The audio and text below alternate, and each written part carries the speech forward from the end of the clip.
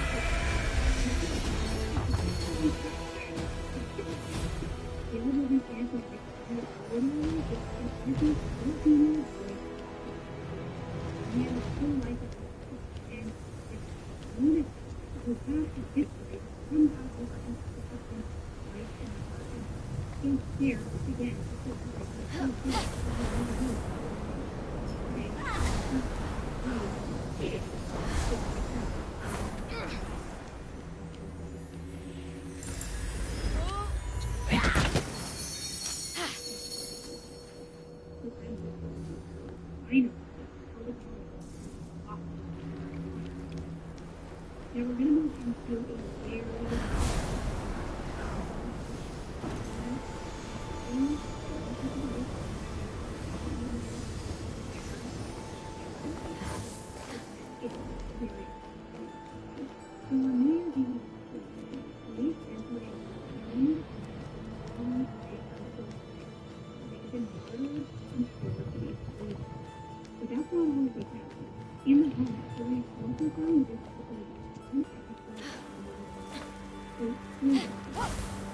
a very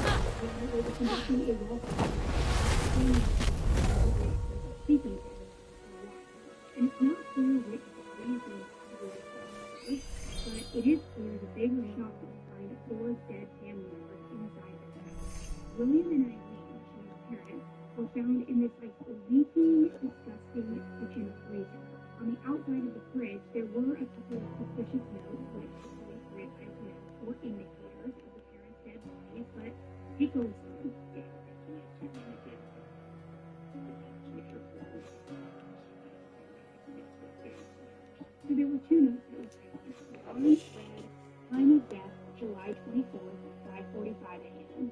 And the other one read, time of death, July 24th, 3 p.m. Which is so creepy to me because it sounds like their son literally wrote down the exact time that he murdered. Police have said that Shane is the first and main suspect in his parents' murders, but they're still unsure if his girlfriend Sue was an accomplice in it, or if she had anything to do with it. Also, Shane's parents were killed in July, and according to a medical examiner in the notes on the top of the freezer, that means that Shane and Sue were living in this house for 6 months while his parents' dead bodies were in that freezer. They were literally living in a house with dead bodies inside it for half a year. And not just any dead bodies, not that that would make it okay, but his parents. By the looks of it, this is seeming like a case of extremely poor mental health, but not entirely sure because unfortunately, we've also seen some cases where, kids, siblings, spouses do live in the house with deceased bodies. One person we talked about last year even followed around in his car for like 2 weeks with the dead bodies in his car. But Anyway, back in November, Sue had posted online that her and Shane were considering suicide. She was very vocal. Officers conducted multiple welfare checks after she posted this, of course, because there was a lot of concern. But in the end, nothing ever happened because the police did not legally enter the home. And everything also appeared normal from the outside. So it wasn't like they could like enter the house and check something, right? The investigation is still leaving so many unanswered questions. But the police now believe that Shane and Sue participated in what they're calling a collaborative suicide, even though Sue had died before Shane. The motive, though, for Shane's parents' murder is still unknown. However, the police said that they are closing the case since they now don't have anyone to charge with the crime, since they're all dead. But even so, I mean, what a devastating case, and it probably does go back to mental health or depression or something of that nature, but I don't know what the motive would be for the murder. That doesn't make much sense, and even though they can't charge anyone with the crime, it feels as though, to me at least, there should still be some more investigation done to give parents family members closure and answers, right? And it's just chilling knowing that this couple was living with his parents' dead bodies in the house, and then Shane and Sue, for whatever reason, or maybe it was their plan all along, they felt like there was no way out of them taking their own lives. Just, it's another case that kind of just leaves you scratching your head, right? You don't really know what to make of it. All right, now before we continue, we are going to take a quick break, hear from today's sponsors, and thank you guys so much for understanding that sponsors are essential to keeping this podcast. All right, you know what? The start of a new year always feels like a perfect time for a fresh start, right? We make resolutions to eat better, to exercise more, to break all of our bad habits. But the one thing that we often overlook, or I know that I have definitely overlooked, is our finances. Getting out of debt can feel impossible, but it doesn't have to. PDS Debt makes it simple with a personalized debt solution just for you. So if it feels like you're making payments every month but your balance is budging, PDS Debt can help. Whether you have $10,000 or more in eligible debt, there is no minimum credit score required. Bad and fair credit are accepted. And you can save money while paying off your debt in a fraction of the time, which, again, I know how overwhelming debt can feel.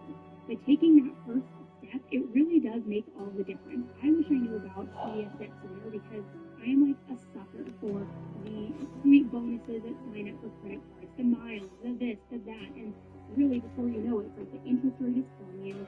You have all this debt. For me, it was always like I would just avoid it rather than actually address it.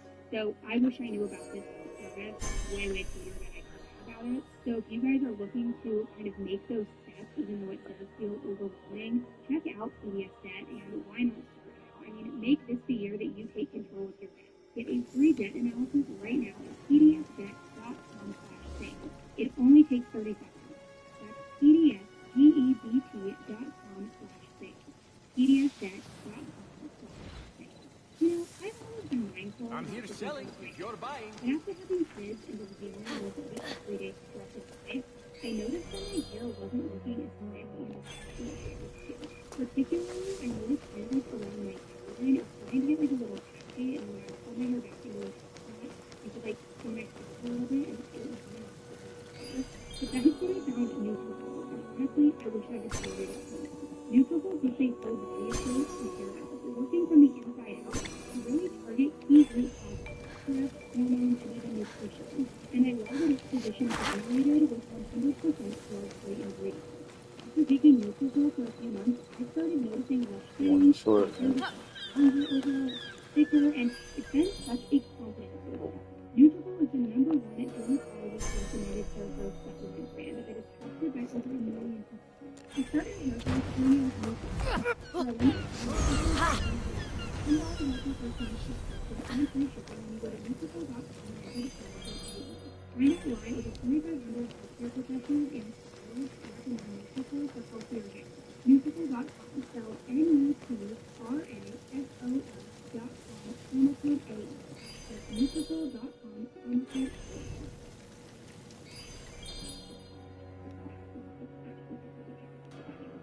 Okay guys, so this next update is about an extremely sad case that happened back in July. We also did talk about it. I can't remember if we talked about it on February highlights or if it was one of the Friday episodes. I think it was February. But on July 29th, and 3 young girls who were on summer vacation were attending a 2-night school swim camp in yoga class with Northern Houston. It was supposed to be a beautiful day of dancing, making friendship bracelets for the girls, and just being twisties and having fun. But unfortunately, it turned out to be a day of absolute horror and violence. 18-year-old Axel Rude Kubaner, who was 17 years old at the time, had planned out a stabbing rampage, and he ended up murdering 3 young girls, along with trying to kill 10 other people. See, out of nowhere, Axel ran into this building that's a yoga and dance program and just began stabbing these girls. It was like a frenzy. It was like he was on some sort of rampage or frenzy. I don't even know how you can describe it. But the victims were so incredible. Their names were 9-year-old Alice, 7-year-old Kelsey Solution, and 6-year-old Judy King. Let me know if you're in the market for anything. And 8 other kids who were all immediately rescued by their injuries. Alice, Kelsey, and Daisy unfortunately could not be saved. And as you can imagine, the community was absolutely shocked by what happened. I mean, it was just so heartbreaking. People who were getting together, it was just fun and meaningful togetherness, and this monster just came in on this full-blown stabbing rampage. Taylor Swift and King Charles even met with some of the families after the attack, and Taylor Swift also posted a message online the day after the attack. It read, "The horror of yesterday's attack in Southport is washing over me continuously, and I'm just completely in shock. The loss of life and innocence and the horrendous trauma inflicted on everyone who was there, the families, the first responders, these were just the little kids at a dance party." Now, Axel pleaded not guilty last month, but prosecutors were obviously determined to put this guy behind bars. But something changed over the course of the few months, and now he has entered a guilty plea, which it'll save families and loved ones and witnesses a lot of pain and trauma by now not having to go through the trial. He pleaded guilty to 3 counts of murder, 10 counts of attempted murder, and he also pleaded guilty to additional charges related to possessing poison, also weirdly for having an Al-Qaeda manual. Aside from pleading guilty, Axel was pretty much refusing to plead. He didn't really say his name, he didn't identify himself, he just responded saying guilty in a very quiet voice. He now faces life imprisonment, and at the sentencing, the victims' families and the surviving victims will be present. But the authorities still have no idea what Axel's motive was. I mean, this was a completely senseless and unnecessary act of violence. It should have never happened, and because of him, these 3 little girls lost their lives in such a devastating way. It's just horrible. And now thinking what those families have to go through, I mean, just thank God this guy is so. Now, I want to give you some updates about a case that I covered last week here on Headline Highlights, and that is the murder of Heather Williams in North Carolina. Now, when I covered it last week, a lot of information was still missing, so it ended on, a bit of a cliffhanger. But just to recap, 25-year-old Heather was last seen on January 4th on ring camera footage, leaving her house and getting into a Grand Order sedan. Heather looked like she got into this car willingly. Then, after looking at the footage, none of her family or friends recognized this car, so it wasn't anybody who they knew. There were questions about if she had maybe met somebody online, if she was going out to meet them, but nobody really had any concrete answers. But after that night, Heather went missing. No one had seen from her, heard from her, or had any idea where she could have been. All they knew was that she was not in her car with this person. Now, if you don't remember, Heather also had suffered a car accident and had severe cognitive impairment. She had to take medication every day, and because of this, she was immediately classified as mentally unstable. Her family then reached out to the media asking if anyone had any information, any info at all, to just please come forward and help them find Heather. But on January 10th, we unfortunately received heartbreaking news because Heather's body was found dead in the state. Now, looking at Heather's phone records, her last call that was made went out to an unknown number, and this number belonged to whoever was driving the car that night that was missing. And as some people suspected, it ended up being a man that she met on Facebook. It looked as if Heather was going out on some sort of summer date, and it was her sneaking out from the car. Originally, police didn't release the name of the driver. It's when everyone believed it was probably the suspect, and there was probably a reason that they were releasing the name. And as it turns out, they were 100% right, because 30-year-old Tyrell Searman was arrested and charged with first-degree murder. And let me just say, this guy has some criminal history that is very, very frightening. A former employer of Tyrell said that Tyrell has mental issues and that he should have never been released from a public conviction. The employer said that he hired Tyrell for some construction work, but then he had to fire him after only 6 months because he just couldn't do his work, he was rude to customers, he was unpredictable, it just was not a good fit. However, what happened next is just insane because after he got fired, Tyrell kidnapped him. He also beat him up, he even shot him, which thankfully he survived, but he tried to retaliate so hard on his father. This guy also said that Tyrell also tried shooting his fiancée, but then tried to burn his house on fire while they were still inside. I mean, just absolutely wild and kind of takes retaliation to a whole level, if I'm being honest, but very scary and clearly, unstable in some regard, in my opinion. Now, get this though, Tyrell only received 5 years in prison for this because he ended up not pleading, so he was cut short and needed him to go much longer. The employer though said if Tyrell was given the proper sentence the first time, Tyrell would still be alive. Not trying to be disrespectful, just being honest. Tyrell was denied bond at his first hearing, and if he's convicted, he faces life in prison or even the death penalty. Heather's sister Mary attended the hearing, and she said, quote, "We lost Heather, a daughter and a sister. And to think that, that a whole 25 years of life can be taken away by one person, it's just hard to wrap your head around. It's unfathomable." And in an interview, Mary also said that she doesn't blame the justice system for letting Tyrell out of prison. She just really blames him. Yeah, it's awful to see him murdered, and now that he has done something very similar to this. He is noted in prison, and people say he died out on the street. Unfortunately, it's just the world we live in. We're just going to get people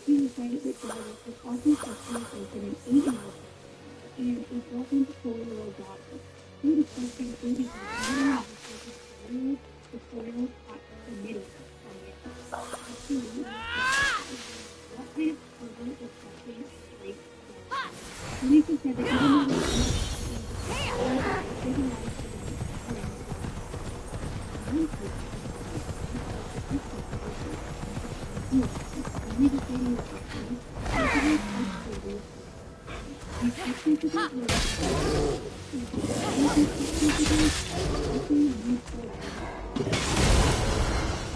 these texts, they all display that you can do them. They are very faithfully spoken to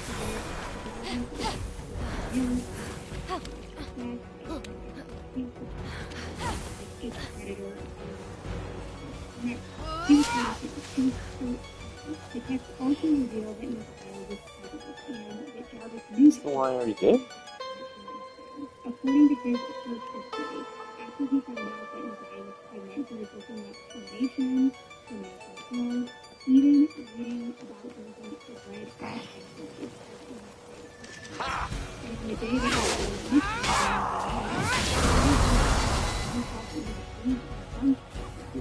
however, that day ended up being pregnant. It's the same Police station and him, and instead went out to the side. The two found the car with a short clip for the car, and then Jarvis took him. 32314. Authorities said that the clothing looked like there could have been a suitable, and based on this, people believe that Jarvis This is the one.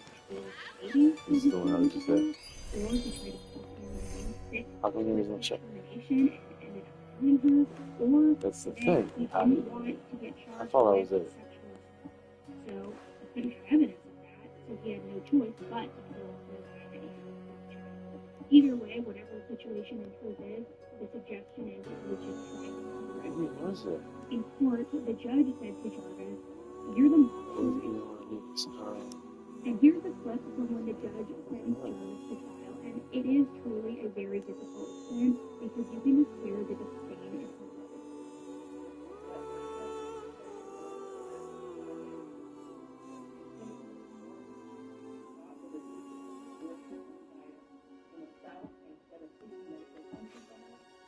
Go here. Go to the station.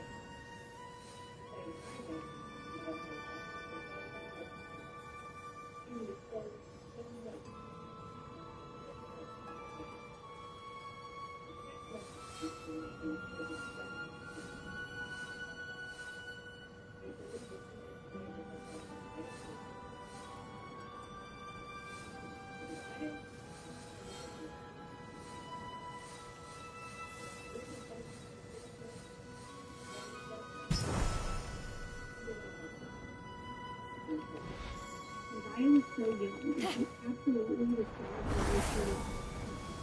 The story is one of those that's very difficult to hear, but it's hard because it's so powerful and her own child.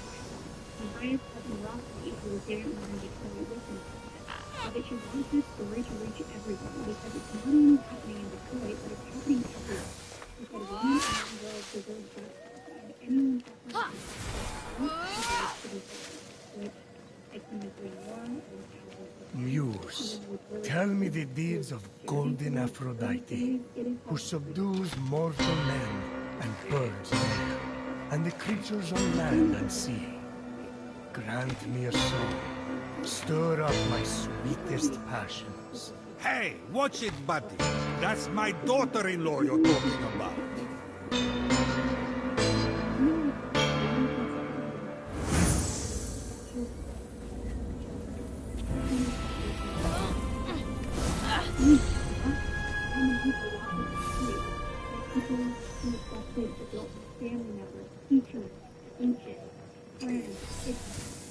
guys, we just have to always honestly and say it's sad, but it's the truth. So that is what we have got this week for headline highlights. But as a reminder, Friday I am doing a mini case deep dive. It's a bonus episode. You can get access to that on Patreon or on Apple Podcasts.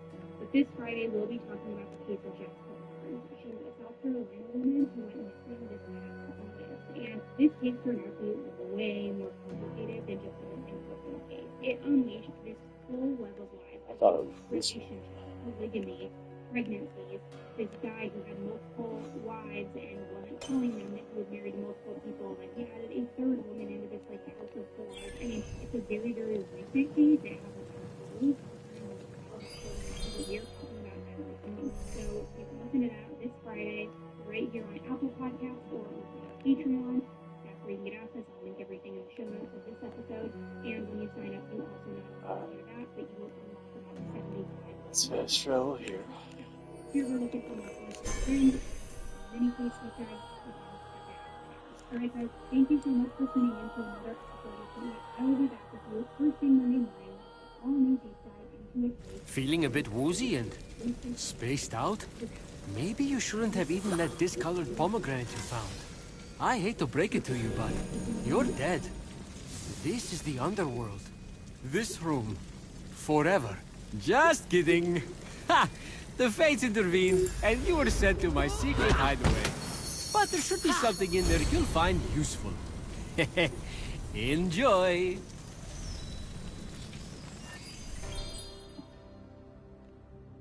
Imagine the excitement of preparing for your wedding day and choosing the person who will stand by you as you marry the love of your life. Typically the best man or maid of honor, somebody you consider to be your closest friend and an integral part of your life. But what if this person becomes the villain in your own love story? Now, the individual in this case goes far beyond mere cruelty as they take advantage of the kindness and the compassion of others. By maintaining this normal facade and lying their way through life, they're able to manipulate everyone, including the person who considers them their best friend. So grab your coffee, grab a cocktail if you want, as we discuss this case with one of the most brutal portrayals of friendship that you may ever hear. Hey guys, I'm Annie Elise, this is Pen for Life. Let's dive right in.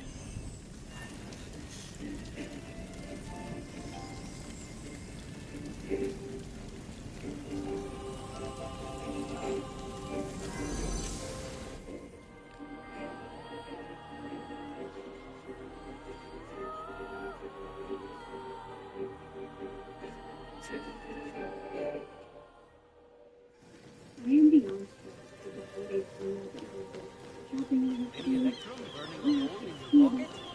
I just feel like there's no time for shopping. And anything situations like this happen, I continually it's all over me. Even when I sleep, I'll wake up in the middle of the night, remember something that I'm about to do, or something that I want to remember to do, so I'll jot it down on my notepad, and then I can never sleep again. But luckily, I found my life hack for nights like this about 10 months ago, and I no longer have to worry about staying asleep, and it has just changed the game for me entirely.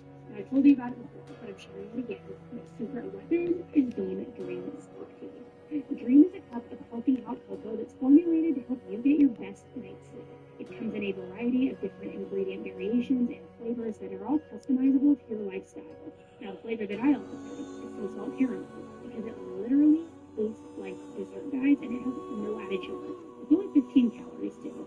It's my perfect, like, chocolatey bedtime treat before bed. With me, I fall asleep, I stay asleep, I wake up completely refreshed, I have no grogginess like other sleep aids that I've taken in the past. It's the best. Plus, better sleep means better skin, better mood, just all of the good things. I love that Dream has high-quality sleep ingredients that leave you with zero drowsiness next day. In a clinical study, 93% of participants reported Dream helped them get a better night's sleep and wake up feeling more refreshed.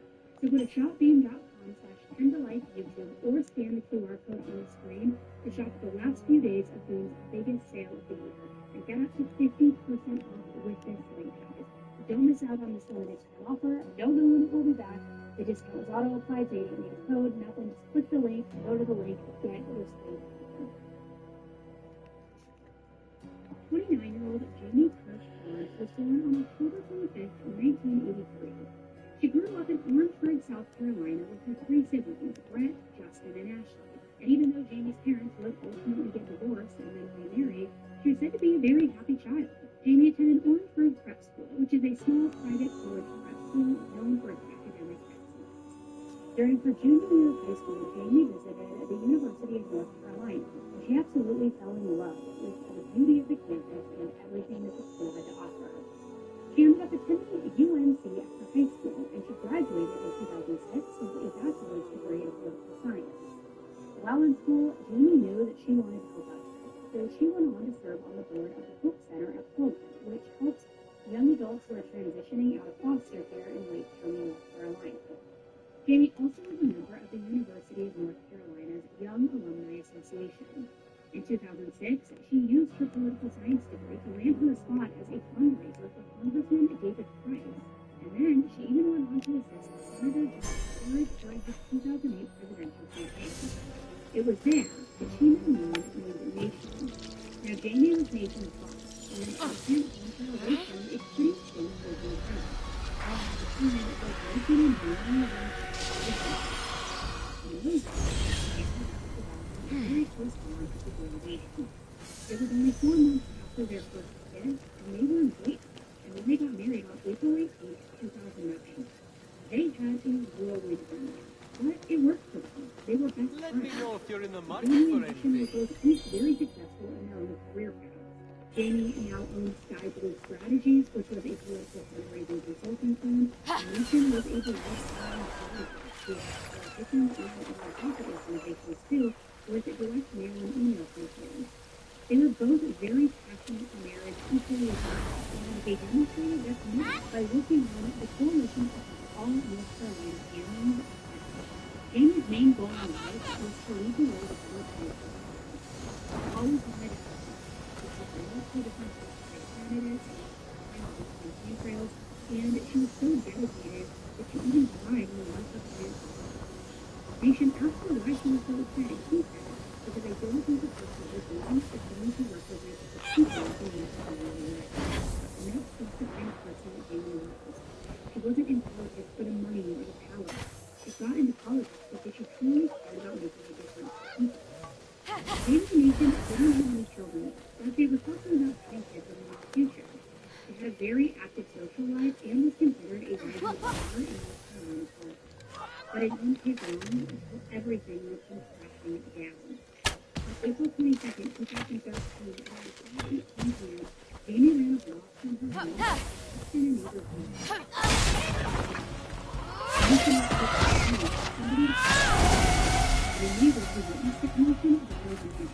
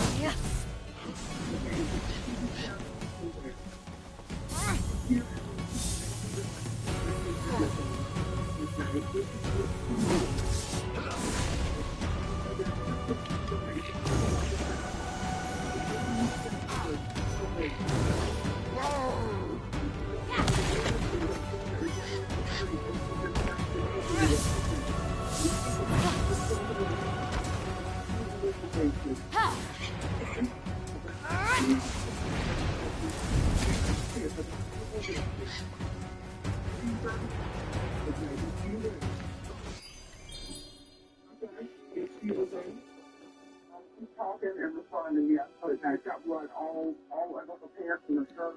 Okay. Um, second. Yeah, I've got, is she completely alert? The person's still in the house, and we need the police. Okay, but the police department as well. Okay, she's completely alert. Is she talking, Julie? Julie, is she talking? Is she talking?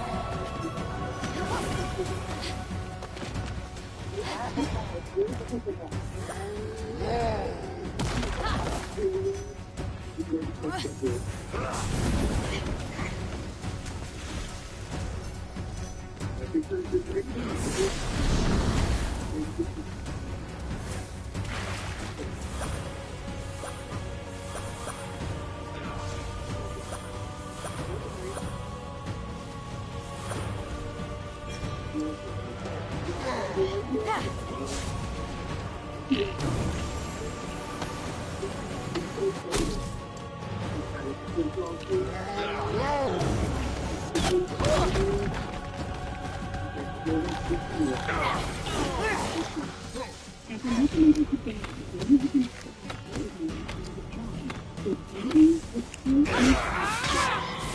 When police arrived, they followed a bill from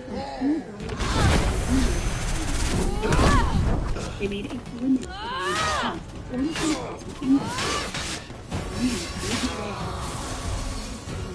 and the officers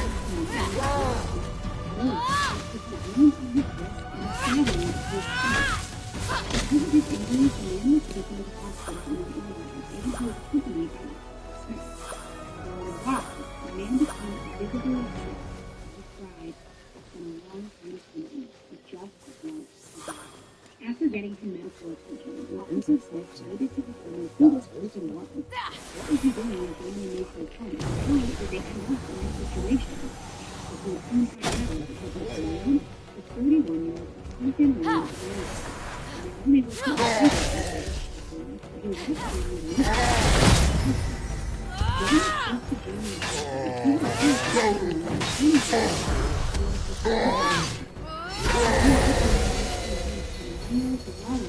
Jamie and Nathan Nation and John both grew up in the same town, and they met each other in the year 2000 in the church. Even though John was 4 years older than Nation, they became fast friends. Like many hometown friends, when Nation went off to college, he and John were upset. It wouldn't be until after Nation graduated that he and John got in contact again, and then going forward, they became inseparable. John was Nation's best man at he and Jamie's wedding in 2009, and the three of them were basically like the Three Musketeers, a tripod of best friends. They went on vacations together, had weekly dinners, celebrated holidays, and some days actually even stated that John was part of their family with how much time he spent at Jamie and Nation's house. So what would cause John to do such a horrifying and evil thing to Jamie, his best friend's wife, and someone he loved as a friend as well? To understand, we need to go back to the afternoon of April 22nd, before Jamie's neighbor made that desperate call to 911. Every Monday night, Jamie and Nation had John over for dinner. Now, on that particular Monday, John came over a little bit earlier than usual, so that he and Jamie could go over campaign details for work. Now, Jamie and Nation had actually been pretty worried about John ever ever since they had revealed to them that he had pancreatic cancer. Pancreatic cancer is really aggressive, and it's unfortunately known for being hard to treat and often leading to death. So the couple would drive John to his doctor's appointments and be there for him by helping in any way that they could. Now, at one point during a private conversation, Jamie was crying and asked Lucian, "Don't you think they should have a baby?" And she did that because she was worried that if they waited, their child wouldn't get to know John. This is how much they loved him and wanted him to be a part of their life. Now, while this new diagnosis was undoubtedly horrible and hard, this wasn't the first time that John had dealt with serious health issues. Over the years, he had confided in Jamie and Nation about being diagnosed with multiple sclerosis. And it was actually during a gallbladder surgery that the doctors discovered that he had cancer. After his surgery, Jamie and Nation had invited John to their home to live with them temporarily so that they could care for him after he recovered. On that Monday afternoon, Jamie and John were already in the kitchen chatting about the upcoming campaign. The Nation then arrived home from work. He went upstairs to change clothes when out of nowhere, he heard Jamie screaming his name. She then screamed at John's name, which immediately caused Nation to think that something had been done. The Nation ran to see what was going on, and as he got walking down the stairs, he heard Jamie scream again. Well, this time, he could hear her sheer terror and her When Nation barreled into their kitchen, we saw John holding a large kitchen knife and standing over Jamie, who was laying on the floor and covered in blood. Now, men started looking to the way toward Nation, and in a state of shock and panic, he yelled, "John, what the heck are you doing?" And all the things he raised the knife right into the air as he moved in the station. The new light came, the shadow over the blade, and John took a weird the knife forward. And with the other hand, he repeated the message hitting Jamie's face. He desperately yelled for Jamie to run and to get out of the house as he tried to fight off this deranged person who had 5 minutes ago when he got hurt him. Even though she was badly injured, Jamie was able to pick herself up off the floor and make her way out of the house. Noticing that it was okay from Jamie just enough to be able to run away. And as he ran out the door, he saw Jamie walking down the hallway. When she got outside, Jamie ran to the nearest neighbor's house. They must not have been home because no one answered as she kept beating on the door repeatedly. But she did her best to move it to the next house. But when she grew weaker, she struggled across the street. That's how the house was offered at the same time. So people who were outside ran over immediately and started looking. And Nation made it out and started frantically searching for Jamie. Clutching her side in the neighbor's yard. He ran and started kneeling by his phone and started calling for neighbors over and over again. Nation promised that Jamie would go for many more neighbors in the town, and that when she got better, they would go to the beach and they would just play together and love each other and enjoy it. Meanwhile, the neighbor came here, so she ran in and got a towel to hold against Jamie's side, but the whole lower half of her body was covered in blood. Another neighbor elevated Jamie's feet in a bag of leaves as they waited for help to arrive. Now, what probably was only a few minutes felt like forever. Jamie started struggling to breathe. The neighbor heard Nation ask his wife to give her son to, but recalled that Jamie accidentally stumbled and suddenly felt his face look. Both Jamie and Nation both were rushed to the hospital because he had sustained very severe cuts on his hands while trying to fight back. Jamie lost consciousness on the way to the hospital. As soon as they got there, she was while he waited, and Nation was getting his hands stabbed. But all he cared about was his life. As he waited in his hospital bed with his hands, he couldn't make it. But he knew that not only had she been stabbed over a dozen times, but the heart rate was stemmed and her liver was severely lacerated.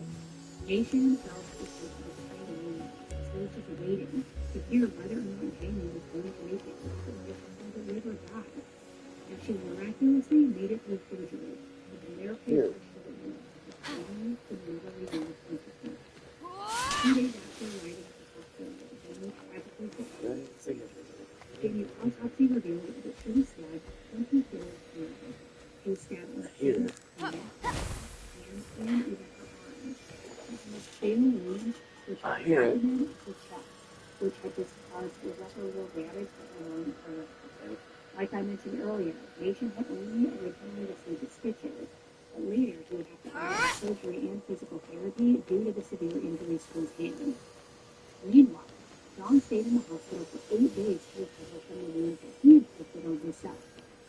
On Tuesday, April 30th, 2013, a little after 11 a.m., John was seen being wheeled into Wakefield County Magistrate's office with bandages on both of his wrists. He was officially charged with first degree for the murder of Jamie, as well as assault with a deadly weapon with the accused of attack against the nation. John was held without bail and put in Waterloo prison because it had hospital and he needed continual treatment for his injuries. The loss of Jamie was felt by so many people, but the question remains, why would someone who could consider a perfect plan now seemingly out of nowhere? The rumors began circulating about a large chunk of money that had gone missing from the campaign that was being run by Jamie's company. Now, this would have been the responsibility of he stopped working for the company officially as there really wasn't any place to put him at the time, but he was still in charge of providing any financial information that Jamie needed, and also Right there, go back. statements for the federal Go back. It's a long climb. Many people thought that Jamie could have confronted John about the missing funds, which was upwards of $50,000. People said that might have helped him to fight. The campaign had been for Congressman Brad Miller, and John made a statement saying that the millions of Congressman Miller to his campaign had been repaid, and the deputy leader for the campaign had paid $50,000. When in reality, the account was over. Jamie began to realize that there was an issue when she was contacted by a time-longer broker because it had check that was written to a bill for the campaign had bounced. So on April 22nd, 2013, Jamie had done There. Yeah, dude, it's the same one. Or maybe you can only get one at a time? Oh, I already killed these dudes. It's the same one, bro.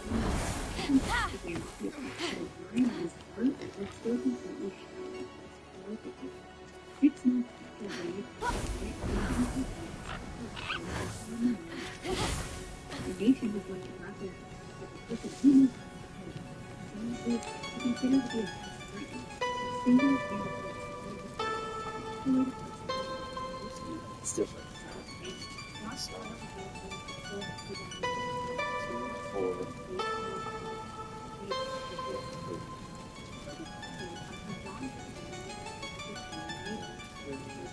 4.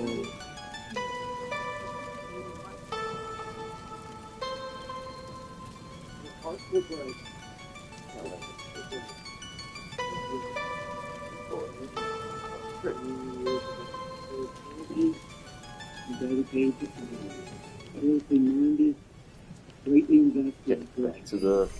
You can fast travel later, right? Deliver yourself to others. First. Prosecutor Fawcett went on to discuss the nature of John's relationship, both personally and professionally, that he had with Jamie and Nation. He explained that during Congressman Brad Miller's campaign, John began embezzling money. However, in 2012, Congressman Miller decided he wasn't going to run again. So Sky Blue Strategies, Jamie's company, had to start winding down his account. The prosecutor revealed to the jury that John had made 39 checks out to himself, embezzling close to $50,000. That's as I mentioned, to explain how Jamie had a very hard time closing out Miller's account. He would use his supposed health issues to make excuses, such as weekends visiting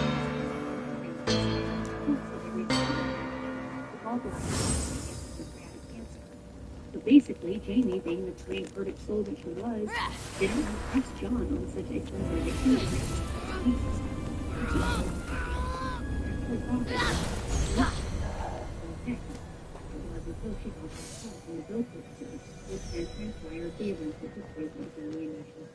Now, Doug ended his opening statement with a shocking revelation. Wait, what? This will mark in truth the first time that entire year the defendant ever sees any justice.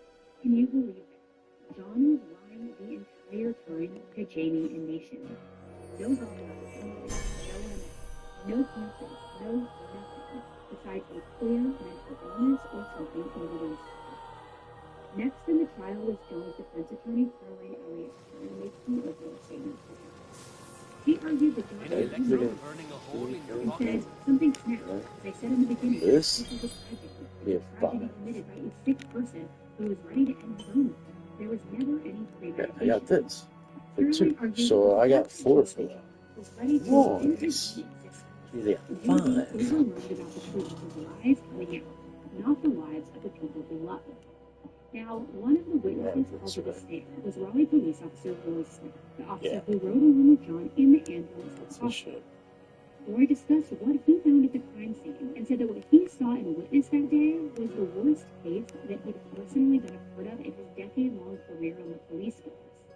He also went on to say that he noticed that John's Nuclear stomach dodge is was so definitely deep key. that his intestines were literally spilling out. I feel like that would help me Now, at more. one What point is this toward one? the end of This is our John's combo, life, right? April 11th, This is just cold. John was This is the supposed to meet swing. to discuss federal campaign finance reports that were due. But before that meeting, he magically just disappeared. His disappearance Honestly, made Jamie and Nation cancel a trip to the beach that they had planned to celebrate their 4th wedding anniversary, and a trip that they were so excited to go on. John's excuse is that what's he this? got fired That's for from the his job, sword. and that he had to get away to the beach to deal with that This and is his wrong. medical prognosis. A detective named Zeke Morse testified that not only was John lying about all of his health issues, but he was also lying about getting fired. He couldn't have been fired because he never even had a job in the first place. That was just yet another lie. John's bank records showed him going to multiple local grocery stores and restaurants that weekend, which none of them were anywhere near the beach like he said. But imagine that. Detective Morse also said that he found the packaging of the knife that John had used. It was in his backpack in Jamie and Nation's living room, where he had been just moments before that conversation in the kitchen took place. John's iPad was also searched, and his search history showed that he had been looking up pancreatic cancer and even oncology. Obviously, all in an attempt to have more accurate information to make his lie more believable. He had also been looking at different clues that didn't inspire a passport. John had booked a one-way trip to Las Vegas for April 23rd, 2014. He was accused by 2 of them before this trial. Headshot. Okay, now And John's notes Selling if you're I buying. already got that that shit, right? which he reviewed to purpose. No. Just an all-around This is the lightning. brilliant plan. Yeah, just got that. All of these people, and not taking any accountability for the lying about medical illnesses, cancer diagnosis. Another key piece of evidence that the jury heard about was what took place when John was in the hospital for this shock. Police performed 3 different scenarios of release this time. On the 23rd, the 25th, and the 26th of April 2013, due to objections from the defense, the court declined to prove the transcripts to prove the interview, but they did release the results. Now, I will please the audience that the jury that truthfully, John spoke so quietly that you could barely hear any sense. He's very soft-spoken in general, and clearly even more so when he's being called out for all this BS. Essentially, John told the investigators that he did in fact embezzle money from the Miller campaign. He also said that he lied about all of his issues, meaning that he actually never even saw any doctors, even though he was not patient drove him to appointments at the hospital. So he said that he would just wander around for hours while they just waited for his loving and caring friends. John told the investigators that he struggled with depression and thoughts of taking his own life as well, and that he had been hearing voices telling him to hurt people. John said that he bought that knife because he planned to take his life on a trip that he had been wanting to take to Vegas. He said he had a feeling that Jamie was going to bring up financial discrepancies from the Miller account that day. He went on to say that he remembered stabbing Jamie, but didn't remember going after Nation or even hurting himself. The medical examiner who performed Jamie's autopsy then took the statement to discuss the horrific injuries that were inflicted on her, and they showed the jury graphic photos of her body so that they could understand the full extent of what she went through. As a key witness, Nation bravely took the stand to discuss what happened that day from his point of view.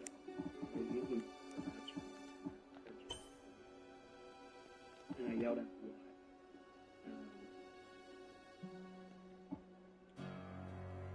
and turned to leave the restroom. And she called my name. She screamed Nation. But she also screamed John. My immediate attention was Okay.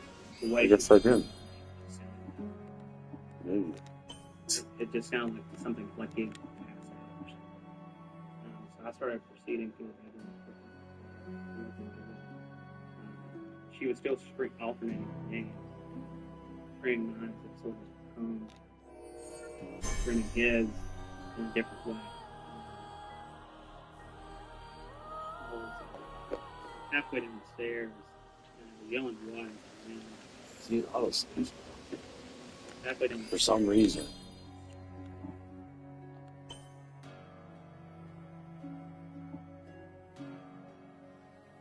Auto sleep 3.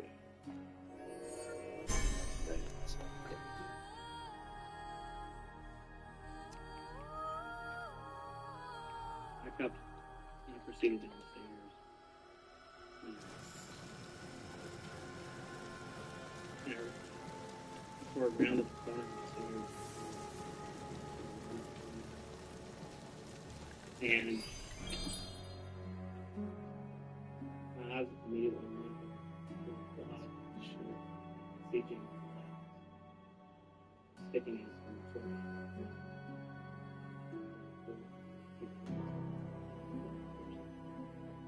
from there. My eyes immediately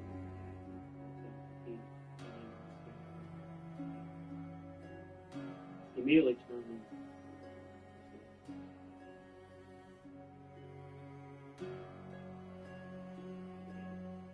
And I was heading towards the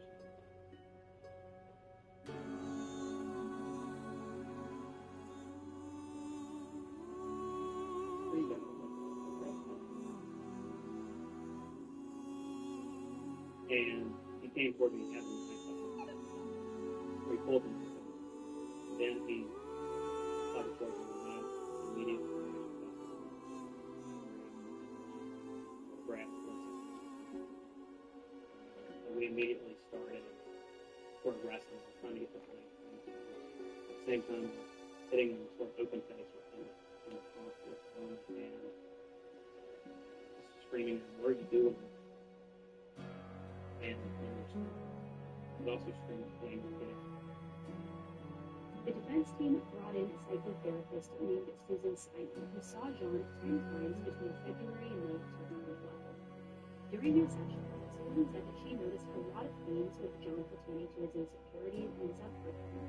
John felt very unattractive and apparently struggled with that after realizing that he was attracted to men, and he felt like he was unable to find himself in the gay world. According to him, he looked at the average gay man as being in shape, healthy, and attractive with a beautiful head of hair, which he felt he was the complete opposite. John told Susan that his family believed that he was gay due to being possessed by demons. He had apparently grown up in a very religious family, went to a Christian school, and attended a very strict church where he later met Nation. John ended up coming out to Nation and Jamie right before their wedding, and the couple was very supportive of John, even when his own family wasn't. Now, as we know, both Jamie and Nation were a part of the coalition to protect all North Carolina families, which is all about marriage equality regardless of sexuality. John went on to discuss how he was lonely after a history of unhealthy romantic relationships, and because of that, he was sad. Then he went on to discuss how his uncle took advantage of him sexually when he was a kid, and at the time he apparently thought it was normal. He said his family life was dysfunctional at best, and he felt like his mom never actually wanted to have any children. John's stepmom Daryl testified on his behalf, saying that she knew him to be a happy-go-lucky teenager who was caring for others and loved other people. She said that after his parents divorced in the year 2000, his mom moved in with one of John's ex-girlfriends, which had sparked rumors within the family that his mom and the ex were actually romantically involved with each other. Now again, that was just what his stepmom said, and I had a hard time finding any information on the ex-girlfriend or any way to validate that statement. Either way, John apparently felt that his mom picked his ex-girlfriend over him and over the rest of the family, which understandably made him very emotional. Daryl felt like the reason that John never came out to her or the family was due to the religious beliefs within the family. She said that John had told her that he had rheumatoid arthritis, which her daughter, John's stepsister, also had. One of his other stepsisters, Amy, had testified saying that John told her that he had MS, which is a condition that she actually suffered from as well. So apparently, John just piggybacked off conditions that ran in his John's family, which doesn't even make sense since they aren't related biologically, But I guess in this fantasy world, it didn't matter. He was using their story as his own. Now, there was a state psychiatrist who had prescribed medication for John, who was then said to have been diagnosed with anxiety, depression, and psychosis.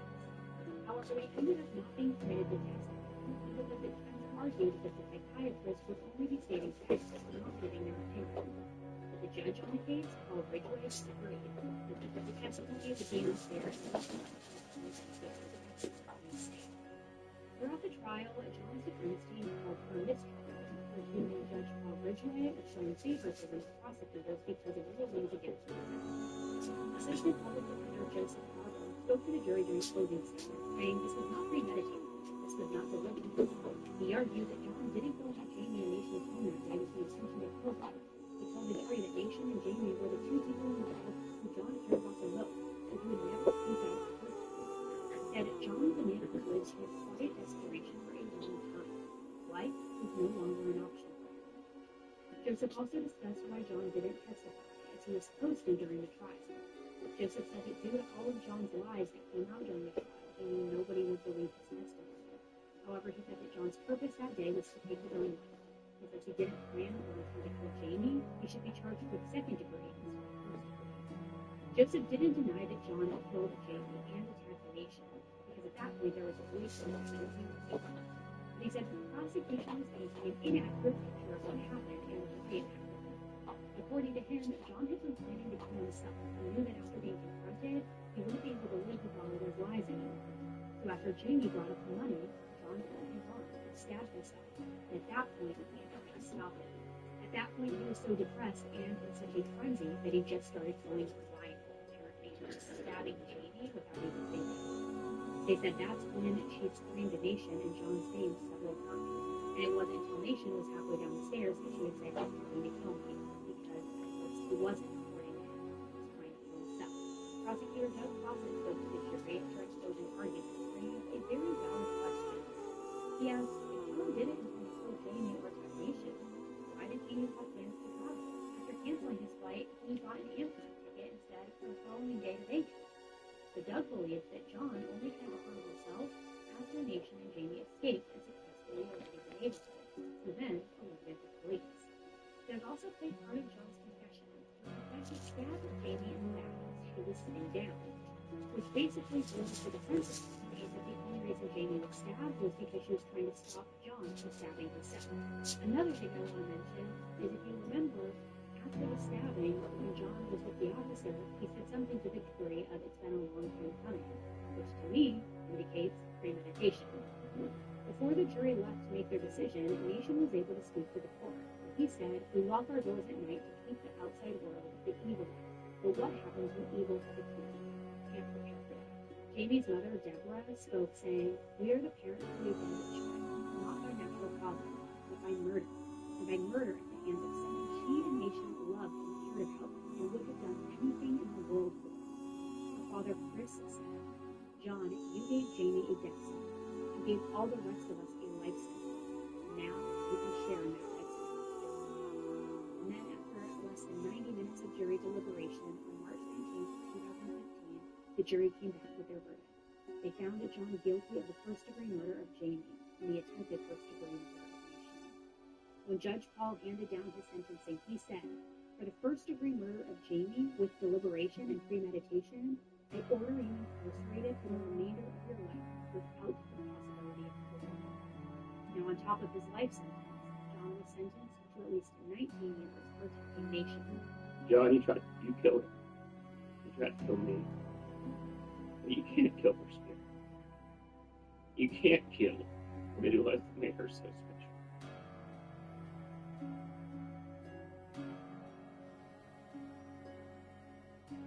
You can't cut her spirit out. You couldn't stop her love before you did it. John's sentencing was a relief for Nation and Jamie's and family. While it wasn't going to bring Jamie back, it felt like some justice had been served. Things settled down for a while, until April of 2017. John's attorney went on to an appeals court trying to get a new trial for John, arguing that because John's central prison psychiatrist was not allowed to testify in court, he should be given another trial. Now, if you remember, Judge Paul had denied the psychiatrist to take the stand to discuss the medications that John was prescribed. This was due to the state not having enough time to get their own psychiatrist witness. John's attorney felt that had the jury heard all of the medications that he was on and the testimony from the psychiatrist, they would have convicted John of second-degree murder, not first degree. Gordon Widenhouse, John's attorney, said to the appeals court, the trial court excluded this evidence. In doing so, the trial court committed reversible constitutional error, entitling Mr. Roy to a new trial. However, the state argued that John's mental well-being was made fully transparent to the court, and that the testimony from the psychiatrist wouldn't have made a difference.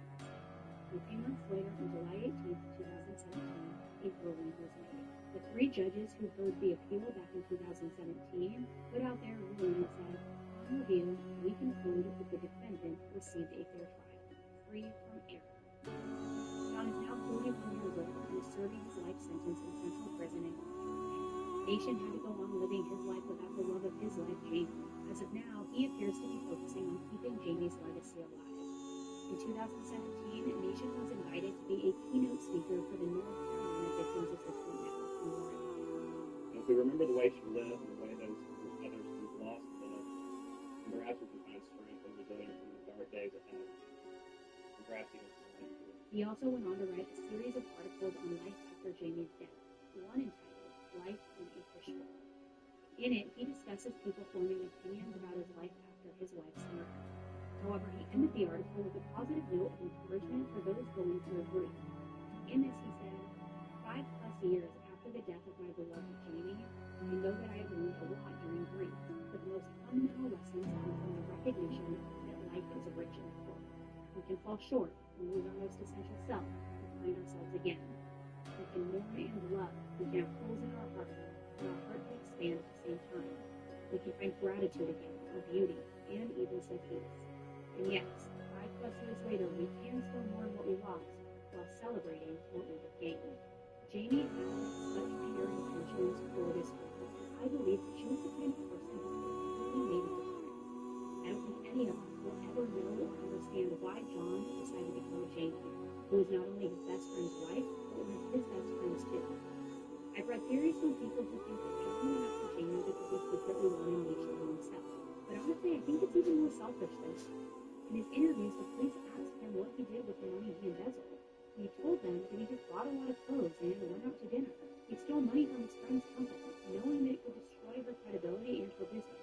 And for what? Clothing? He lied and chose the worst diagnoses he could think of, knowing that people like Jamie and Nisha would give him love and give him attention. But even more than that, it would keep him distracted from what he was really doing. The death of Jamie was honestly so senseless, and John even said herself that if she found out, she probably would have forgiven him, meaning he didn't have to kill her. So I'm curious to know what you guys think about this case. Do you think that John's mental health should have been considered more in his final sentencing? I'd also really like to know what you believe to be the true motive here. This case shows how out of control a person's life can get when they have to keep up with multiple lies and secrets. It's unfortunate that John failed to recognize the true worth of love and friendship from somebody like Jamie, which was far more valuable than any amount of money ever could be.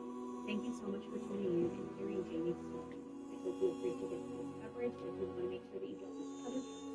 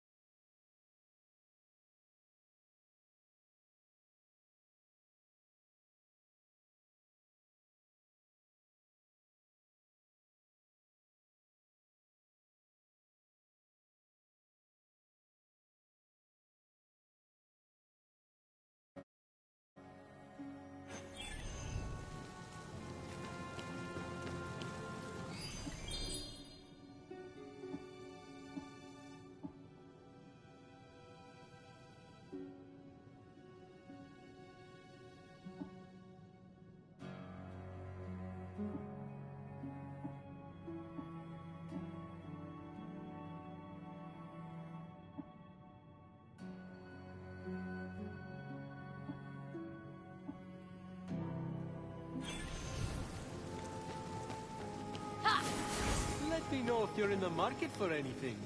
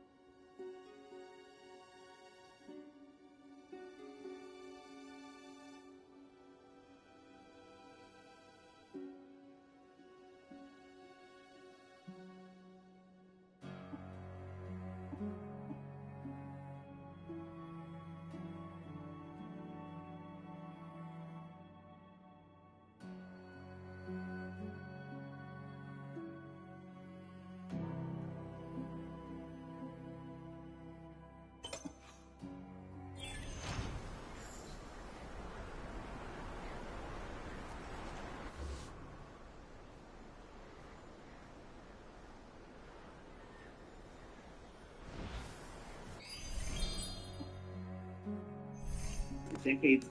Sometimes these boxes Stop. You can't do it in without. the roof, like it cover floor to ceiling.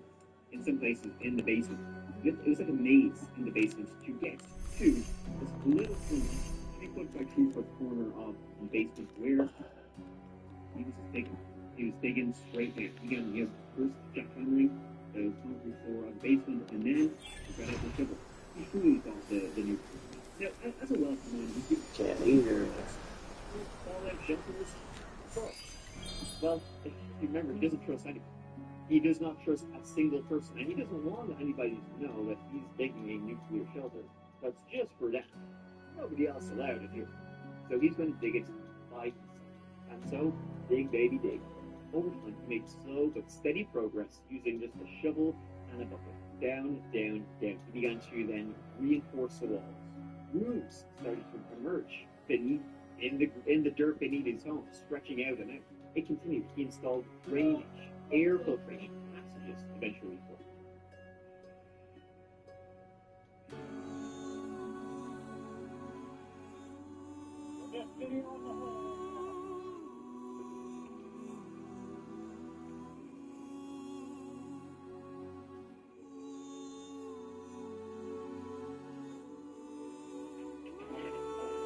And Daniel eventually was doing this for so long, he was thinking to himself, well, I need to.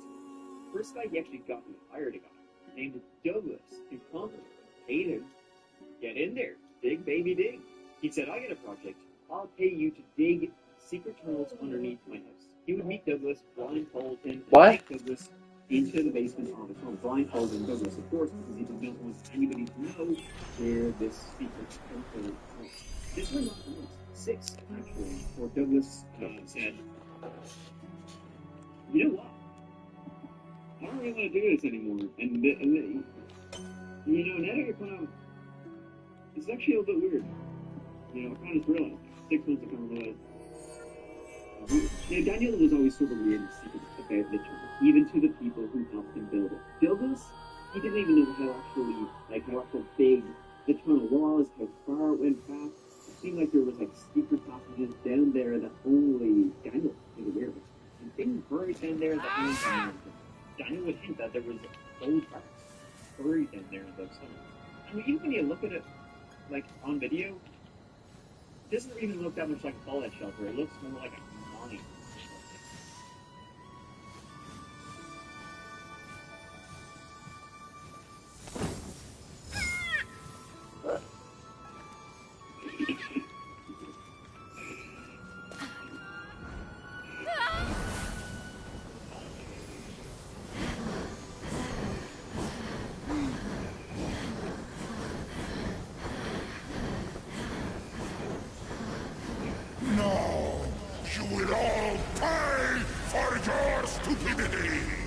So now Genius over here has to find somebody else to help him build his nuclear shelter. Enter Steve. Steve was 20 years of age, son of Trinidadian immigrants, and he came from a pretty middle-class background. Regular fellow. He was a teacher who died in Africa. He had big-ass dreams, bigger than you could ever imagine. He wanted to be one of them Silicon Valley guys. Right? And he even had the idea of what his billion-dollar idea would be. It was an one of them. It was called equity. Basically, it would be a crowdfunding platform for small sectors. And he thought this, folks, he thought this was the bee's knees, he thought it was the dog's fault. But he needed money. He needed money. So he wanted videos. It's not around anymore. Given by he was there giving out Bitcoin, the incoming nuclear apocalypse, pharmaceuticals, digging tunnels, the usual. And asked it and the alarm. He mentioned his idea that he seemed interested in. They met Daniel during his gold professor. They turned away for a bit. Daniel said he was pretty interested in $5,000 of an investment, which for a multi-Bitcoin millionaire doesn't seem like a whole lot. But for Daniel, I don't think he was really interested in the end. He was interested in hiring someone. he made Askia an offer. He said, okay, I'll give you 5 grand to help with your app idea, and I will also be interested in giving you more investment capital. But if you can work for me, in addition to all that, I will pay you $150 a day. Today. That's it. Askia said. Now, Askia lived in Maryland as well, and he lived about 4 miles from where Daniel did on Danbury Road. But as Daniel, as I said, did not want anybody to know where his top secret nuclear fallout shelter was, he would go to Askia, pick him up in the middle of the night at around like 2 a.m. He would get Askia into his car, and they would drive across the border to Virginia, about 40 miles away. Then he would blindfold Askia, drive around for another hour, and then he would drive him back to Bethesda, keeping Askia blindfolded. Got out of the car, walked through the house, down to the basement, guiding him all the junk and crap and this whole maze that was down there into those tunnels. He also even used a VPN on the Wi-Fi in the house. So when Askia would pull out his phone, search where he was, it would say Virginia. He gave Askia a shovel and said, start digging. Now, by this stage, after Daniel working on it for a couple of years, and Douglas, by this stage, the bunker was actually getting pretty impressive and very safe nuclear bunker. It was pretty good. There was multiple passageways down there. There was drainage. You had electricity down there. You had, well, get to the electricity in a bit, but he had an Xbox bed, fridge. There was even a shower down there, so they could keep working at all times. There was this way down from the basement. There's one passageway, which is a supply room where he keeps all the shite. And then there's this other room where there's beds, fridge. This goes on for 200 feet. It's 200 feet deep. You've got drainage, and then a secondary exit out here, which Askia was never allowed to see before. So Askia would be down there with a shovel, digging, put the dirt into a bucket, and winch the bucket up through the passageway into the basement, where Daniel would collect the bucket and throw it out. Askia was never allowed into the basement. He was never allowed to see any sort of daylight at all. Ever. The basement, most of the windows in the basement were either fired up or just completely closed over. There was this secondary exit, but it was blocked off with wood and lumber and that kind of thing. Askia would be down there 24/7 for days and days at a time. He would pee and poo into the bucket, winch it up. Daniel would then take it up into the toilet. And Askia would be messaging Daniel via Google Chat about how the progress was going. Daniel didn't have a cell phone. And it could sometimes be very claustrophobic down there. Askia would be texting his girlfriend saying how uncomfortable he was feeling. And it wasn't exactly the safest. So while they did have power down there, fridge, TV, that sort of thing, the power was all connected to these extension cords. And it's extension cords connected to extension cords, basically making this one long chain that would go then to the basement. So there was wires all connected to these, well, yeah, it's not the safest way to connect the power. I don't think. So even though Askia didn't like it down there, he had to wear these masks at all times, he felt it was extremely claustrophobic, he had his dream, and his dream needed some of this. The conditions Daniel had Askia down in were incredibly inhumane. He would pick Askia up and then keep him down there for days and weeks at a time. Askia down in the tunnels, eating, sleeping, showering down there. He was paying him $150 a day, which for what he was doing and the conditions he was in, pretty foolish. It was cheap labor for Daniel, getting his tunnel built while he messed around on sports and Askia, it seemed, just didn't know any better and was beholden to Daniel as he really needed investment for his life. And so he would do whatever it took to make it a reality. I mean, frankly, though, it looks like it sucks down there. There were only a few parts where you could actually stand. Most of it was done on hands and knees, trying to move past all this hell shite. As you can see, not too nice, and doesn't really look like much of a fallout shelter. Honestly, if nukes did drop, I would take my chances outside. And speaking of nuclear fallout, Askia and Daniel were spending a lot of time together, and this began to sort of grow back. Even on his Facebook, he began posting more and more about North Korea and nuclear weapons.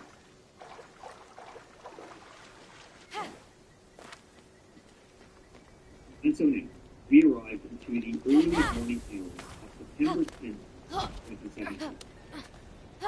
It was around 2 a.m. Right, and Husky was down there digging away. Daniel was upstairs. He was on Reddit. You can go onto his Reddit right now and see him commenting, replying on his Reddit account into the early hours when he fell asleep. He was at around 2 a.m. He was jamming and was digging away. Suddenly, oh my god. Husky and message Daniel. Holy shit, bro. There's no power down here. 5 minutes later, there's smoke from the basement. It was pitch dark. The air filtration system was being brought out. And for the rubber, he didn't save. He kept digging. Maybe he might get out, he couldn't find his way out, and he was worried about the smoke in his face, and there was no escape, but he stayed down there. Then, hours and hours later, Daniel woke up from his sleep, and he saw on Google Chat the message about the smoke and the power going out. Daniel then goes down, and basically his method for fixing the electrical problem, and remember this is somebody who was doing a degree in electrical engineering. His plan for fixing this was just move around some of the extension ports, plug into different sockets, flip the circuit breaker, baby, you're good to go. Who knows how electricity works? Dig. Then at about 4 p.m., Daniel was up in his room once again. He heard the carbon monoxide going off. What the shit? And then he noticed the power going out once again. Flipped the circuit breaker, except this time, from the circuit breaker, there was a loud, buzzing noise coming from. And now, coming from the basement, a shit of thick, black as all hell smoke. He ran down to the basement, shouting down the tunnel to tell Askia, get the hell out of the tunnels, we gotta get the hell out of here, this place is going up. Flames started going off and off and off everywhere. It was like in an instant this had turned into a furnace. Daniel himself soon became overwhelmed with the smoke and the fumes. He booked it out of his own house. He got out of his own house, Askia turned around, tried to go back inside, back down into the basement, but it was just too thick. The smoke and the flames overwhelmed him. Askia had actually been showering in the tunnel when the fire had broken out, but all of a sudden then there was this really thick, heavy black smoke. So Askia, naked, he somehow managed to crawl his way through the claustrophobic tunnel and climb up 15 feet into the basement. Now he's in the basement where the fire had actually started, and he couldn't get out. The water situation was so bad there was just piles and piles of crap literally everywhere. He could get through it on a normal time, he would have a minute. Now he's just amazed, unable to breathe, and feeling this scorching heat in his skin.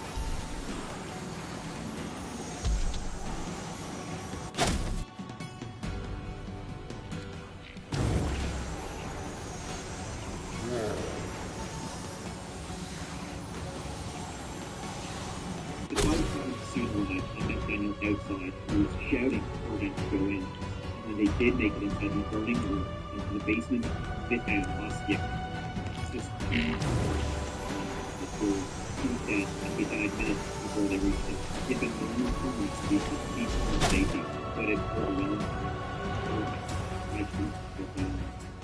Very deserved it.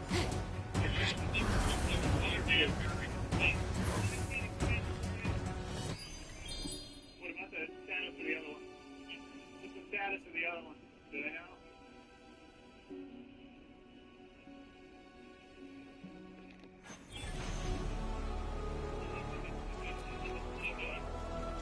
Wait there.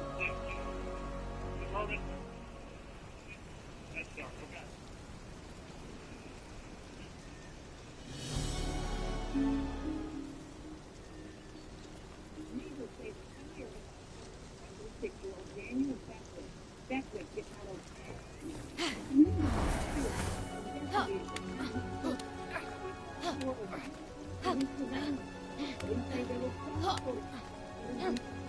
There's been stories about Edmonton supporting situations, anything from someone survivalist in an underground bunker. 17 days later, police identified the victim. 21 for this spring. Inspector said he attended every college and wasn't. Daniel was taken to hospital, and at first when he was questioned by the police, and the police weren't really sure what caused the entire situation. At first he told them the basement and some notes of fascia. Perhaps you couldn't stay there. That's when you didn't want to say, I didn't really want to settle. So they quickly come to do that. When the police went down there, they could definitely tell there was something weirder and darker in those.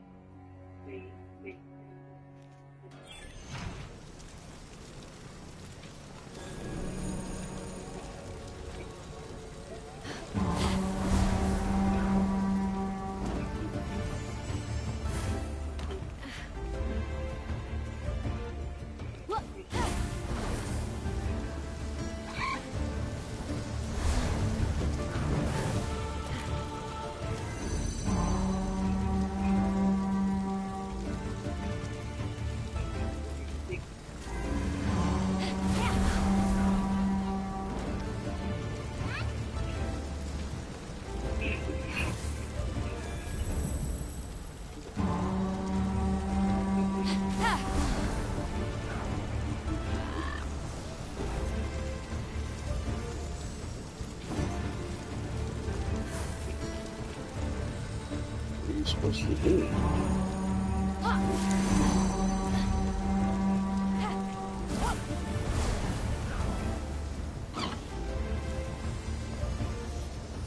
They took it in to show him what remained of the house usual where three people like everything was ordered.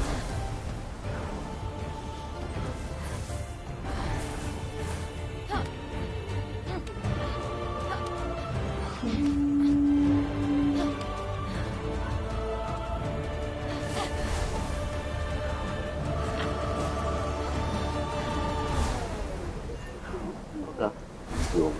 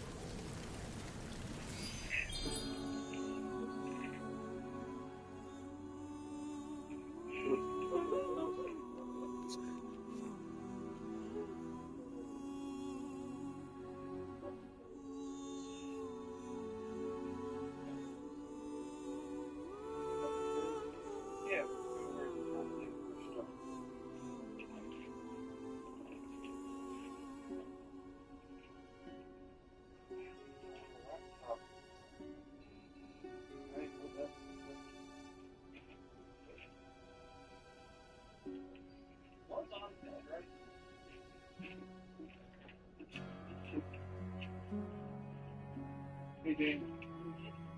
One of the investigators collected one I thought. I don't know if it's yours or his or what. At one point there, he does yell, "Oh my god, this place is such a mess. You should have been here before the fire started." It was pristine. We'll go this way, because that room has a lot of bugs in it. Oh, here. Oh. This is way messier. This is good shape for Daniel, I'm gonna put a measuring cup full of money out of the front door so we've got it on the way out, okay?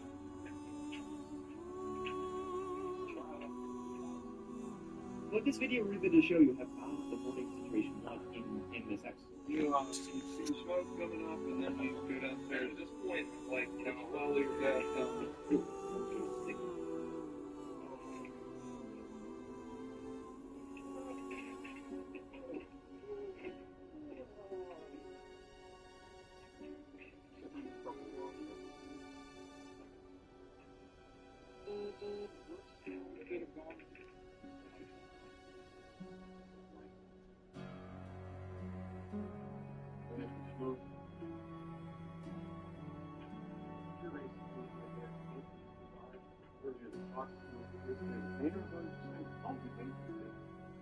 There were definitely some damage.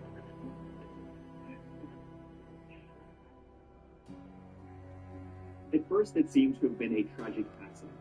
Investigating the home, they found money everywhere. Gold bars, even $10,000 in cash was found in the Beckwith home. It seems Daniel had a lot of secrets down there. For what they were, we don't know.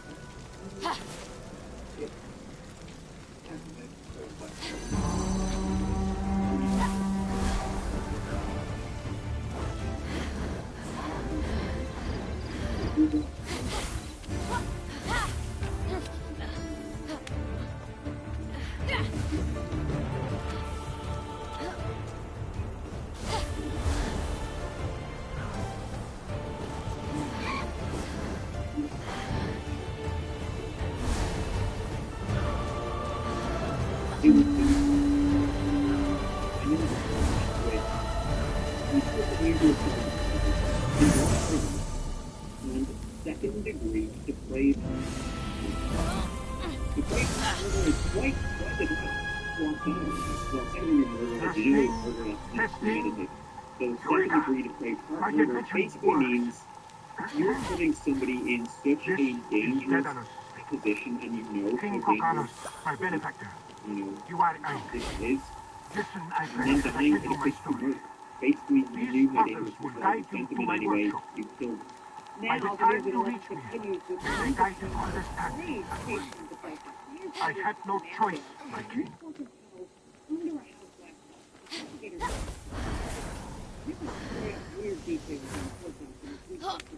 The tunnels were lined with what some call a haphazard daisy chain of extension cords and plug splits. They say it could have caught fire at any step. Police say that's what knew it was a problem, but did nothing for one. His arm was down at 10,000. No heavy murder. big. I mean, well, somebody who knew a lot about electrics probably should have done a better job of not allowing the fire to start and killing this guy he admired who was just able to make a few extra bombs so he could move on from it. And then, I mean, the whole fact that smoke had started coming earlier on that same day, and he was hearing buzzing coming from the electrics. You kind of feel like he probably should have known better. His family also filed suit against him. Wrongful death and the tunnels became a big issue. No one knew how far they actually went. Under whose home? Neighbors' homes. Were other houses in danger of collapsing? It was a little bit wild.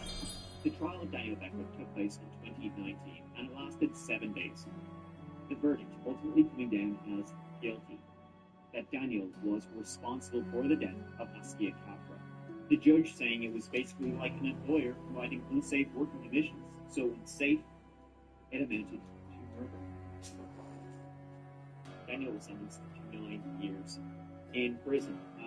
I mean, I suppose prison is sort of like a nuclear fallout shelter, but not a good one. Daniel was originally supposed to be sentenced to 21 years, but the judge suspended all but 9 of those years. Pretty light sentence in all honesty. Smoke and buzzing was coming from the circuit breaker, and Daniel's response, a man who knew about electronics and the conditions they were in, was to simply, have you tried turning it off and back on again? That led to Askia's horrifying death, burned beyond recognition. That, combined with the awful hoarding situation, it was a recipe for disaster. His plan was kind of over.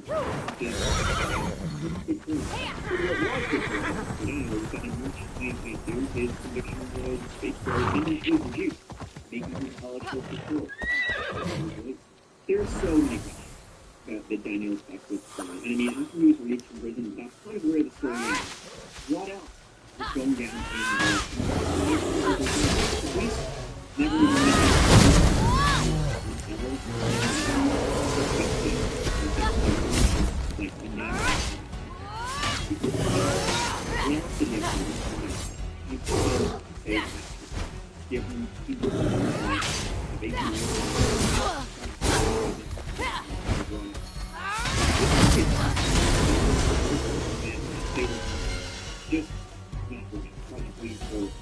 somebody who's hired and put in what is one of the weirdest situations of his life. The Redditor who built a secret tunnel in his house, leading to the murder of his poor wife.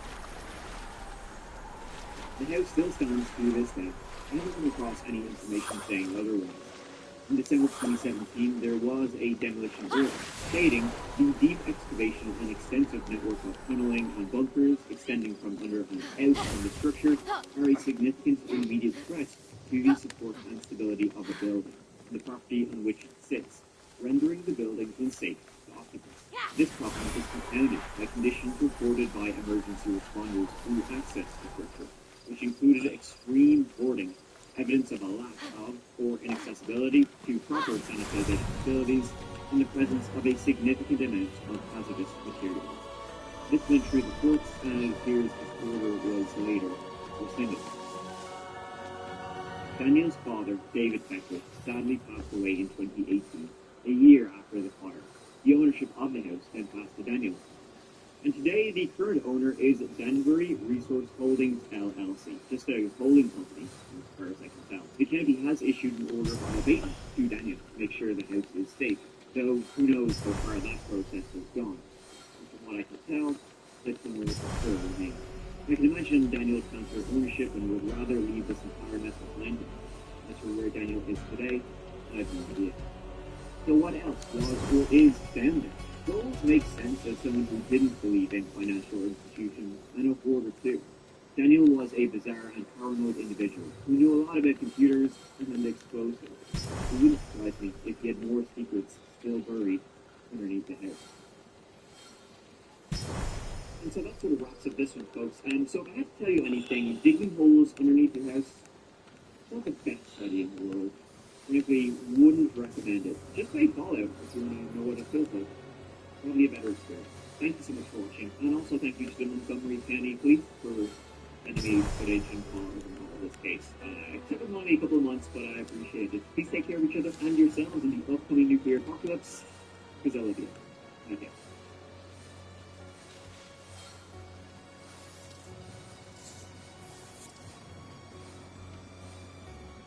Hey, well, my name is Mike.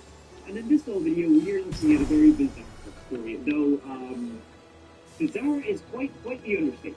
Next to me is now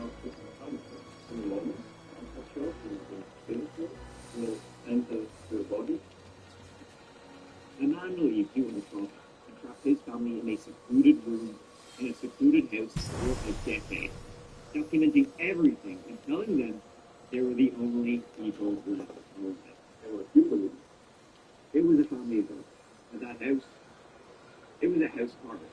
But before we get into all of that, please subscribe to see new stories for the dark every single Tuesday. Now, you and I, let's give this insane story another evening best.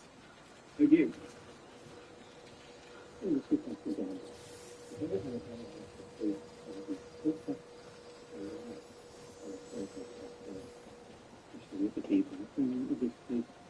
Into the timeline of the incident in from my analysis. In late 2024, Los Angeles reaffirmed its status as a sanctuary city.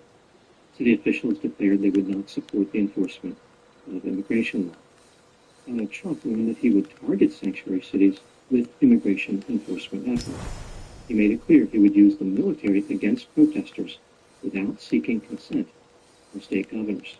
In May 2025, the Trump administration implemented a deportation strategy which involved federal agents raiding workplaces to arrest people who were not in the United States legally. Now moving to the timeline of the incident. On Friday, June 6, 2025, Immigration Customs Enforcement, otherwise known as ICE, executed a plan to raid several locations in Los Angeles to arrest illegal immigrants. Several other law enforcement agencies were involved, including the FBI, the ATF, and Homeland Security. Federal agents conducted an immigration raid at a Home Depot store in Westlake, just west of downtown Los Angeles. Another raid took place at an Ambiance clothing store in the Fashion District in downtown. A few protesters arrived and confronted law enforcement. It was a small protest at this point. Around 6:30 p.m., over 100 people arrived at the Metropolitan Detention Center. Protesters threw objects, including pieces of concrete, at vehicles. Agents responded by deploying flashbangs, pepper spray, and tear gas. On Saturday, June 7, federal agents arrived at an industrial park in Paramount, California.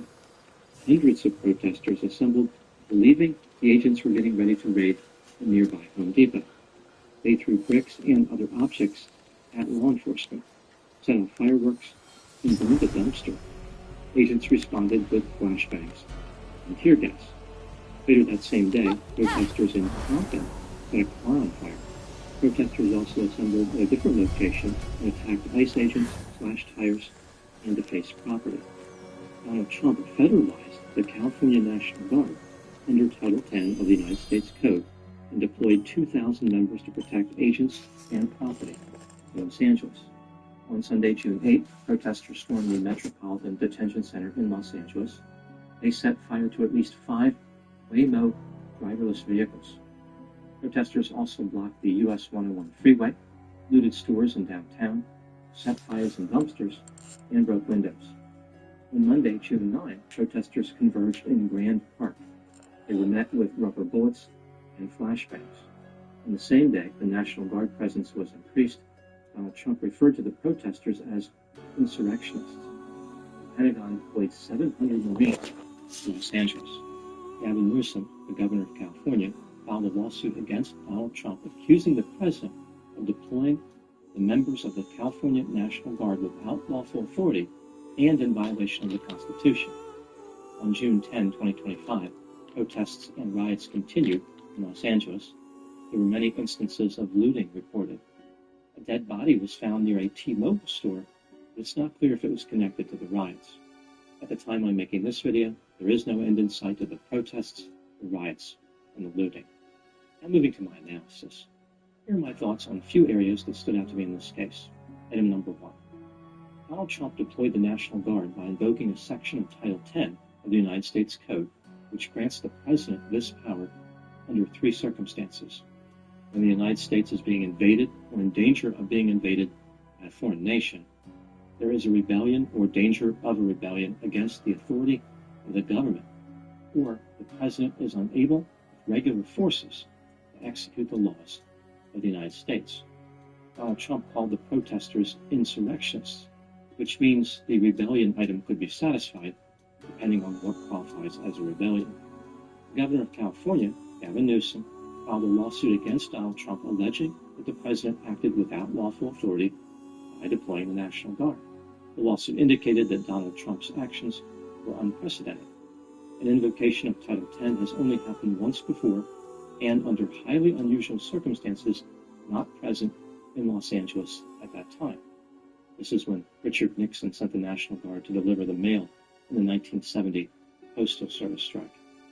Exigent circumstances are required for the president to call the National Guard into federal service over the objection of the state. The founders of the United States distrusted military rule. Therefore, the U.S. Constitution strictly limits the domestic use of military, including the federalized National Guard. The Trump administration seeks to treat Title 10 as a mechanism to avoid time-honored constitutional limits. The protests or riots in Los Angeles have not reached the point of rebellion or insurrection. Local authorities have been able to manage the conditions. The lawsuit also mentioned that the National Guard members who have been diverted by Donald Trump are now not available for any emergency which might arise in California. Legal experts are divided by Donald Trump's directive. Some believe there is a clear precedent for his actions, so what he is doing is legal.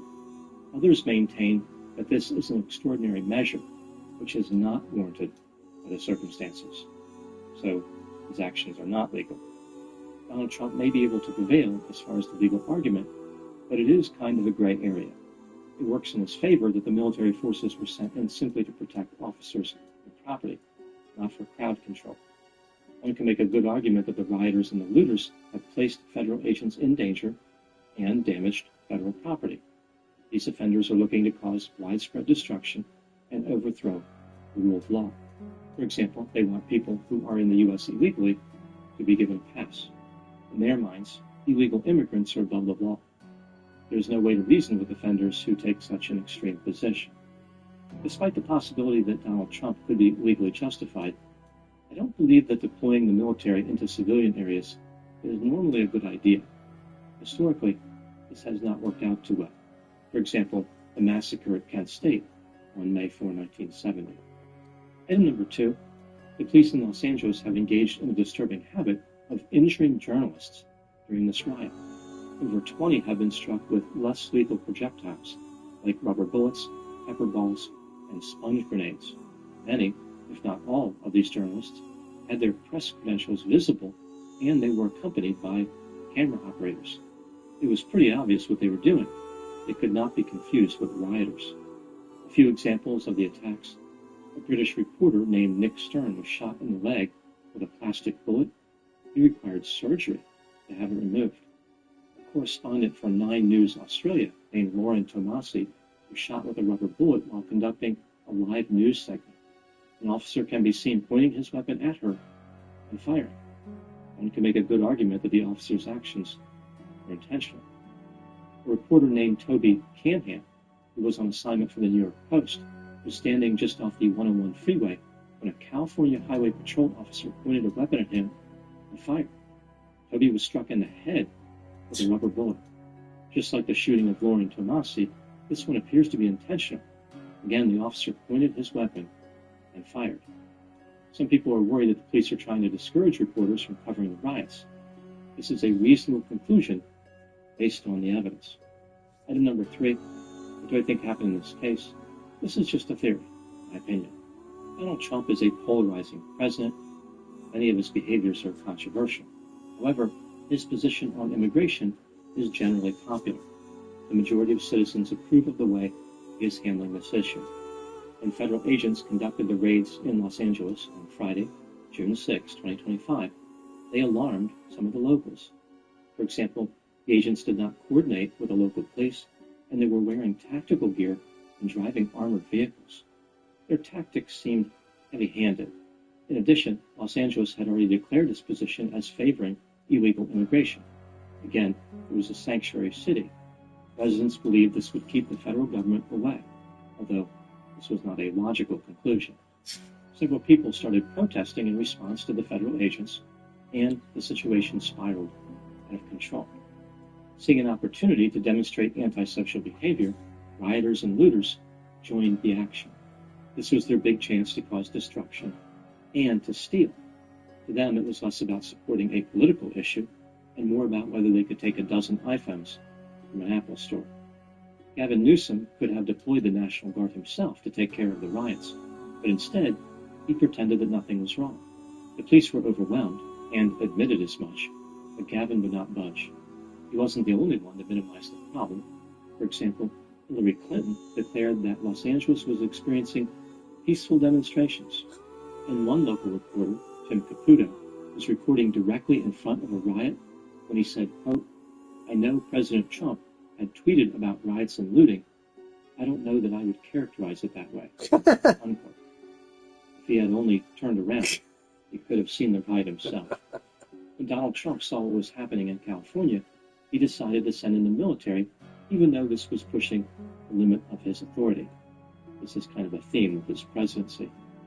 Maybe he did this because it was necessary, or maybe he did it to embarrass his political opponents. Either way, the majority of Americans support this decision, even aggressive enforcement of immigration law in workplaces. In a May 2025 poll, 54% of Americans approve of that program.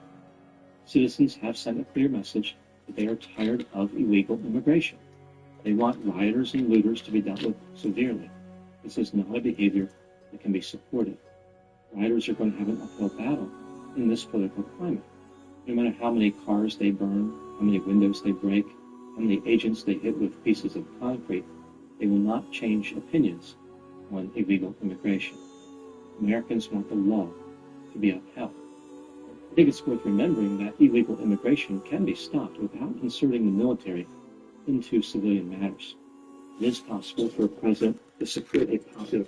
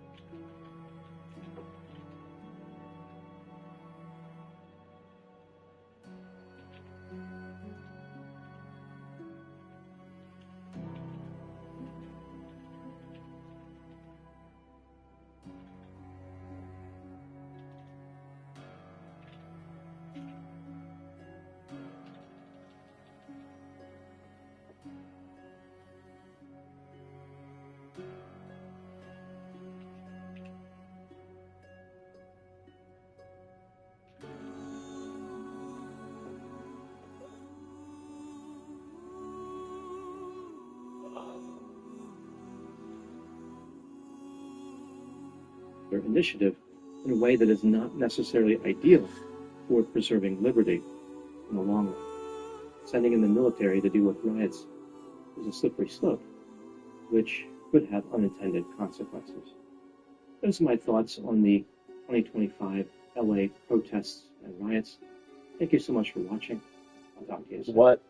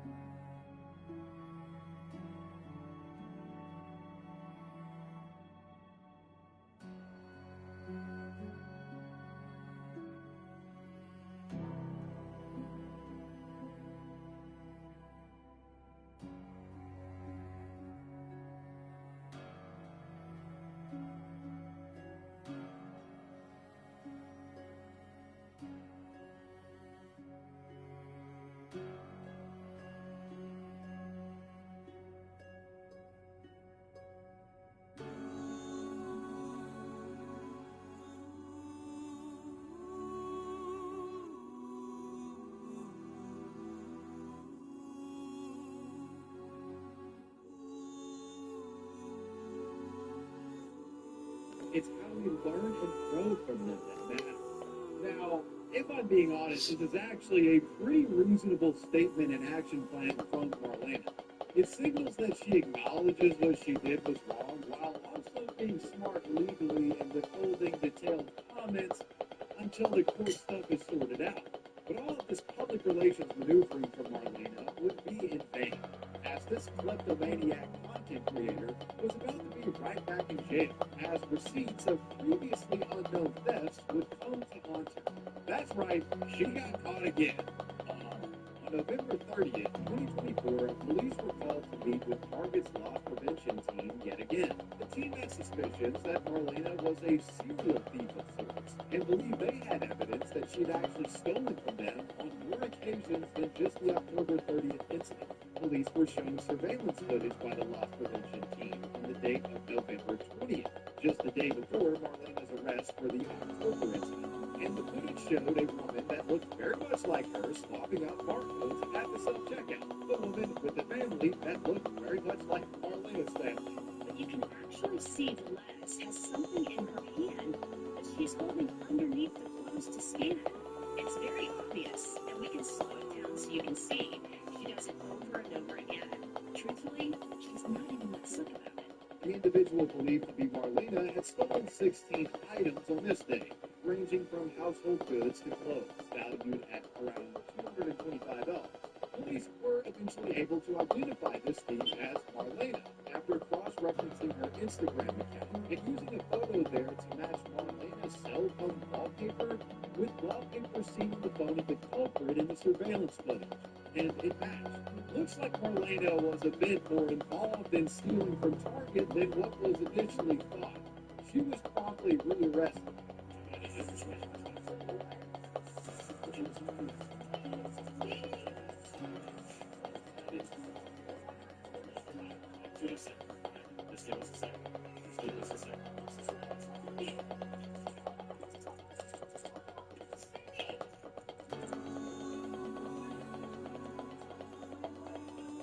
The woman got hit again and was charged with petty theft, later being released on a $500 bond.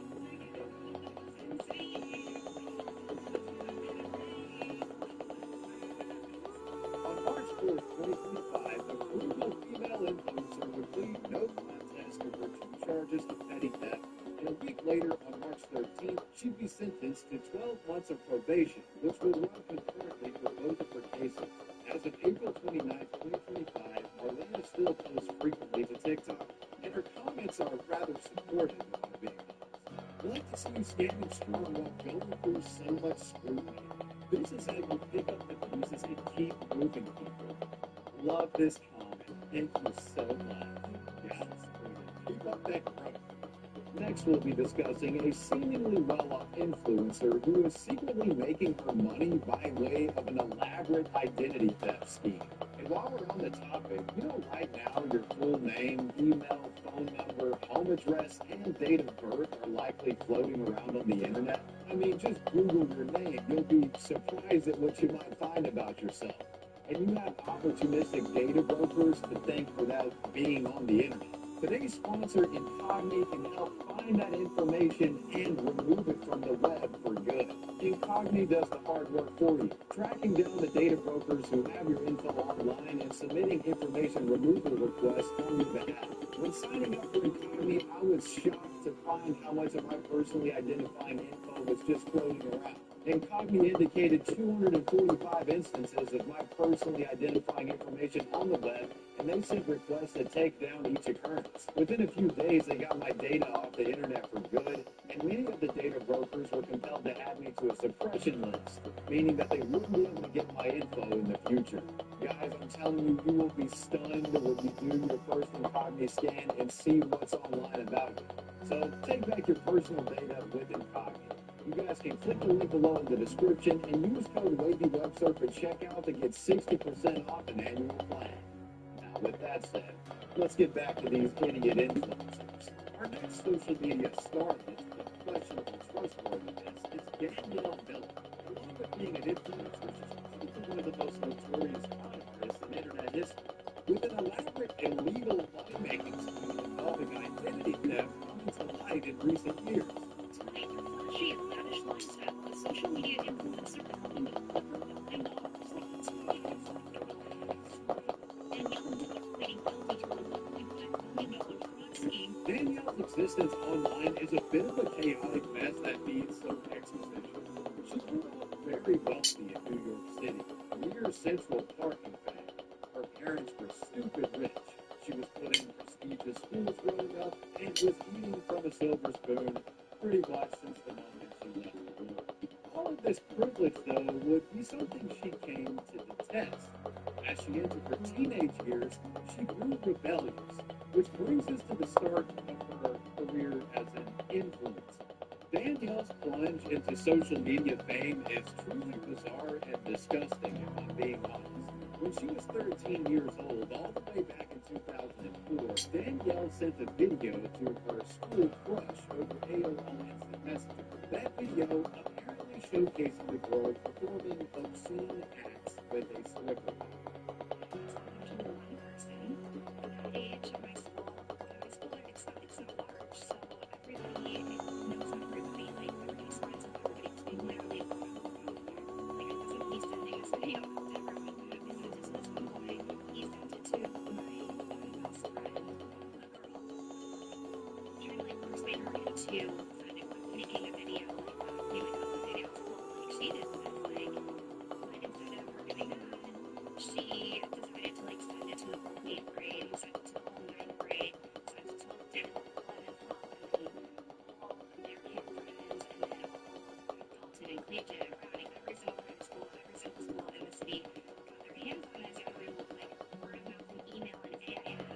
Unfortunately for Danielle, this video ended up getting leaked by the boys she sent it to, and it spread around the internet. You had disgusting creeps, freaks, and pedophiles downloading it from sites like LimeWire and Kazaa, and gawking over what was essentially CSAC. Guys, I'm sorry the 2004 excuse doesn't cut it here. What the fuck do y'all think you've done? The notoriety garnered from this incident would earn Danielle a mocking nickname, that being Swiffer Girl. The gross situation essentially being the sole reason why she became known in social media initially. Quite twisted, if I do say so myself. While initially shocking and distressing, Danielle, growing rebellious of her rather stuffy upbringing and wanting to act out, said fuck it, and eventually started to lean into the bad reputation she had established with the independent spread of the Swiffer Girl video, basically becoming a niche, raunchy e-celebrity known for starting trouble and later in college becoming a party animal. After college, Danielle moved to Los Angeles and joined a small clique of Hollywood socialites and feared that her nature as a capable con artist would become apparent. Infiltrating these wealthy socialite groups, she would earn their trust, then fleece them out of large sums of cash, usually by doing something as simple as stealing a checkbook and issuing fake checks with a forged signature. Infinite money glitch, am I right? I mean, as a matter of fact, why am I even making these videos? Why are you guys going to work? Who's got a rich friend in a checkbook? Let's ball out. This would be her gambit going forward. Networking her way into exclusive upper-crust social circles, and then swindle the wealthy in these groups for whatever she could. In a way, I can kind of see this as her spiting the groups of people that she came up around. Like she thinks the rich are stupid, and she wants to get back at them because she thinks they're all fucking stuck up idiots. Danielle eventually made her way back home to New York in 2016. A seasoned con artist at this point, she worked her magic on the many stuck-up trust fund art kids and airheaded socialites that kept her the city, befriending them, stealing their credit cards, checks, etc., and then would use the money to book appointments at luxury beauty salons. And of course, she would purchase high-dollar products and clothing with this money. Much of this stuff she would wear on her growing Instagram. Sometimes Danielle would even get caught stealing from these people, and she would be arrested a few times related to these schemes, usually just spending a night in jail before getting bailed out by her parents, due to the missing of some court hearings and a collection of other antics. She eventually had to spend a year in prison at Rikers Island. Most of her time spent there, she just learned more from scammers and con artists that were locked up there. after she got out of prison in 2019, that's when the real fun started. About a year after her release, COVID hits, and the government starts issuing these small business loans and unemployment benefits to just about anyone who applies. So every girl saw an opportunity. It's time to steal some identities and defraud the government. Using the internet, Danielle managed to hack into the Massachusetts Registry of Motor Vehicles and use the information found on there to steal people's identities. She would then use these identities to apply for PPP loans and unemployment, and was almost always granted these benefits and loans. In total, Danielle collected over $1.2 million in pandemic relief loans that she would then use to sustain her lavish lifestyle, riding on private jets, booking expensive hotel rooms and luxury apartments. And most of the time, she's booking and buying all this stuff using other people's identities too, so it's like in their names. And all of this lavish luxury stuff is showcased on her social media career, making it appear as if she was some kind of successful fashionista or entertainment mogul. Little did people know she was a complete fraud. In May of 2021, with many scammers and fraudsters running rampant during COVID, the U.S. Attorney General's office would establish the COVID-19 Fraud Task Force as a way to combat fraud epidemic that was running roughshod. Everybody and their fucking mom was doing a PPP loan. It was crazy. And it wouldn't be before long until Danielle, one of the biggest abusers, was discovered. The same month that the task force was established, our career con artist would be caught red-handed in Miami as she was attempting to withdraw $8,000 from a Chase bank while using someone else's identity. The woman is quoted as saying, "Fuck." While searching her belongings, authorities found 3 Illinois driver's licenses with different names featuring Miller's own photo, along with credit cards to boot and $25,000 in cash. During her interrogation, she tried to act like she was somebody else, trying to imply that she must have been a victim of identity fraud. Danielle goes, My name is Chris. I don't know what the fuck you're talking about. Though they later confirmed without a shadow of a doubt who she was, taking her fingerprints and confirming that she was Danielle Miller. Danielle was taken to jail not long after. The feds would later raid her Miami-based apartment. There, authorities found a Rolex watch, a Dior blouse and shoes, a Louis Vuitton bag, and an expensive piece of Momoa luggage. They also seized more than $4,000 in cash and nearly $28,000 in money orders, along with several sets of keys with bank cards to match. Authorities allege the woman had also recently gotten an expensive BBL surgery. After learning about her theft, surgeons sucked the fat back out of her butt cheeks, reversing the procedure. She faced charges in multiple states, including Florida and Massachusetts, the latter being where a majority of her victims resided. On March 6, 2023, in Boston, Massachusetts, Danielle pled guilty to 3 counts of wire fraud and 2 counts of aggravated theft. And on September 7, 2023, she was sentenced to serve 5 years in prison, along with 3 years of supervised release. The government garnished wages of over $600,000 from Miller and ordered her to relinquish her designer items, which included her Rolex watch, bag, earbuds, etc. Along with her supervised release, she will also be forced to pay restitutions to the victims that she defrauded. From being Swiffer Girl to a COVID-era con artist, Danielle has had a truly wild arc. Hopefully she's satisfied that rebellious hunger formed during her teen years and can come out of prison and just be a legit influencer. Yeah, if you ever see her around, make sure you keep an eye on her wallet or her purse because she may relapse. Influencer-ran fundraisers have garnered something of a dubious reputation in recent years, with many high-profile examples of mismanagement being exposed. My advice to you, don't donate to an influencer. Just donate your money directly to the charity if you want to contribute, for Christ's sake. Most of these influencers are complete fucking idiots. These guys can barely even pay their taxes. Next, we'll be discussing a rather bizarre influencer charity fraud case involving a TikToker who collected money under the ruse of helping domestic violence victims, only to allegedly use this cash for it as a personal sludge fund.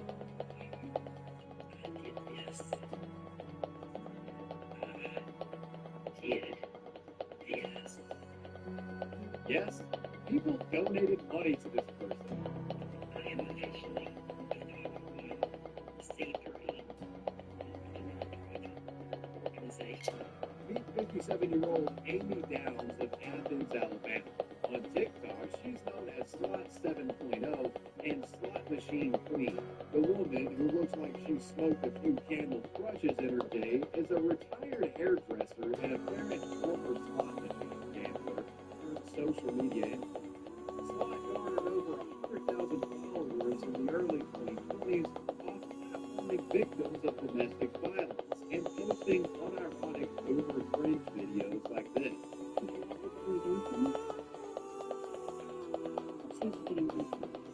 Much of her social media success was inherently related to the insane amount of money she was able to raise in the name of stopping TV. Her wildly successful fundraising campaign efforts began in 2021, with Slot accepting donations to a supposed charity organization in her name that was supposed to help DV victims and the homeless. People from around the world rallied behind Amy, donating what they could, and soon she had accumulated a substantial hoard of cash, reportedly over $1 million in total, which was donated directly to her through apps like PayPal and Venmo.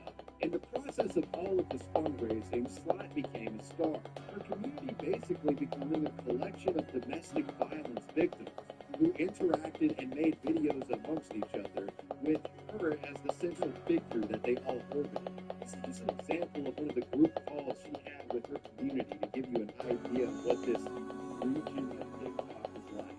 Here, we need to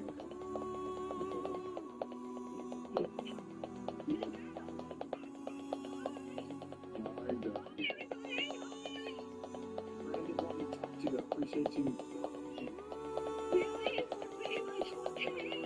Yes, I do.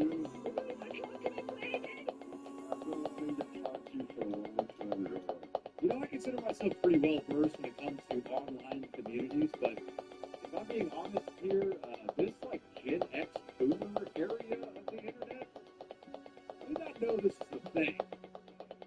There seems to be a whole universe out here that's unexplored.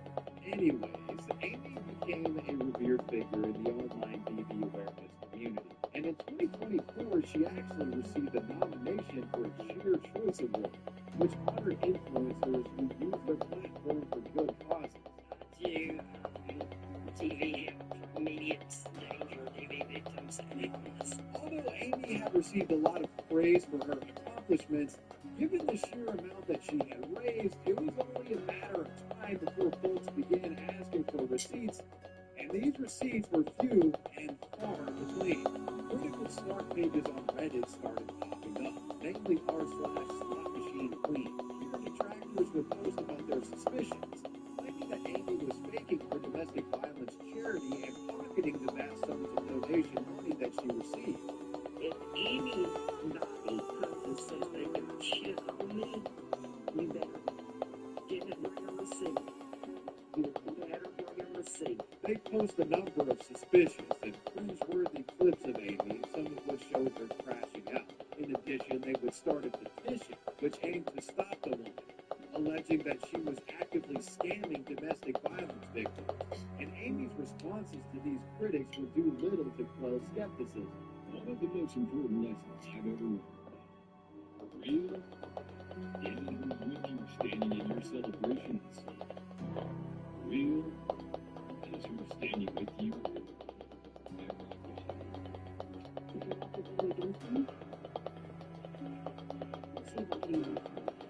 Snark Reddit pages, generally speaking, are full of psychopaths and parasocial freaks.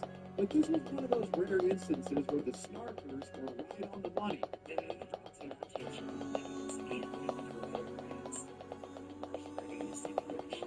You see, in Amy's home state of Alabama, all charities are required to register with the Alabama Attorney General's office, and stuff about the charity should be available for anyone to look up online.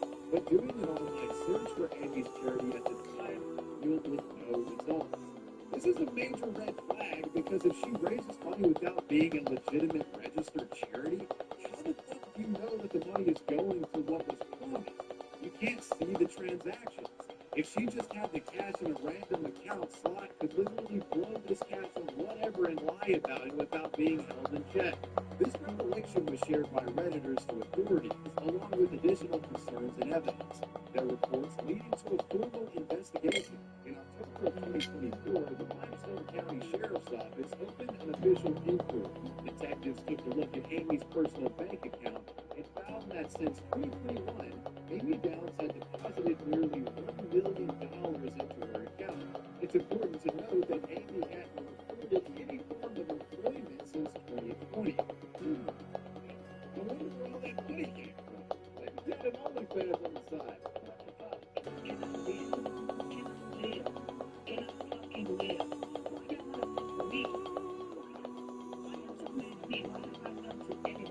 Yeah, she was participating in charity fraud, allegedly sludging all of the money given to her in good faith and just dumping it in her bank account. Yeah, she might have been helping some DV victims, but who knows what else she was spending this fucking money on. She seemed to maintain a pretty nice lifestyle, and she was unemployed, reportedly, so you can kind of see the concern here. Thank you for trying to tear me down, because that made me work harder to build me up. I did this. Did this. Congratulations to me. As a result of these findings, the Limestone County Sheriff's Office had probable cause to make an arrest. Amy Downs was later arraigned on December 10, 2024, for 7 counts of charitable fraud in the first degree and 3 counts of tax evasion. She was taken to Limestone County Jail and held on a bond of $1,225,000, but managed to be bonded out the same day. Shortly after getting out, the crazy-ass lady was posting online, acting as if she had some Heisenberg-level plot to get out of this legal catastrophe unscathed.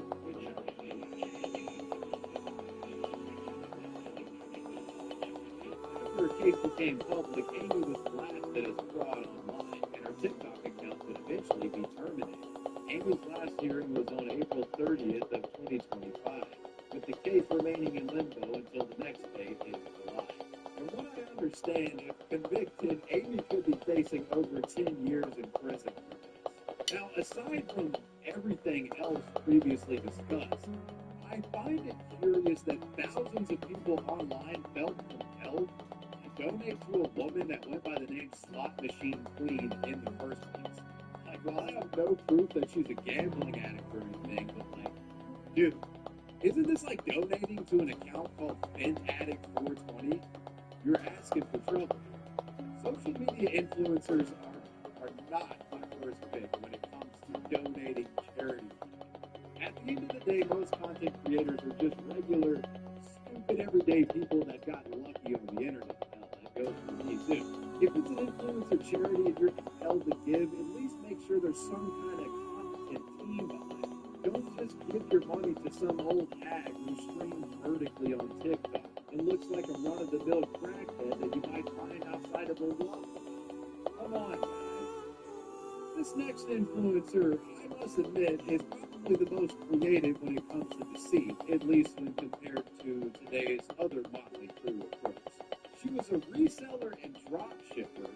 Okay, hold your groaning, that's not even the worst part. This lady took things to another level, getting steep discounts and at times free high-priced goods from boutiques by telling the boutique owners that they were going to be a part of a reality show. What the fuck does that even mean? This is Lynette Majian, known as Mona. She began her journey as a reseller in 2015. A self-described struggling mother, the woman found her escape from relative poverty buying items from thrift shops, secondhand stores, garage sales, etc., and flipping them online for profit. And she was pretty good at this too, often finding relatively high-priced items that she could profit like 5x for, flipping and selling the stuff on Poshmark.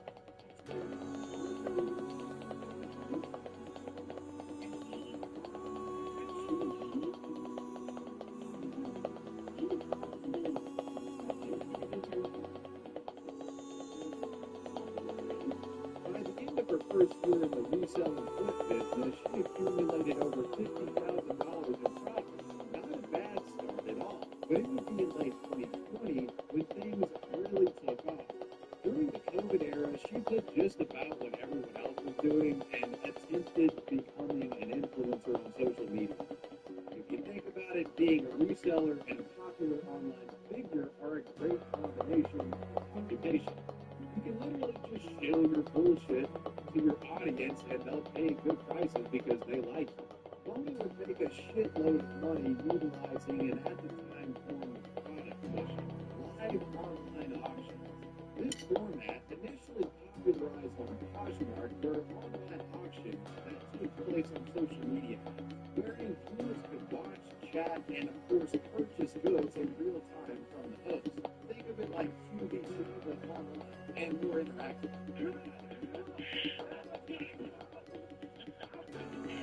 Mona ended up making hundreds of thousands of dollars utilizing social media in these auctions. Her family was able to purchase a brand new home, paid in full, and send two of her children to college without student loan debt. All things considered, thus far, there is absolutely nothing to be mad about in this story. This woman hustled, got her family out the mud, and the future was looking brighter than ever. But apparently, this wasn't enough for Mona. Getting a taste of the richest possible from reselling and under the influence of social media success, the woman became greedy somewhere along the way. She started to use her internet micro-celebrity fame and status in the online reselling community in an extremely exploitative way. Like, I couldn't come up with what she did if I tried.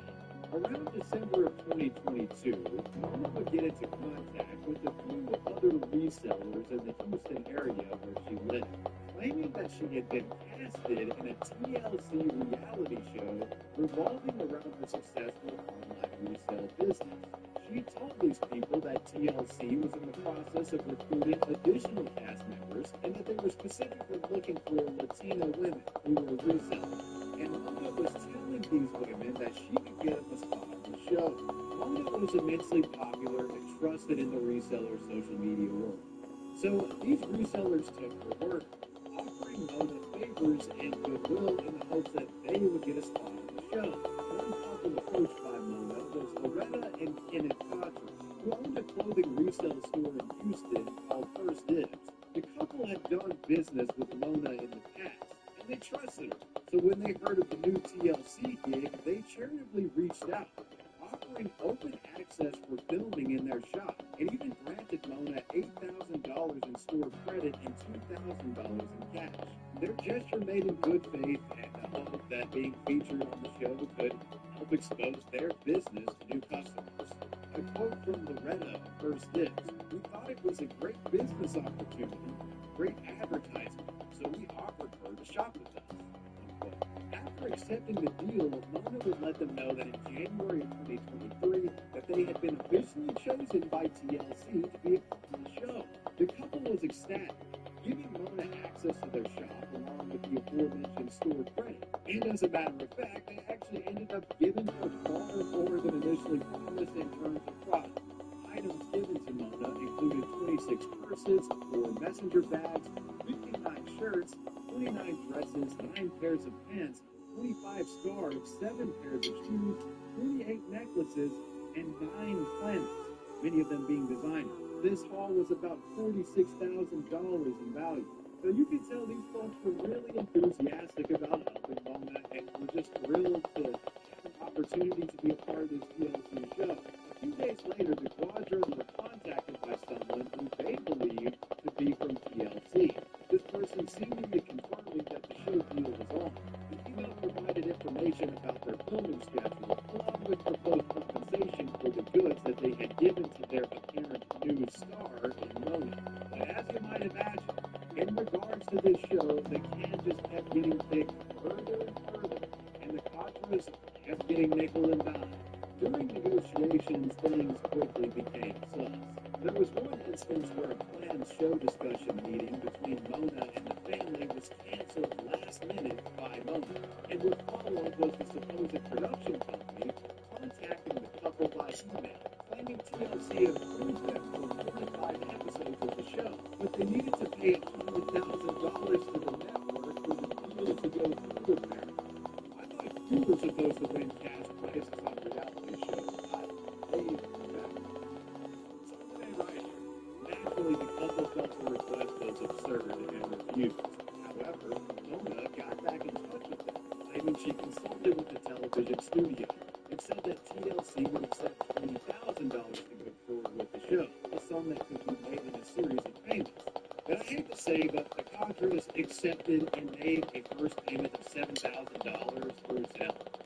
These were paid. They just want to be on TV, bless their hearts. A date and time was set for filming, but wouldn't you know, when the day came around, there wasn't any sign. This led the Contras to finally come to the bitter conclusion that they had been scammed. They later managed to get a hold of TLC and Warner Brothers by phone, and the network would confirm that they were to be a part of no television show, and that the network had no affiliation or any knowledge of any laws. Completely and absolutely bamboozled. So we are heartbroken because we genuinely believe these people. We genuinely believe these people. With the network confirming they had been swindled, the couple reached out for law after receiving confirmation from TLC that they were in fact scammed by Mona. In September of 2023, the Contras filed a complaint with the Arizona police. This time, 3 other clothing resellers came forward, alleging the now infamous reseller had recruited them as well for the fabled TLC show and promised them thousands of dollars if they participated and provided free product. Many of them sent money and goods to them.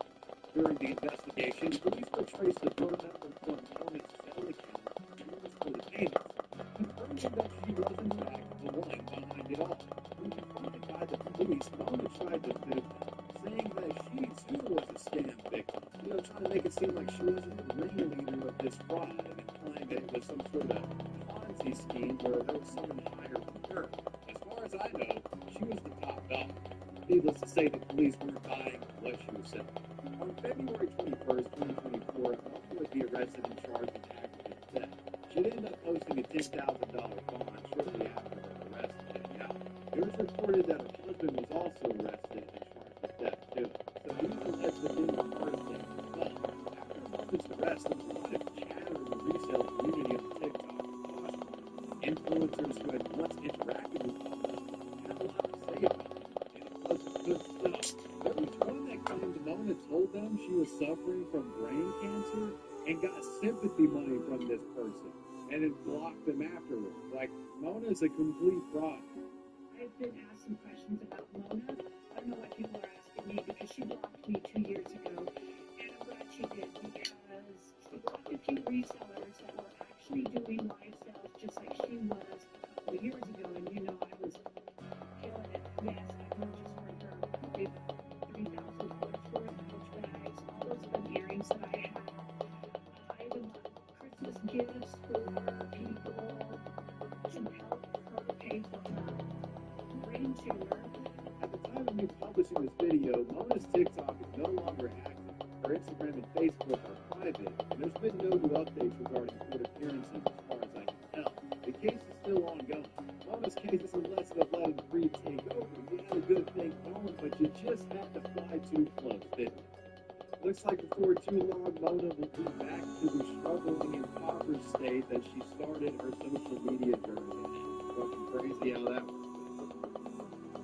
Luxury vehicles, massive mansions, designer clothing, and exorbitant wealth. Our next influencer accumulated not thousands, but millions of followers on social media, advertising himself as a mogul and ruthless businessman who achieved his enormous wealth through cunning investments. This is Hush Puppy. The extravagant influencer had 2.5 million followers on Instagram at his peak. Routine posts involving flexing Ferraris and Maybach vehicles, $100,000 luxury watches, and him blowing money on champagne bottles at night. The man wasn't one for subtlety, often boasting that he had a multi-$100 million net worth that he earned through his own genius and hard work.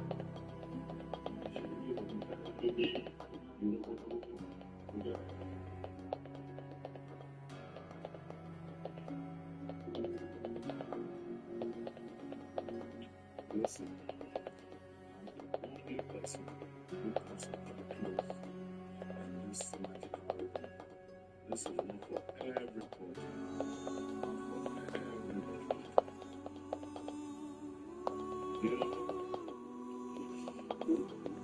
So how was Hush Puppy able to acquire such extravagant funds?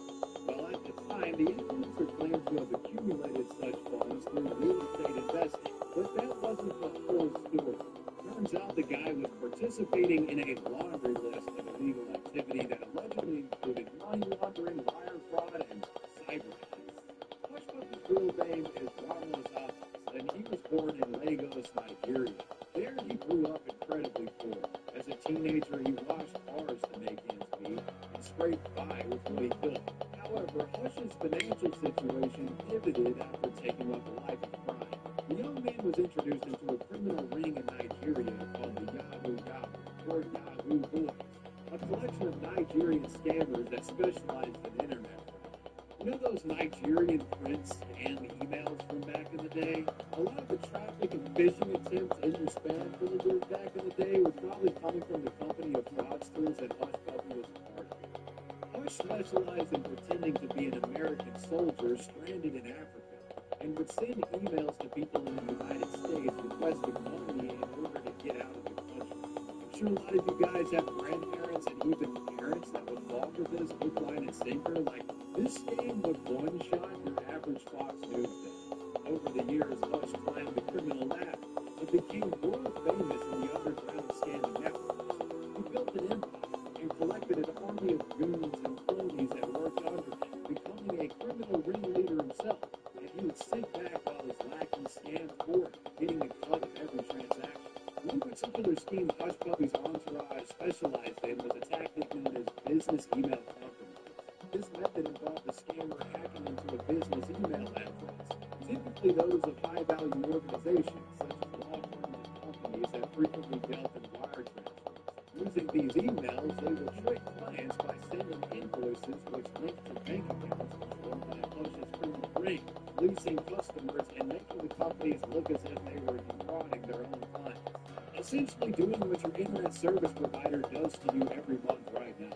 Reportedly, Hush Puppy scams netted him $450 million, making him one of the most prolific money launderers in the entire world.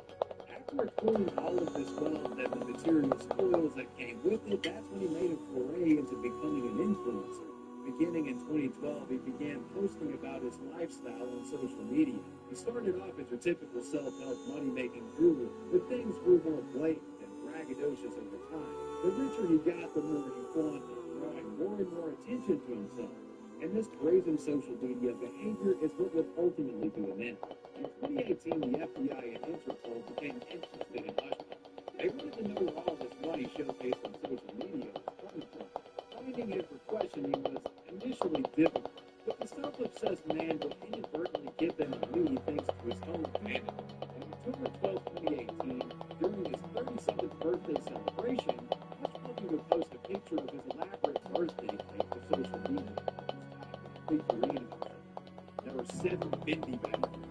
This birthday celebration would help authorities confirm the man's date of birth. And with this, they were able to track him and find his visa application, identify him, and his residence, which at the time was in Dubai. To make matters worse for the influencer, investigators managed to obtain a phone operated by one of Hush's close associates, which contained messages between the associate and Hush Puppy talking about the various criminal operations and fraudulent transactions. Feeling they had enough evidence of fraud, they went for the capture.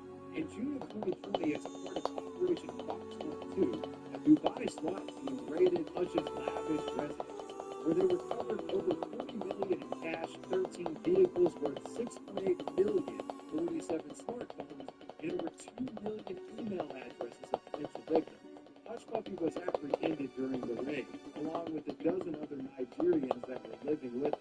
The man was charged with conspiracy to launder money and was extradited to Los Angeles, United States. In April of 2021, Hush would plead guilty to 1 count of conspiracy to engage in money laundering. In October of 2022, it was reported that his Instagram had been deactivated. On November 7th of 2022, Hush Puppy would be sentenced to 135 months in federal prison. He was also ordered to pay $1,732,841 in restitution to Boo Fondant. I'm fairly certain that this guy is going to have to deal with more legal complications because there's no way he's getting away with this with only spending less than $2 million.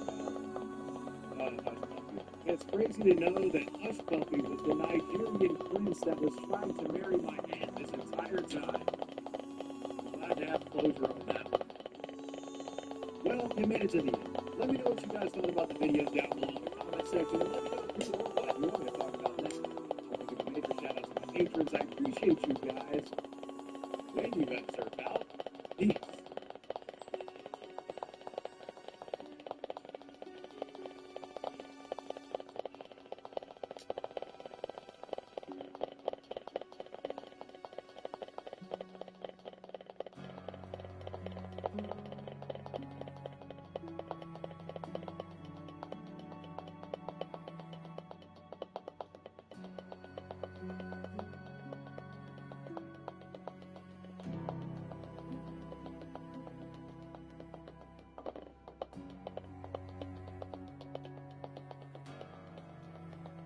Viral stories of fraud are common on the internet, and to me, some of the most unsettling are cases involving imposters. Take, for example, crimes like stolen valor and police impersonators. And on the other hand, you have a cohort of individuals busted for faking disabilities. Sick imposters posing as society's most vulnerable in an effort to solicit charity and special treatment from medical workers. And the aforementioned is really only the tip of the iceberg when it comes to viral imposter stories. From a teenager performing a police traffic stop using bogus credentials, to a sign language interpreter exposed as a fraud, to a man who allegedly faked Down syndrome for diaper changes, these are the internet's most viral imposters.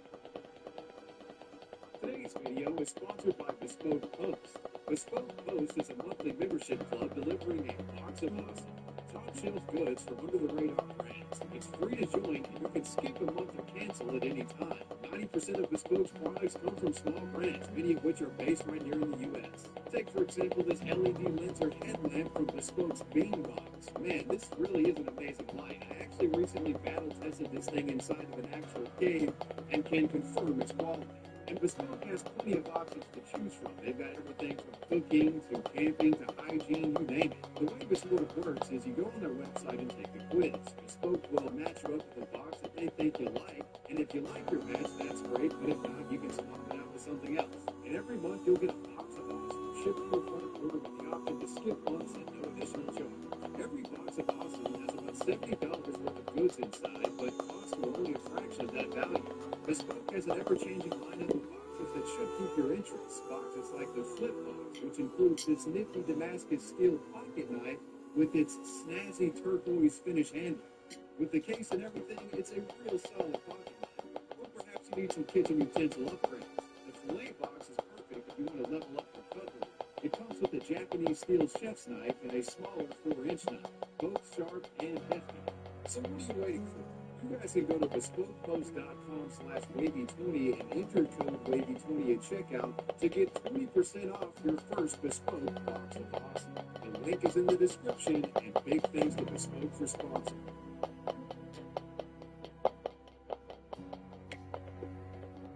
One of the most trusted and revered professions in the United States is that of the medical doctor.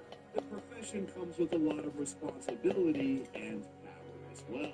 This story involves a young man who managed to fake credentials over a period of years, successfully masquerading as a medical professional and defrauding the public out of thousands of dollars in the process. Malachi Robinson was born in West Palm Beach, Florida in May of 1997. This young man had dreams of becoming a doctor, and what we find is that in his teenage years, Malachi attempts to become one by any means necessary.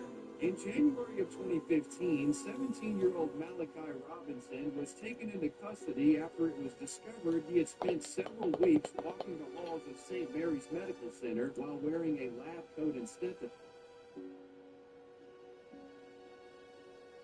Ladies and gentlemen, welcome back to Brainworms. If I'm being honest, I'm a bit ill-equipped to be doing this right now. I just played 18 hours, and I've had a couple IPAs and a few seltzers, but I've been implored to take a peek. Let's start off with this one here you might find interesting.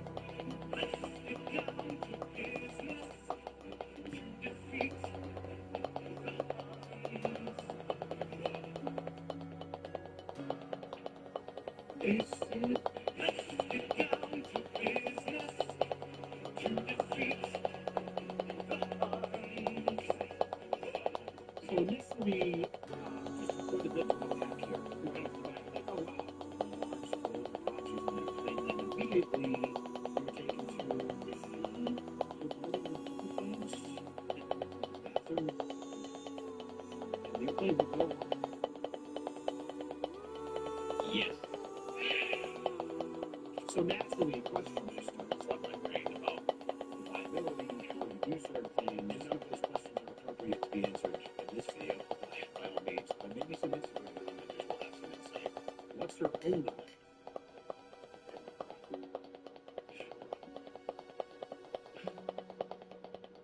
I see. Okay, I would literally destroy this girl at home. You don't know that. People without arms can do amazing, incredible things with their feet. I've seen it. There's a guy with no arms that is like a professional flamenco guitarist with his toes. Don't underestimate people with arms. Now, naturally, this insinuation piques my interest. I just gotta know, like, what are we doing here? So you click on the account, and I mean, she's doing quite well for herself. I want to see what's going on with this. Right? Yeah.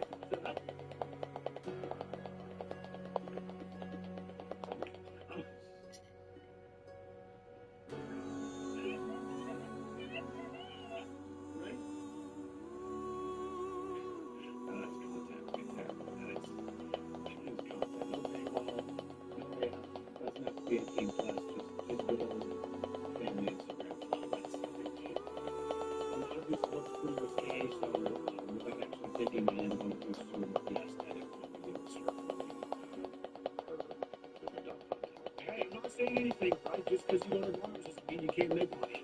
You know what I'm saying? Lord knows the internet is full of fucking all types of people that are into all types of stuff, and I'm sure she's probably making more than your average doctor. I actually have to guess. So, interesting times. Let's leave it there. My only piece of advice, if I may, is that if you're going to get into football, might I suggest you stick with talking with a few. Okay, so hold on to your loins. We have a few absolute heaters left to look at. I want to talk about the names of the sponsor Upside because they also run my channel, and they're actually pretty stoked, so let's hear about that.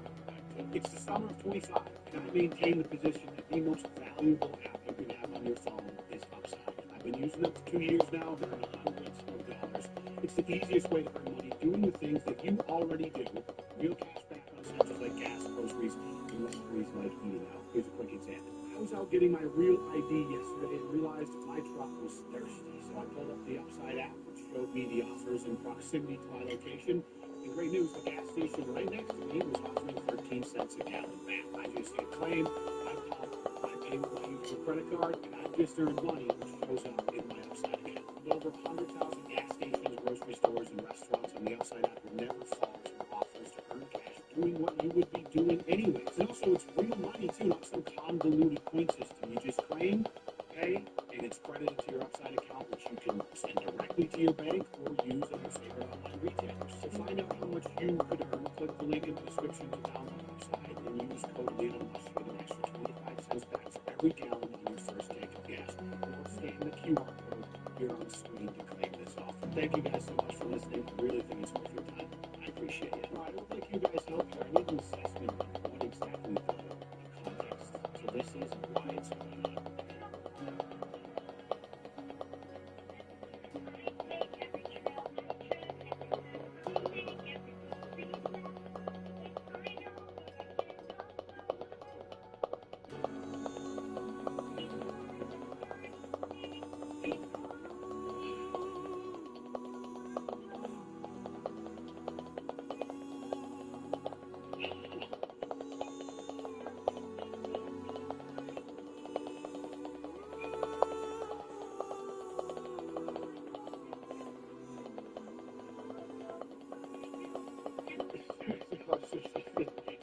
some part of the courses, or is she going to keep going from second verse and stuff? Okay, before we finish this, I need you all to be aware of two things. First is that I am a Moana super fan, okay? I have a 6-year-old who's having been my Disney as a family every year, practically. That song is called How Far I'll Go from Moana, and it's an absolute bang. The whole Moana soundtrack is slams in pocket like a real album you can listen to front to back and not be disappointed. Second, nothing personal, but this girl's rendition is an abomination. Flat, off-key, robotic, no emotion. If I do it during the entirety of that Victor Coppier salt in real life, I would hijack that plane and fly it really close to Enough for now.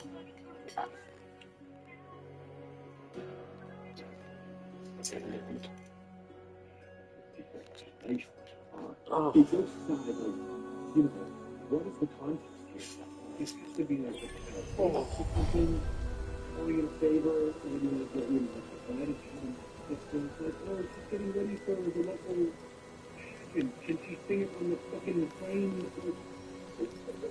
Why is it in a prom? Like, what do we do with this new thing of being a whole lot of we keep it to the kid, right? It's cute, but like, there's a place. Be ready for someplace imagine what you're doing. That's that. Let's get up and finish with the show. Oh,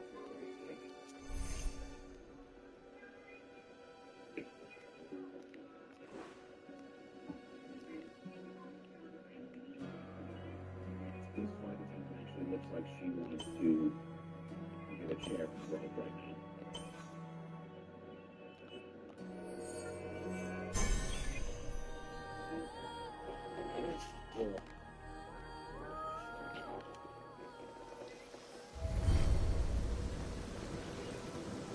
Like, I'm the one recording. I'm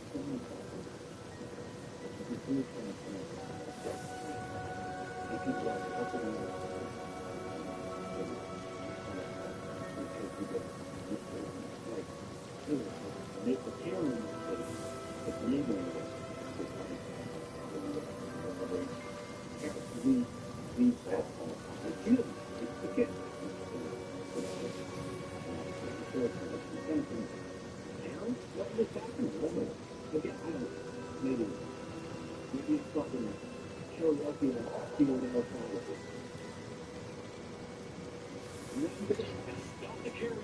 Wednesday evening, 7 to 11:30 p.m.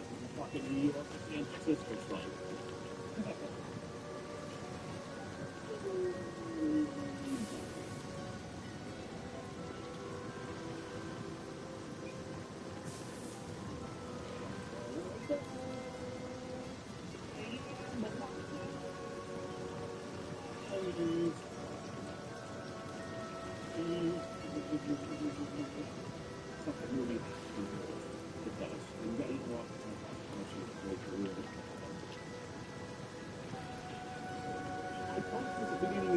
That's a cringe word. Okay, but sometimes I have no choice. I get some videos that was made and then what sugarcoat it, not be honest, and don't do that, sorry. Back out. Leave me alone.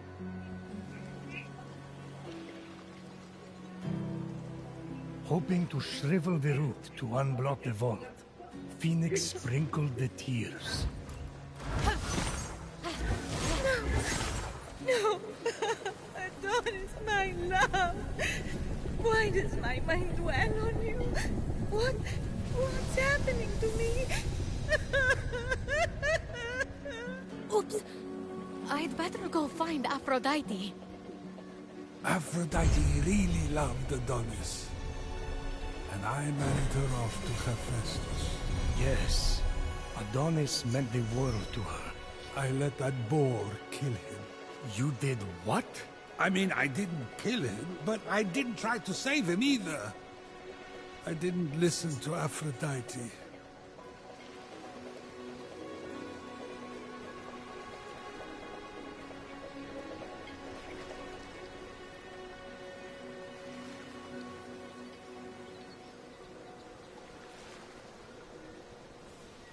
Your phone's right here. I did not see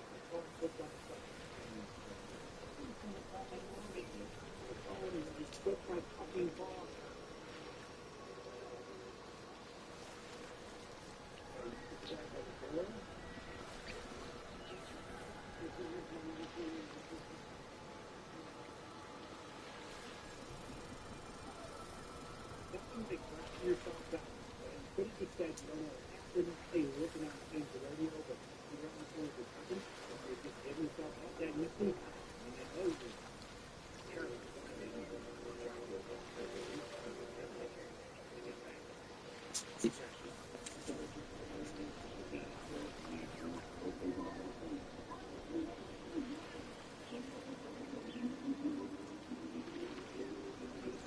Surprised they were letting him do that.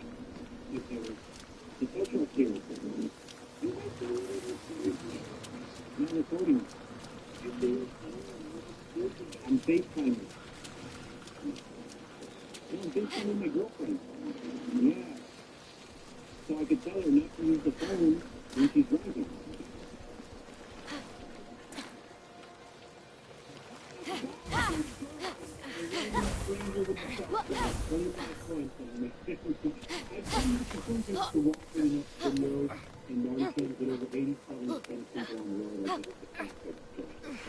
Maybe 40% of that is an experience, just watch the drivers, and then maybe a slightly smaller percentage of that is inexperienced, with young teenagers.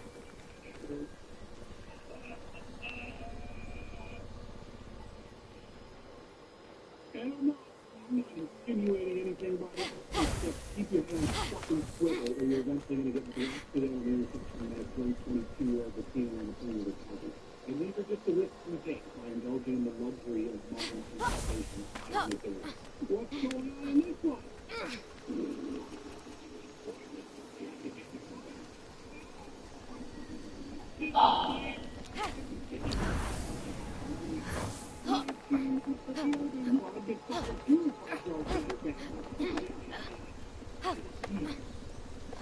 Are you serious? He really look at this? He's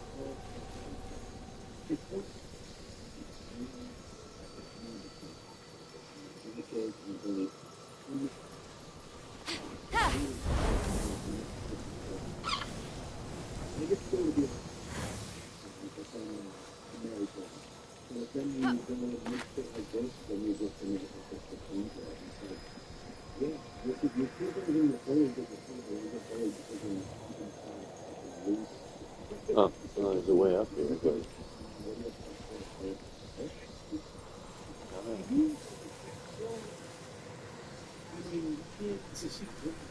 There's nothing subtle about these movements when you're crawling around the thing. There's nothing smooth and never drops in action like 750-pound sandbags and 250 pounds fucking straight straight. Impossible. Physics are impossible to defy. One thing is for sure, her kids are going to be tested. No, I'm not sure of the correlation in that, to be honest. Like I said, sometimes kids tested. Most kids, like bullying happens. I think they're tested more than just like where's that?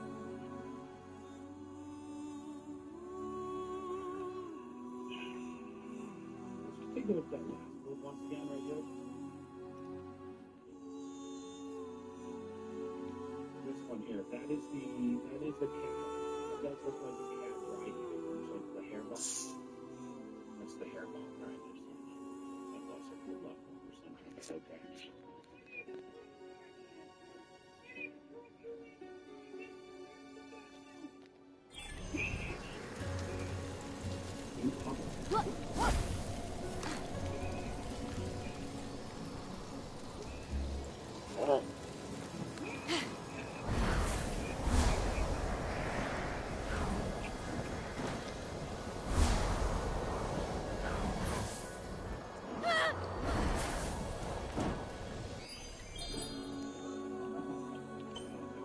First off, I wish this wasn't a decoration. I wish it was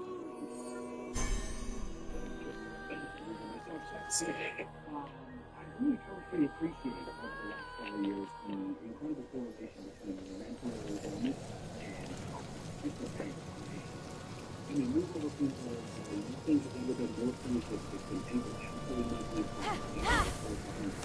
social media. They need to have so free. I mean, what? We pay for it.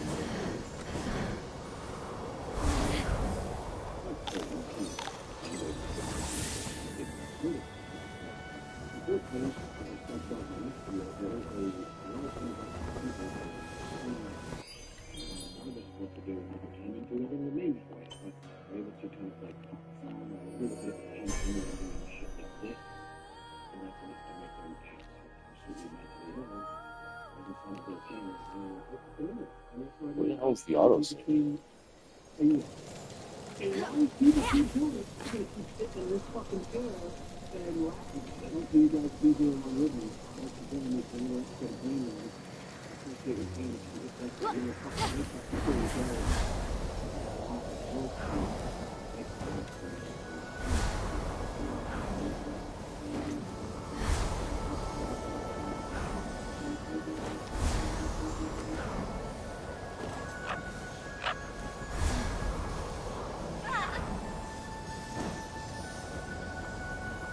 Sometimes it takes people 1 to 2, even 3 generational admissions to really learn. But in today's case, it unfortunately took 4. And she's certainly going to learn after this, I'm sure. No, she's definitely not. But this was an interesting one. Thanks for joining me. Let's jump into it. Woman Don't Stop for Sales Hit and Run. Another banger for Midwest Safety, one of our favorites. Always bringing the heat. Let's get right into it.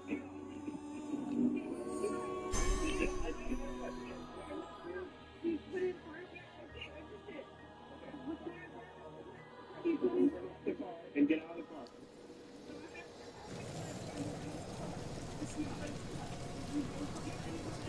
Indeed, man, but also you just got an accident.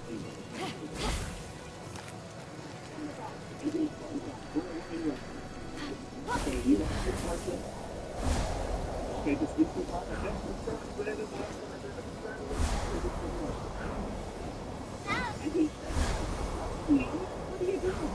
doing?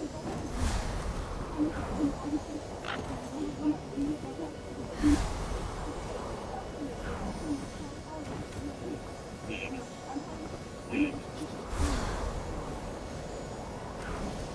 like to get 36 grapes from the right now.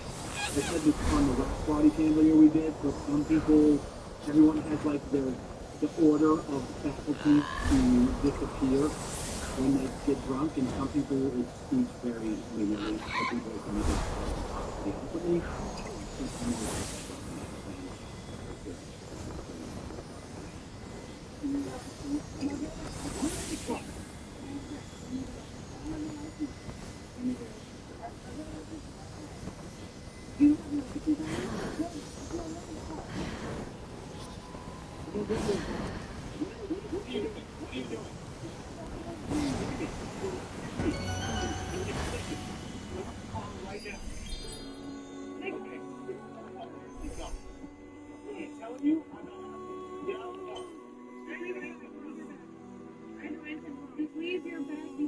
Manual save 2258. I just want you to stand over there. Stand over there. 2238. Okay, stand over here. Why keep getting close to me? Stand over here. You see what? No, hang on. Chill. Stand over there. Anytime I get comfortable on the road and start letting my guard down, I just come back to videos like this and remember that it is just the road is filled with absolute idiots. I mean complete morons. I swore I saved it. Top of that. You can take the demographic of sober, absolute morons, and it's staggering. People that have licenses and are driving these 2,500-pound killing machines, completely branded idiots. But then you add on top of that the amount of those morons that are also inebriated a lot of the time, just absolutely nuts. You have to just be on your toes all the time. And even then, like, it has nothing to do. But this is one of the main reasons why I gave up motorcycle riding. Because in the 5 years I drove my motorcycle, like 2 times I never did auto save 1035. Somebody died once, and it's like always don't make no sense. In a car is just doing something absolutely neurotic. Like, I'm good. Or did I used to too? No, manual auto. Not auto save. Fixing this one, 1029. Could that? Did it really take me 15 minutes to do it?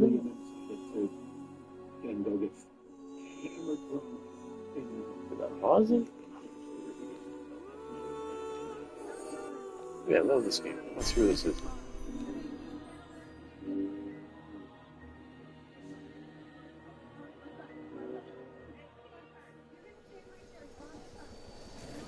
Okay.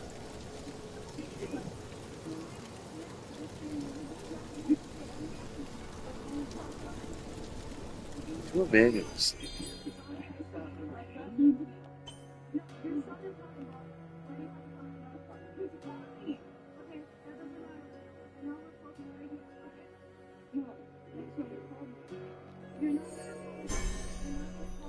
Download the other.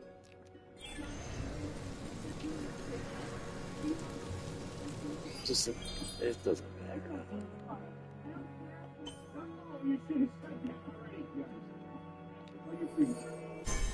Yes.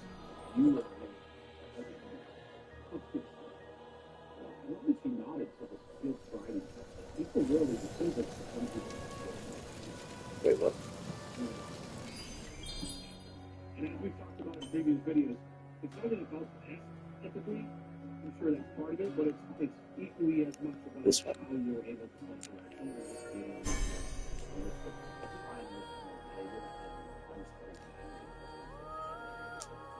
It's your time.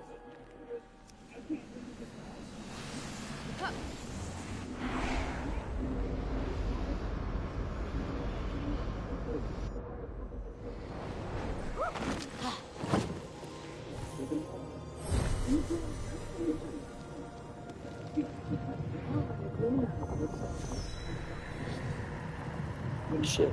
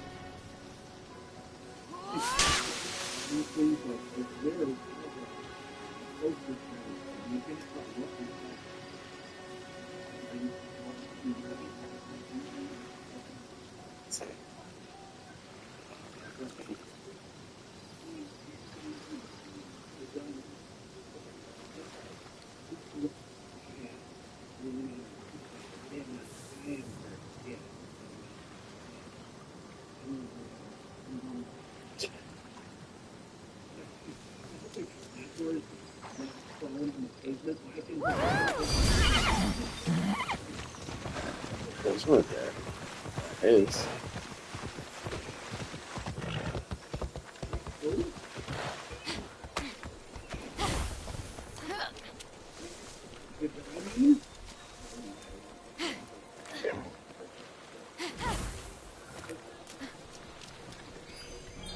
There just rides in there. At night. You guys know who Jamie Diamond is? He's like the billionaire hedge fund manager.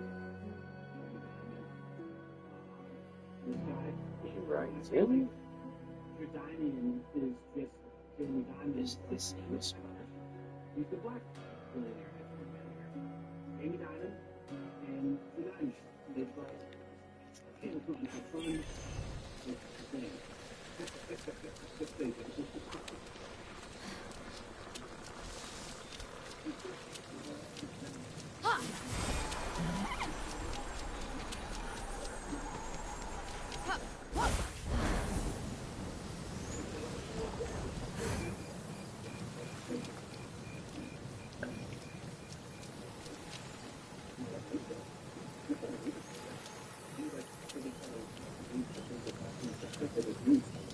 Yeah, it's the spot.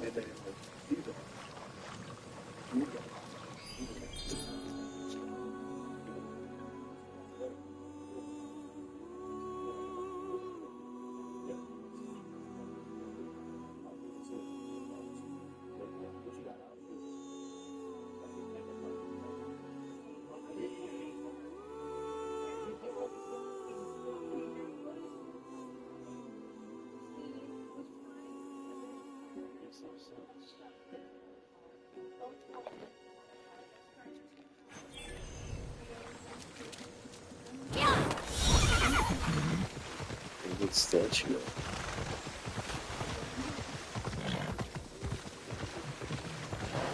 That's the thing. I see that statue.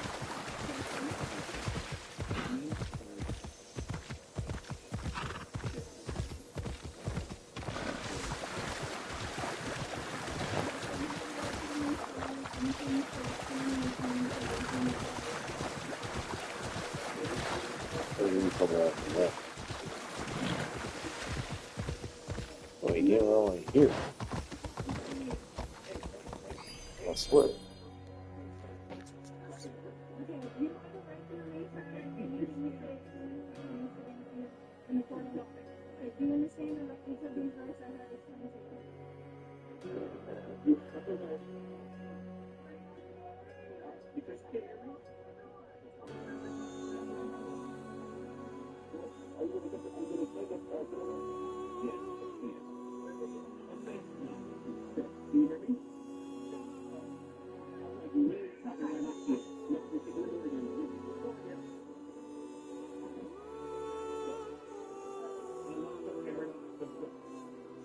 Someone that they can hear you and then responding with no, I can't hear you.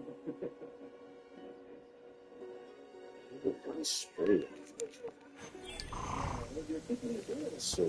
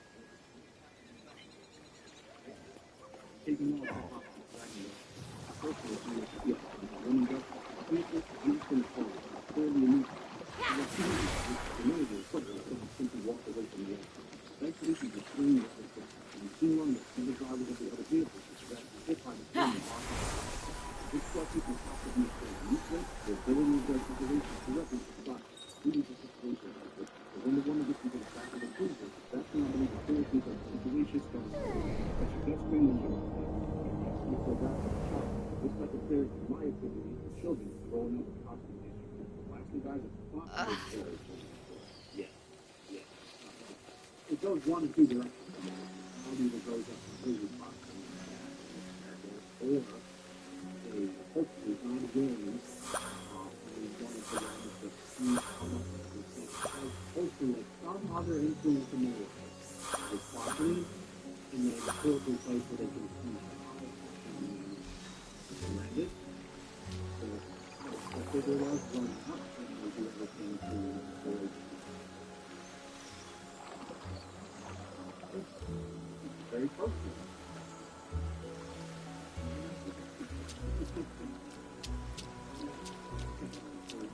I think so. It is, even all that's wrong. Sometimes people that go through power that come out on the other side are higher. It is just that. It's happening with these weeks. Officers have to struggle to get her up off the floor. She's just pulling the strings to get her to use off the push into this whole way. Those officers usually are lost, especially the one with the power. I'm sure it's had to get very situational. Anything that takes every day of the week, one person's really hard. Drink a cup of change. The latest charge with assault freedom due to 2 prior convictions. He is innocent. Right. The latest charge with assault freedom due to 3 prior convictions. That was her forward? Do we? Throw the license into do this point. Kick that thing down the corridor and never to drive again. If this is fucking breeze outside of the automobile, you put the damn away. He is innocent unless proven guilty in a court of law. He's innocent unless proven guilty on the way.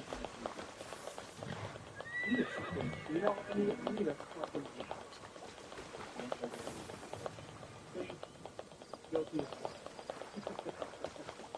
I need jury or judge.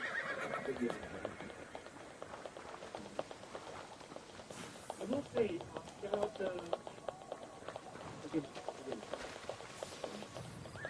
I normally would maybe like 600 this, but my man here, we made one of the videos because they're well done, and he is an Xbox and always been right for doing it. I said one time before, he gives us like the analysis that you should get after watching a video like this, and then I give the analysis of the man, which has a little bit of brevity, and it's like a really nice movie, and I think you will.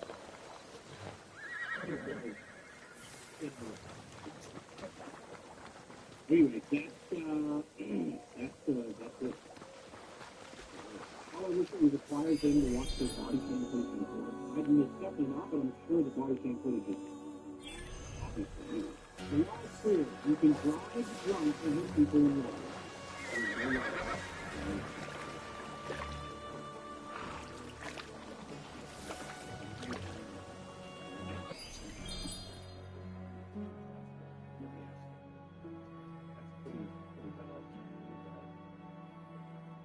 Be a police officer, I would lose my mind to people being so stupid.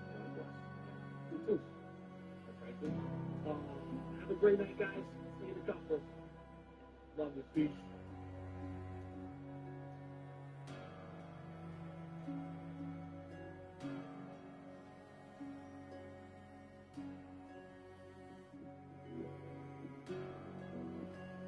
Hey, you, and welcome. My name is Mike, and in this video, we're gonna be a bit of an culture vulture and learn some Italian. The word frigo, right, means to write. And in this story, you couldn't write it. You could not make it up. It is absolutely bananas. It's absolutely off the wall. It's just Nicholas Frigo lives in Michigan. Classic. That's another place where I live the dark. With her son Ramsey and hubby Daniel.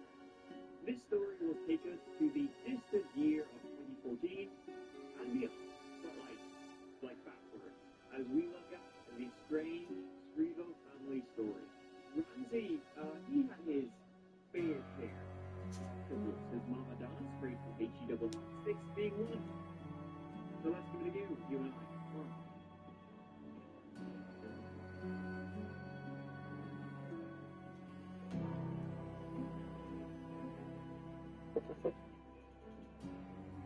So let's start with the way. St. Clair Shore sits on St. Clair, if you can believe it. It's part of the greater Detroit metro area. And it was where Ramsey Scrivo was born in 1981. Her parents Donna and Daniel. Ramsey had one older brother. They both went to an all-girls school.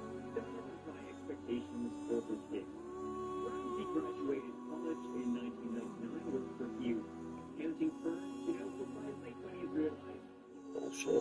then when his work ethic was criticized by his boss, he wasn't so much a fan of the others advocating marketing or the company factory I never. So from there on, he decided to get into his house painting business. And that went on, So far, so good, or at least it is the way I'm telling it.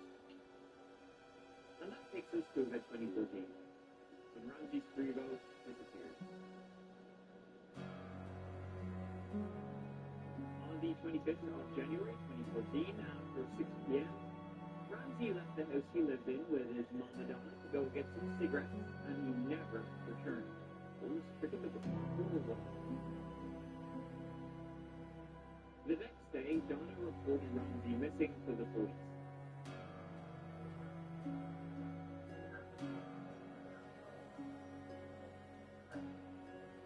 She told them she had already gone right down to the bars and places he frequented and saw neither hide nor hair. She wasn't too worried though at this point, he'll show up, eventually. She was constantly calling his mobile, no message. Police alerted the surrounding communities, giving a lookout for Ramsey. That report was exceptionally bold. And they also got in touch with Ramsey's probation worker. See, the year before, Ramsey got in trouble with the law for assaulting one of his friends at a bar. He had a problem with drugs and alcohol and a history of mental health issues. His probation worker, upon learning that Ramsey was no worse than found, really had to get worried about what kind of trouble Ramsey could be out to or refused. The police stepped in with who they knew he could be contact with shortly before the election. So he told the police that Ramsey left with his wife to go get him. In his wallet, the picture of the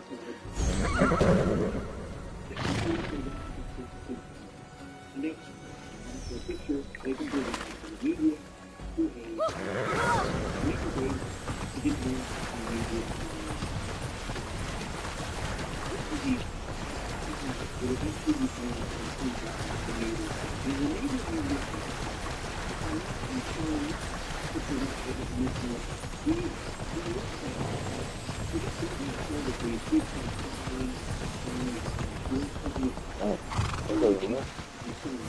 You might have a few cent hours, I'll tell you that. Maybe there's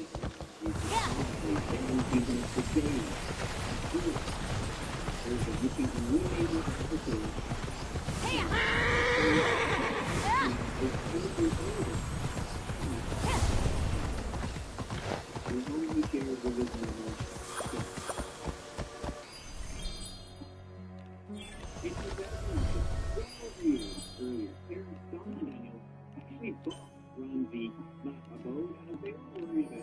Suffering with depression, anger issues, and was diagnosed with paranoid schizophrenia.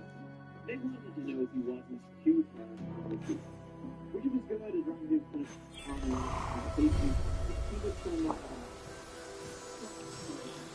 the group Ramsey was convinced someone had placed poison in his drink or necessary with his truth listening into his conversation.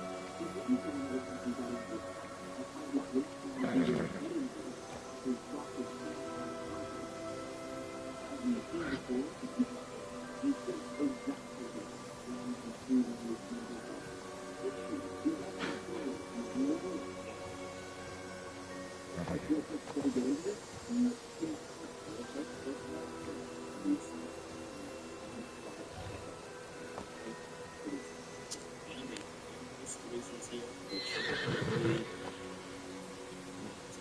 Look, it's not obvious that it wasn't mass-produced, and I look at it and it's really like, hey, figure it out. It's anyways, it's not supposed to figure it out. Actually, made for the purpose. You wouldn't want to listen to it, I mean, you didn't. What I'm going to do, I'm making music, sometimes, you would really something out, so really appreciate it. Listen to the end, so you know what it sounds like in this video. So, second moving basis, success. Then, still type things about main stage. See, get tickets also. Love to see it. Let's get into the video. Eat it. Speaking of people been trying to recognize everything. We get some food challenges. This is the here. Only protein shakes for 7 days. We get stuff like that. Everyone where you only eat Marshall's food for 7 days. Don't forget that Marshall's is who's a gluten free. Oh my god. Ladies and gentlemen, boys and girls.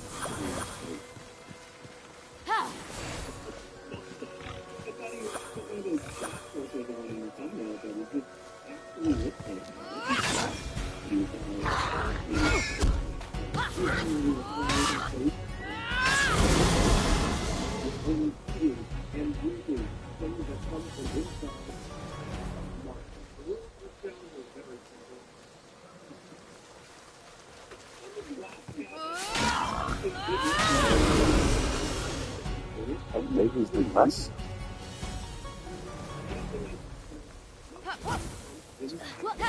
Finally free.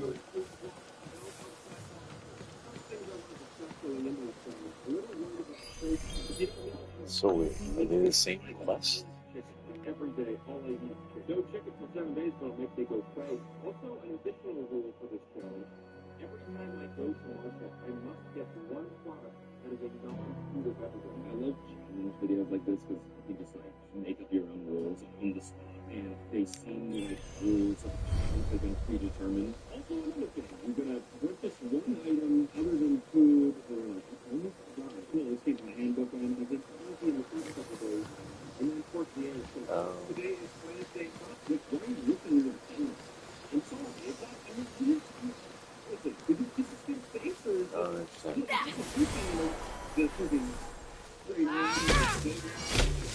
How is that so close though? It was like 200 meters away. See? Look. 127 meters down. That wasn't there.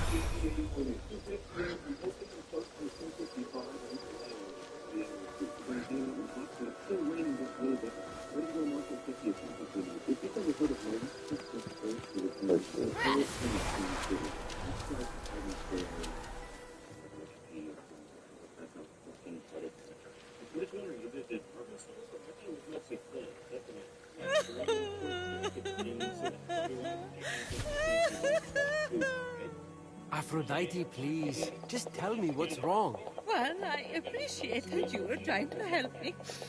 There was really no need to trouble yourself. I just thought if we could move the route, I could get you. I can move the route any time I want.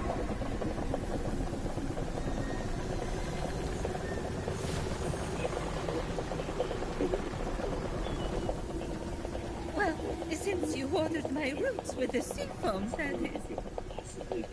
So, thank you. But there is no need to concern yourself with my essence. Wait. I've been putting up with all this. The tears, the horrific niceness, for no reason? You're undead to me. And all my pettiest jealousies and all my most self-absorbed beliefs are locked away. Why would I ever want to be reunited with them? Sure, you weren't the most charitable person, but that's not everything.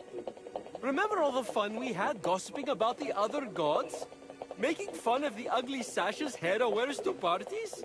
That mustard sash made her look like a shriveled carrot.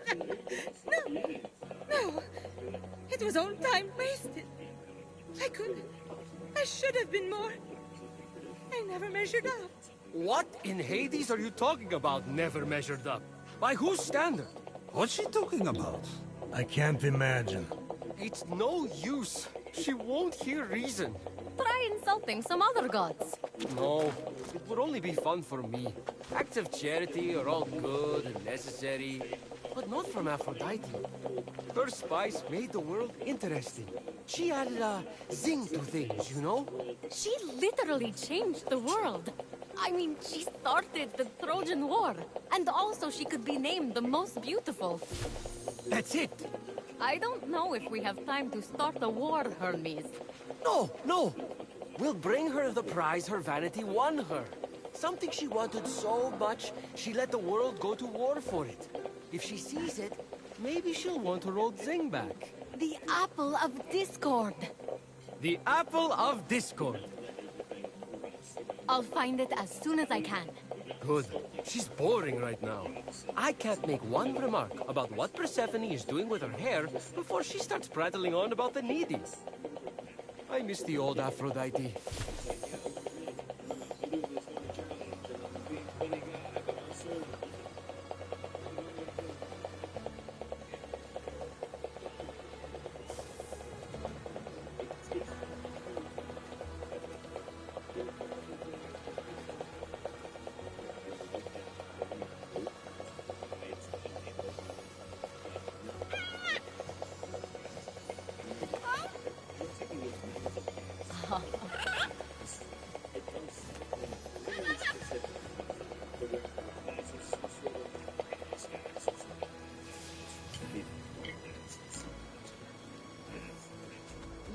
What the hell is this?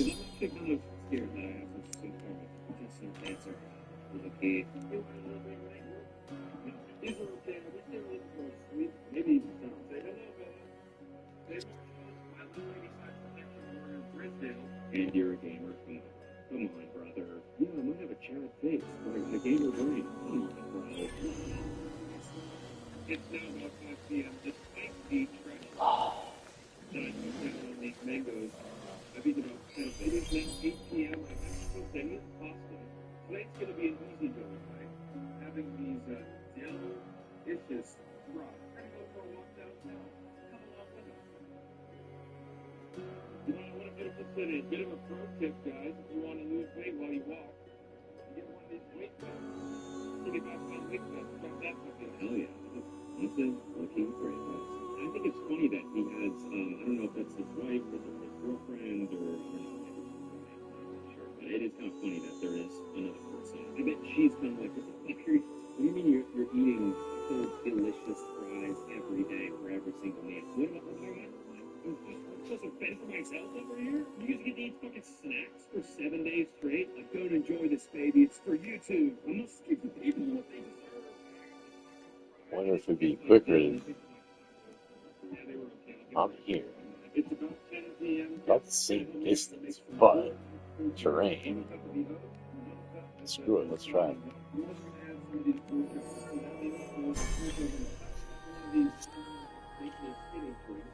And then I think what I'm going to start doing in these videos is do a check-in at the end of each day. Here it is for day one. You know, like eat a bunch of junk food all day. No meat, no protein. Doesn't feel good. I love doing it. Either tomorrow or the next day, I'm going to go to a different market location. See if they have something else for us for this challenge. You can't get the same thing twice. That's another rule. What? Another thing. We didn't have to do that. We would have been nonetheless.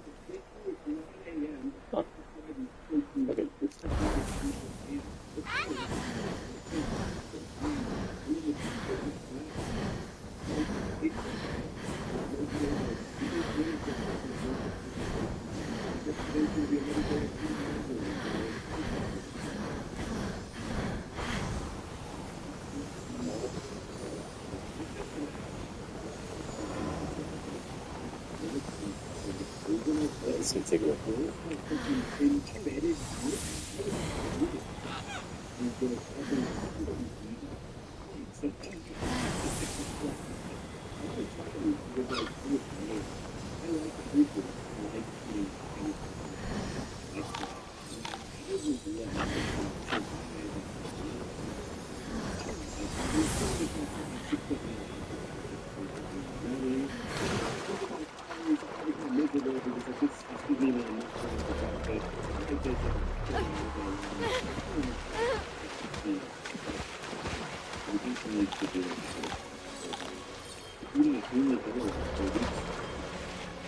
the vampire food challenge, eating it only Michelin star restaurant for every meal for a week straight. That's crazy.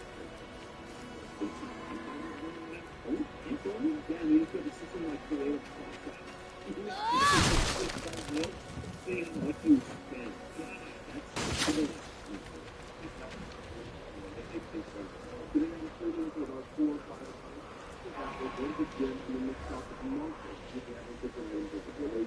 Nothing up here? I find that hard to believe. What is this shit? Different muscles, different tools.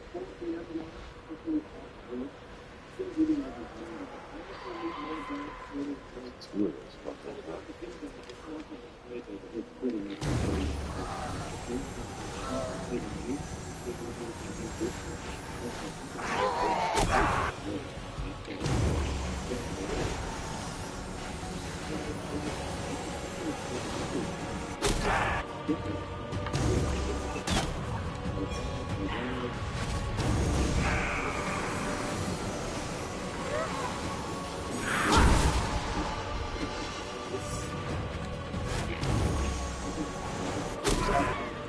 headshot.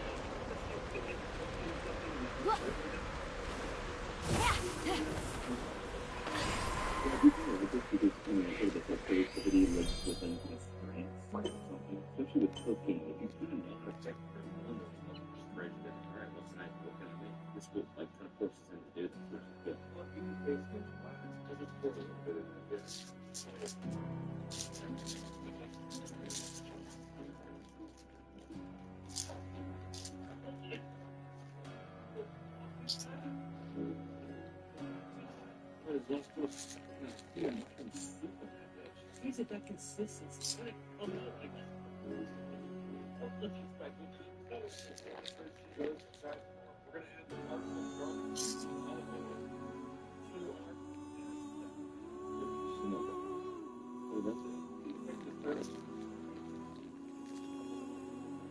They're gonna hit for sure. You think that's still pickle?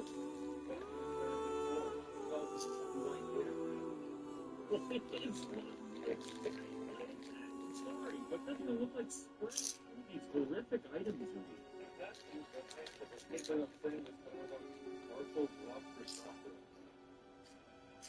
It's pretty gross. Pretty bad. Lobster definitely made it worse. Good time. And instead of trying it with the pork, I think you know it's together. So now, every little bite of this is worth $3. I said something. I've eaten about a quarter of it. Getting my full stuff. I can't eat more of this. I will now drown my sorrows. This meal cooking thing is all done. I put some chili on it too. It's really soft, but it's really good. I'm placing some coconut water. It's 10:30 up in the middle. I don't know what it is, but I just feel like I'm losing muscle. You know, I really like it.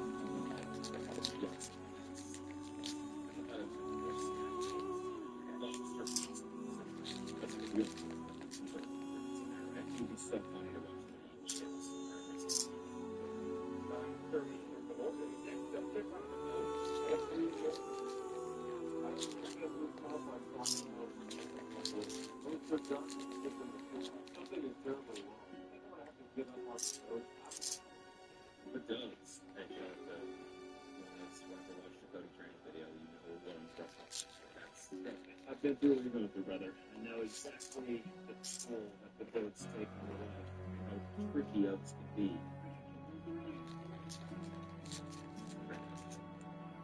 It's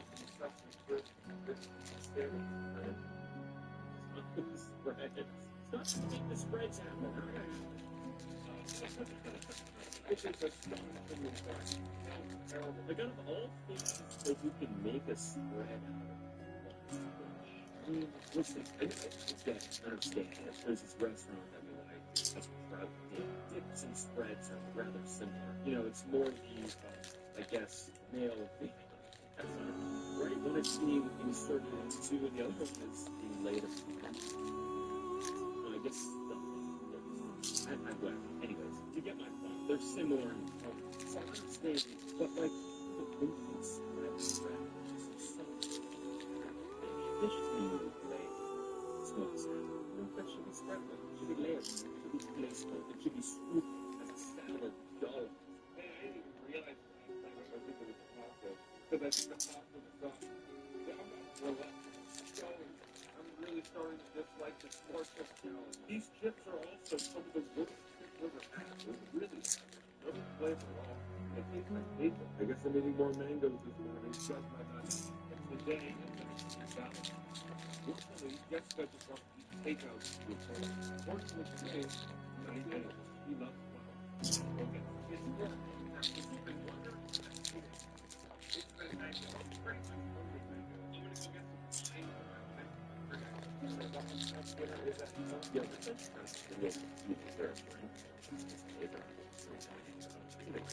super the good way to cheat is like, if you're a drinker, I'm sure Marco probably has anything.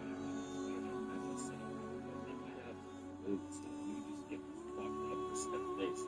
Although then you have like the drunk munchies a little bit, so that actually might program some things. But like, you know, the time would go by. Sorry, man. The Marshall's Josh. The Marshall's Josh. Also nice to throw the meal. You know, I would go, we're gonna eat the same meal, bro. You can't enjoy the same meal, you know, not the same meal, but like in the same place at least, you know? Whereas that's just food. Honestly, I think it's pretty important to mangoes. And maybe finish up with stuff like that. That's fair. Now we have to get it with food. Not much going on in my job. Taking a lot. Head back home. Day 3 from the rest. So just some people different feelings. I mean, it's toasty all day. They just eat noodles, avocado toast. Or if they do, just see how they feel. I don't know. I'm feeling very stressed. I like those videos. Like a YouTuber at all. This is like a real normal guy. At this point, I'm pretty much out of mangoes. I don't like coconut water at all. And I have a bunch of pasta. And somehow the protein oats just are almost inadequate.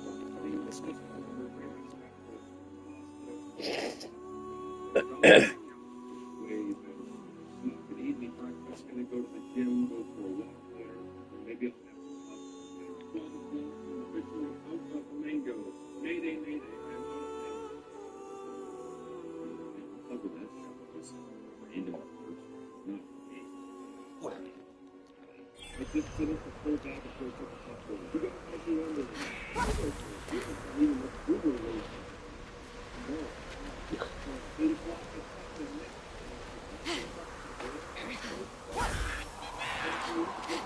The wind's colder all of a sudden. Whoa, so.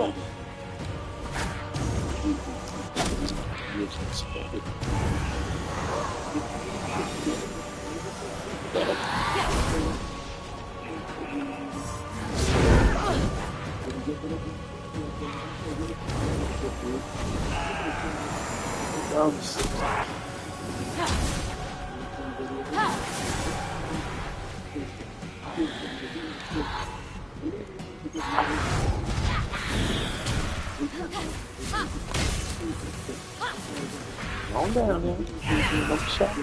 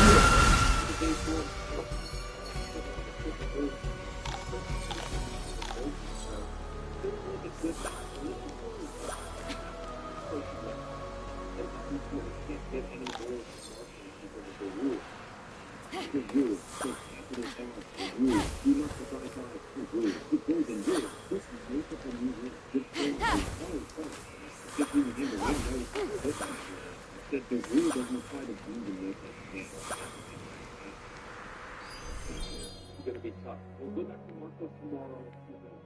I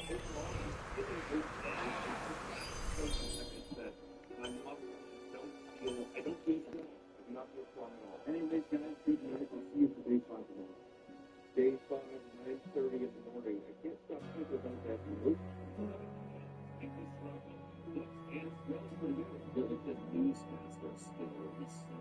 Well, first of all, just the way he talks is great. Good morning, guys.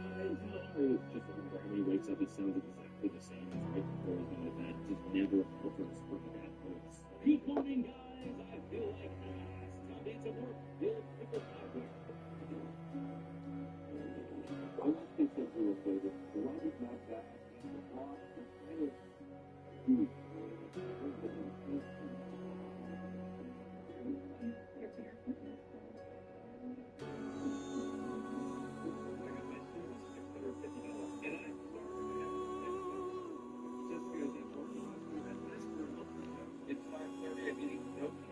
Tomato puree and delicious raw. With all this arrogance, right? So, gnocchi was gnocchi. I'm going to try the rest of these movies. I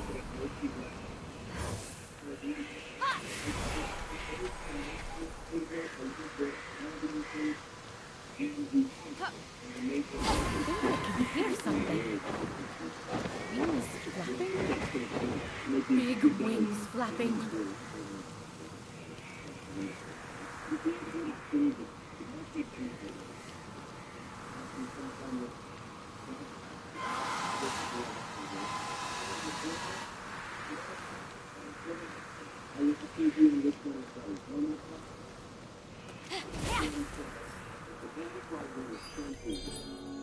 But it's still better. This goes in a freight track.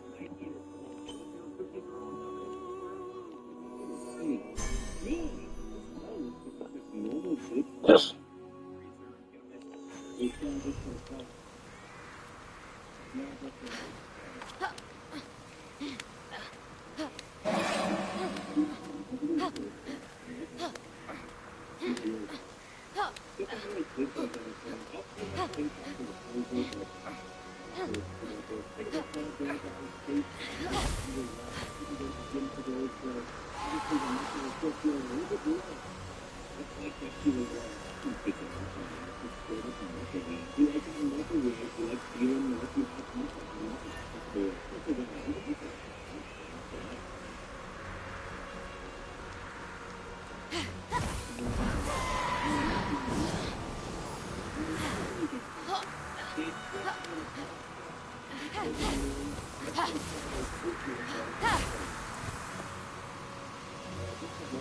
Something that humans should eat. Tastes like, I don't know, some kind of dog food. Just got done working at 3 p.m. and look at that.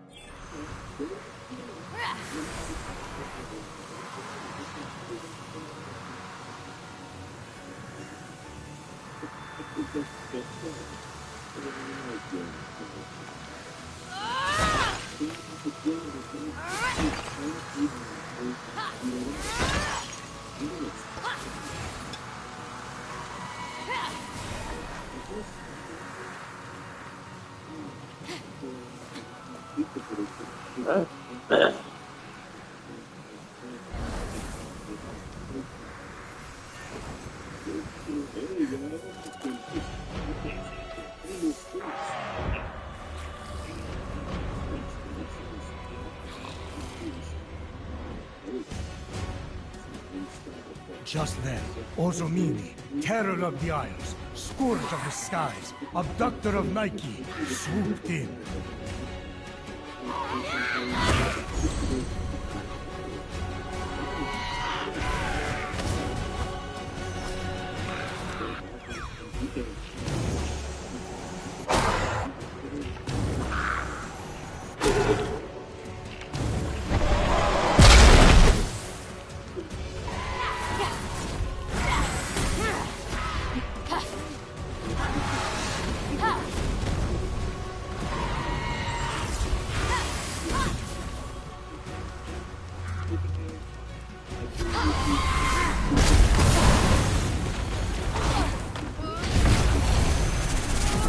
What?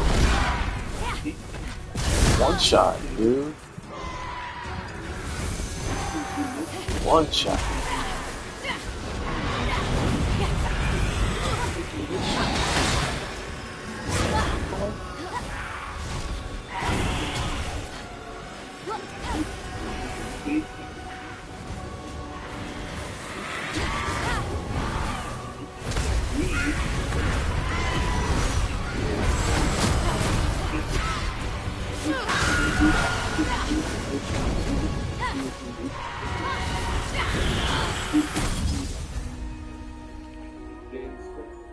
Not ready for this battle yet.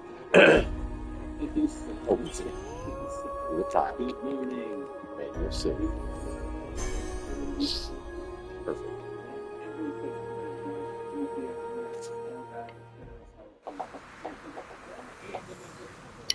Wait. It is now 6 o'clock. Yesterday's almost home from work. I'm having a protein shake, and then we're going on a walk. I cannot wait this Saturday. Oh yeah, make a dish. Smorgasbord. Is a trifecta just fucking mix all the fish. That's how we should have handled this actually. Just put everything that's left in for it. Marshall's smoked.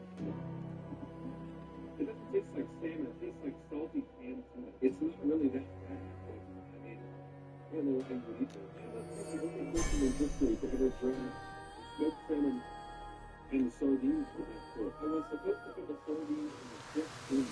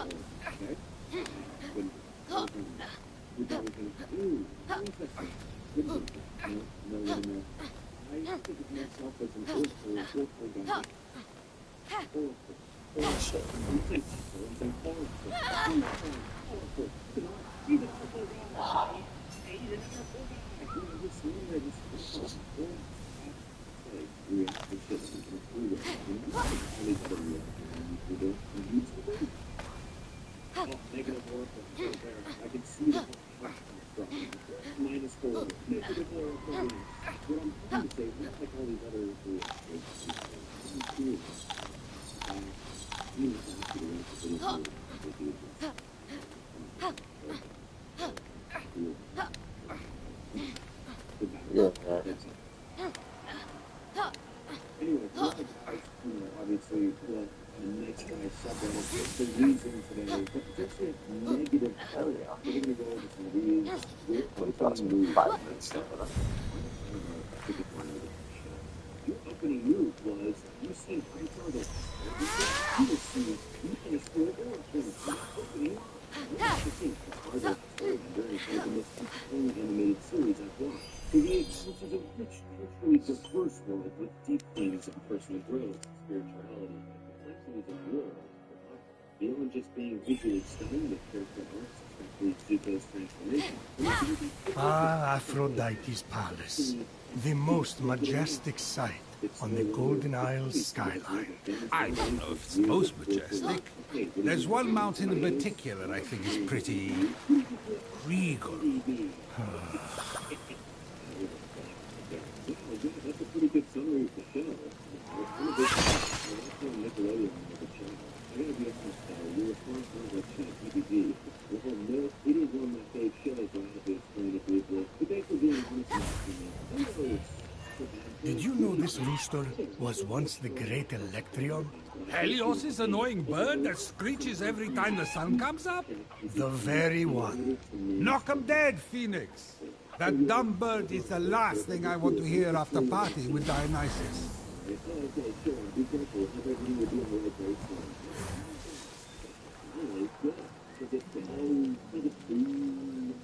Okay. I don't even see nothing, dude. There's nothing flying around. What's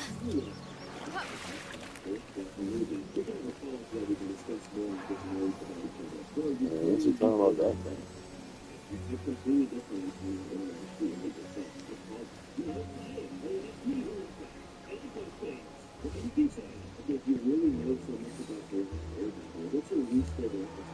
I heard that. I felt the vibrating.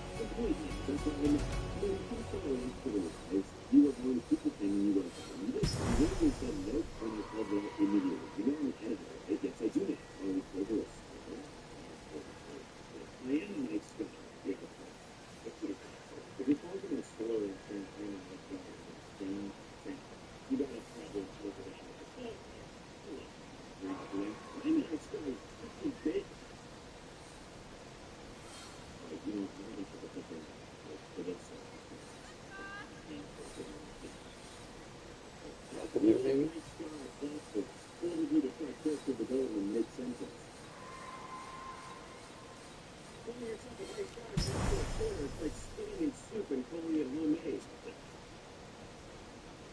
Yeah, that's it. But oh.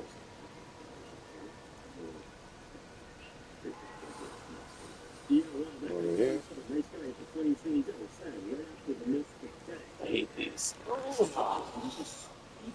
Being both offensive and delusional. This NUDC S5 Oaks and natural growth with our vitamin. Dang. Really good. Yeah, not bad. Really good through school. Same, definitely not the same as high school. So, what have you been up to since high school? Just studying all the time. Still at the theater. That sucks. Still at the theater. I don't see no bird. It's sick. I just thought that would do it. For sure. Then we can even go together. You know, maybe over winter break we can get the whole group.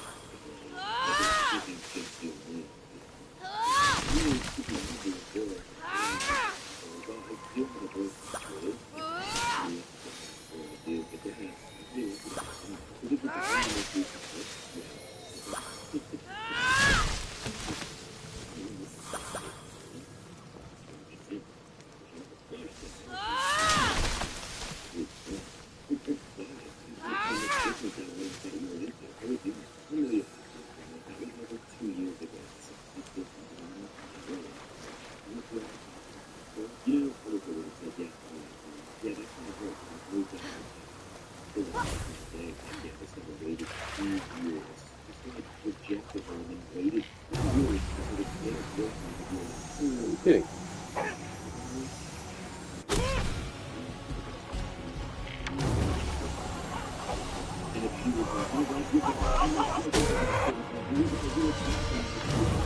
What's the big rooster, huh?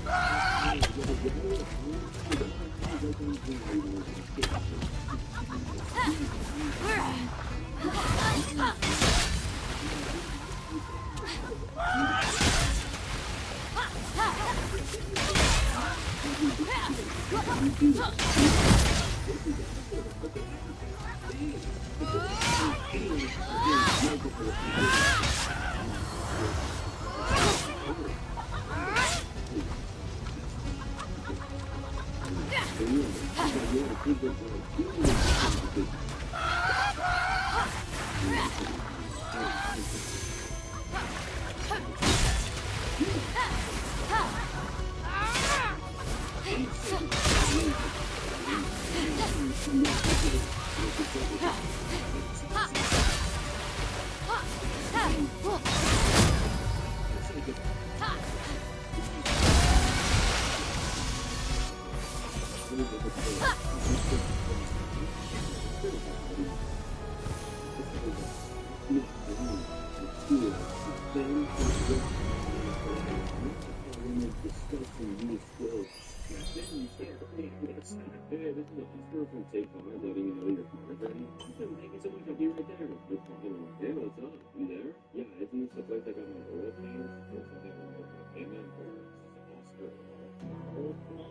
I even have the cloak?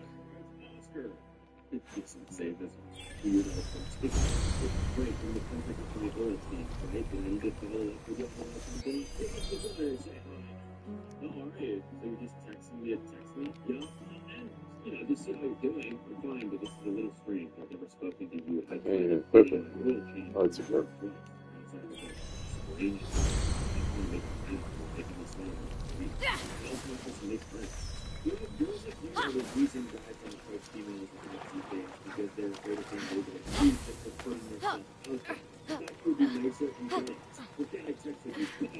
Alright, stupid thing. Did I even ask Laura if I'm trying to date you? What a show. They're just trying to make friends. Get over yourself. Even if I wasn't.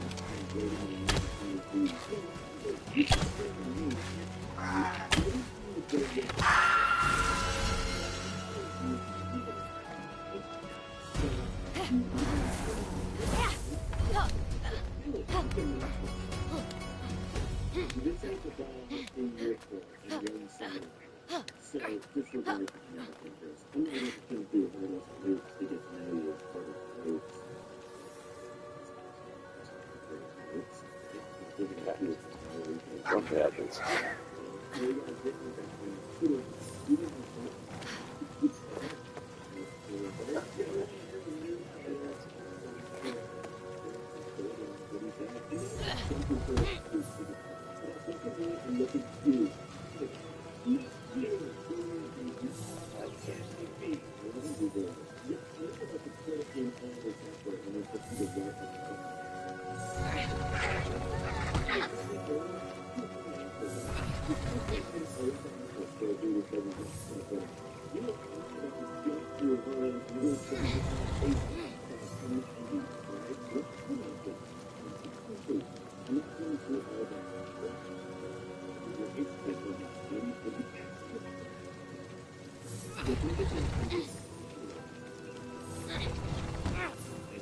Oh, yeah, huh?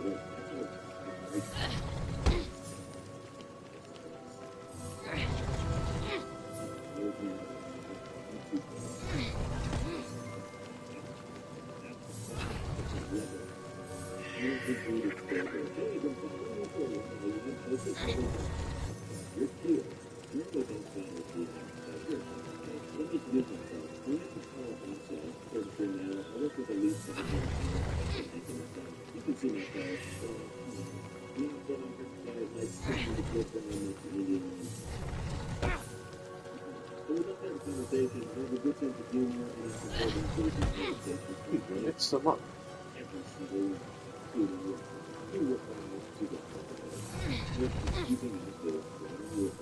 Why did I do that? Because I had it.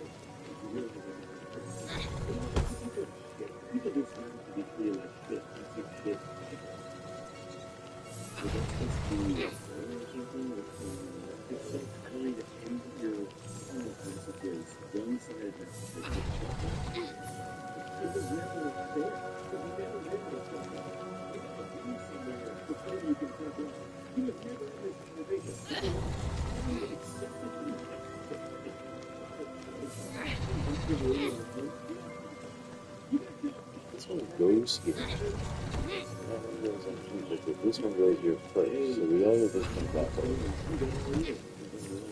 So stupid. I have it.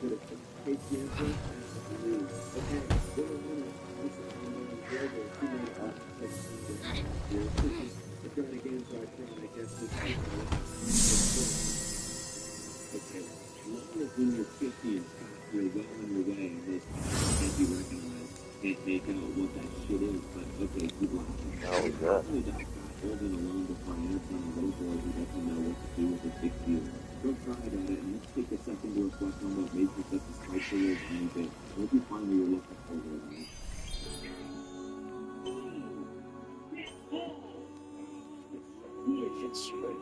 That was such. I just know such. You know he read that. With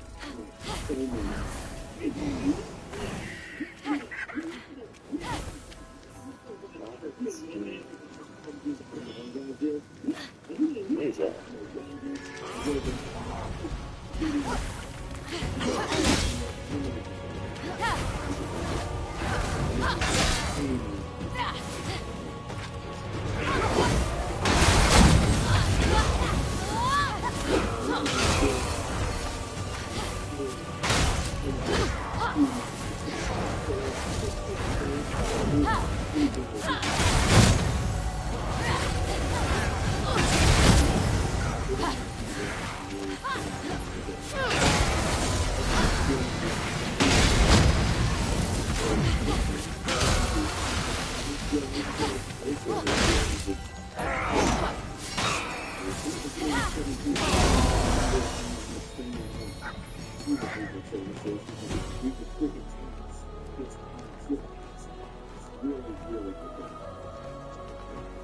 Okay, I'm gonna send you a video from somebody now just trying to make you laugh.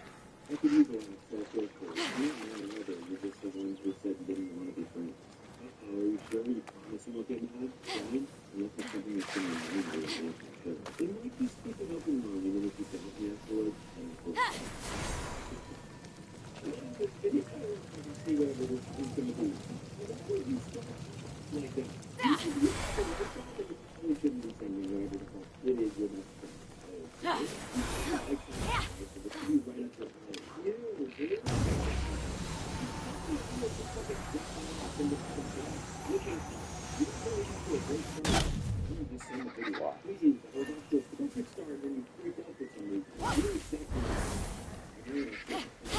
That's supposed to be an road drill sergeant.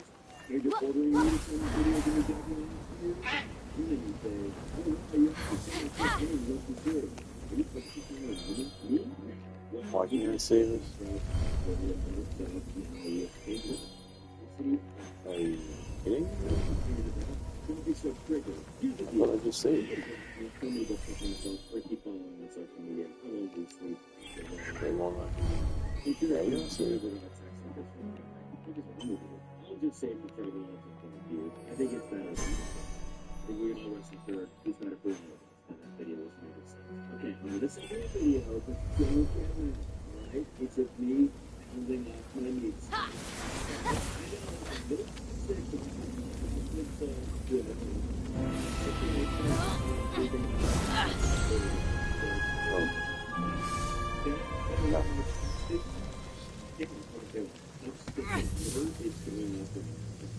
Because guess what? When it comes to video, the rest is good with that. Here's the deal. I'm curious to know if you ever want to talk about this one. You really probably think stop for that. Yeah. A little survey.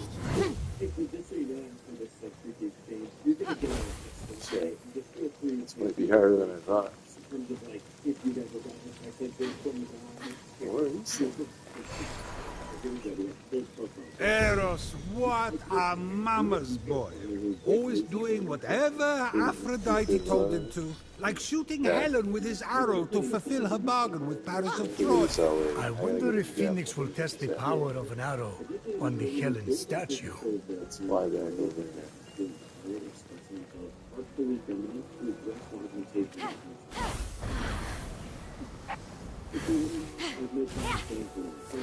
In this corner rolls off this thing. Where's a good place to throw it? There's one right here. It's the last move.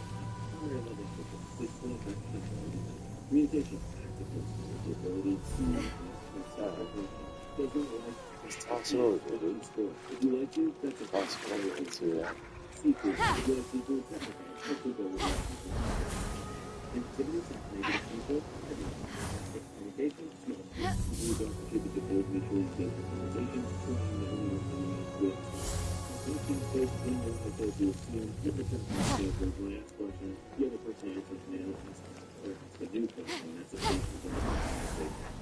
Okay, so it's communication.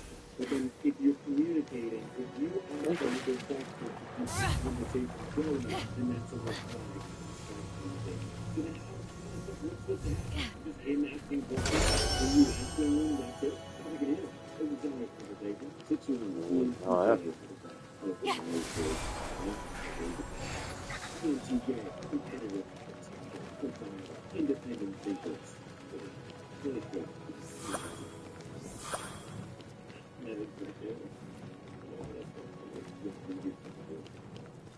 I wear this suit. I love business.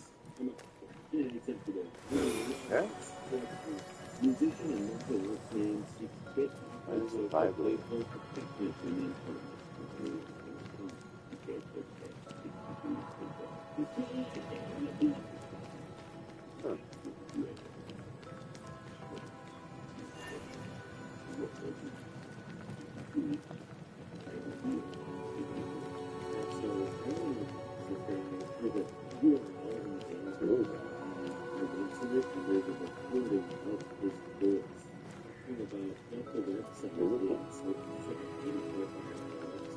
Yeah.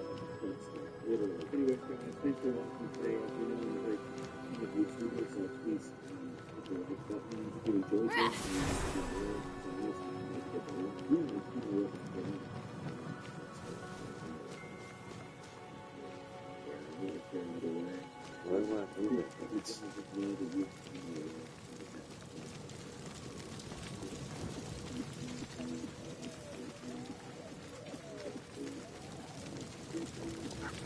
That's it.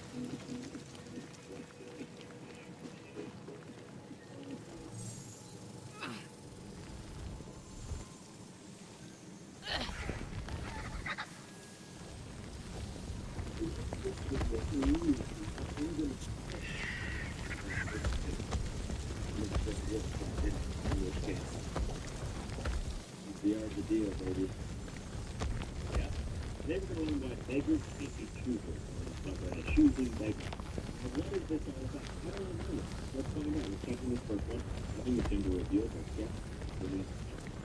You might have offered Paris power, Hera, but it wasn't enough to win the Apple of Discord. Of course not. It was a total turn-off. Paris didn't want power. He was a slave to love.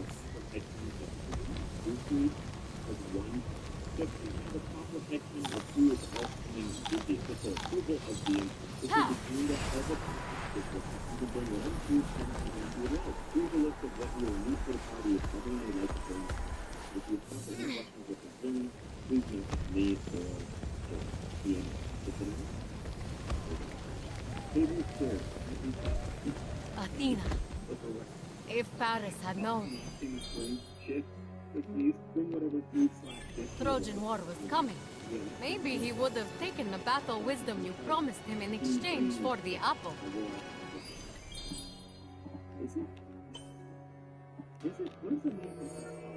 These people went to a pub one time and they were like, wait, so everyone else, we're also supposed to bring the food. Yeah, it's one thing, everyone kind of puts a dish and brings it, so that's something. But alas. Ha-ha! Time paradox! Wow. You're smarter than I gave you credit for. Oh, sorry. I nodded off for a second. What was that? Never mind.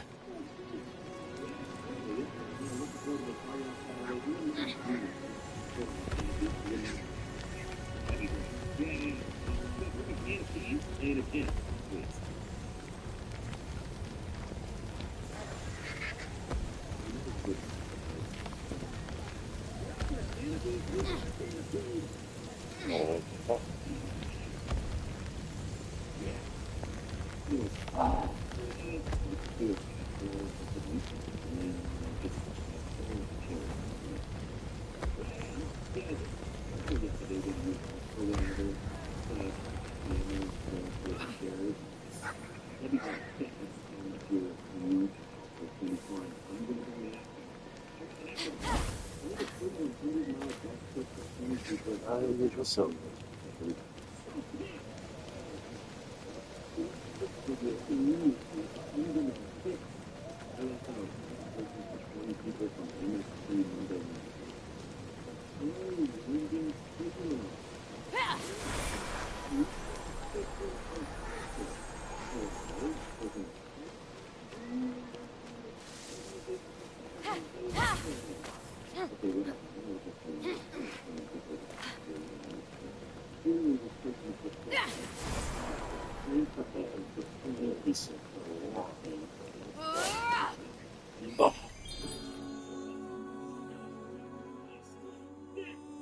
I suggested close your neck. Exploded, please. You're smoking almost the most it's for church money, just like for help. Still looking. Dude, I can't. This person's so generous. I can't believe I haven't seen six. Even after all this shit. This person read this and was like, oh, fuck it, I can help us for a church, whatever. I don't think I've ever seen six. 20 people! This is how you're supposed to use it. Right here. The easy dishes. Not microwave. Just like, go to the next comment, please, next comment, not even next. So looking at 12, some carpool, you have cars subdivided, they're arriving at the airport. They don't need a sober. No, that's just the name of our cabin. We don't require identification. Needs to see 20. Next! Let me know if you think you're like, wow. I mean, I'm going to assume this is real, and it actually kind of gives me faith in humanity a little bit. The fact that this woman is just being such a dick. And people are still offering to help. Still, for free. Let me just say, she was clear at the beginning. She's pissed. What do you expect her post to be like? She's like, oh, the car's like so. I said, listen, guys, I'm pissed right now. Okay, so these posts are going to be friendly. I don't want to hear any bullshit. Whoa, coming off a little bit aggressive. I'm pissed. I made that clear. Hopefully, don't sober. She was like, listen, guys, I'm sorry. I'm really pissed off. I'm getting pissed off at this. All right, I found you guys. Yeah, 12, so some of you got purple or whatever, but it is a requirement. You got to be real tough. So, when you land, or double jet and flights all the way here, it's a requirement. You're going to have to be dislodged, tamed, it's like, who even in the position of organizing the transportation of 20 people for a church, and you're not like a nicer person. Like, how did you even get that job? Honestly, I find this a little inspiring because it really is. Like, I'm always so concerned about how I sound in my emails. Like, I use like too many exclamation marks, you know, in like a lame way. I'm like, wait, look at Lord, this is. I don't want to come off like I'm like, you know, glib or like trying anyway. I'm like, I want to know I'm like enthusiastic, but I just come off as fucking lame. You know, I'm always way too concerned. This woman just didn't give a fuck at all. She still almost got the fucking transportation for free. It was 20 people. That's fucking inspiring. I'm gonna start being leaner. Hello, I hope this video gives you disease. Alright, let's see what else there. She really wants him to change his dog name. The dog came first.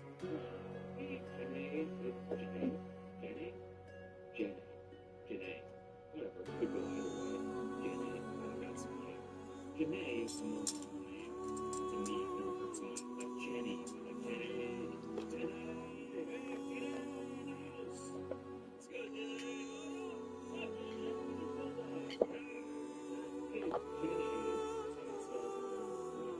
We met at Coffee and Lake Service. Yeah, I remember. It was a while ago. How are you? Good, thanks. I'm actually pregnant again. And that's why I'm messaging you. Alright, so over there. Why are you? I mean, why would that bring up a message from you? Is this person a night nurse or something? Was going, oh wow, big congratulations to you and you was Colleen. You must be so happy. I bet new love will be as beautiful as your four bullets. Were you messaging because you need a hand with cameras? What's up with the post? Like this screenshot. Actually, new baby will be a bit different to the boys. It's a girl. That's amazing. She'll be so protected. As you know, I've got nieces and so much fun. You're gonna love it. Cool stuff. Yeah, I don't know enough about that. I'm more excited. We want to name her Tilly, but it's come to my attention you have a dog named Tilly, and I appreciate you changing the dog's name. Obviously, she can't have the same name as a dog. Even if this isn't real, it's great. It's a great one. Yeah, no, I see. Hey, mate, I don't think it's necessary to change my Tilly's name. I don't think you'll ever see her. I don't think anyone will notice they've got the same name. Well, yeah, looks like it's music here from Mr. I can't express how I feel. I'm so disappointed and let down.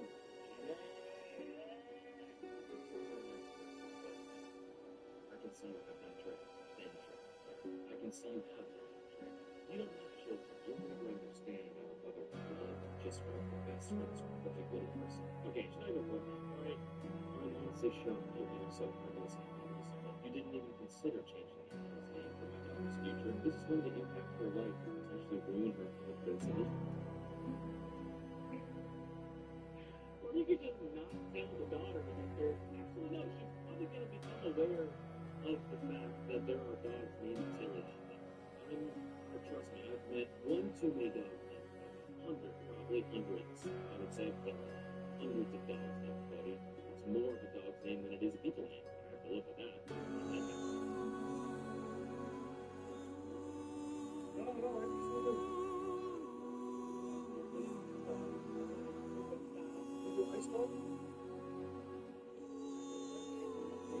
I was about to say, you know what, you probably get there the most.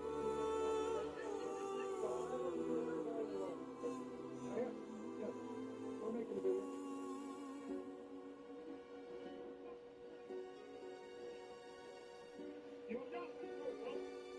You gotta stop hollering at me, man. Oh, wait. How's it going, guys?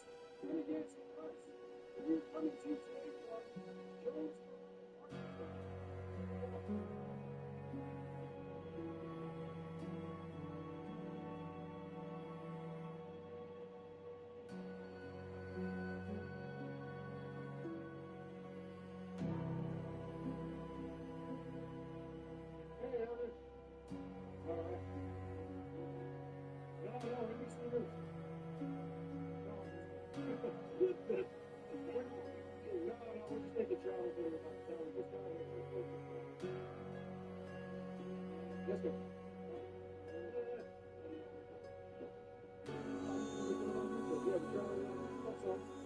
My name's Jason. Nice to meet you, Scott. What's going on? Not in the mood for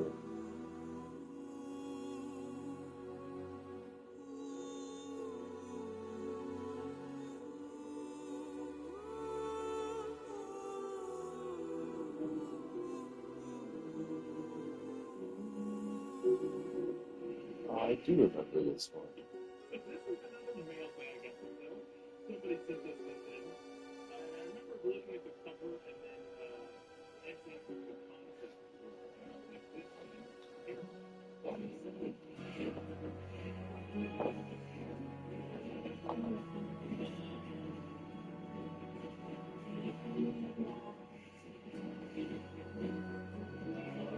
They did not disappoint.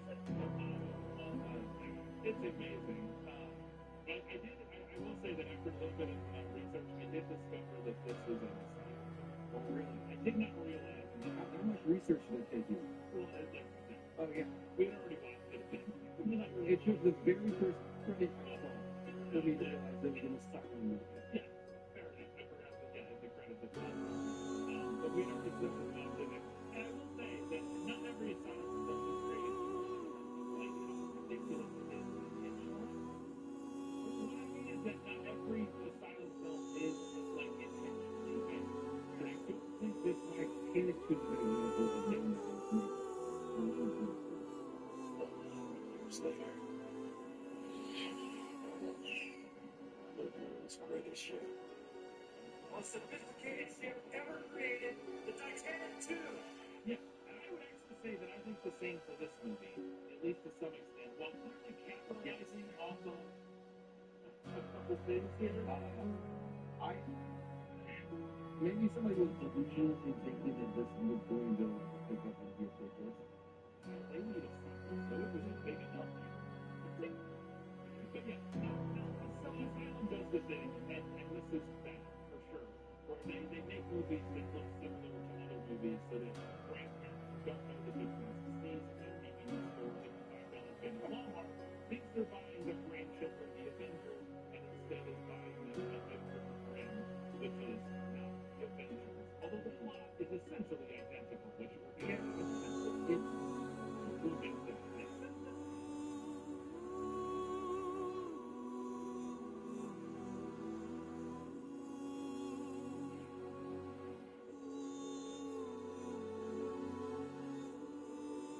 Oh shit, dude. It was a cut. No, that's right. Also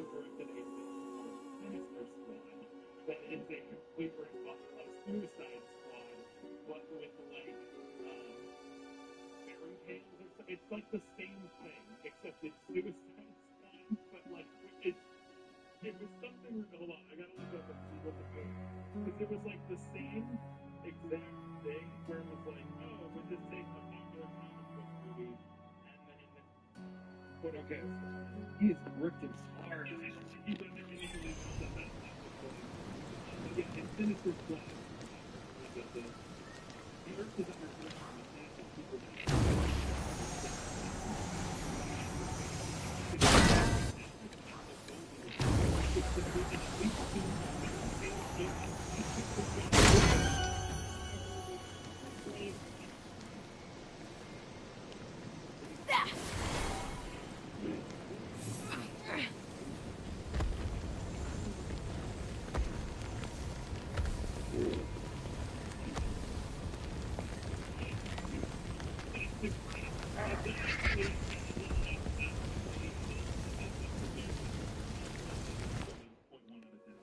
The Apple of Discord. All Hades broke loose over that thing. 3 goddesses, toe-to-toe for the title of most beautiful. Ah, but our hero knew the apple symbolized more to Aphrodite than a self-regard worthy of Narcissus. That's why she had to win. Oh yeah? What did Phoenix think it symbolized? Freedom.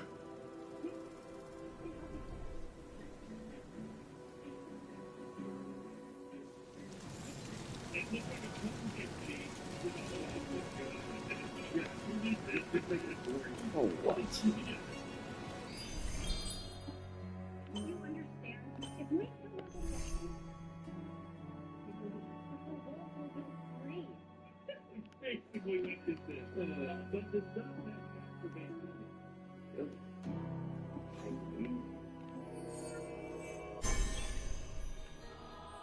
I'm here with a flying caveman. Well, how did Dracula 3000? That's a pussy. I thought they'd been more than a year.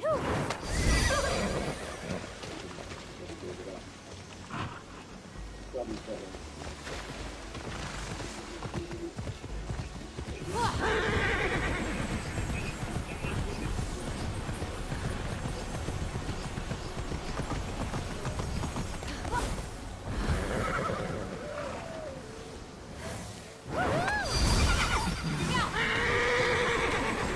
Aphrodite, I have something for you. I've had enough of your gifts. What I mean to say is, I'm only here to give, not to receive. But it's another apple for your collection. It's so beautiful. I want it. Did you know the Trojan War could have been avoided if Eris had been invited to Peleus and Thetis' wedding? What? I thought it had something to do with Troy and Greece. The shade Eris was throwing, how did I not put 2 and 2 together? The best parties are the ones that the goddess of discord shows up to uninvited. Everyone knows that. Cat fight! To think Hera pulled Athena's hair over an apple. Her own daughter. Ah, right. The beauty contest. What moron appointed that blowhard Paris the judge? I'm looking at him. To be fair, I'd had a lot to drink.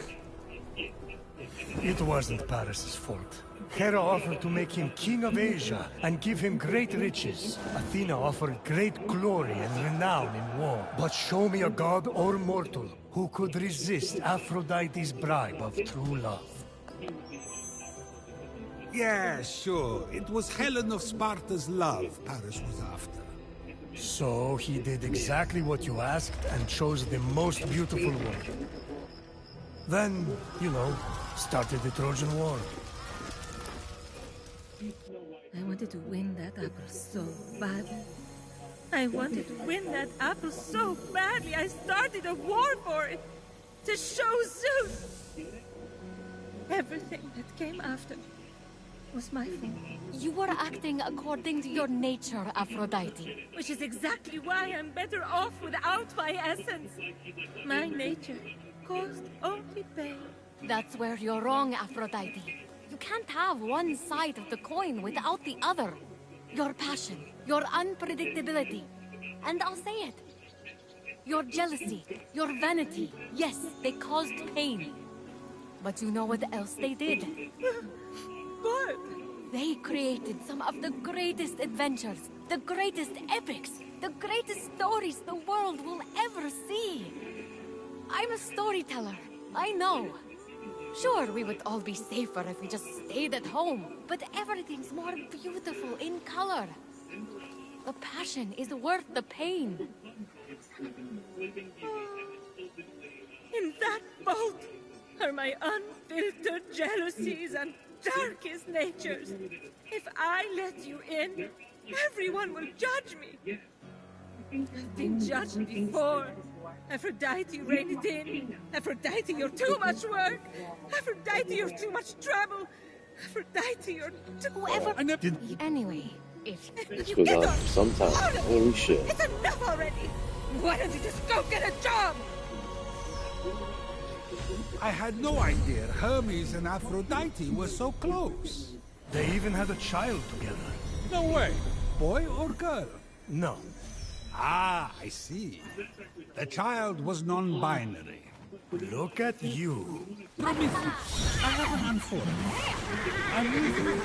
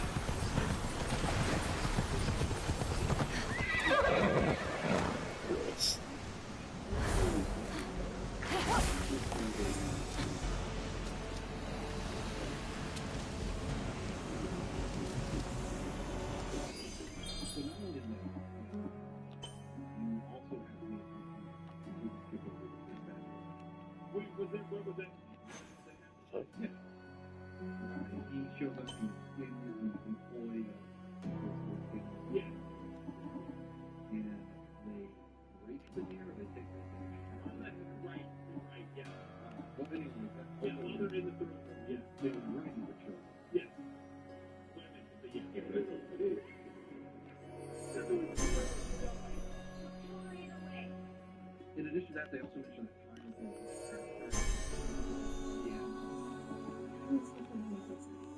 The longer we linger, the more time gone by. Well, then we should hurry.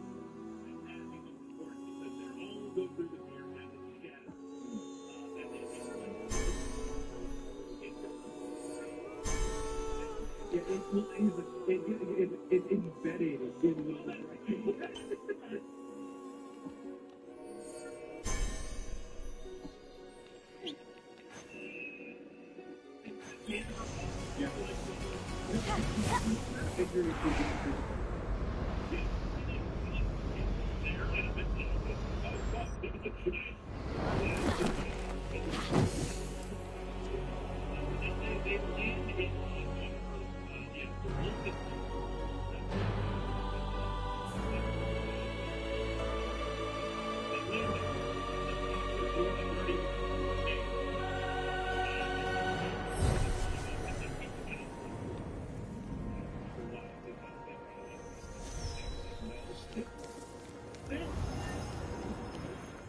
Maybe Hera's just jealous that Heracles weren't better than her.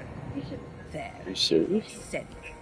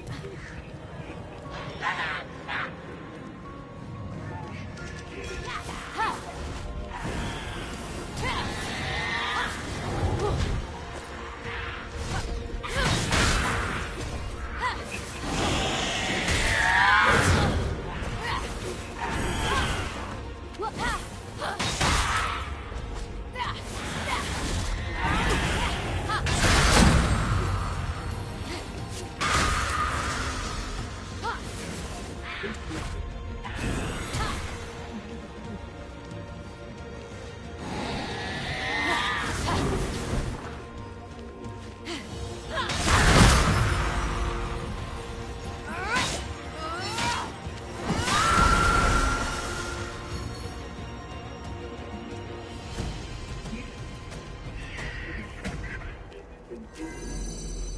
that a seed? Oh, it's from Aphrodite's tree. But Typhon's poisoned it. He's guarding her essence with herself. That's twisted. Phoenix realized the seeds had to be burned to clear the air.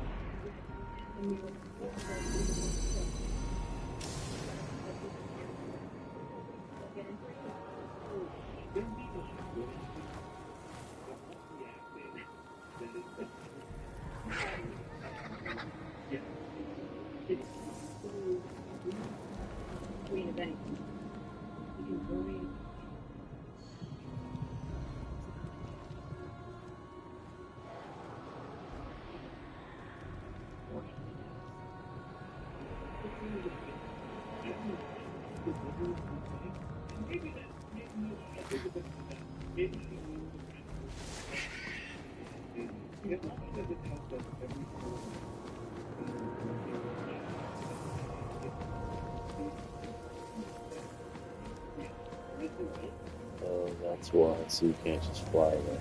Got it. I'm coming, Aphrodite. Let's get rid of these seeds.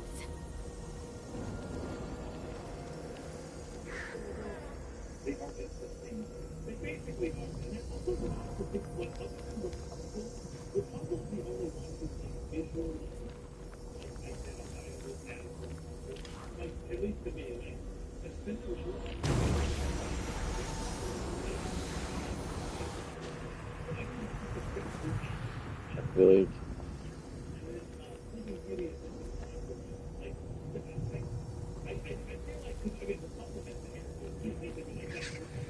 obviously, let's save it here, so let's see what we can do. Okay. Platform, that platform is kind of in the shit, isn't it? Maybe there is.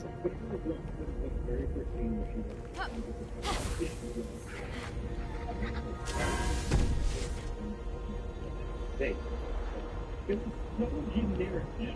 Okay.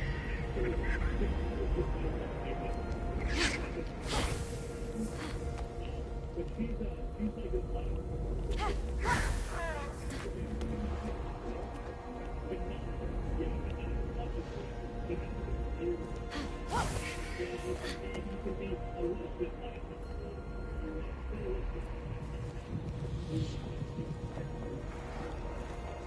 I'm gonna get this thing.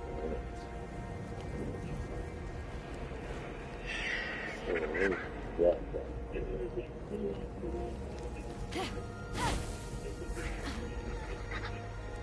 I can only hit 3 of these ones. We did that. What the hell? Okay. She got a small box. A door. A ball. I get the ball to do it. Gotta clear that off. Chest over there. Activate switch does that ball. This one does that box.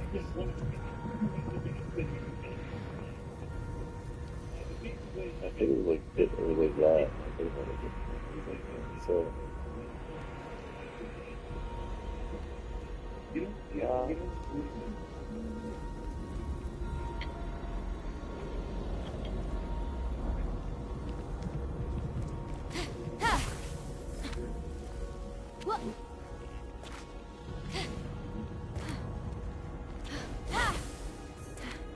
That's right. Yeah. Seems to go upwards to. Is there a seat over there? Yeah. Right. That's fine.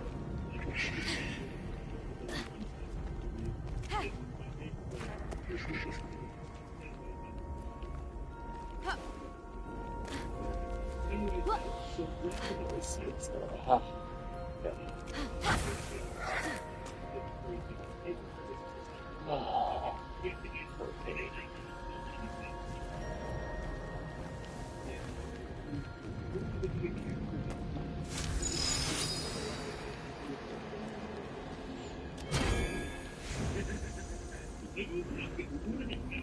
Okay. What does this do?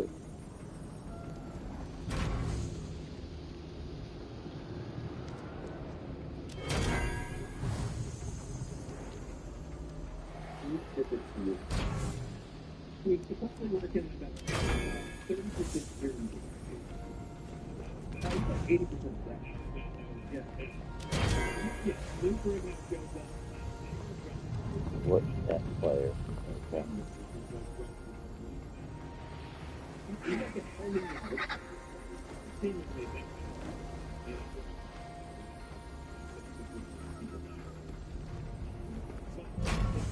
You'll have this box over.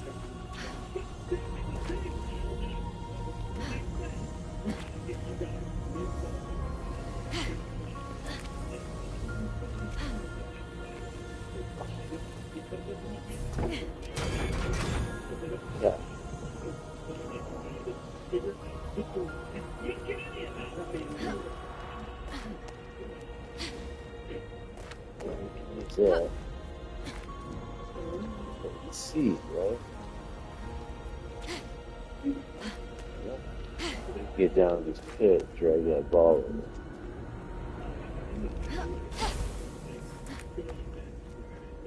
Oh, that's right.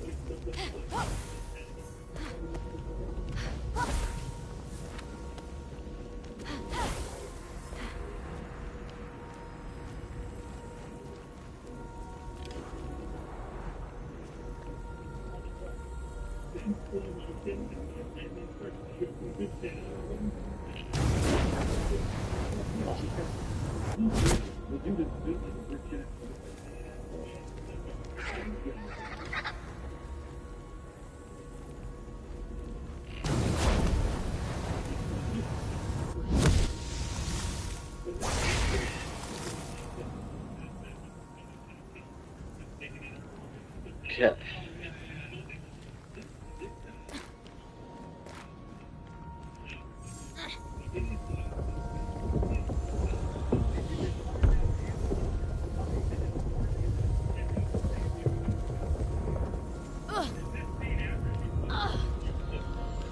Shit.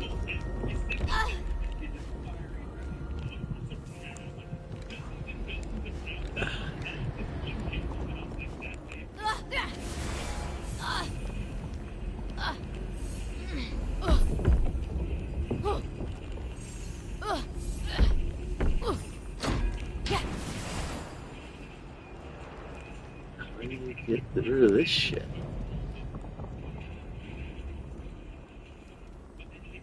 That way.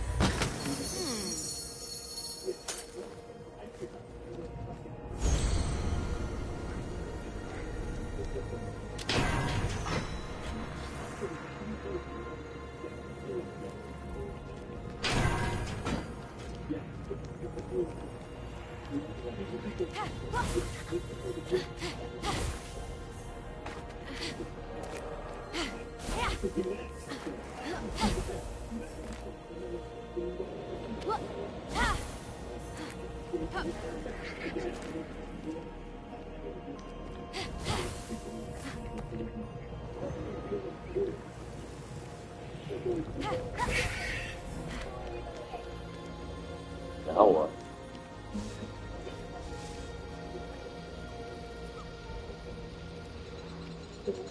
Oh, wait.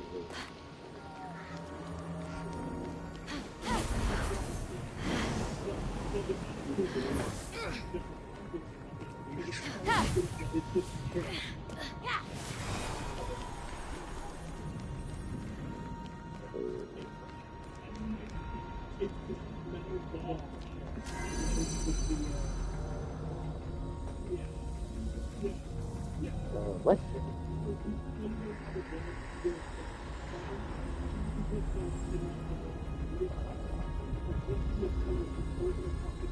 Shot. Right. One.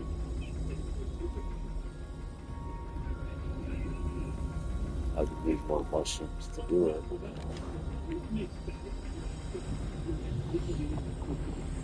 What's that angle?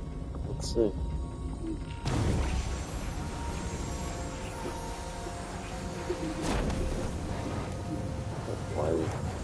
Why?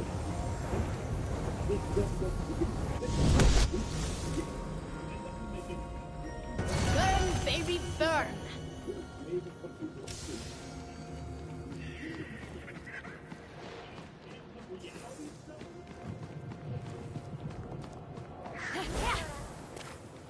Eros needs to calm down and bow down. There's only room on Olympus for one.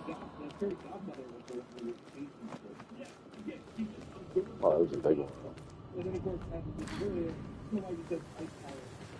Holy shit.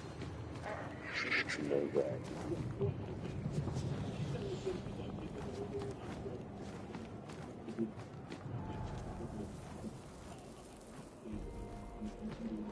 Okay.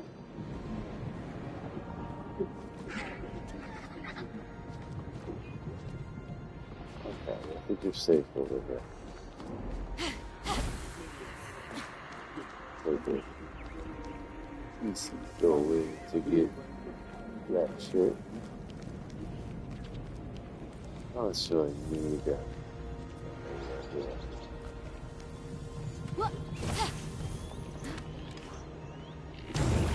It's only first.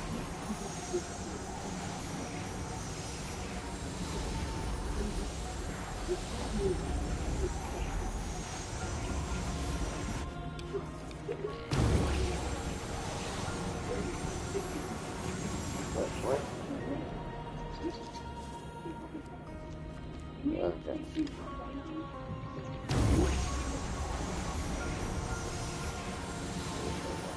Good shit. I can see down now.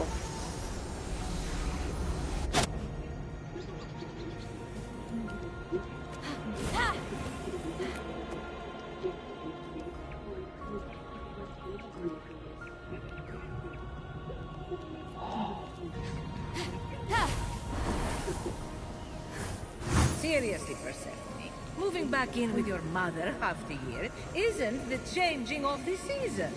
She's using you. Grow up.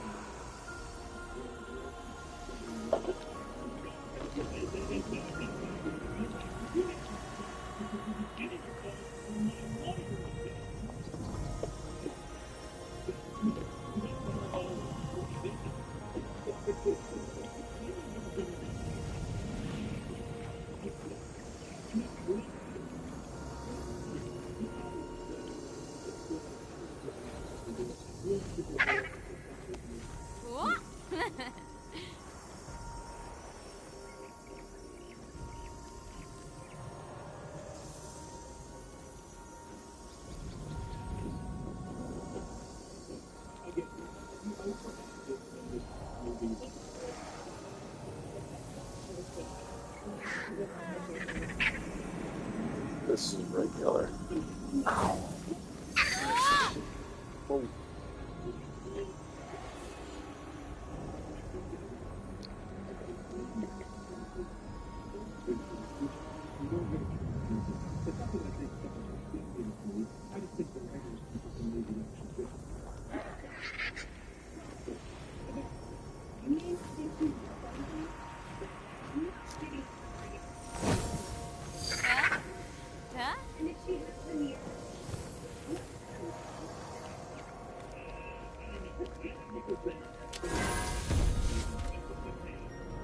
What is that? A ball of fire?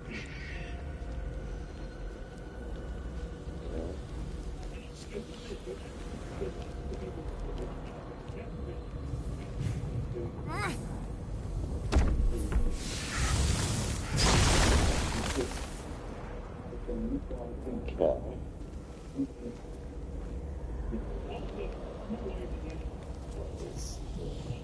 Fair enough. We got yeah.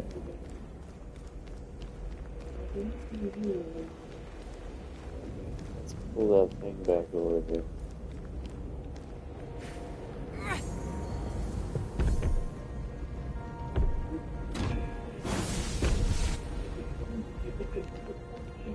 I'm gonna pull this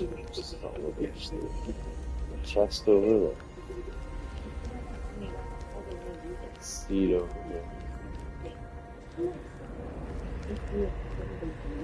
Fire. So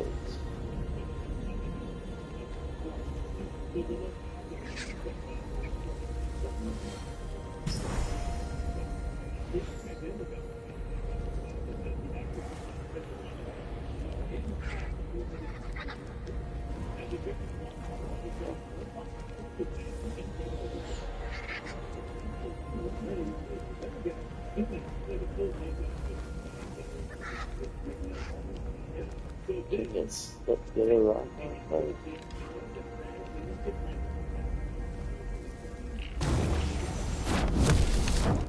Maybe?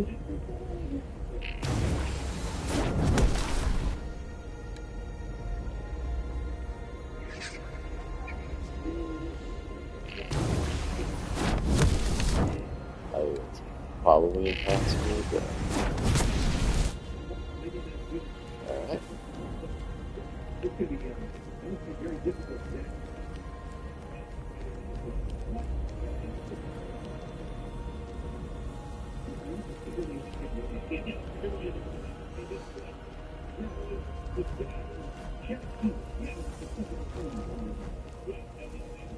Gotta get that ball over here. Actually. How do you think?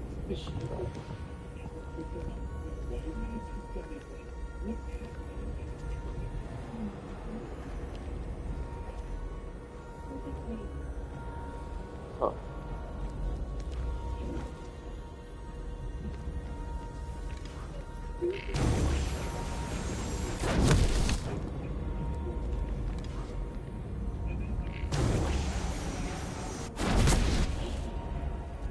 Let's check that out. Huh. Oh.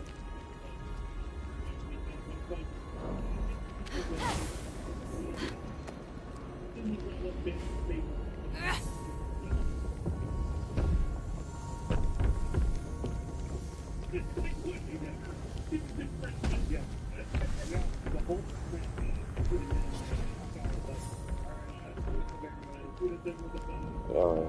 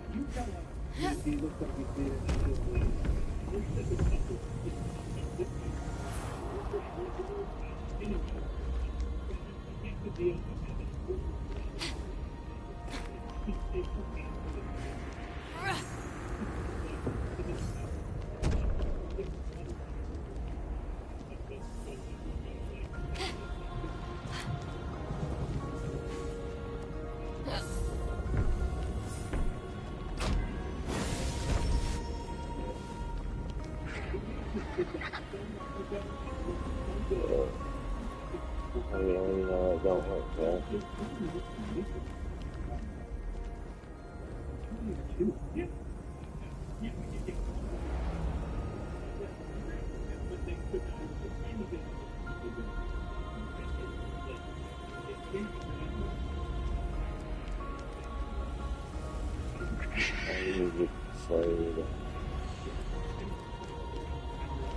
It's gotta be over at that point. Gotta place out. It's not. Yeah, it's over there. Yes.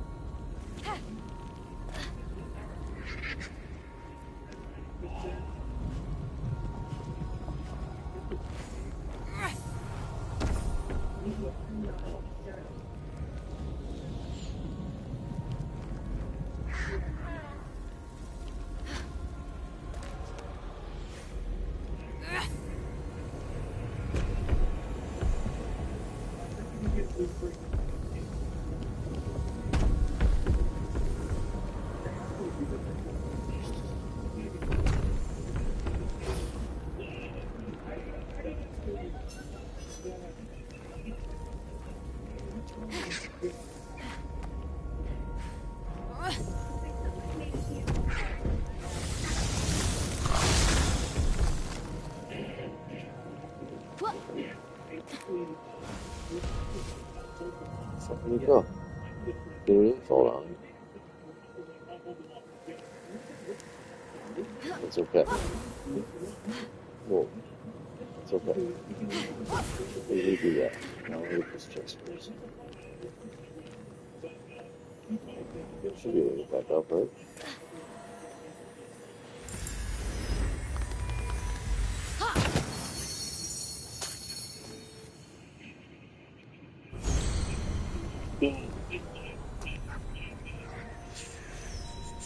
Assholes. Oh yeah, I should really get back up. That was a dick move. Yeah, I'm just gonna hop on with that.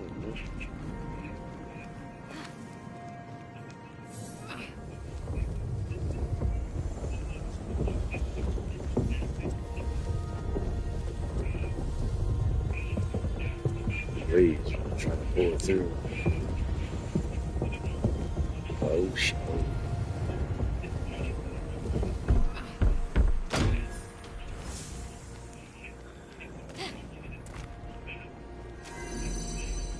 Oh boy.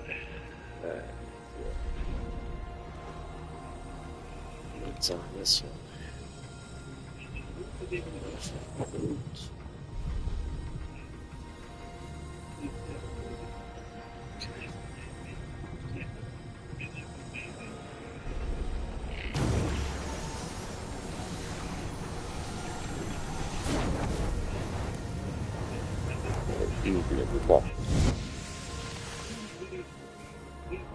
Oh yeah, light my fire.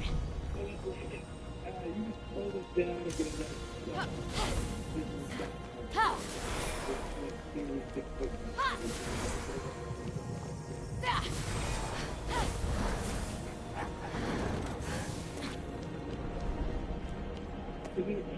Oh, I'm already there.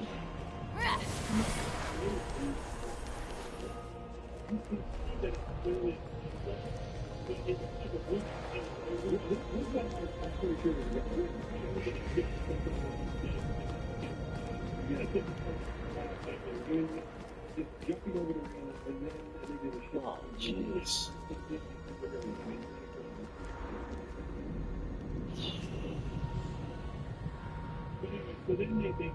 Was I supposed to get that too?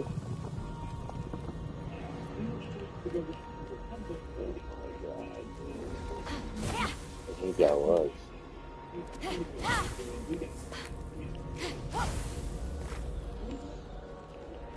Maybe.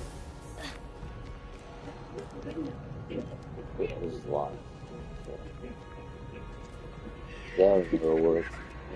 We're going this way. This place is huge, dude. Absolutely massive. Where is this? Okay, can't get up there. Shit. That's where I came.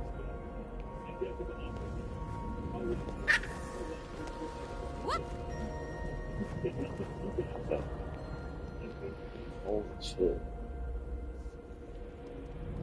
Right.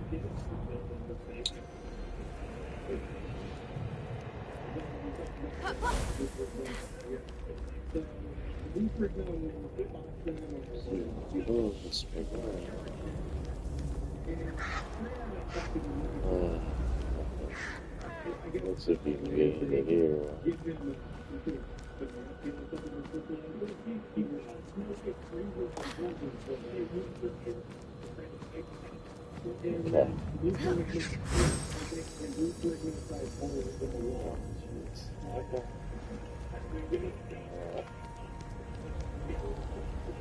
Wow, look at that.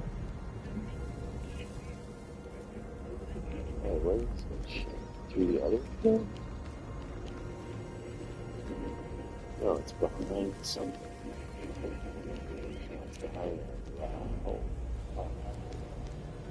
Yeah, you can't just spin it up and around. I still might be able to. Hold on.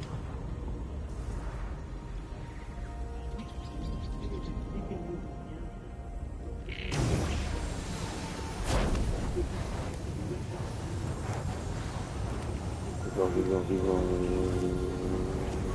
Bah.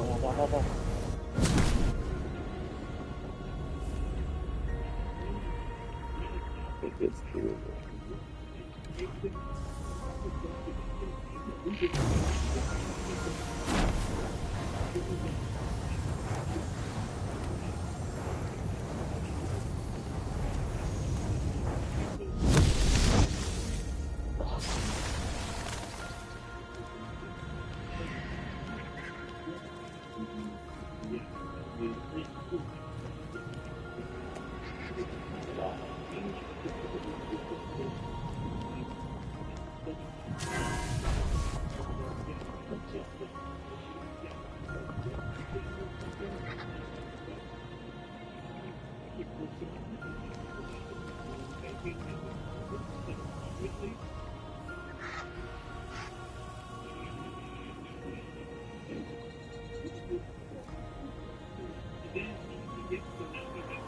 Oh, this is better, dude.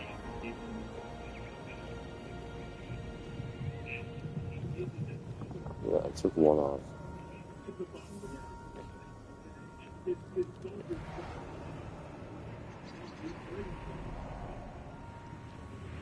Now I feel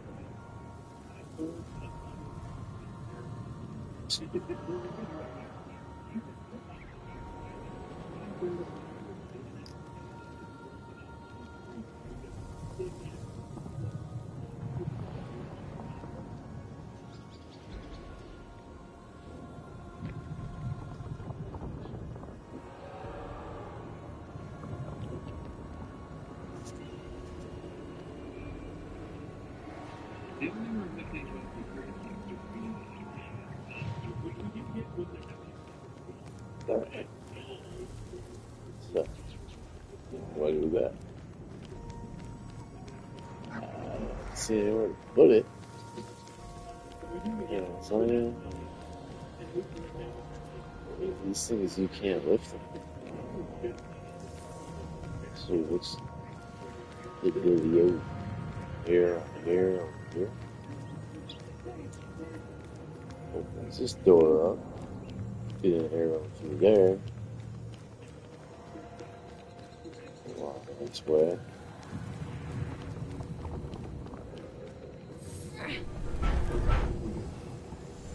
Come on, dude.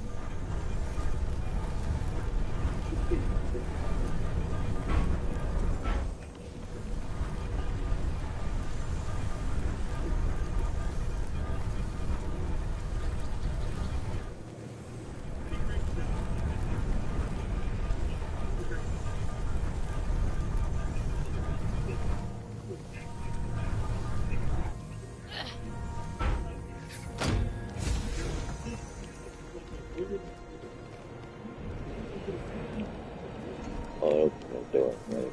Is it just a shortcut? Like, what is it?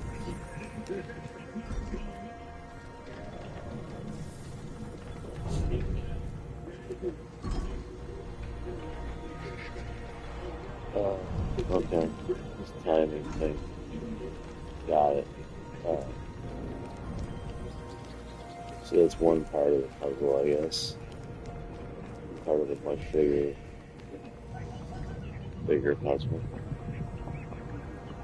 Probably the last part. Let's just see what happens.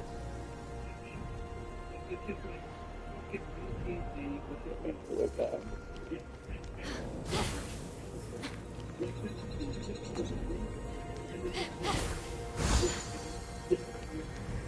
Yeah, good shit. Here's the next one. We have the flame. That'll be easy to light.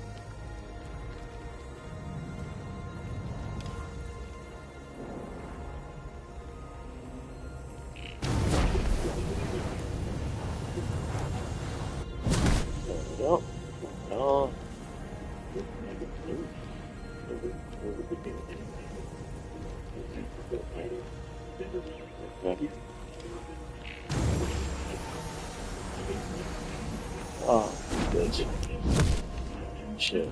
Let's see if you have internet. Oh, it's over there. It's over there. Live chat.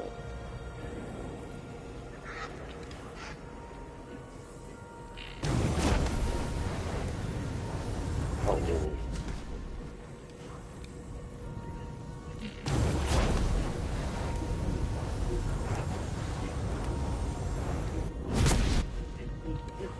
let's see what's going on. Okay, so really, oh damn it.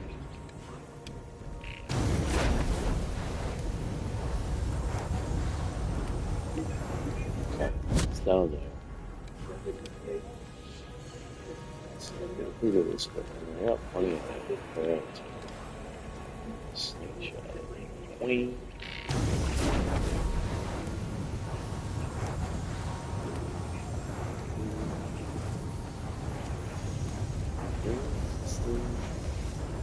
There it is. I don't know how I did that, but it works somehow.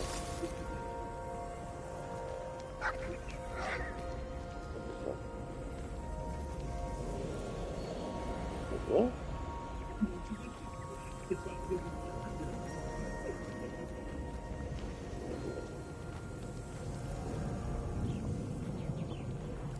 Alright.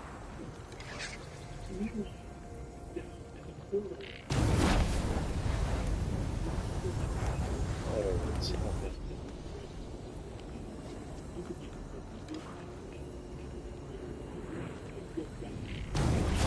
I should have got aerial control shit.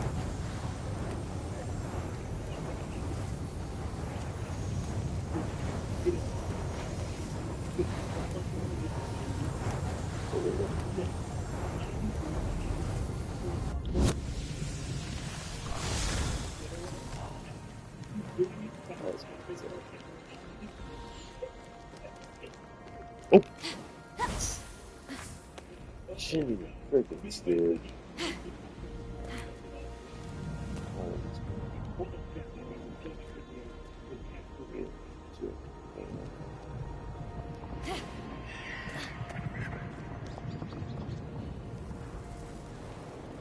Yeah.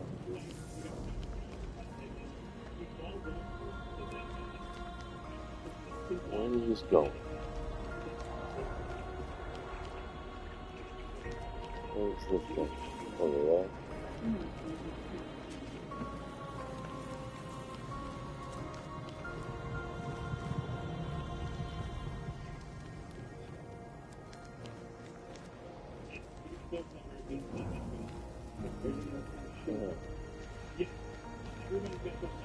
All the way back through here?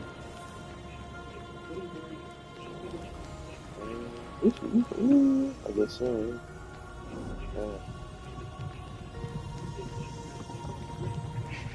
That's not bad, man. Couple of holes.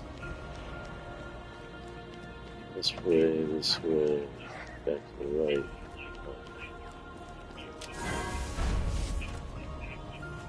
That's heavy. Okay.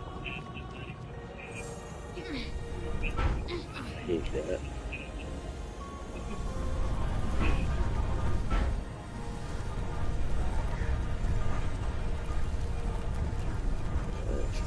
Right through there. Right through this. Shit, what was it? Yeah, just accidentally.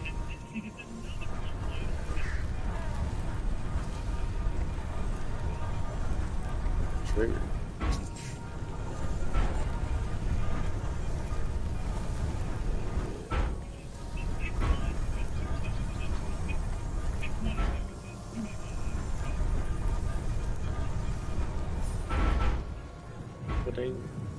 It's too. Okay.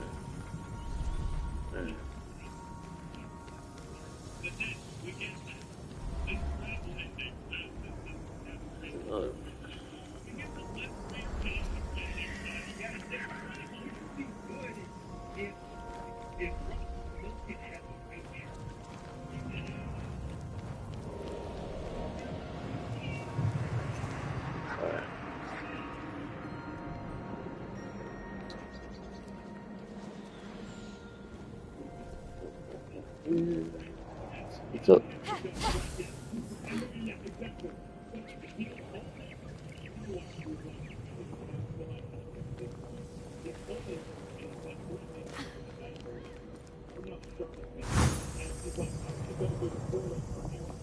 There's one over there. One over there. Oh, I want to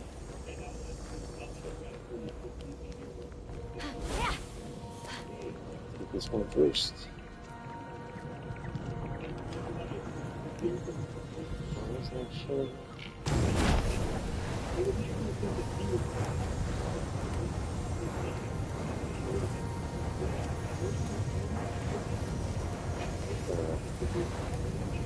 Shit, what's wrong with it?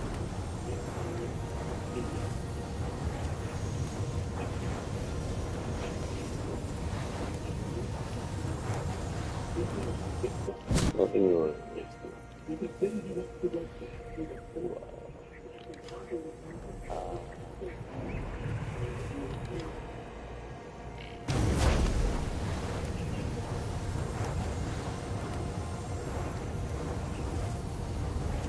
Almost there.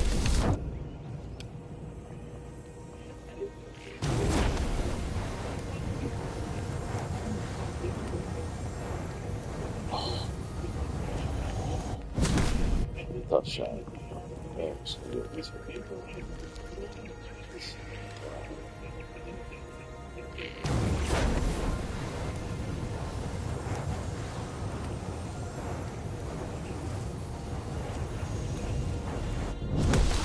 Got it. So that takes care of. Oh, is the other one? Or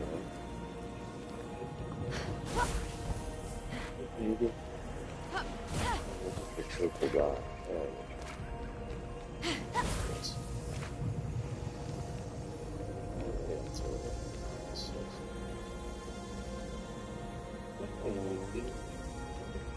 good. 25 of it.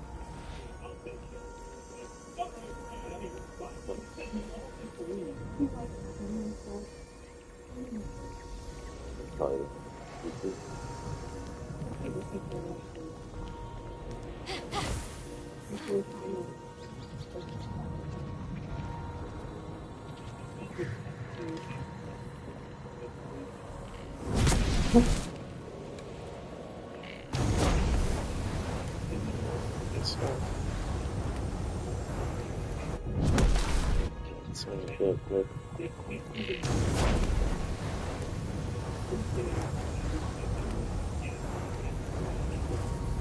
Oh, yeah.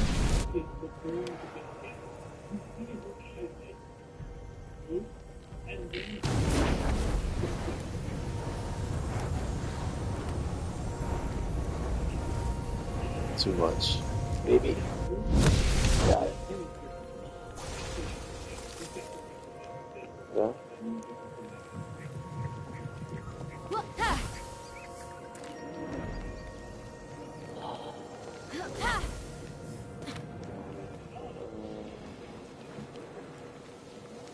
So...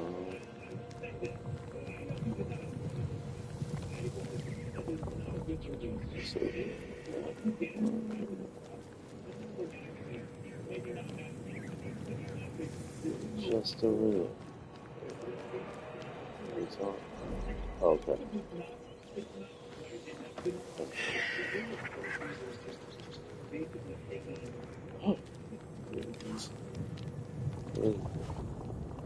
Way too funny. Alright.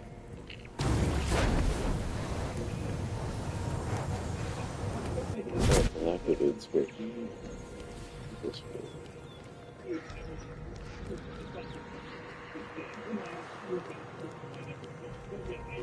Ooh.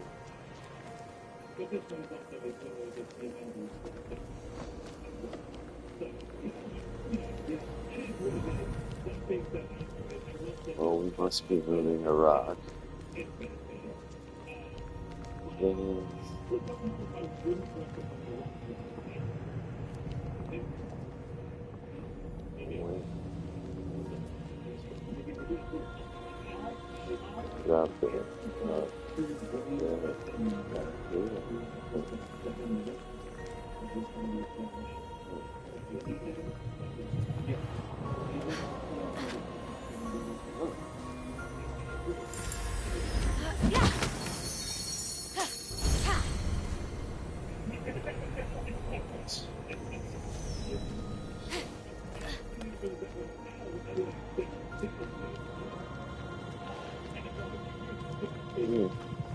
Down here to the right. Yeah. Oh. Let's see. Let's go. Where the fuck is it? Down there?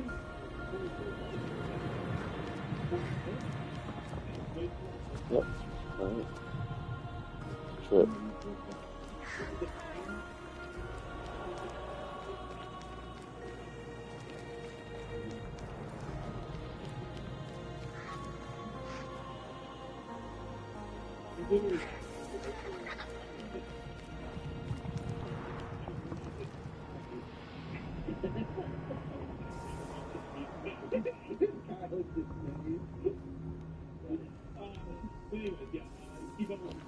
Start this class. Oh, okay.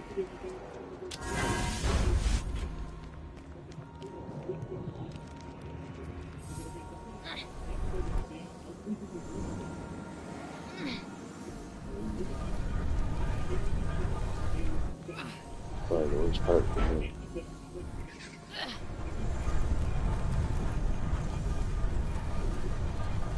Yes, this is okay.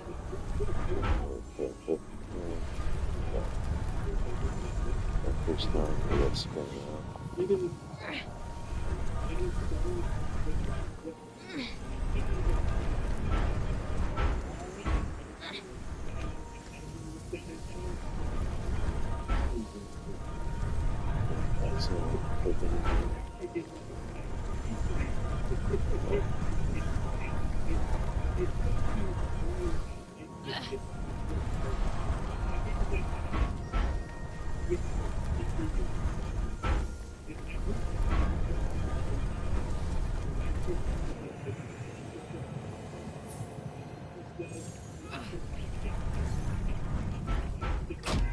Ares might think he has me locked down, but I'm out here to play. There we go.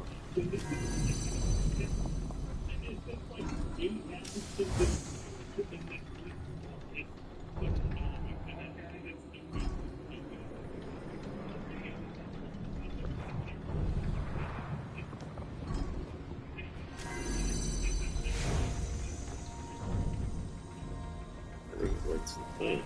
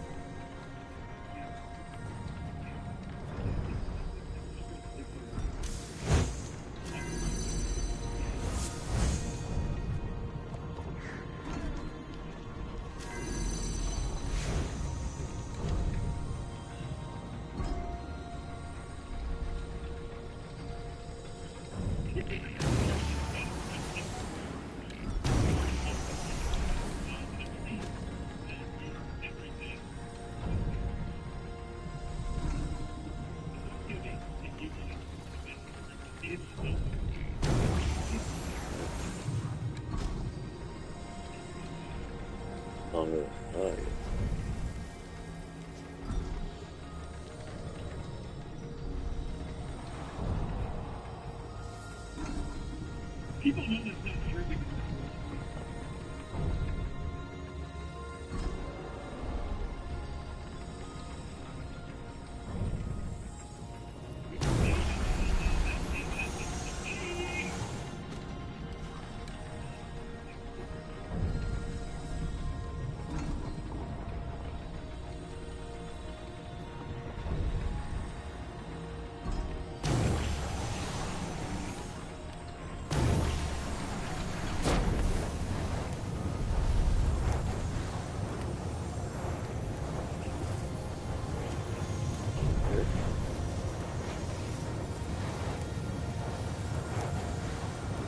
That shit was. I got it. Out as an eternal flame. You'll be back to yourself soon, Aphrodite.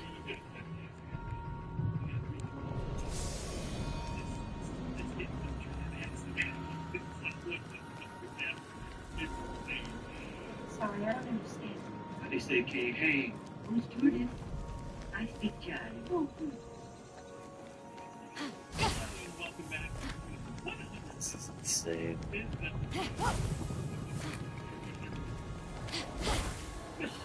Back to this way, watch for holes. I don't even know what that is, dude. Is it this way? I guess. That goes through the safe hole.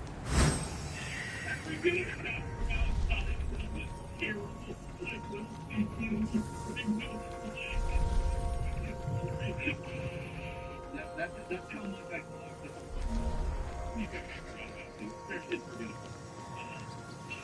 This week we have back to the well, baby. In the green area, I guess. Oh yeah, I remember.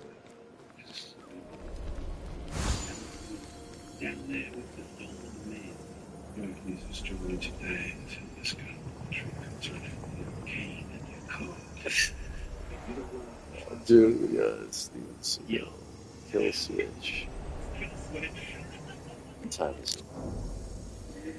Steven Seagal in this film is a very big It's something else.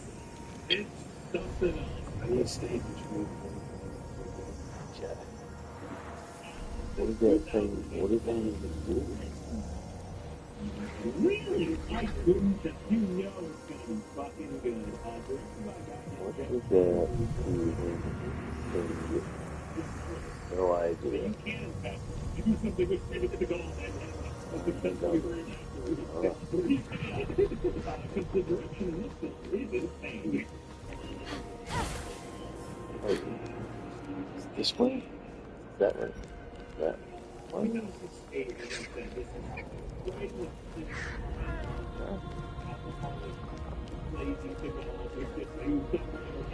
And very clearly every given opportunity it's not done with it.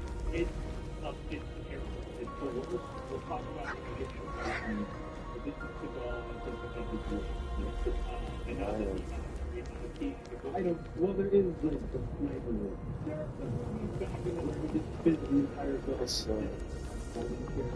Was I supposed to shoot more than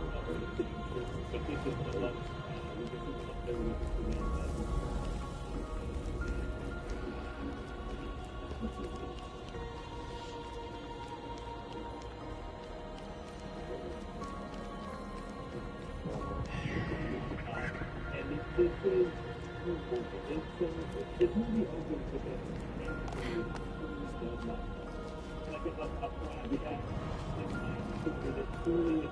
we go back to the 70s because yeah, this is there was just a little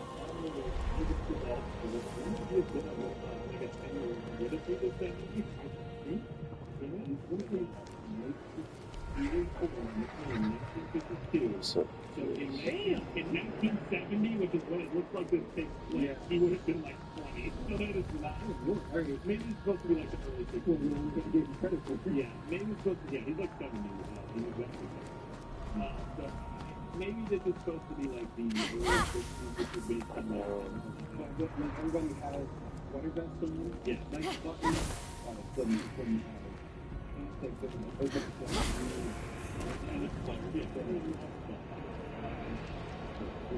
so Very played the young Steven Seagal played by a young Joseph Gordon-Levitt. The song came out, it's like it sounds like a little Joseph Gordon-Levitt. It looks really good. But he's running around and they're hiding and seek. And immediately start with the insane ending, which there's so many random shots here, and half of them have like an old-timey Instagram filter. And half of them oh, I don't.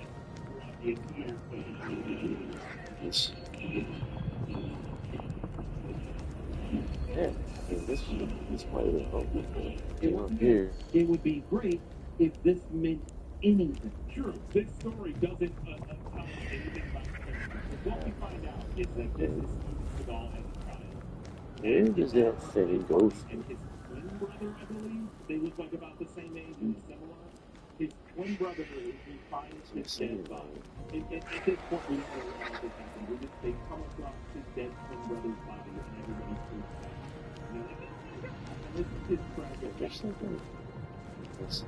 I think the whole idea is just supposed to be that ultimately we will Down find there. out that his brother was killed by a group. There's never just a guy, just some dude, like slicing his brother. Once again, this That thing goes through all three. yes, it literally is just there. Again, I think Maybe down here. it's supposed to be what inspired Steven Seagal to become the serial killer. Serial killer hunting super fan that he is today. I just think that what we're supposed to get out of this. But anyway, so then we come back to the flashback, get a sad, sad Steven Seagal. It's like sitting there, and then it fades to black, and then we really get into the movie. It's a woman laying on the ground with a what is this where we really this is where we're supposed to go? Got those people, you better keep it chill, man. What?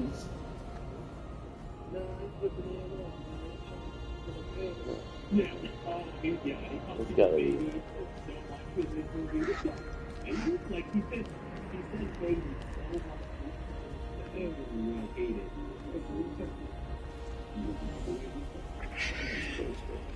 But anyway, I don't want to get back up there. only worried about standing over a woman who had the count of people. He's like so many different. He's just looking at her like, Afraid of that. He is the best cop ever. Immediately looks up at the building behind him. Point of that. And he just Like doing that whole thing. Like, what was the whole point of it? Best cop ever. He just kicks down the door of the guy who stole the bomb in his work chest. And it just starts eating him. The whole point of it is trying to get his information. Yeah. But it's the normal Steven Seagal shtick where he's waving his hands around and kicks them. And then he yeah. This movie is throw people into stuff over and over. It is. How is that important? The amount of headbanging against insane. I cannot stress enough that this movie probably earned for most number of That's right. It's so it's very fascinating because they have to cover up everything.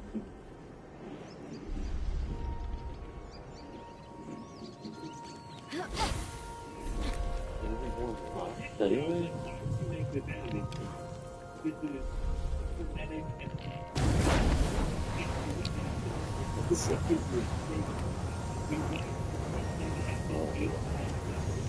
That's good.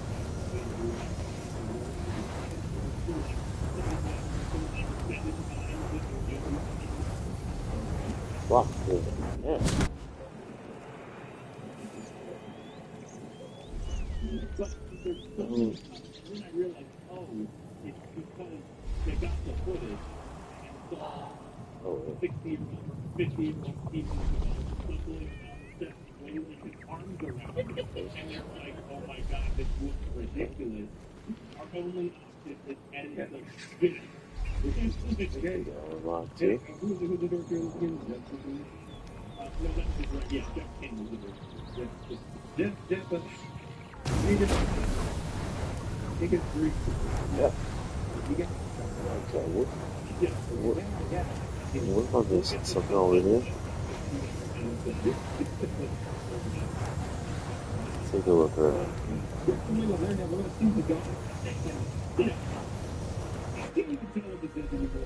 What is that?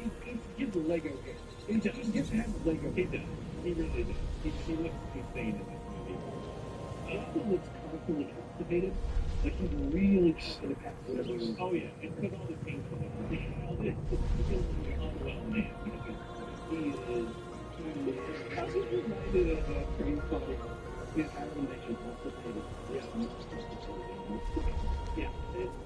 it's rough.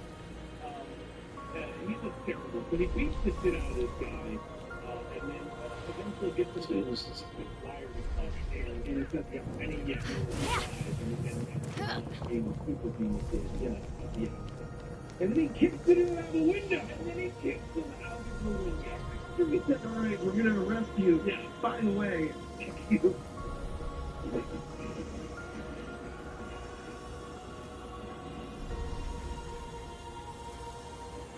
think they're kicking out the window of the room. It's 6 times in a row, and it's out the window.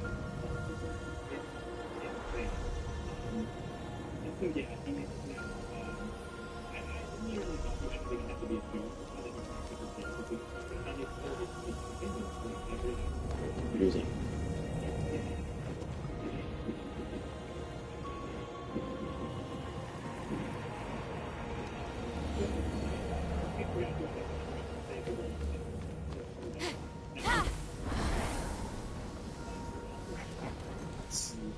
Nothing.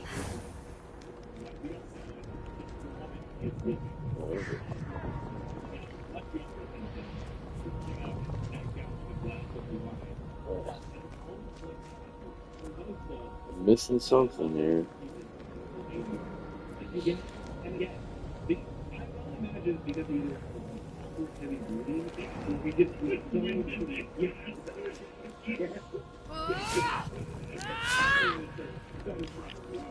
Oh, I get it all, dude.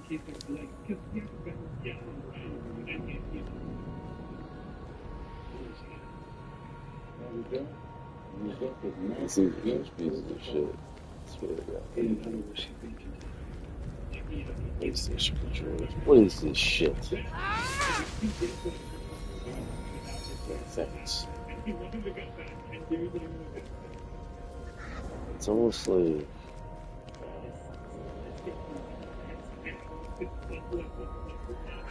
let's go check this out, I guess. Yeah, duh, dude.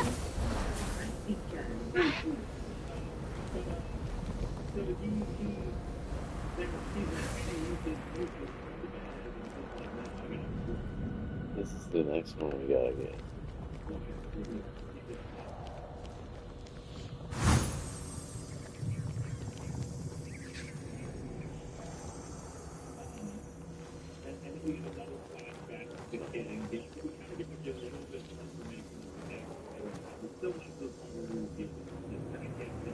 I guess at this point, the most person is really revealing the country.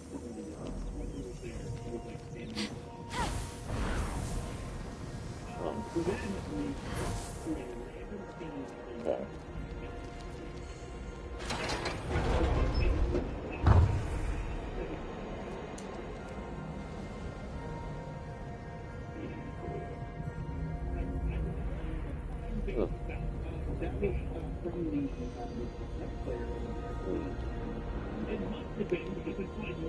It's like this thing, I didn't even see this shit. Maybe going close to where the thing is. What's that? Is that the beginning? Okay. That's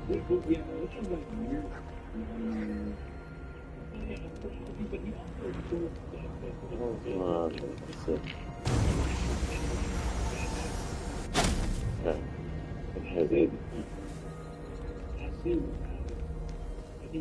Okay, where's the plane? Over there?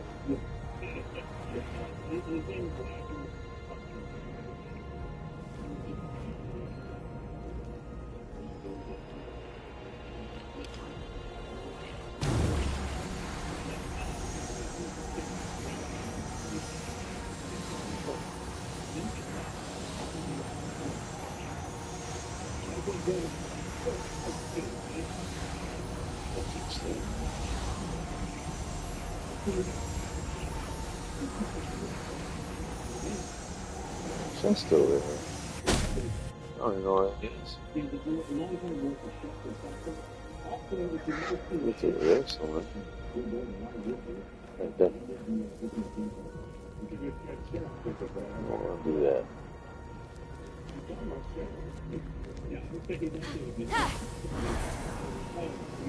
But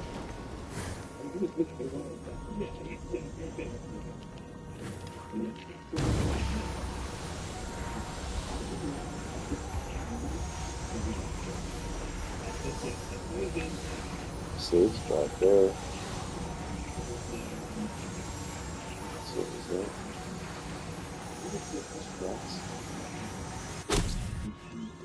Yeah, so check that out.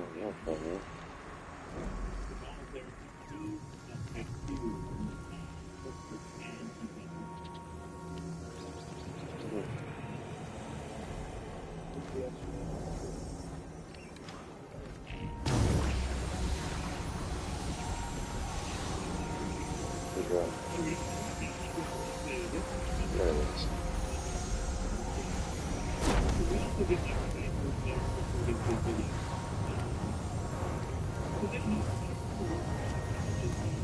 Shit. Where is it? Oh. Oh,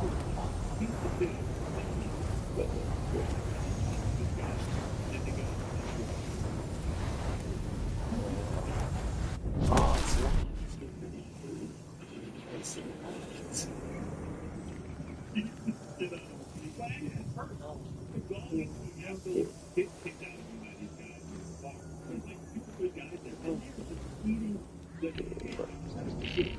Other shot.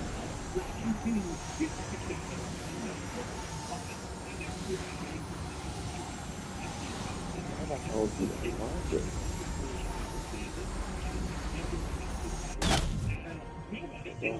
No, I think the best one is probably in this fight. There's one of the moving feet. Yeah. Well, at the end of it. Well, yeah. Or you the guy at the end where he like. They got at the end where yeah, he's like moving. But then he's still like. Yeah. Oh Let's see.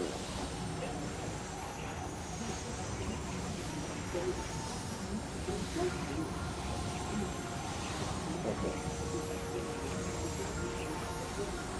20 p.m.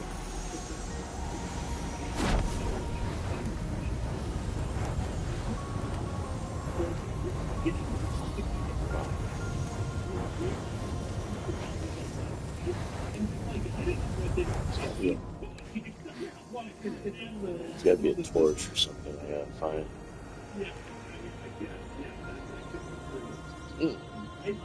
There is, isn't there? Over here. Way down. Yeah.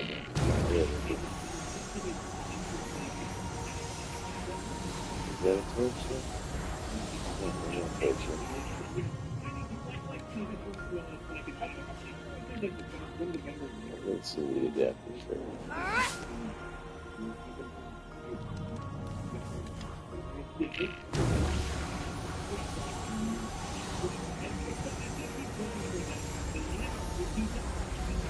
Door.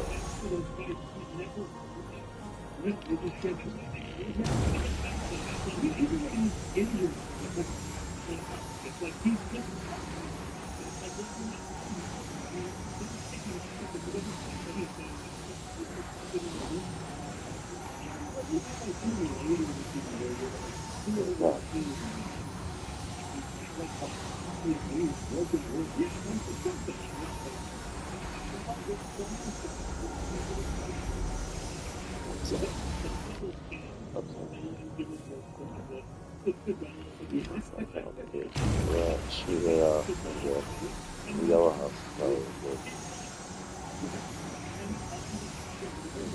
Bounce off.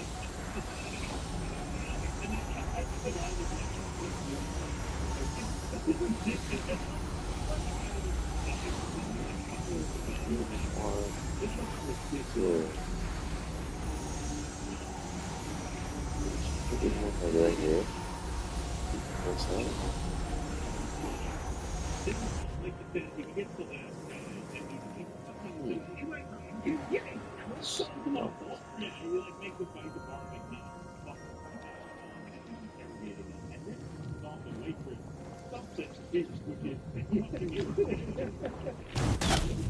Oops.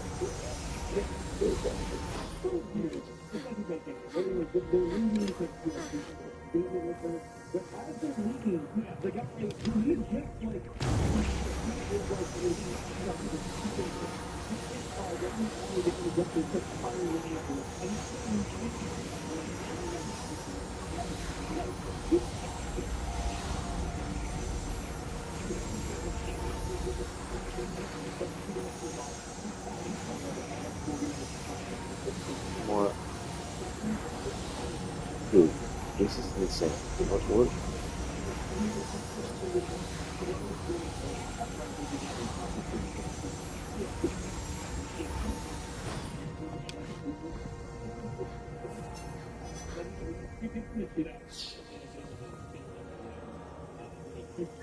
This is so stupid.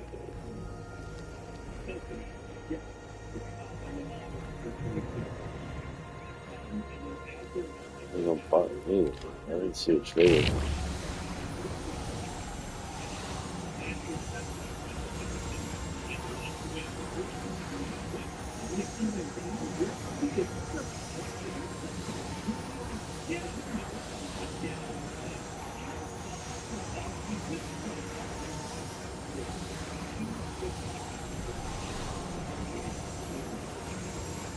Okay. So then he gets in,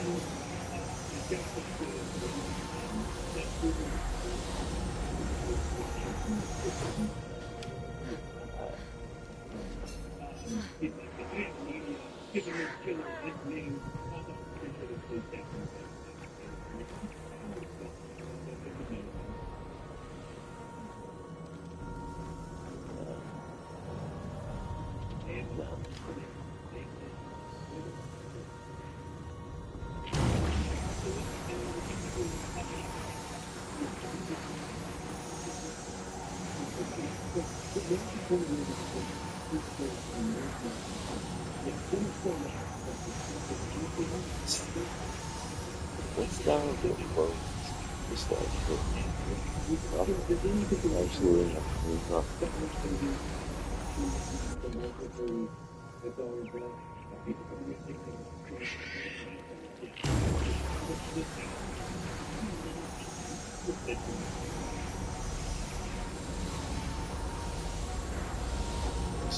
So confused.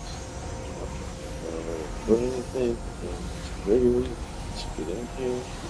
I mean, once, how do you unlock the damn? You have to be over there?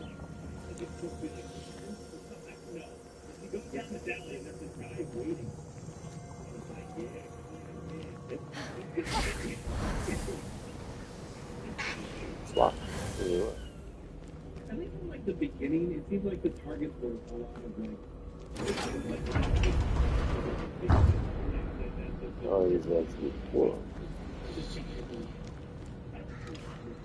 Maybe something like that. Something's that stupid.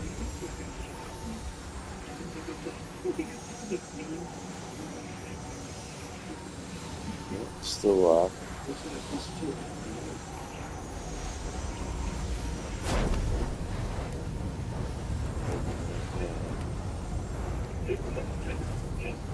Yeah.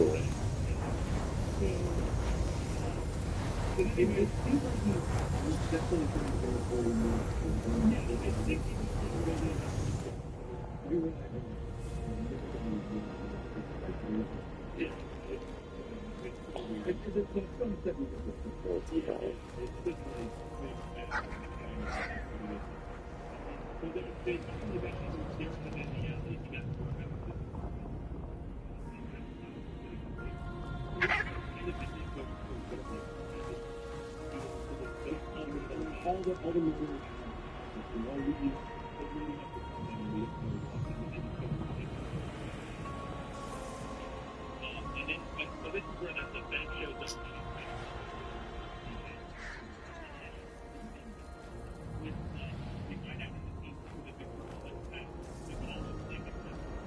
No idea.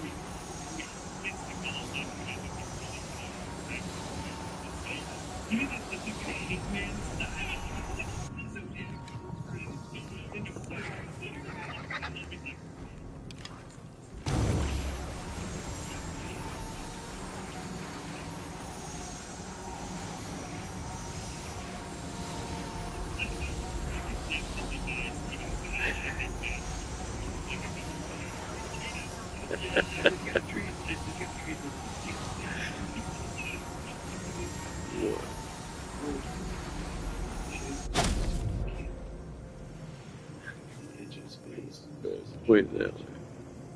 But then we find out, we cut to the next scene, and they're explaining that the guy from the beginning, people into that then is being released.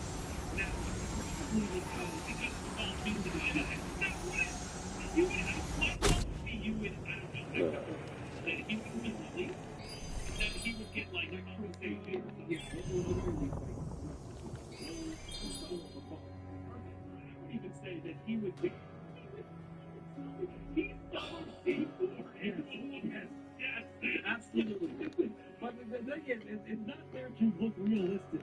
It's just there to prove A, he's got connection, and B, somebody is corrupt. Yeah, it is ridiculous. Yeah. Okay, sure. But he gets out and they had him driving away from him. They killed his fucking lawyer. Everybody in the car. The driver, I don't know who the driver is. Yeah. But the driver and the other guy, he just murders them all with his pocket knife. And they leave the car on I-40. I'm not sure. Are you familiar with I-40? The Interstate 4. Yeah, it's huge. It's like, and they just leave a bloodied, abandoned vehicle at an exit ramp. I'm not even gonna fucking notice that. He doesn't seem to get it at all. He's got his own plans, which include murder and people.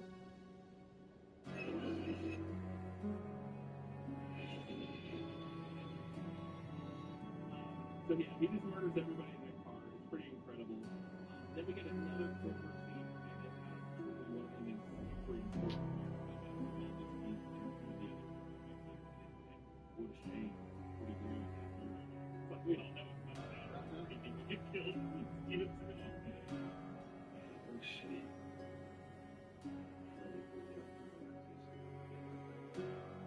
but he cracks the code, which, once again, another movie with Steven Seagal in a coroner's office looking for a body. They got to be attracted to him. Yeah, they have to be. They have to be. But he does crack the code, and I love he's like, I cracked the code.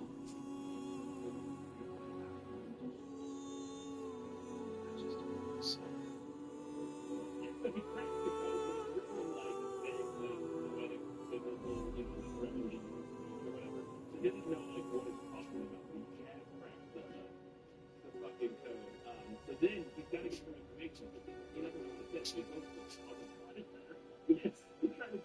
This scene is so fucking stupid. This scene is so stupid. He goes up to the help desk. I don't even say the person's like brave. They're more like a discount clerk or whatever. Yeah. And she's like, I can't help you. Maybe it's in like, I can't help this character. But because she needs to. Like I kind of love you. I think I love that.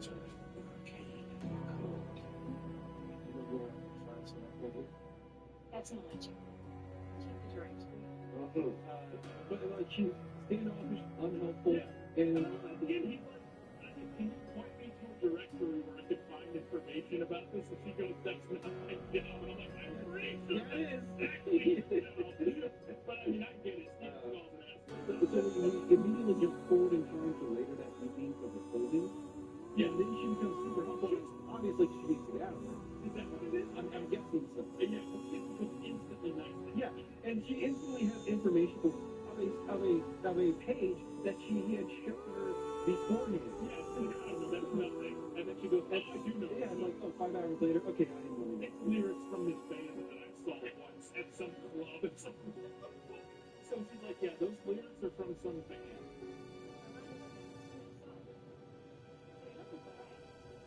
And she goes,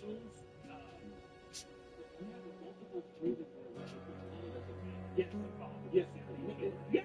So our next episode is very similar, kind of. I was not planned. Then she gets on the bus to leave, and she runs into the he's on the bus, and he's just like, hey, how you doing? It's like, okay. Literally, this movie, if you are a woman who interacts with students in all ages, exactly. I am sorry, you were Oh, yeah. That is not very accurate to most students. It's probably more pretty accurate to students in all in real life, too, but I think it's, but, like, I'll watch the news. I say you watch the news. I'm so casual.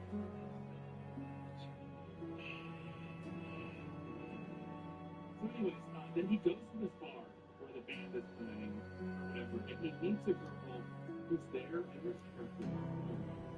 I love, he's like, oh, yeah, I'm looking for this band or whatever, and she's talking to him about you, right? Yeah, she's like, movie scripts, song, anything movie scripts, mostly movie scripts. I think people do it kind of things to write. I write movie scripts and songs. Okay. Screen is mostly some songs. She points out Elaine. She points him out, and he immediately puts him out.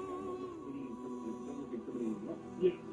But it's so amazing. So like he goes after him, and immediately gets into a fight with everybody. Trying to cry. It's so amazing.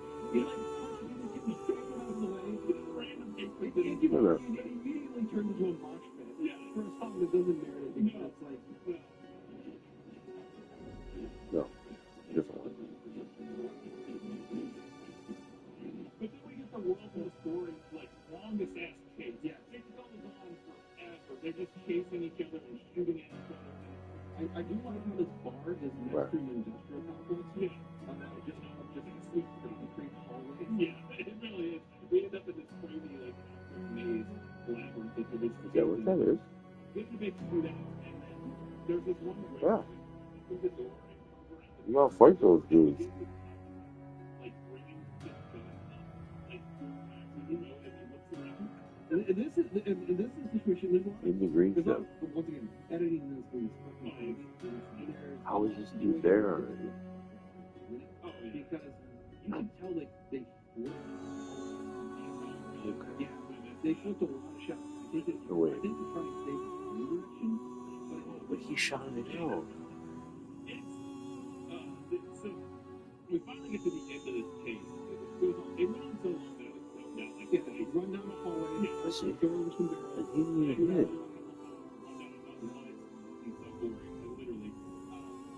Next thing you know, he's in it. Caught up to this guy, and they get into a fist fight. They now shoot each other for some reason.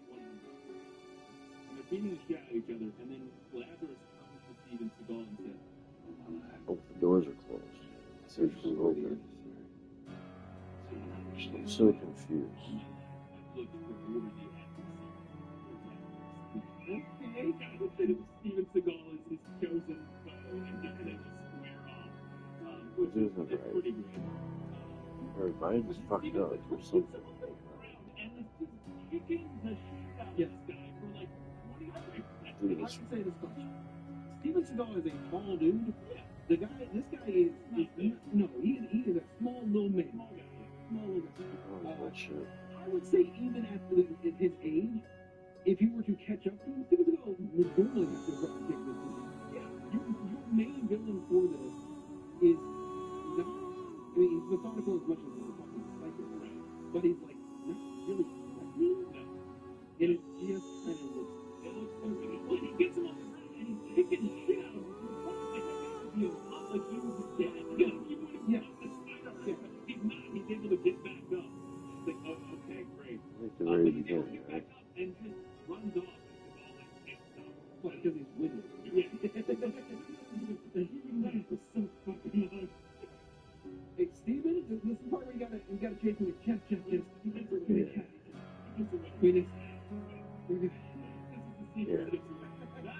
This is the scene where he gets away. Yes, Mrs. Go. Right away, Mrs. Go. So the guy runs away, and then we cut to him with his Also, he's wearing like this weird fucking jockstrap. Yeah, super sexy underwear, man. I don't know what's going on there. So weird. He's wearing like a straight line jockstrap for some reason. It just looks like, okay, he's doing the underwear, this is weird. Then he turns around like, oh, there's a lot of man ass. Okay. Yep. And he tells her in this scene that he can speak every language and that he can channel evil spirits. Speak any language or Egyptian, Sanskrit, Hebrew.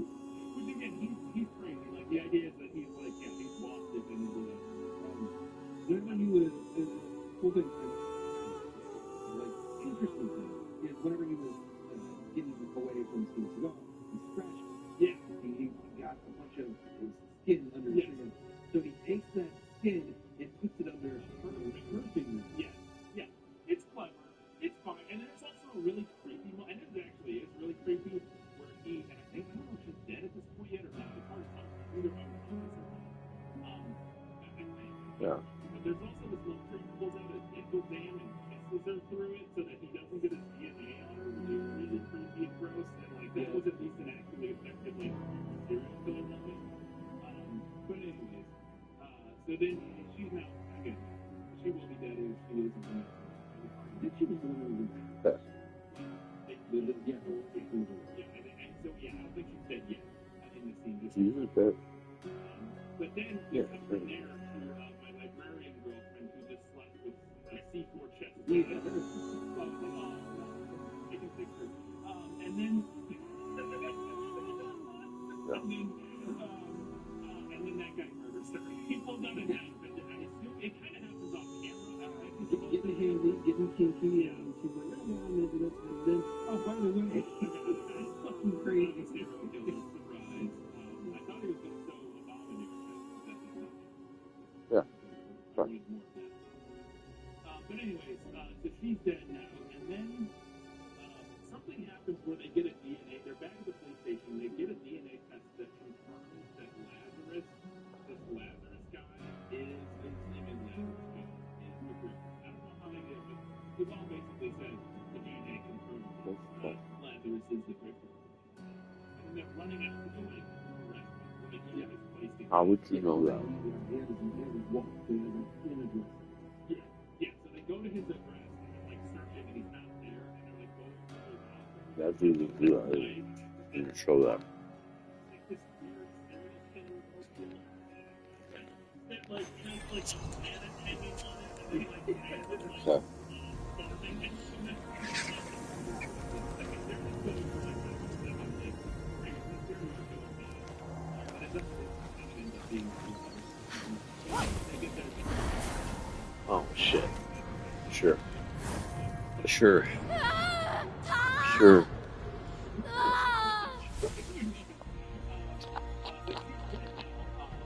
That's more shit.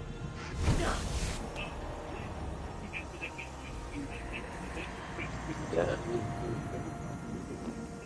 So, shit. Yeah.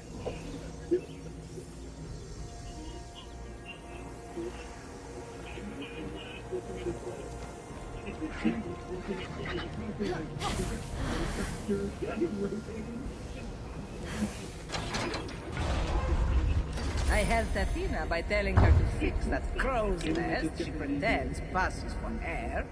Girl, that helmet ain't doing you any favors.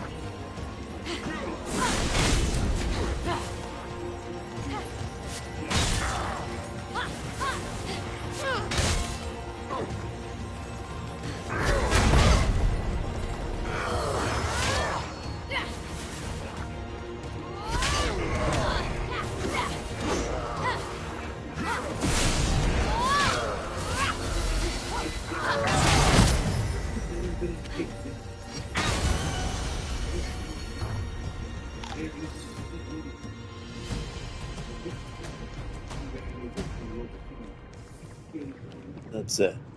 That was it. There's an apple over here. Yeah, and there's one over there. Let me have this.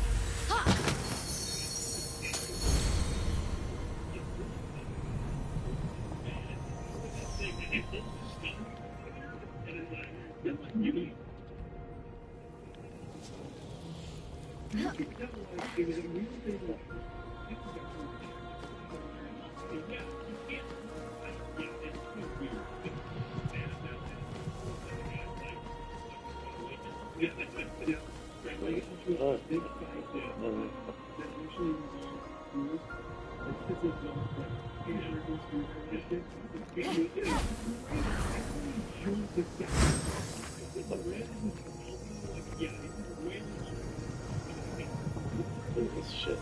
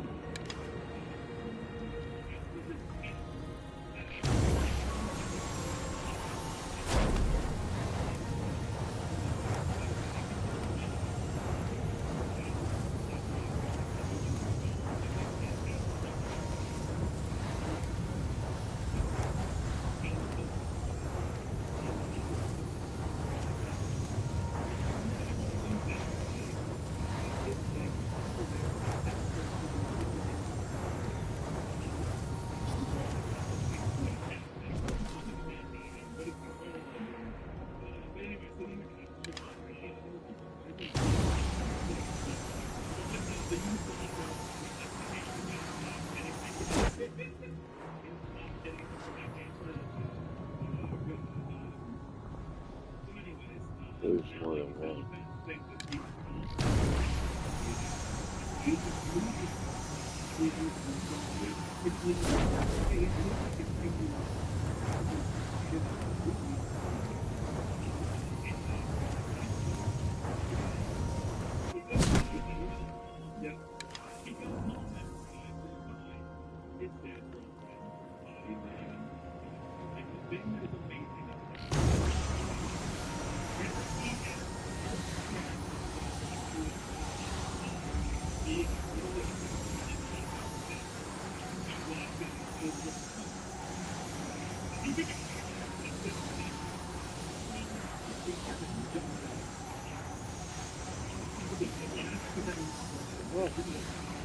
Right.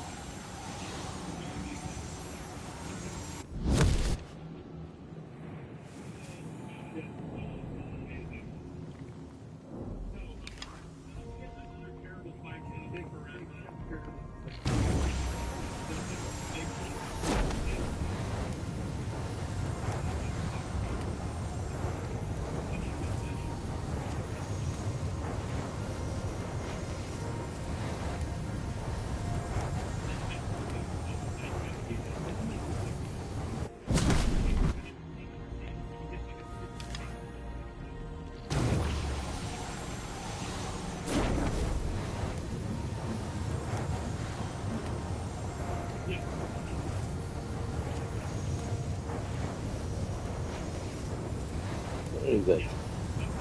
Oh, come on.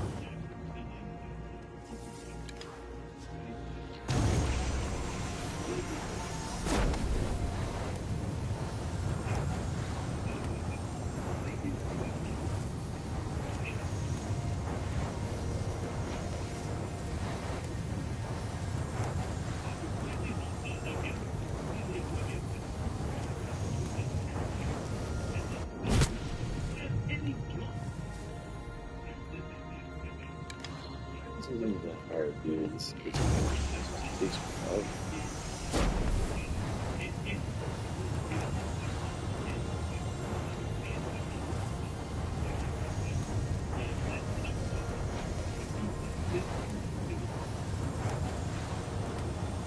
Get out too. Oh, bitch. Let's go straight.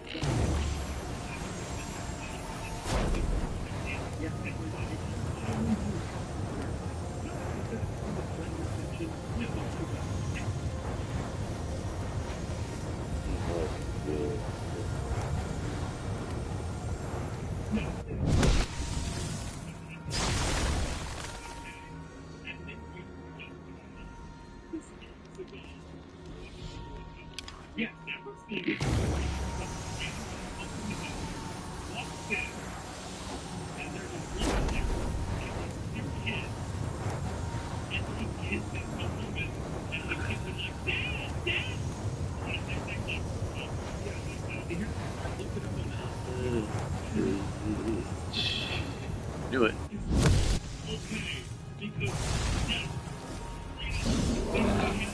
There he is. Bastard. That feels. Look at that combo.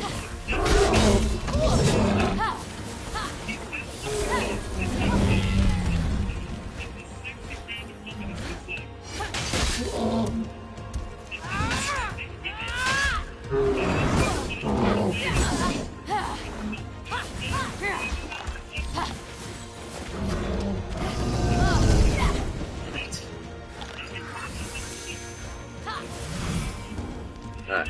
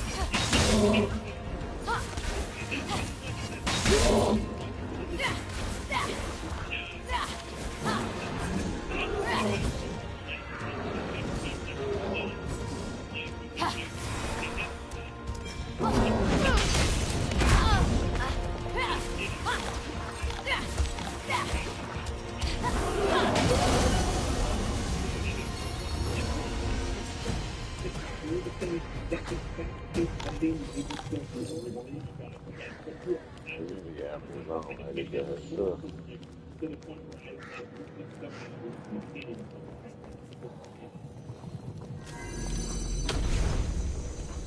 Let's see.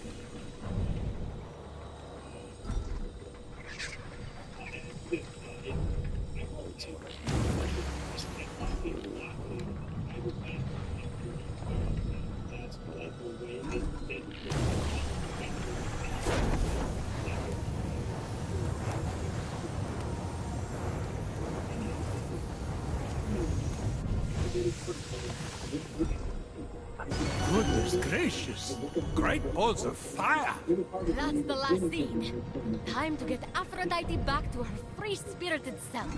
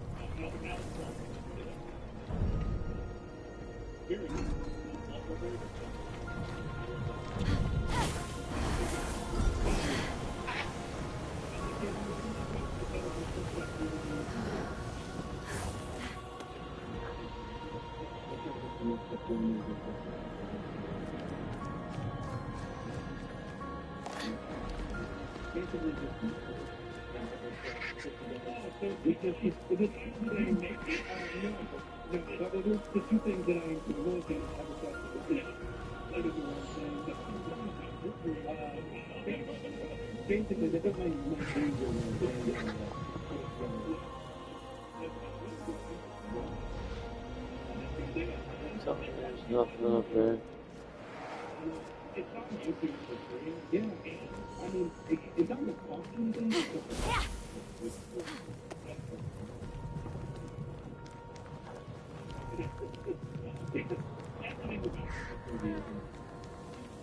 As if I could ever love a man like Hephaestus. I mean, that face alone could sink 1,000 ships.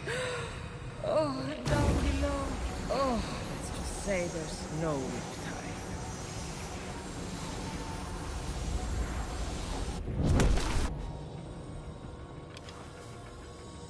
Oh. Take that.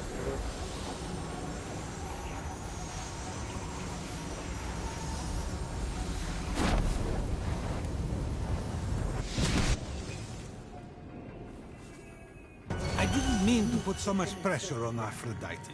Sometimes we think we're showing love for someone, when really we're fulfilling our own needs through them. So you're saying I actually need someone to protect me? Not exactly, but... It's so true. I've always had to stay strong for everyone.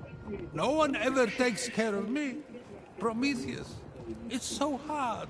I'd hug you, but I'm chained to a rock.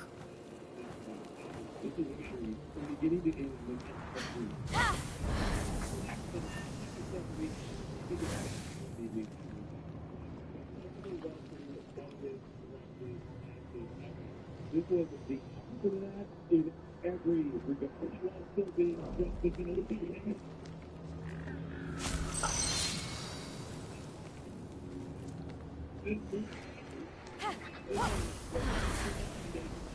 There's no save up here or what?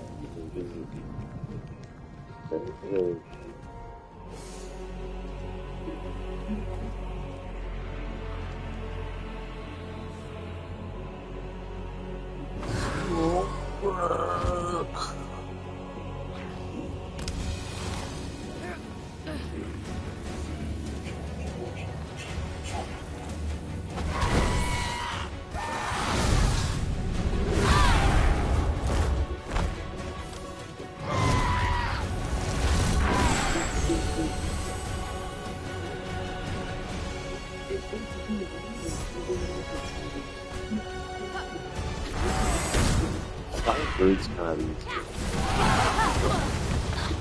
I shouldn't say that. It's just weird stuff.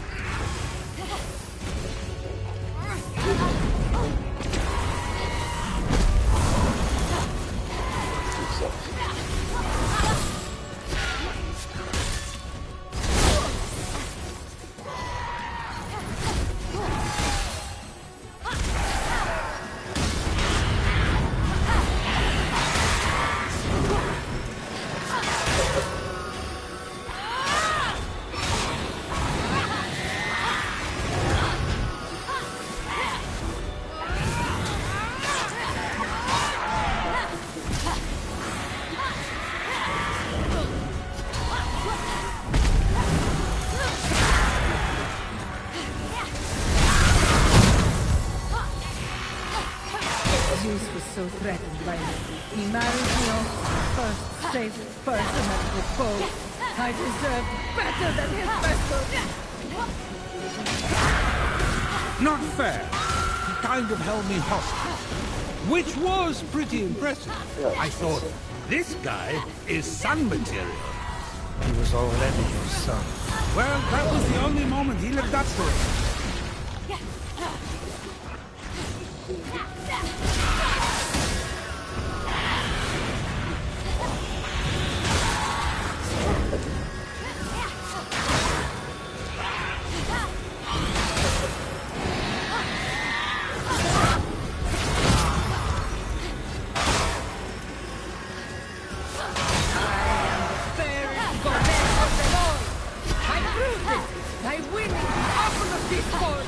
My beauty should be celebrated, not locked away.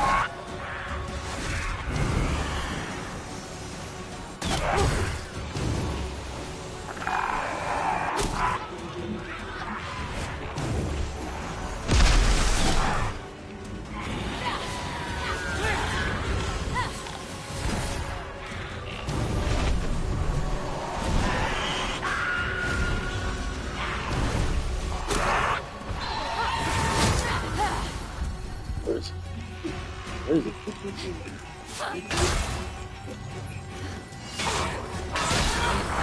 by my beauty. That's their problem, not mine. I must be seen.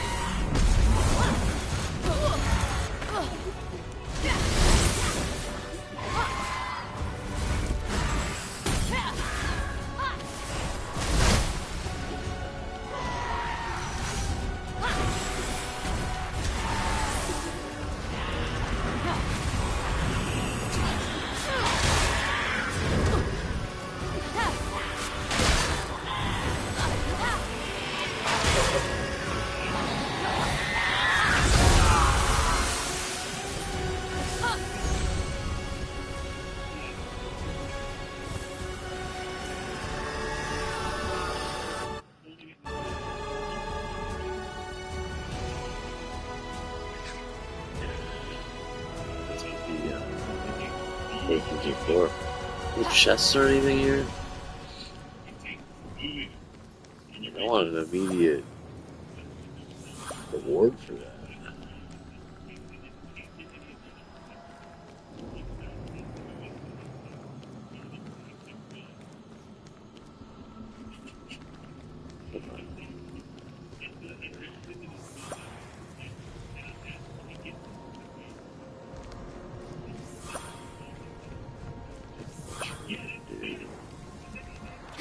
Chest, no offender.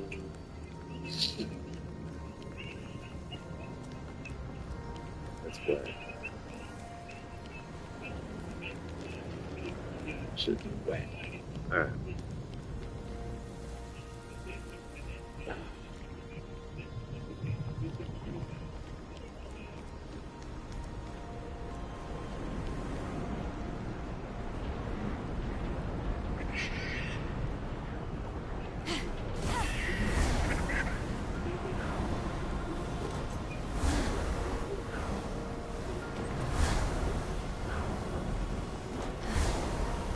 A faint hint of perfume wafted past. That smell. It's like embarrassment. How?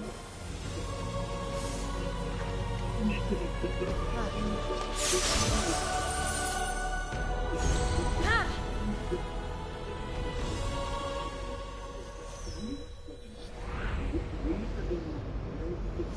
It's like from a cutscene. I forget all the bullshit.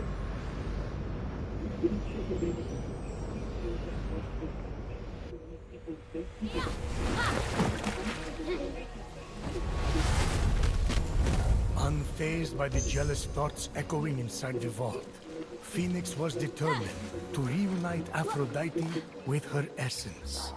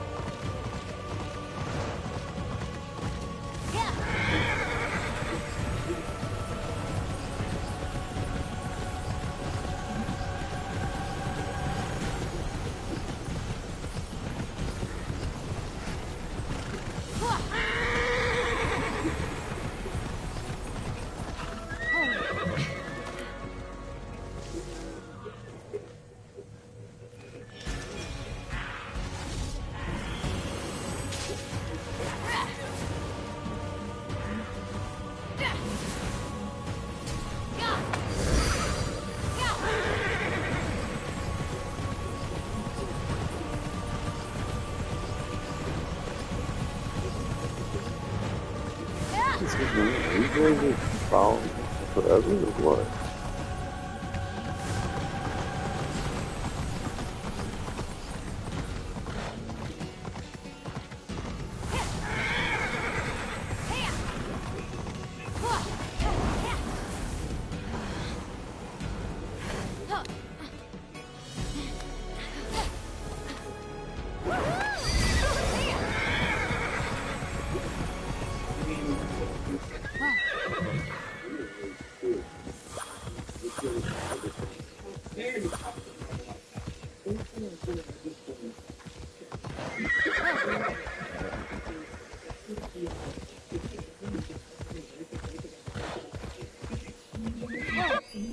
This is the very same place where we worship the town of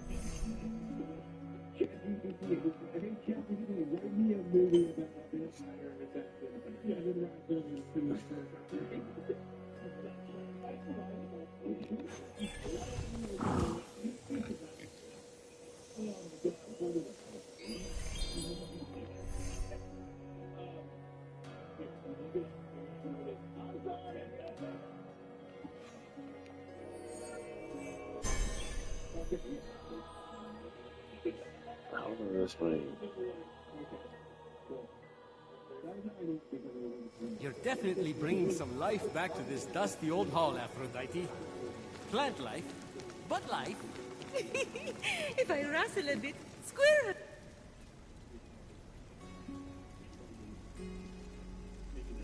I told you I'd get your essence back. I didn't doubt that. But do you see me differently now that you've heard all my worst thoughts? Not at all. I'm excited to meet the real you. Because honestly, Hermes' hair is a bit much right now. Wait, what? Okay. Then I'm ready.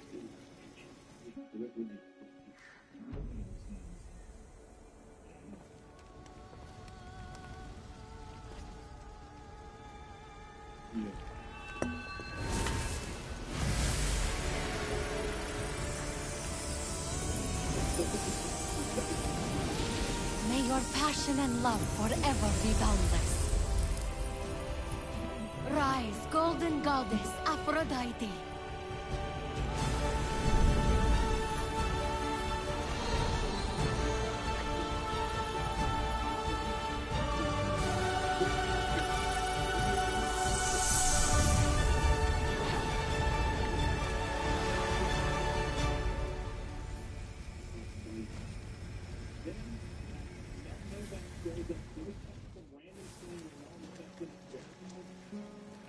Speechless?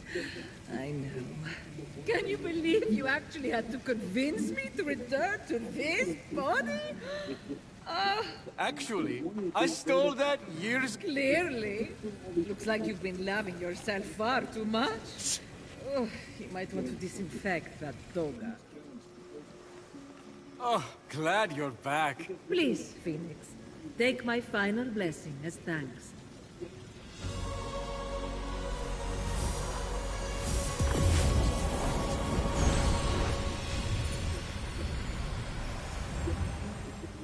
Ready to defeat Typhon? I'm more than ready to take down the ugly beast that stole my beauty. But there is one other thing I could use your help with. What can I do? There are 4 mythical beasts Typhon brought out of Tartarus to terrorize the creatures of the Golden Isle.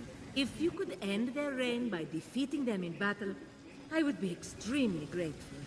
Normally I wouldn't care, but I guess I'm going soft. I'll take care of it. Of course you will.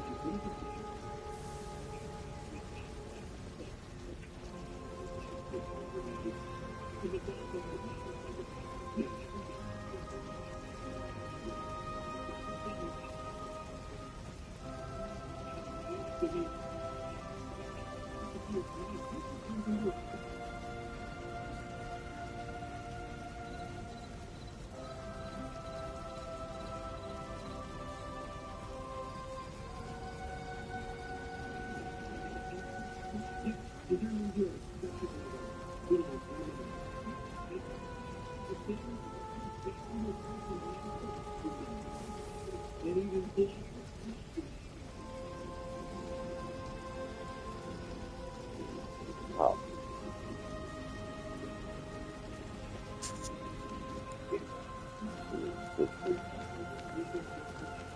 Okay. Yellow potions.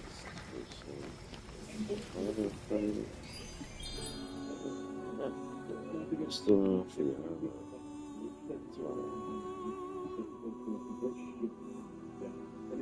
You get purple.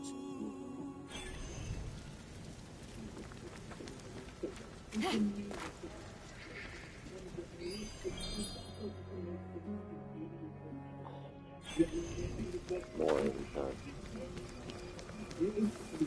I know. Pretty short. It's pretty short. Pretty short.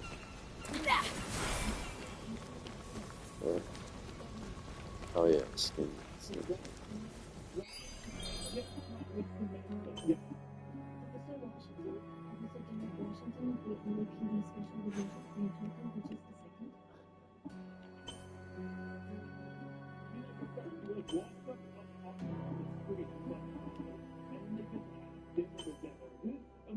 Is incredible.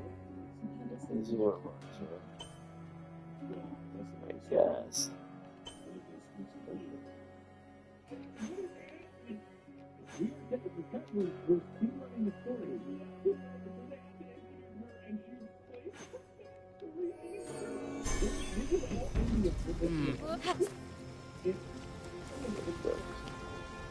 It's even darker.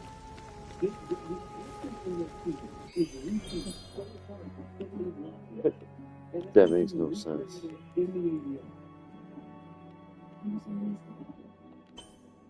Okay.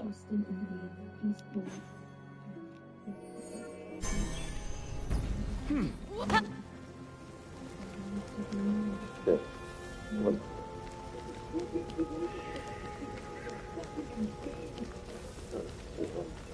What can you do with this shit? Wow. Maybe some fish every day. Okay.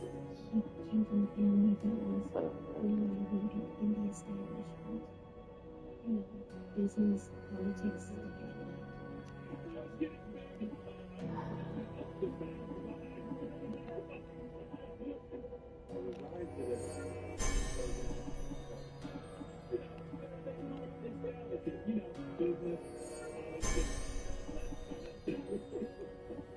These are 5-5, right? They double. So business, politics,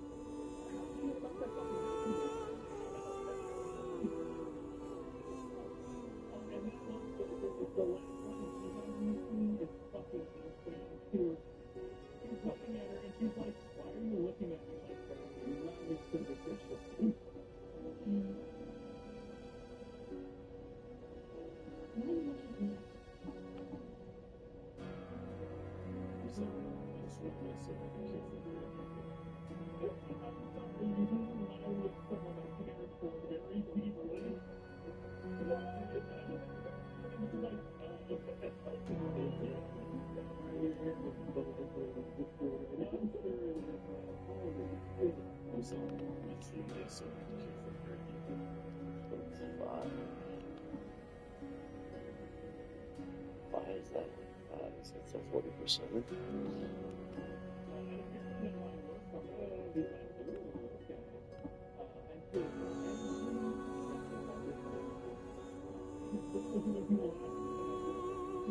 Let's see the percent ones. You can skip them all and just go right to this one. Or do you have to get, see, that's stupid.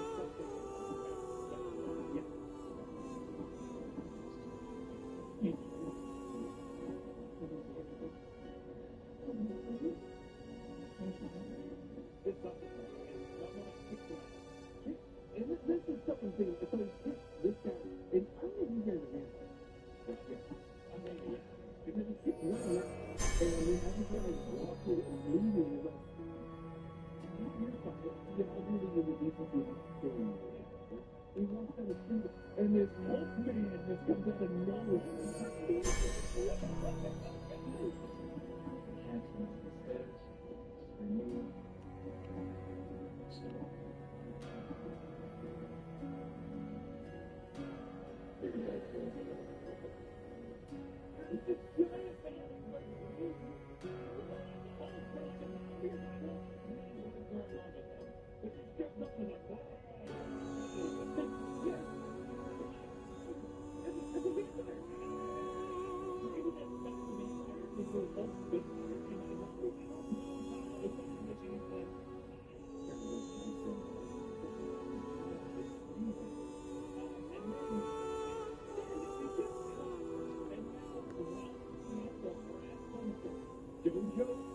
Oh, sorry now. This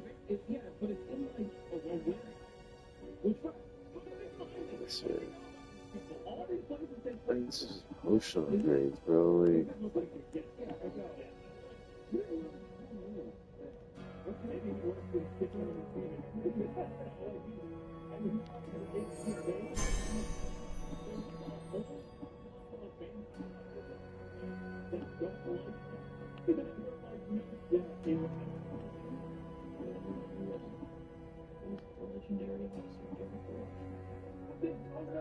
man.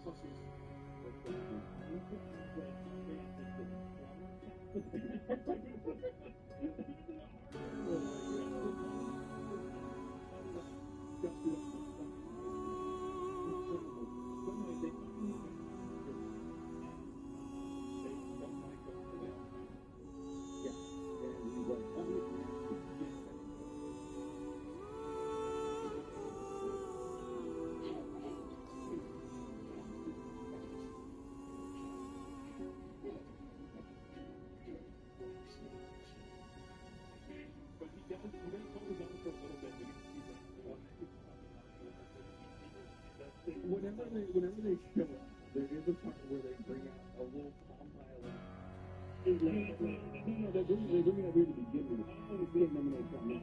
They don't really get a good look at it. I saw them the live shot. Compile from like 1998. But basically, they don't like it for some reason.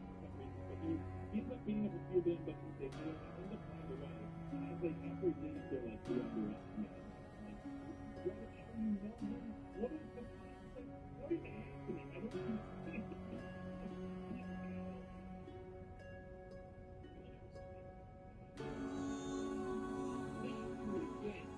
So then we come to a club where Val Novak is hanging out. It's like a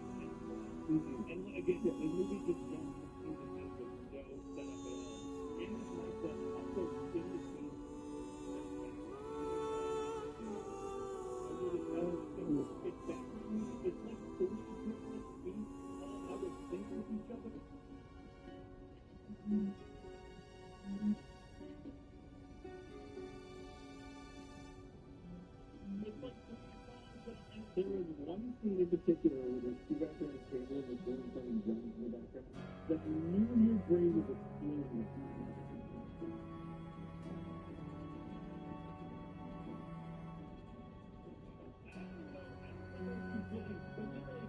The music happening is it's like three different rhythms that are in different times of the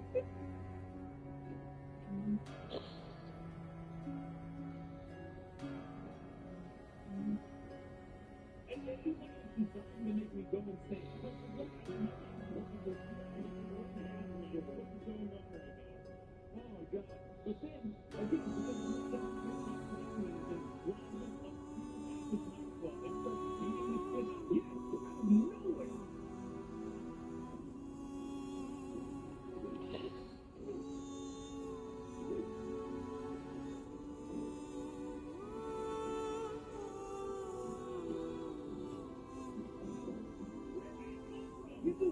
You do a fight and it looks like it's an hour. Yeah. And then he's in there. He's in there. And it's not like they have the fight go into it. He just appears in front of the base. Yeah. He's like, I'm here. And I'm like, what's happening? I don't understand. But then they end up capturing him. And I love all the guys that slap the shit out of him. It's like, this officer, like, embarrassing him and just something. Here is something.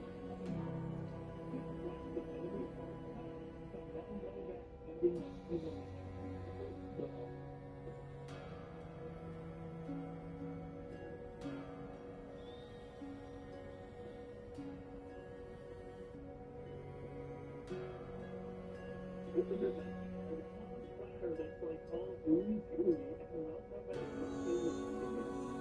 nobody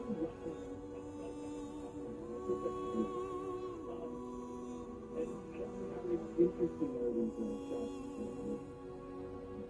Every single shot in this movie, almost every single shot, was literally one line for her to hit the front, and then one powerful spot at the back to do a bunch of fog with a colored gel. Is there a lot of separation? No. Well, there's some shots, yeah, but a lot of them don't last really long. Yeah, this movie is incredible. Yeah. A lot of the shots are incredible. I mean, somebody on the set or somebody on the crew was like, we can do a cool thing if we set up a spotlight on the background with a crystal like volumetric thing going on, because they did it in every single shot earlier, not for the plus movie, because they looked for the story to come and make it so it's going to be you know.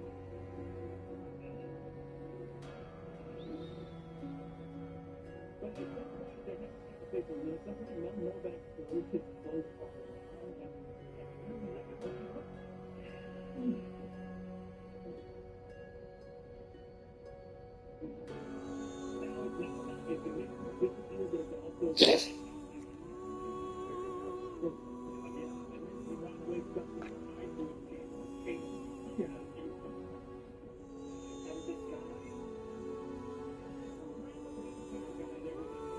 and this guy was the only person who could do it. Yeah, he was like threatening him.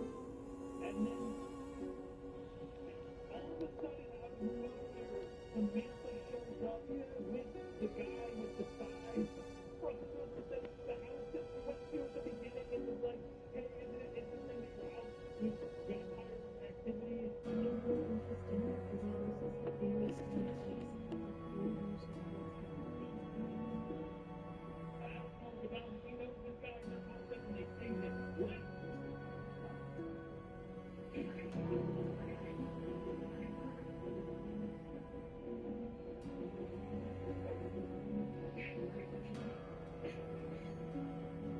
Yeah.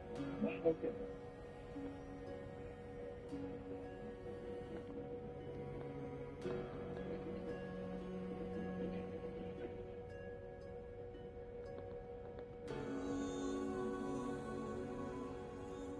But he has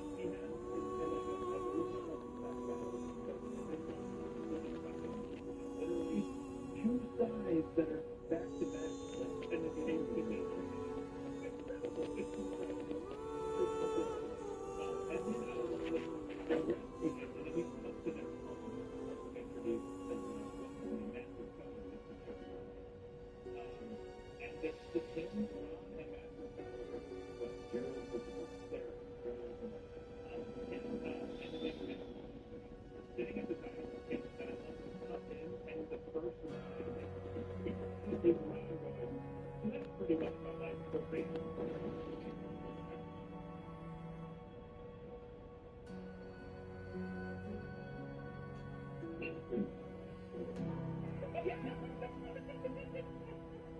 Which is amazing. Oh my god. That's pretty much my last story. Moving on. It's like, I'm glad we got to skip all that, but that's what it's with. And you're going to this too. I remember, I was just on the transcript. I want you to give it a chance. Now, emergency personnel here, yeah, right? And then watch it bring up. Are you ready to basically, this guy now, Master Fellow, is going to there's some great dialogue back and forth. That my favorite part of this was that they're like testing out an ability. Yeah. Oh, it's been trained well. How well have you? And then he's like doing like little moves on him. Yeah. And then they're like, oh no, I'm kicking it out. Sorry. Impressive.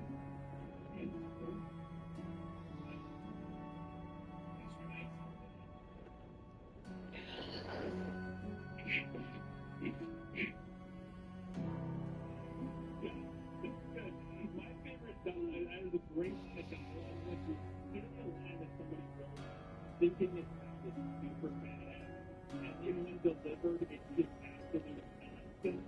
Is that he's asking him, like, do you think you're ready to become like me?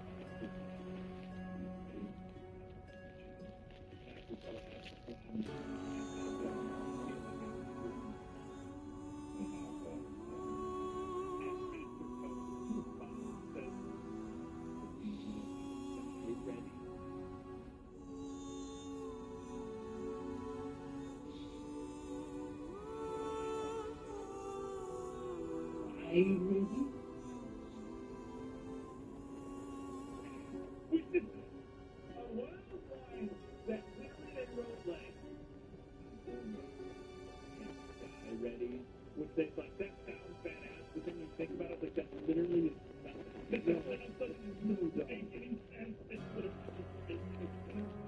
oh my god.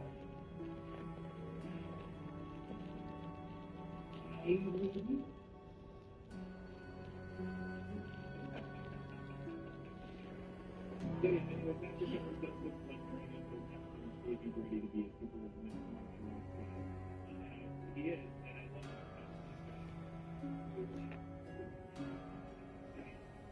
And I love he's also wearing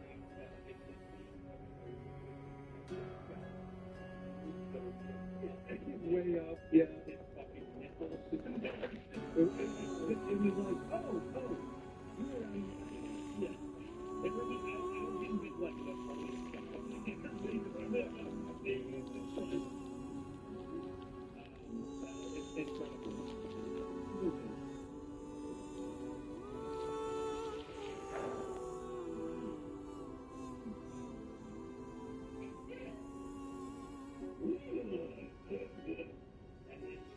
Then we jump around and we get this random shot.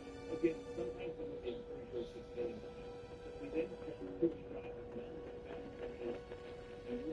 walking down like an alley. It was like super funny of them also walking.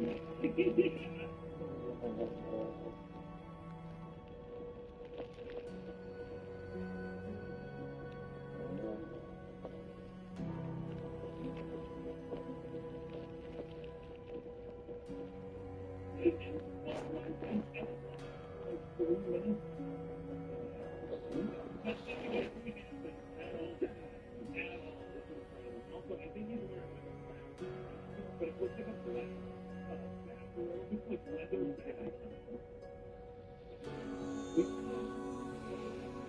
It's this in a random building with a melon and a steak, and there's a little girl that's like, what?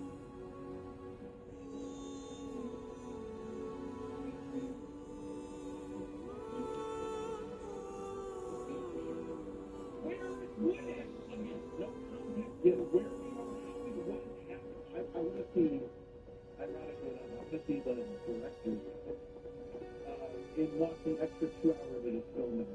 Yeah, it's definitely, because it's just incomprehensible. but she's like, help me, all these guys, something, something. I have to get back. Yeah, she's the one or just this exercise. No, that's telling.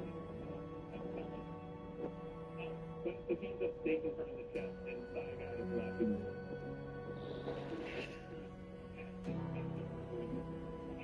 If I didn't, what is it? I'm sorry.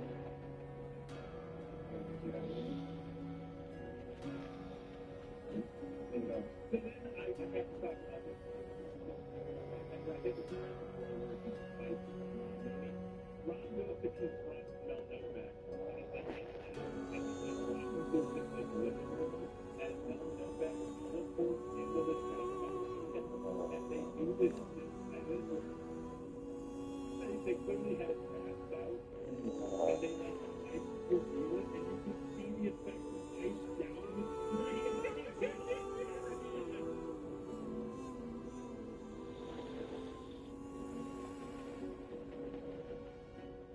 Good. And then he turns into a bat, I think, and starts flying around, and Ron just starts like flailing as he hits it. Man.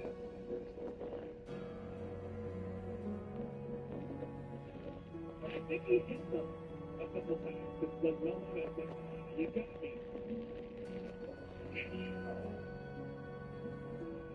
And then he tries to actually be vampire, and Ron hits them. I don't know who, I guess that's what the but then, Mel Novak is threatening to kill him. Like, not Mel Novak is going to kill him. Let them go. And I love this line for actually fuck up. It was on my hand.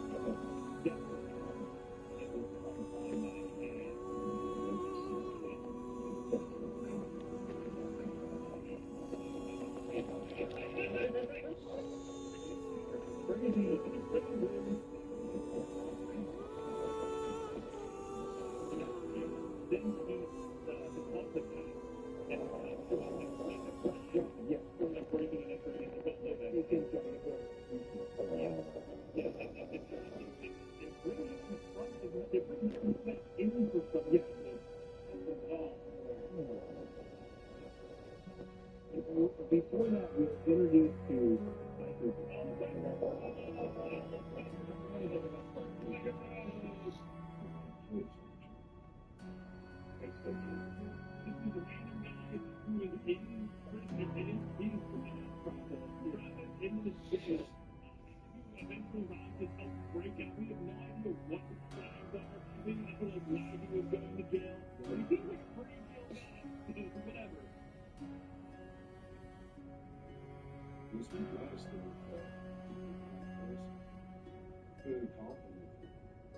but we meet Piper first, and then the night they line it to the process. And then they call them Nova again, and then they bring Ron in and sit down and try to what the hell? Yeah, what are we even trying to accomplish here? We're gonna get to the bottom of this right now. This dog, I was gonna slow down. And they're like talking to each other, and Ron's like, he's a vampire. You're fucking insane. What are you talking about? The captain's like humoring it. Alright, if vampires existed, the captain makes people. Let's assume that this existence of vampires. What proof do you have to show this? Yeah. And then he just starts giving he's like giving some sort of an incantation. Yeah, he makes a little thing. Yeah.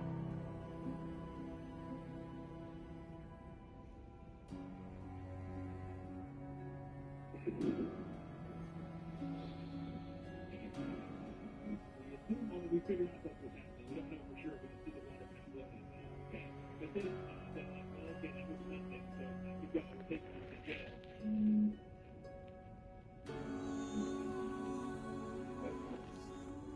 Getting out of this.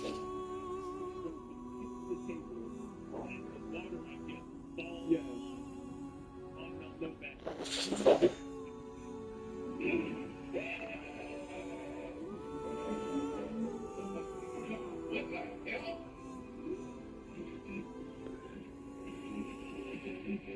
when I came to the conclusion he was not convinced to believe that the vampires were real, I thought that was going to take a while. I thought that was going to be the find in the film. No, it happened immediately. The holy water on him, and then like immediately. And then like getting the vampire and the entire precinct will start shooting at him.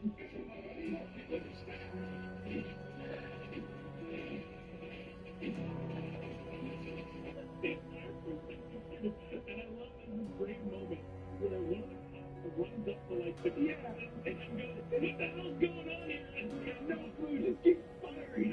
Just shoot.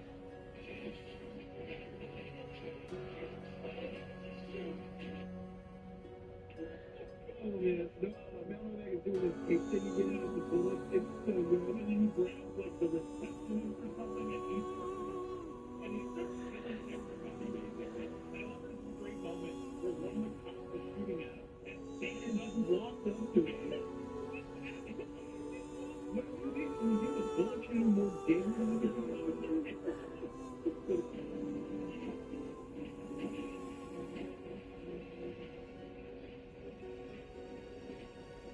And he killed all the other people. And then he teleports in like some vampire warrior guys. Yes, yes.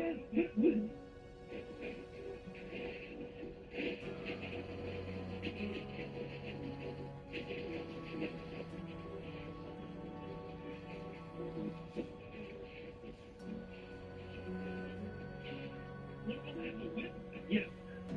So it's doing a lot of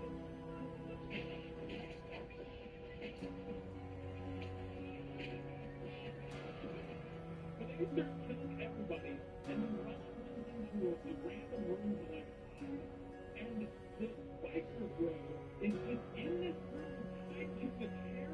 Why? What? Is this police procedure? What's going on? It's like a little copier get in the corner, and it's like, what's happening? So weird. All right, we ran out of processing room. We're gonna get you to do a surgery room.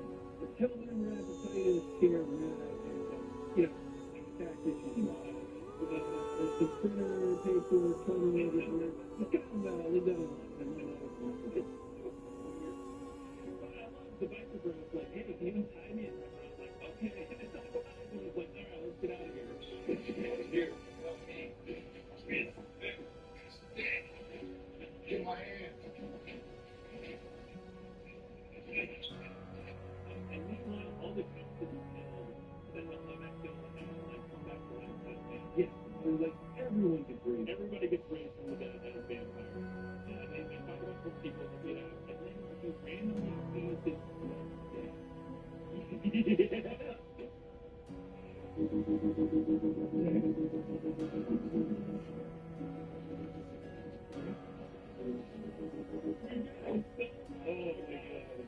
Backlit under a light.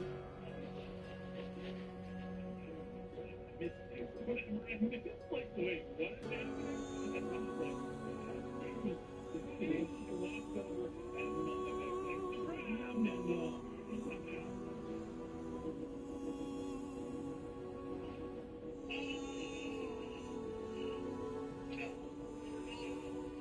so yeah, don't know that it's slow back. He bites him and turns him into a vampire. But then, like, you're right. Come on, dude. Like, I'll get you out of here. And like throws him over his shoulder and it's like dragging him out. And I love they're like going past all the vampires that are all the cops that are turning vampires. And they're all doing the best like vampire performances.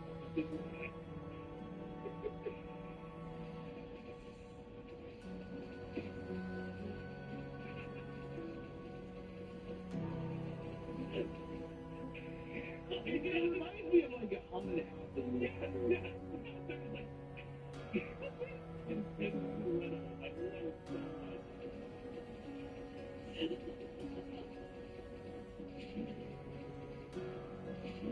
So he makes the victim out. They run into someone. Right. Yeah, they get him home. And then, they get him home, but then they have to like, right. Gotta keep changing. We're turning into a creature of the night. We gotta stop. I'll take care of that. I'm gonna stab him.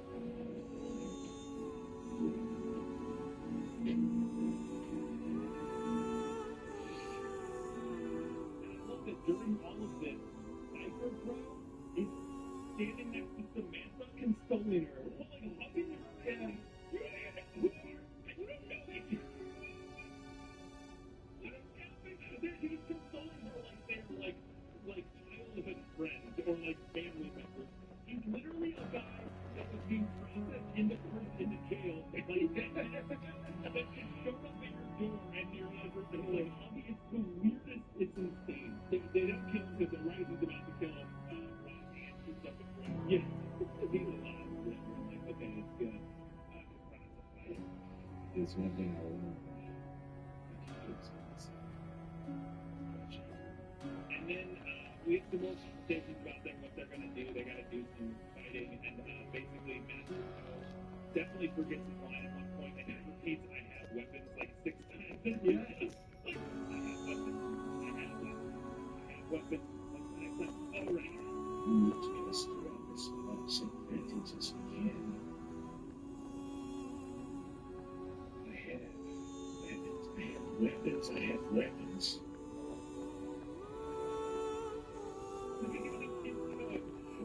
But this is where he gives Geraldine his lottery.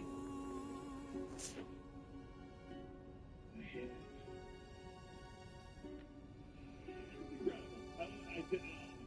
Every detail of this movie is so bad. It's so great.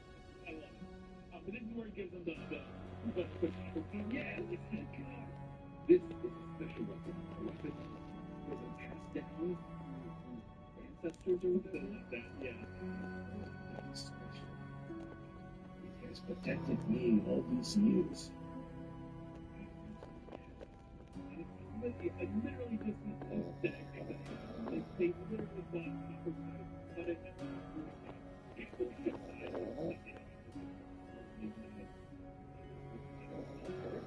it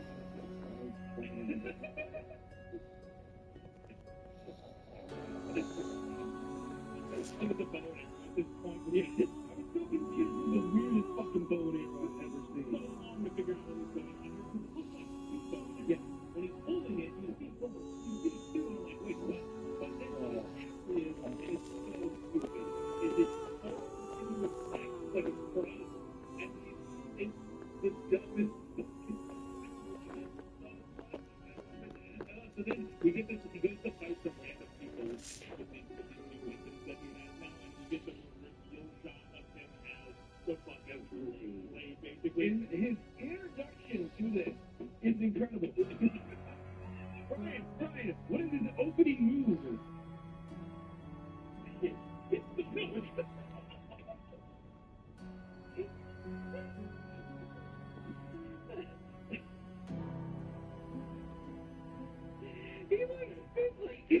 Like off camera.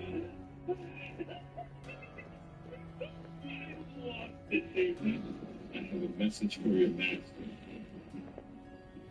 Let's see you try.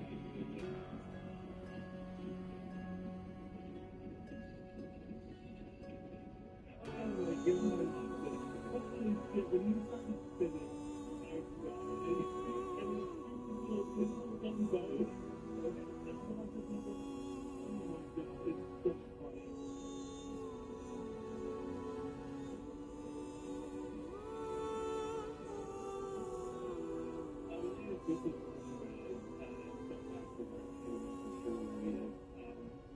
Meanwhile, yeah, there is one point in the film where they actually have a little playing field. I think there is. His hand. We don't, but the way the audio sounds and shitty the scene. I think this is great. One shot where it pushes up on the piano. The cameras are not good. Yeah, they're not good at this is what we were asking for. This is where it should be the order he's having this or the because that's when I know there's one where we did this game the first time.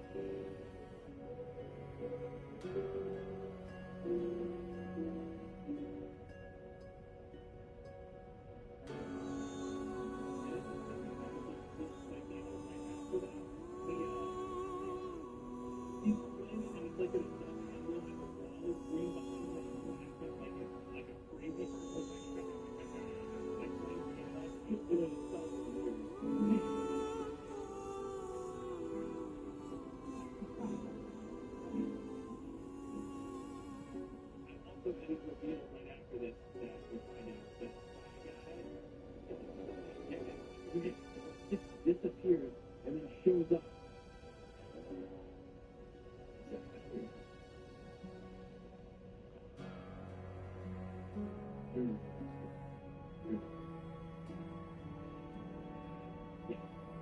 He works for Slovak, he got vampire teeth, and his whole direction for the rest of this movie would be to end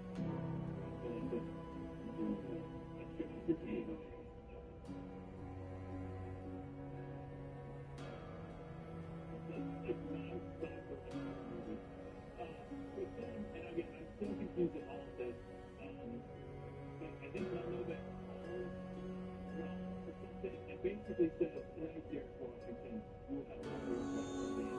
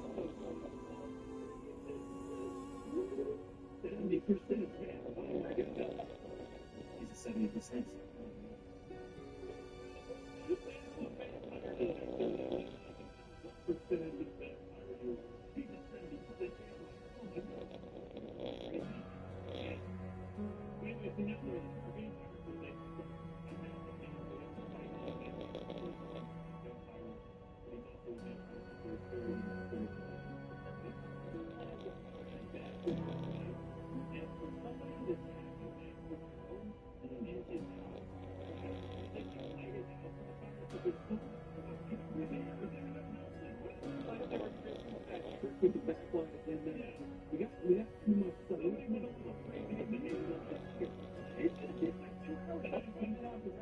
We only got Gerald for like another 1 minute. Gerald and all this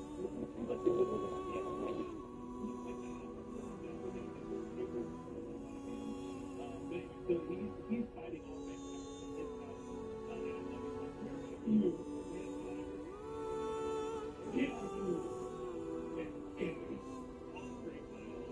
which has to be like the first thing we shot. Because it's so, it doesn't feel like it belongs anywhere within the podcast. And all that, so I agree with that. I'll take a little bit. I don't think we get a stat fight or oh yeah, he's got the gun roll the two things we have in script, which is the little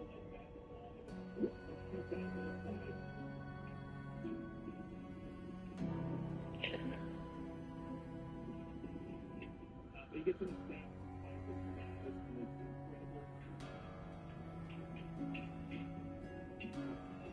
And then we see Mel Novak shows up with the most insane alien long ninja sword that you've ever fucking seen.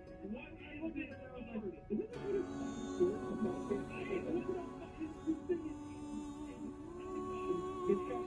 good sword? It's a sword that it's got one blade and then two other blades bolted to the side and different lengths. Yeah, so they really put it back. Look at the bottom. It's kind of cool.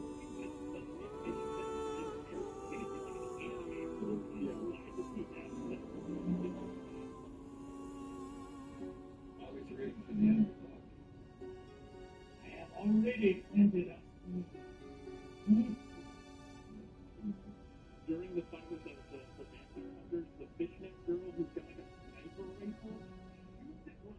He deflects it with a wooden staff, gets it to him, and it bounces back and hits.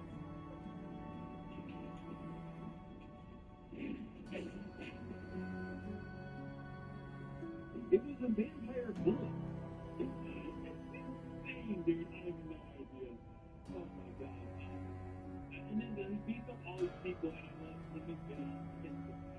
You can tell they're healing it.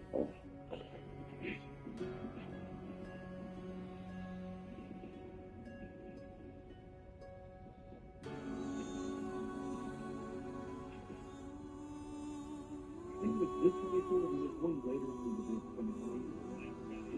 The little rifle they have looks like the freaking rifle that people use for the yeah, I was wondering if it was the rifle.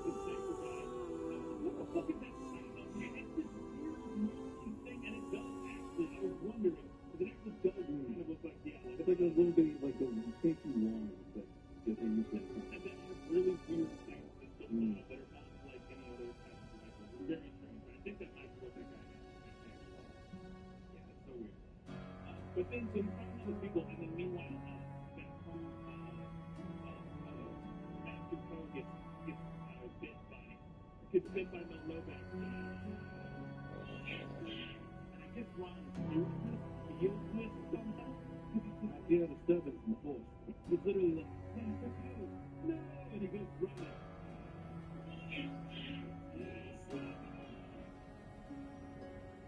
And then he gets back, and he's just bleeding on the side of the wall. They're slowly bleeding to death. And they thought, this is the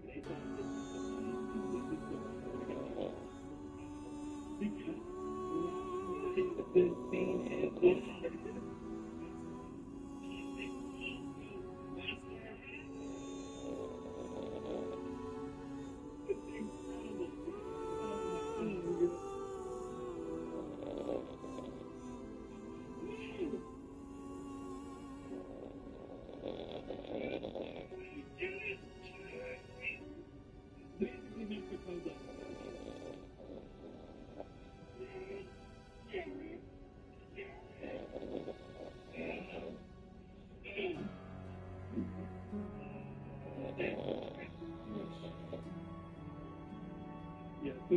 out the he sticks somebody with anything until they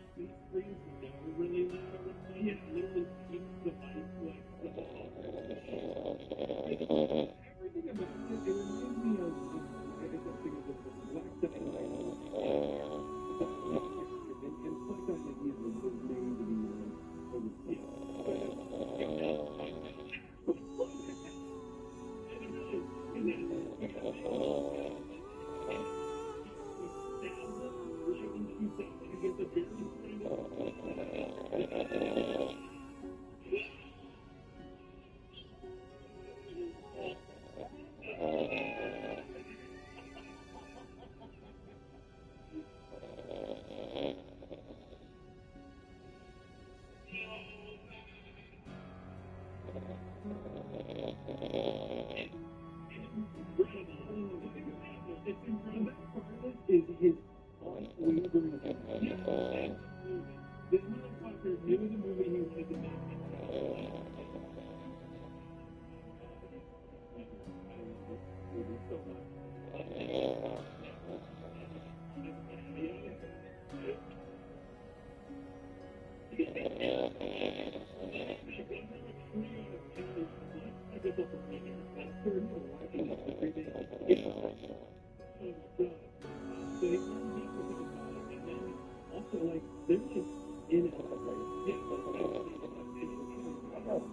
This is a kerosene barrage.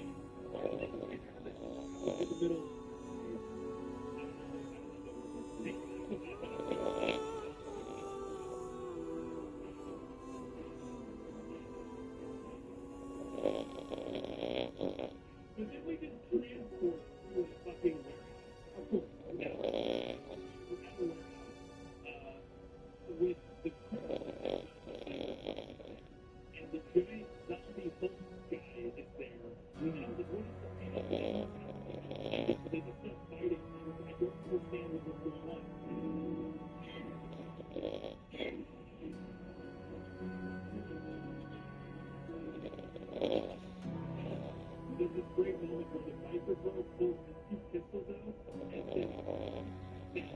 and just starts firing. Yeah.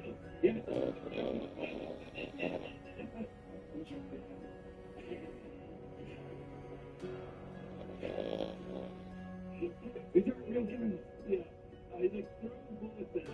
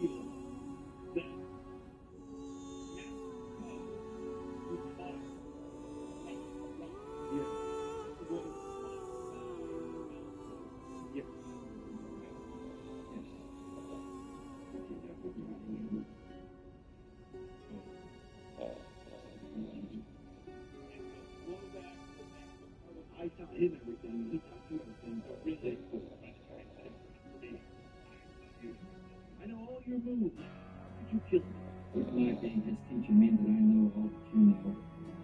How could you possibly defeat me? Yeah, exactly. And he's like, so why don't you join me and we can start getting some more fans out? Like, we can rule the world. We're gonna rule the galaxy. Essentially. And I love it. At the end of the scene, he's like, right, let's go. I want to do it. Let's go. Go back to the road. Let's get him that run. It's like catches him on his little ice stick that he has. Whirls it around it. You nailed it.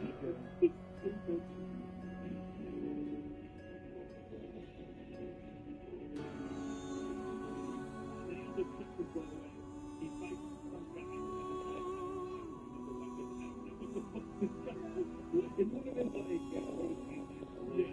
yeah, it's like got his weapon and he's fighting with him and like trying to be like cool with it.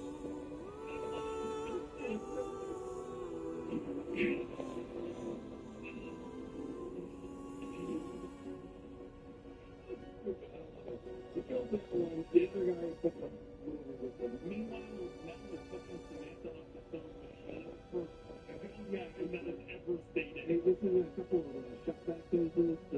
Yeah, it's literally some poses that they screwed to a table now. Do you get any information on what the fuck this is or why this? No, I don't think so. Nope. And then there's like the second guy, and they're fighting, and I love the second guy who was to do like a spin dash behind him and stab him, but just kind of moves around and flung the thing.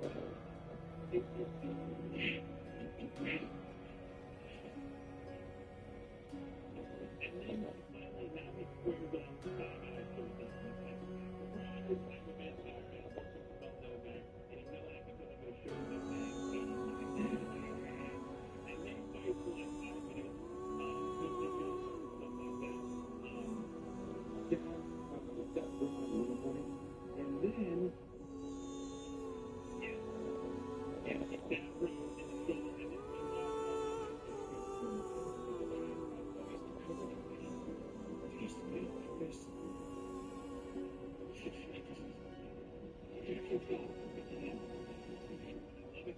shoulder and then holding his giant fuck-off anime sword in the air and the giant fuck-off anime crossbow in the other hand, and he looks ridiculous.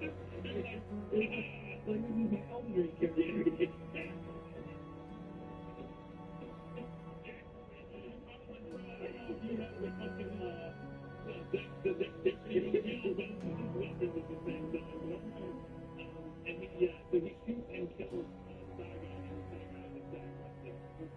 He better than me.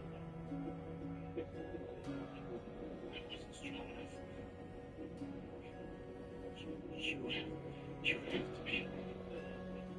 Yeah, and then, so now finally,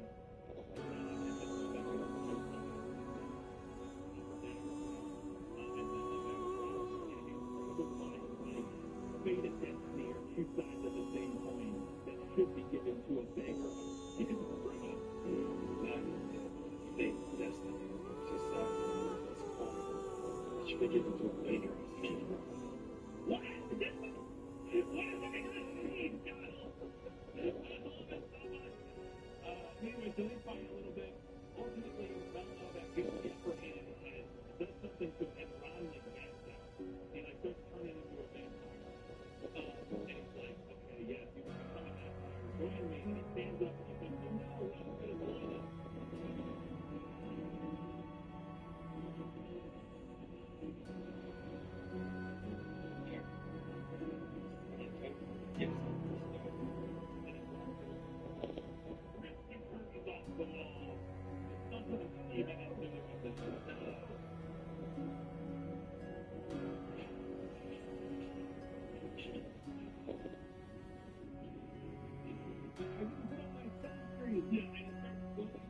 Meanwhile, the music's playing the whole time. This is not remotely fit the scene that it's like, it's like very upbeat.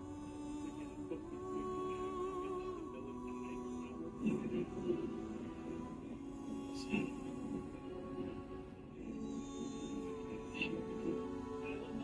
or giving a villain speech.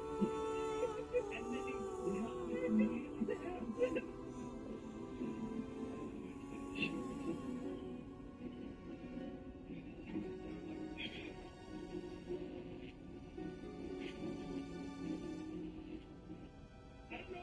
that was it.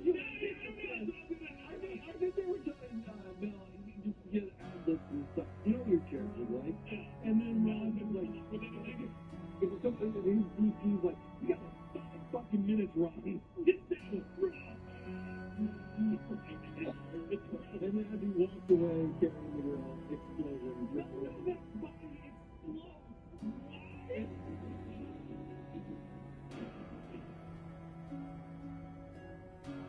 Like the greatest little bitty explosion that looks huge. Oh my god. Then he has a brief moment back on the city where he's talking to people writing on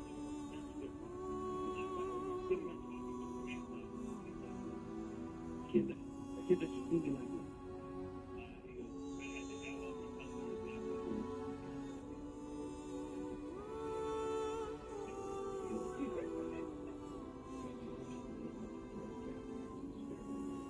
She already was trying to do that. Yeah. And then the movie ends and he gets makes another call at the door. It's a classic scene where he calls and he like walks up to a payphone and he calls this little father figure and he's talking to him and he says, "I've become fear, hate and fear not. You're fully a man, yet I'm not fully. I am the first. I am no longer fully a man, and yet I am not wholly a monster. I am like every creature that night should fear. I am more than just a vampire. I am the first. Vampires have something to do. Oh my god. This movie's incredible. This movie's good. It's great. It's great, man. It's just, man, this is everything that we love in a bad movie. It's everything. It's all the way but it's so sincere. I legitimately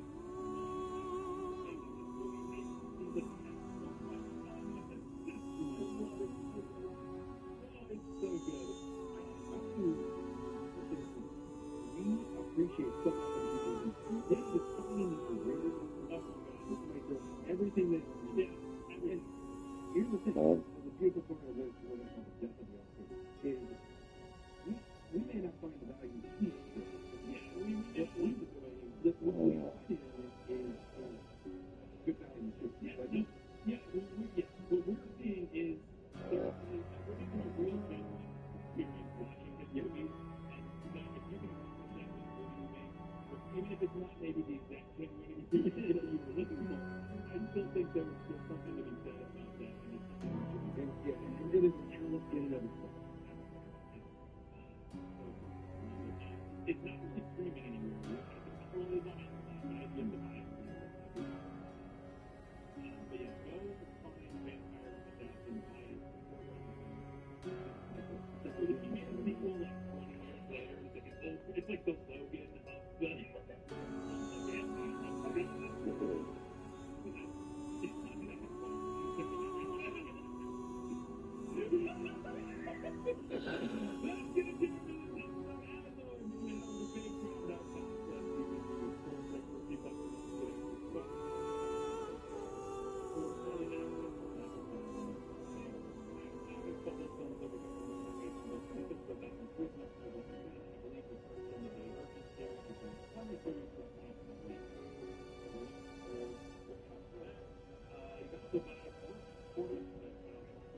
But yeah, go find Vampire Death and buy it.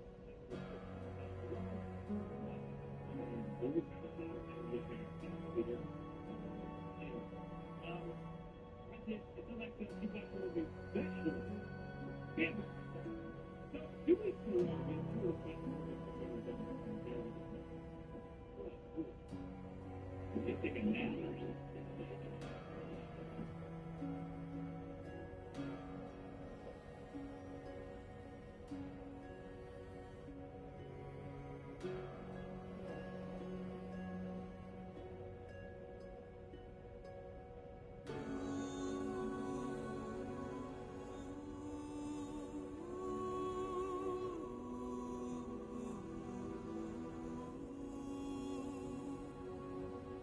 Year. 29. What's the best thing to do with this movie? Besides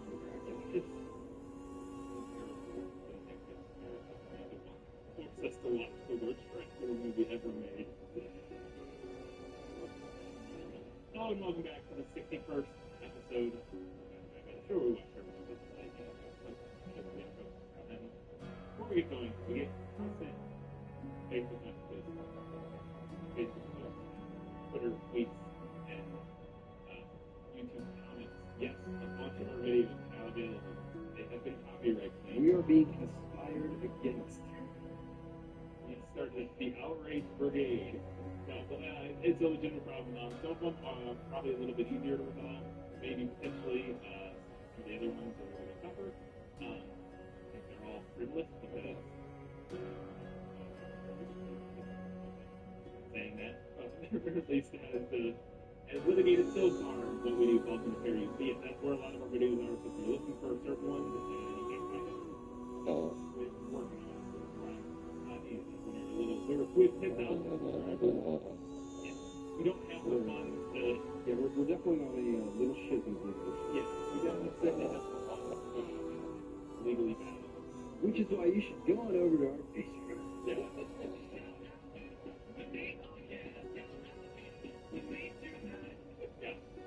We're going to do what we can. Here's our GoFundMe. A good, better, bad little shit. Yeah. We're going to do what we can. Some of them, like I said, may be easier to resolve, and others maybe a simple song and excuse you fix it, and that may happen. We're still working on it. Other ones, though, like the actual legal takedown notices by a person that shall remain nameless. So, that's where those movement videos are. We still have most of, like, movements, greater than 80% of the videos are available. It's, I think, total of, like, 10 that are blocked. It's just the it really is most of the best episodes, unfortunately. Not Neil Breen one. Neil Breen is not an actor. He'll love this, I'm sure. He took inspiration for his latest movie from us. So. Even medals that I'm sure he thinks that's good. How could Neil Breen have ever been injured in combat to receive that medal?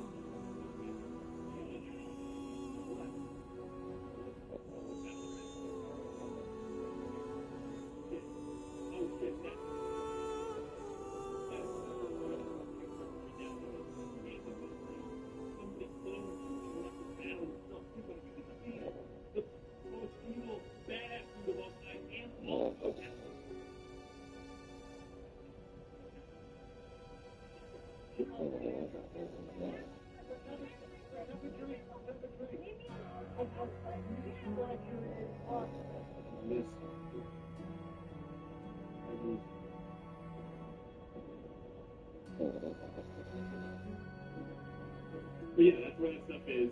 So now, let's get into it. Dracula 3000.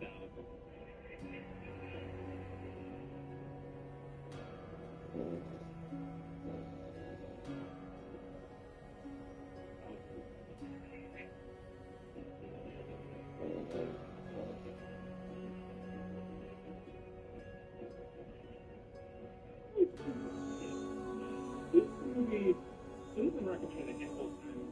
It's several different people. I see it pop up in the comments pretty often. Maybe it's the same person I have everything. I don't know. But we were looking for something that we could find pretty quickly and streaming or available. Starship for Van Dien. Starship Trooper himself. Oh, right. Yeah. Also starred Erica Eleniak from Christmas Rush.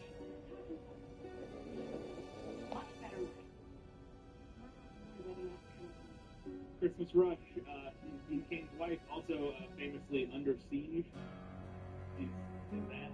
And Julio is in this movie. Everybody's favorite mid to late 90s rapper, Julio.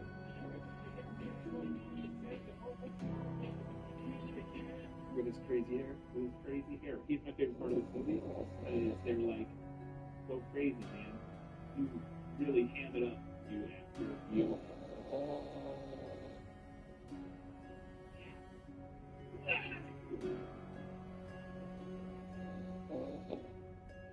So right off the bat in the opening credits, you can tell you're in for a very shitty ride because the opening credits are incredibly cheesy and cheap looking. Yeah.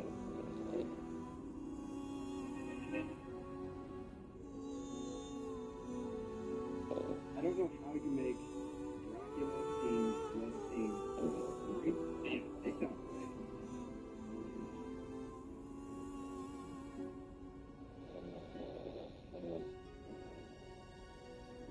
Boring and cheap. There, and it's just the word Dracula, like distorted by like a smudge effect, and then their names pop up, and it's like 3.5 minutes of the opening video, or the opening shot after the credits, is a video of a guy talking to cameras, explaining that he was holding a cross, and he was trying to destroy the ship, like counting down.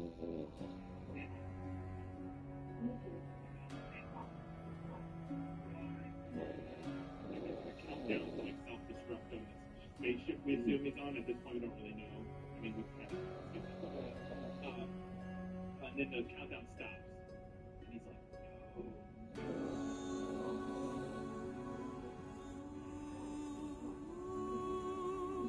And then he was going to blow up the ship. We don't know why yet, but the ship, By virtue of the name, yeah, it's pretty obvious. it's pretty clear that Dracula was on the ship. That's why he wanted to blow it up. And also the inflammation. So then we cut forward 50 years, jump over 50 years, and we're following our land. I thought it was 200. I have 50 years later. It's 50 years later. But it is. Okay. There's a line at one point of where somebody says,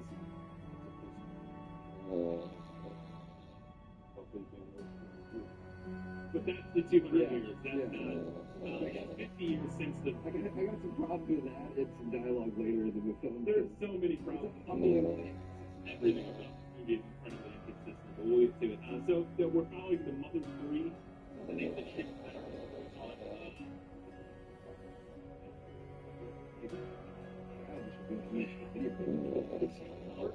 First little spells, once you get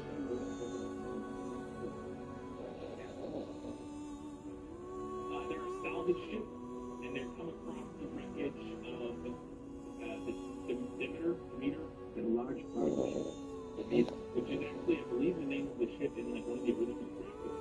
It's like a boat, like a ship.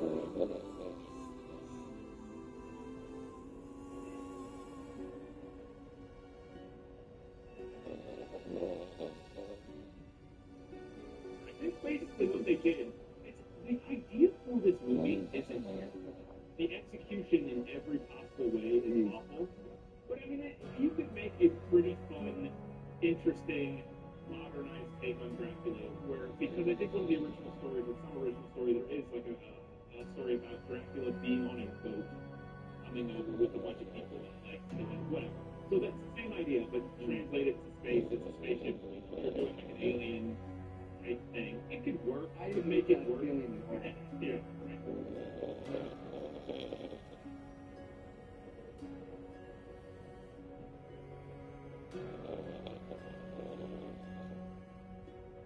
You could make it work, but every decision they make after that somewhat fun and interesting concept is just completely terrible.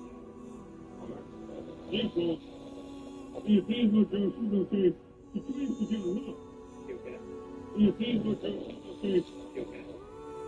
mean, including their main one of how they decided to dress Dracula.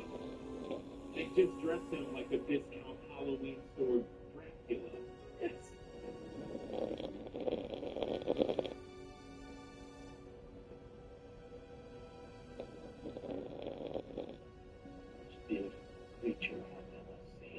Like, why would you do that? They just gave a space alien, and the thing that makes more sense is, so the whole concept is that he's from a planet called Transylvania.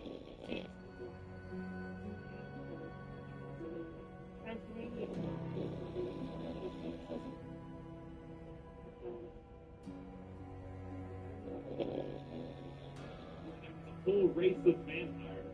Like, the whole planet was vampires. And it's a whole other planet.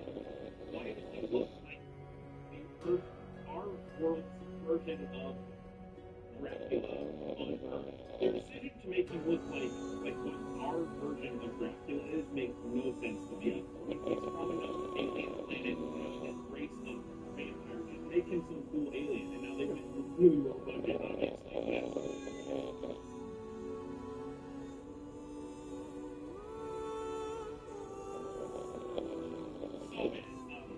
So they set up, Van Helsing. My favorite family. That's what I wanted to do. Yeah, traditionally, famously, Van Helsing. It is from the line of Van Helsing, which we find out eventually. But, so they find a ship that has been lost for 50 years, and they slowly towards Earth, they say, maybe at some point like this, everyone can have the headache, it's moving somewhere, which is weird. I think the idea is that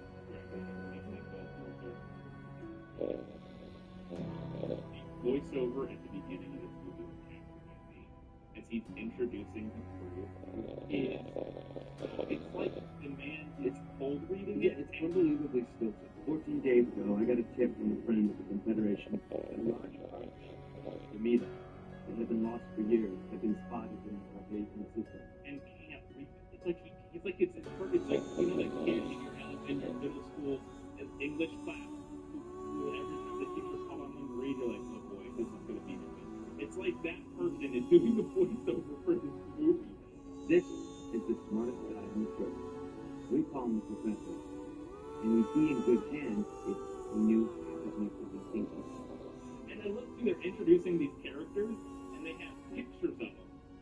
So let's set up our crew so you get to know who they are. But when we put a picture of them on the screen, we'll put some weird graphic treatment on it so you can't see what they look like. So then at this point, introducing them to us means nothing. Yeah. We don't know who they are because they're just a blur. Like the picture you showed us, like this is this person. This is 187. That's a blur of colors. What? This guy is 187. And they tell me 187 was his IQ before he enrolled at Berkeley College. Aurora, my vice captain, keeps to herself. It's her first time out with a crew like this one, and looking like that doesn't help her cause. My least favorite thing about this film is maybe, well, I say least favorite thing, there's a lot of things I don't like about this movie, but one of my least favorite things is the visual choice. It is a face, and then zoom in even more from there.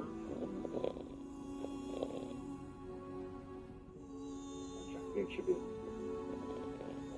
The opening, or like one of the first shots where we actually see people after we get all the purple graphics of people's introduction is a shot of the scientist and Casper Van Dien in the background, and it's literally this, and then they zoom in even more. What are they doing? Why is that what we decided to do? Let's break down the crew real quick. Yeah, let's talk about that. What is this? Is it IQ they said? We call this guy 187. And they tell me 187. This is IQ.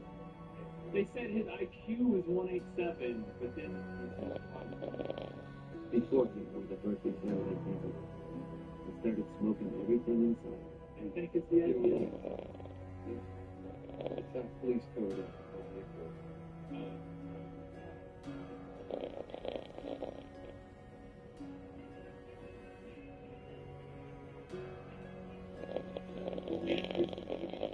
Weed, space weed, literally, it's.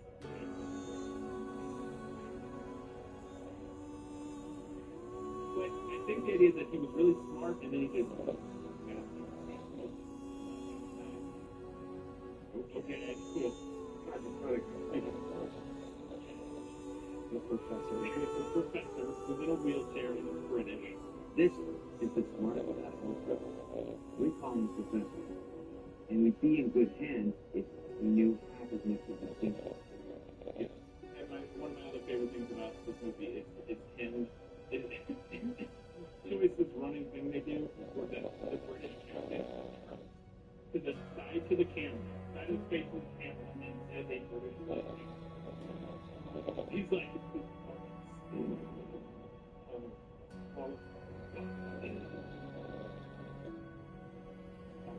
it's like 3 times in this movie. Fantastic. So yeah, he's the professor. the science and then there's Mina, who I don't know what she is, but she's the navigator. Oh, is that who okay? can't navigate, and she's like there for like university credit. Yeah, it's like she's there as an intern. Technically an intern from the Academy of Intergalactic Navigation. So she works for free.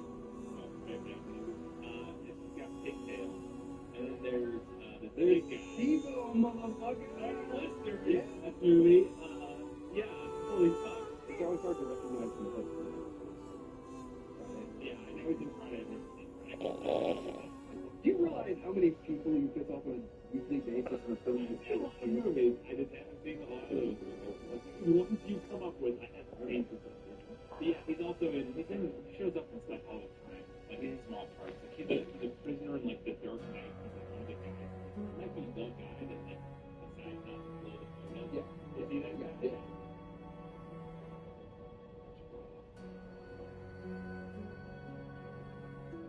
I'm like 99% sure that the captain who's doing the video log is wearing a chest coat.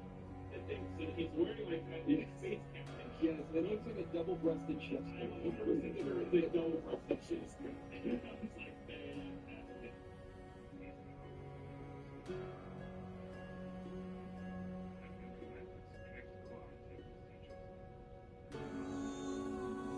So I love it. So then we get Mina exploring the ship. She has a great way. They literally, whoever did the it's so good. They duct tape on the hose to a respirator, and then it just goes around these tanks on her back, like walking around the lawn. It looks like something It's they the came up future, with. Brian. It's the future. Yeah, it looks like something they came up with in 5 minutes that morning. They were like all hungover, and they're like, "Shit, she's got to be wearing an oxygen tank." And they're like, "We got our respirators for when we paint stuff and some hose, duct tape." And they're like, Good. "Let's do it. That's all we got."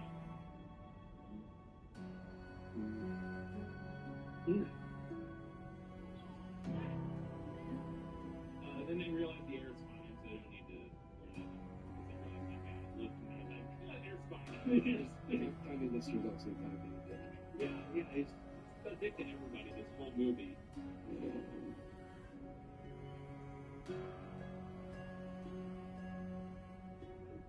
What is this? Why is Julio? Did you want something blue and surfer stuff everywhere?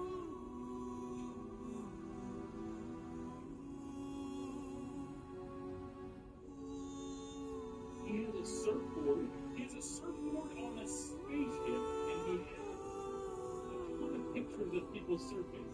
It's up there on the same level of at least Bon Jovi having a surfboard in the middle of the desert. That one was great because it was full of wet. Yeah, it's up in some Earth and not in space.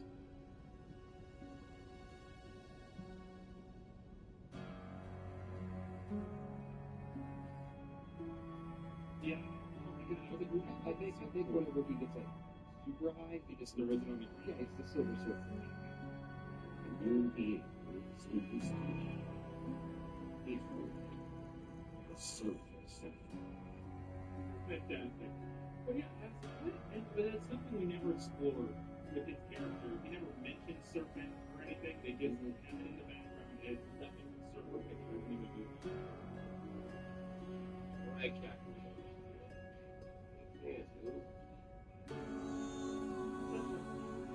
So we keep coming back to the camera. We're doing the video back and forth.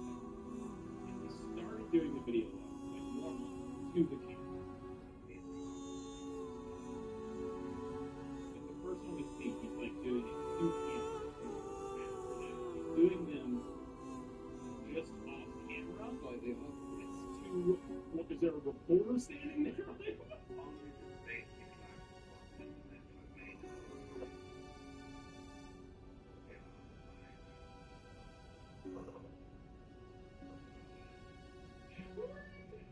I'm like, who is he looking at? Who is he talking to? Like, what? Just off camera because you're sitting there. What is he looking at? That's so strange. question. Oh, they find a body. Oh.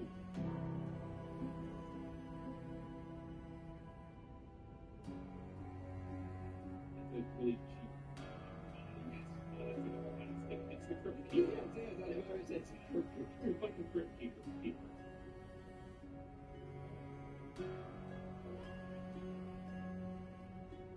This is a fucking weird corpse. Like, why would you do that? It's like a corpse tied itself to a chair. Yeah.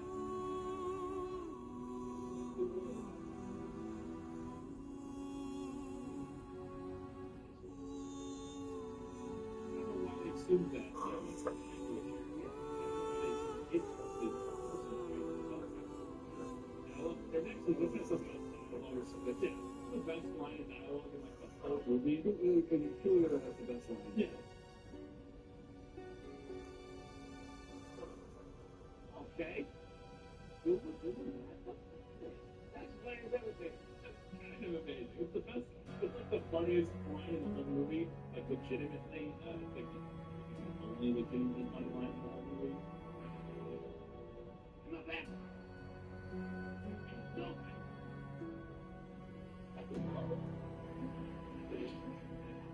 And then this guy said, no, it's a crucifix after birthday. And then says that somebody says that they were outlaws.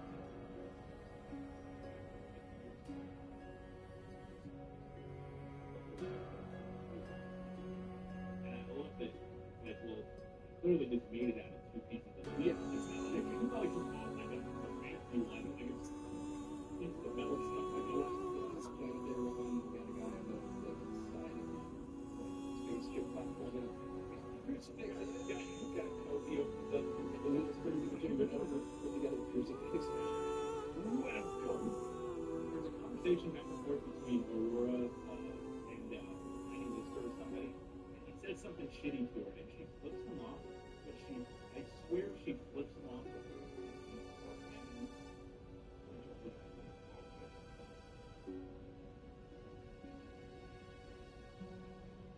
She's like, or when they go into like, that's the way you flip people off in the future. Is that what that is? Yeah, like, is that what they're going for? They're like, she's like, oh, okay. It's the future. Oh, it is. What people It seems like a fancier way to do it. Yeah, definitely is. What if fancy culture made look like this? And so their spaceship at the top of this spaceship just flies away. And they're like, well, Star Trek, cool.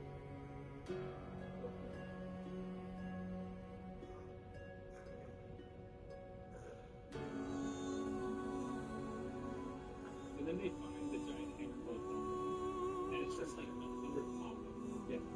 In cargo bay. And Julio's like, we should open it. Well, and his reason for the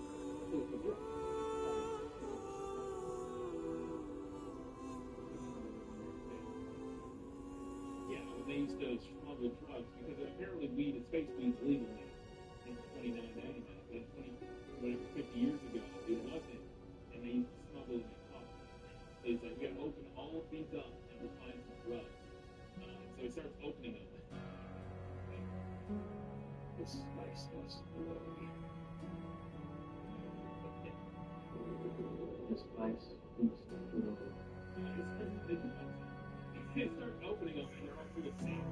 Like there's nothing in them, and he ends up cutting his hand open it. One of them.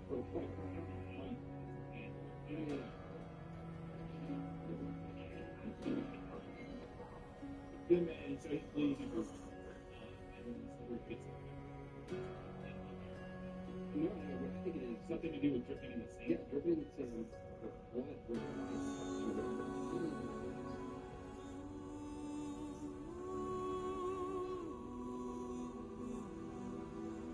And then they stumble into the old captain's quarters, and it's like crosses everywhere, and they look like a 6-year-old made them. This is the line that made me the inconsistency. Yeah. The second Casper Van whatever. The second that walks in. Casper Van Helsing. The second he walks in there,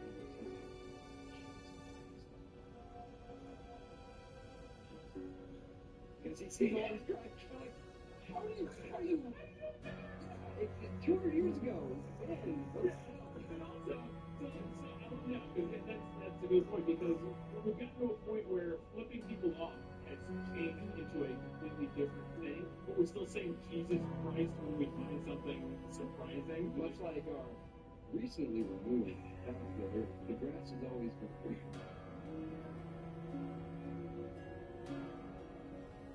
Yeah, the grass is always greener will just persist forever. Basically. So will Jesus Christ, saying Jesus Christ when you're surprised. Flipping somebody off awkward makes sense.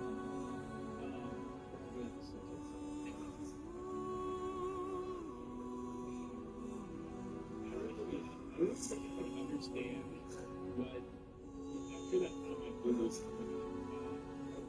Yeah, was this on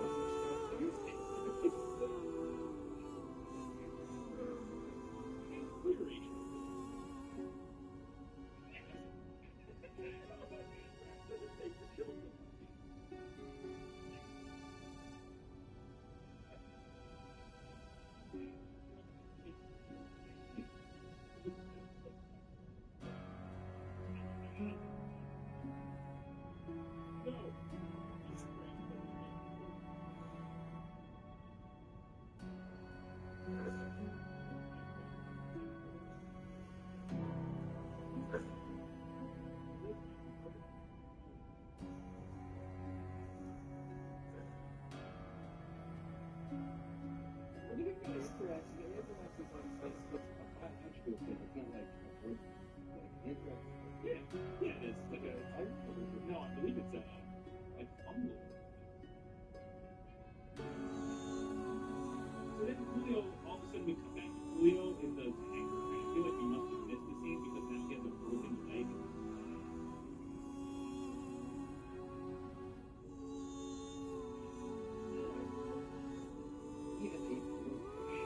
Super like his arm is sticking like 6 inches out of his leg. So they take him back and throw him on the school table, and they realize he's been bitten.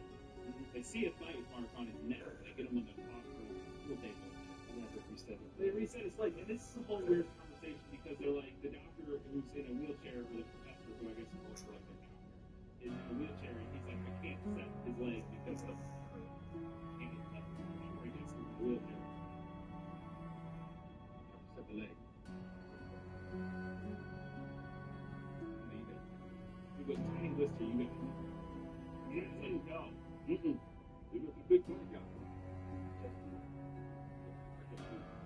and like now, throughout this movie, we established numerous times that these two guys are like best friends. Yeah.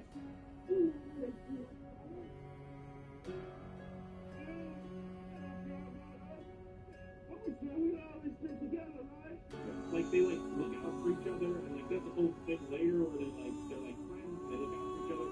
Black guys on the crew, supposedly is what he says later. But he was like, I will not set. He goes, we're gonna get his legs cut off if you don't set it. He's like, well, I guess he's getting his legs cut off. No other way.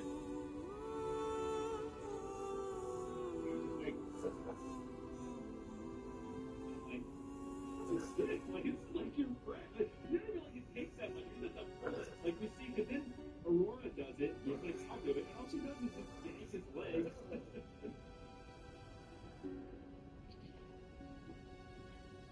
Just stick to it. Well, have you ever had a friend who said, no, I have. It's not fun. I know it's not fun, but fortunately, I was on a lot of drugs.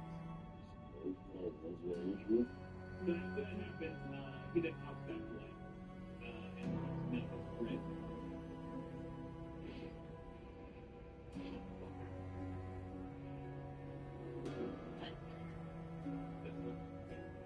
And this is Julio going.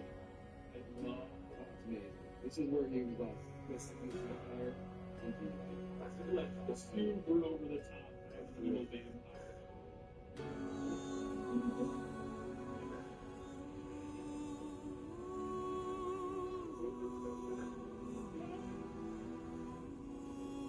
He's like, I don't know where he came up with the inspiration. It is so everywhere. Like, there's moments where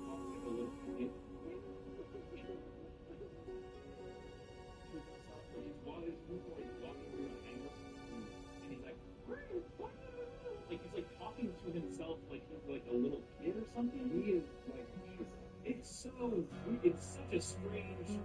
It's like, what are we doing here? And then he like,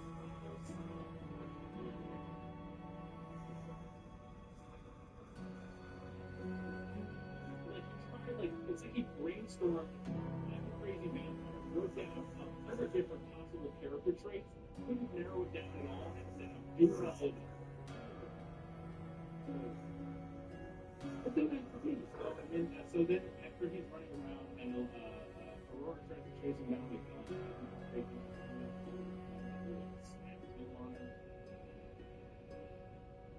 You know what's funny is that snap clones are either really cool and look great, or they're like the cheesiest fucking thing in the world. And the way how shaky this camera is when they do all that, it's like comedy. Yeah, it's a nightmare. Here's the thing. If Edgar Wright does a snap film, really cool, makes a lot of sense, adds a lot to whatever moment that we're doing in the film.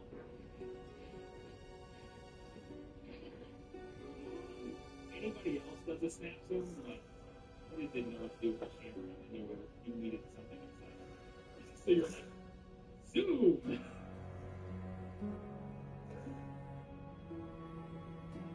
Also, Julio gets this keeps the loop trick out of the captain. Yeah. He's tap dancing on the professor's legs. Yeah. It's amazing. And then also, so there's, he has the best, this line. They get into a room with him. And it's Aurora's there with a gun. And you can cross him with a gun. And he had just beat up the captain and stuff like he said. And they're all sitting there and they're like, shoot Julio. And Julio is monologuing to Aurora. And he has the best line. It's so incredible. He literally turns to her. Now I understand how often I see you and want to ejaculate all over your esophagus. And I would feel that I would feel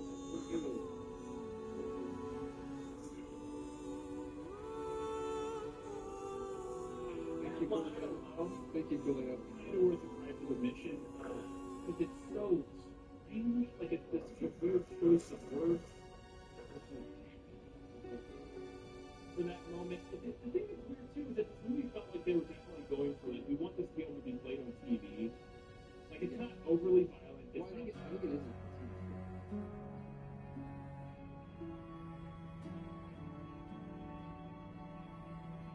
Yeah, it's very low budget, but also, yeah, you can tell that, like, they never go too over the top with the violence or the language, and, like, they have moments where it sounds like they're gonna say something really vulgar, but then he says, you want to ejaculate all over your pajamas, and I'm like, what why would you say that in this movie? Television program. Okay. That is also country of origin. United States. South Africa. And South. Okay.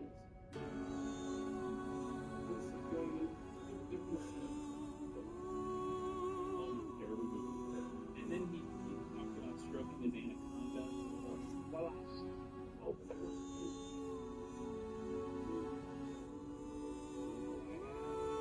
the whole scene is one of the best movement scenes I've seen. Then she shoots him, and obviously nothing happens.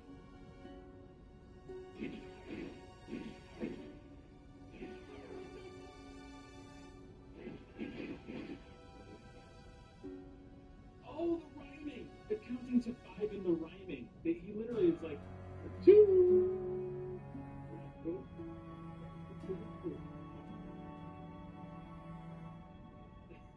It's the worst.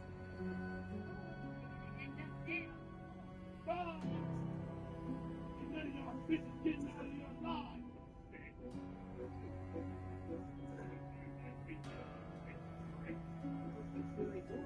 So then he goes, she shoots him, nothing happens, so she runs away, he goes chasing after her. And there's a great line by the professor saying, they're like, where'd he go?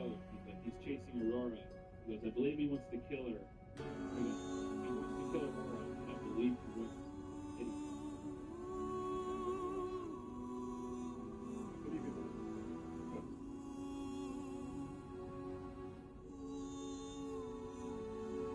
Then we finally see Dracula, and could not be more boring.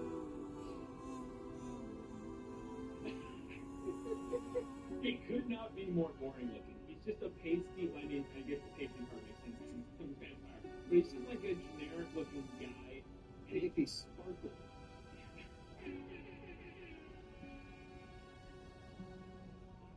He's not even an interesting looking person. Like they couldn't find somebody with good cheekbones or something to like give him some sort of presence. He's just like a guy. Like it's so disappointing. And he's just a guy in a $50 Halloween Dracula costume. I can't stress enough how the man is just wearing like the mid-level Dracula. They went to the Halloween store and just bought that. They didn't pick that up. 100%. That's what it is. I mean, it's not the cheapest Dracula costume at the store. You know, there's like a $10 to $15 Dracula costume, and there's like a $150 one. They got like the $40 to $50 Dracula costume, like that mid-range budget one where it's like looks okay, but doesn't look okay for a movie that you want people to take seriously. So then this is where Julio shows up and talks to Dracula, and as he's walking there.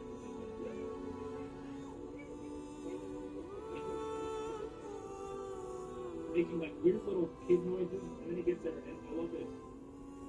So the last scene before this, Julio was just monologuing to all of our crew, saying he's gonna kill them. Then it cuts. He goes and he talks to Dracula, and he shows up to Dracula and says, "What do you want me to do, Master?" And Dracula's like, "Kill the person." All right.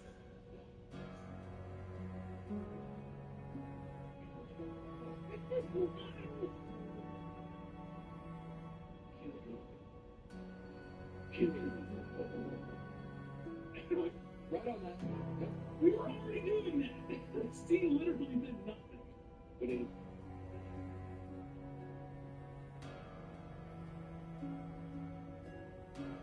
So then Dracula finds Aurora and he confronts her and he's talking to her monologuing. Which did creature have never seen. And he gave him again. Pokemon with the $50 Halloween costume. He had this metal this similar thing.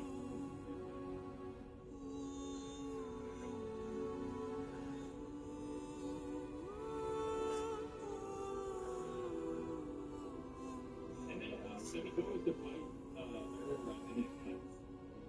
And then we're back with what happens. Alright, fine. And then I think this is where Mini gets grabbed by gets taken by. Right? So the professor's in the room with Mina, and then he's like, I thought I heard something. She's like, no. And she goes out the hallway.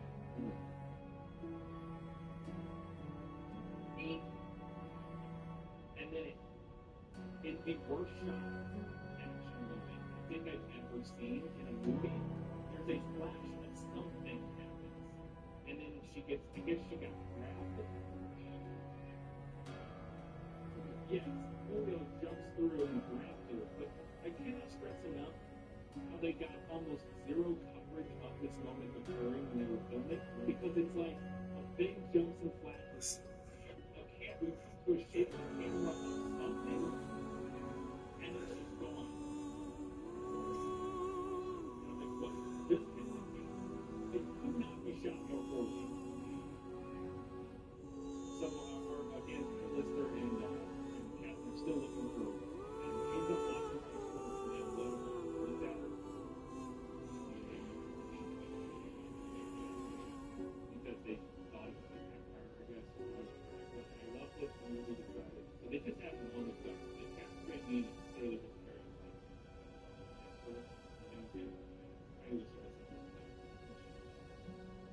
but they start unloading bullets, and the movie was like, well, it's the future, so we should add laser sound effects to these guns.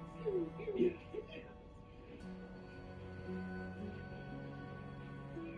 It's like, they're just normal guns, like, you know.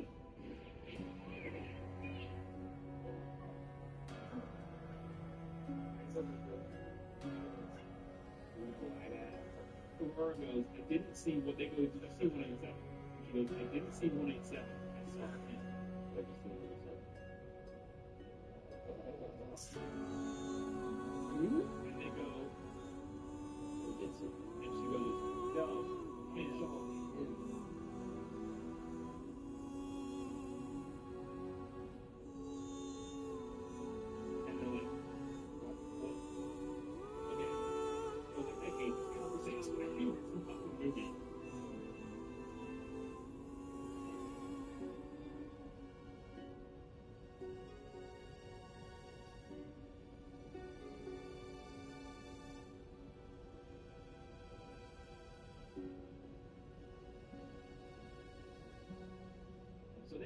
her to a room, and she starts expositing what he is, basically. Yeah. Because for some reason, he told her all of this information. And again, this makes no sense. And they get rightfully skeptical of her, like, why do you know all this now? Because literally, it's just like his name's Ocean.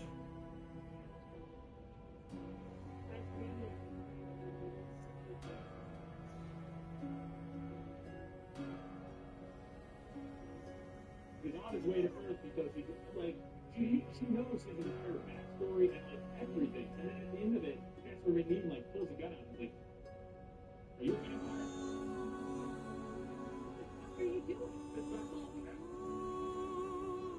Like, what the fuck is that? Yeah, it makes perfect sense. And so, like, this is the thing that is interesting about this movie, is the idea of making Transylvania a planet and making a race of an alien species that are vampires and is from a planet called Transylvania. That's kind of interesting, and you could make it work.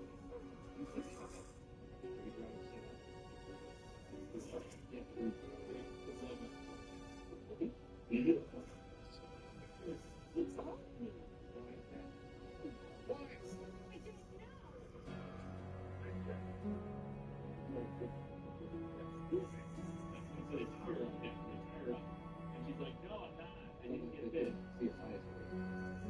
Yes, everybody else's eyes are red when they turn into a vampire. I guess they assume that. Now, what I thought was that she was under wrong. You know, like where you're not bit, you're not like they get like mind control you basically. Yeah, exactly. Roll the net one or whatever. That thing. Yes. Dracula just sprinting down a hallway with his cape.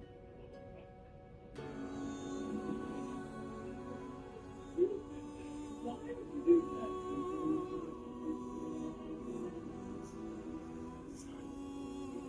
They also do some research at this point and find out that Casper Van Dien, or they look up the history of origins, and they see Van Helsing, and they're like, oh, you must be related, you must be a long, or, you know, a descendant of, yeah, that works. Yeah, there's only, yeah, sure. And they're like, so you must be a descendant of Van Helsing. Sure, fine. But I was like, oh, this is interesting. So in this alternate universe where vampires are from another planet, and where Dracula is from another planet, Van Helsing is still a thing? Yeah, exactly. How does that make any sense? Like, it makes no sense. So, like, the history of our version of Dracula also is in... I do have one in there. Okay. Another Van Helsing. Yeah, that's great. No, I think that what they're trying to indicate is that thousands of years ago, Gotcha. But it was supposed to have been Dracula. Yes. But it's not Dracula. Yes. I guess that kind of makes sense. But they never go with that. It's so strange. Great. Yeah, revenge situation. You're kidding us. Good for you. So then, at this point, they Casper and Dean go do some other stuff. And it's just Aurora and Candace sitting there. How you got this thing? Man, you want to talk about an intimidating guy? Yeah. And she's like, hey, you should take all my clothes off. I mean, you can see that I'm bit. You can look everywhere.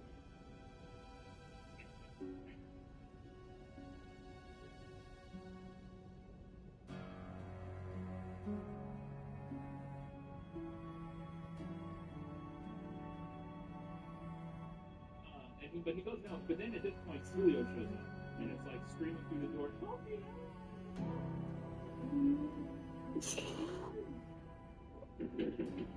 And Aurora's like, "He's lying. Don't let him in." And Silas is like, "I'm gonna let him in." Whoa, dude.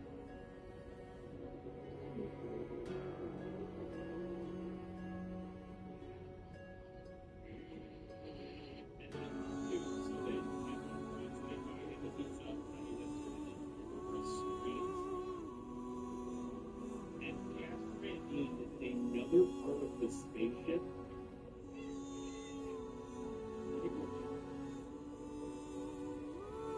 What about me? And here's her through like all these doors and shit.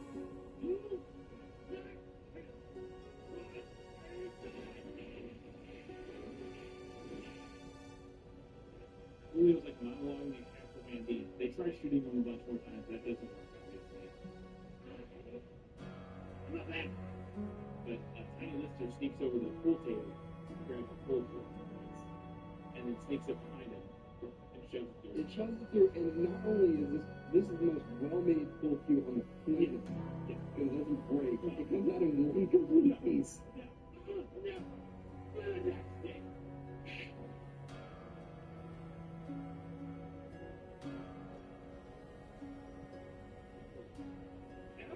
About pull cues, the end of them, they're not sharp. No, it's like they're a flat piece of like plastic or something on the end. Yeah, like cork kind of. And it just somehow, I guess if any of the people in this movie were going to be able to shove a pull cue through somebody's chest, it would be Tiny Lister. Yeah, it shoves through, it makes a really great sound effect when it goes through, and they're like, oh, well, that was easy. And then this is where they figure out, because they're talking to the press, and they realize, oh, boys, it's staged.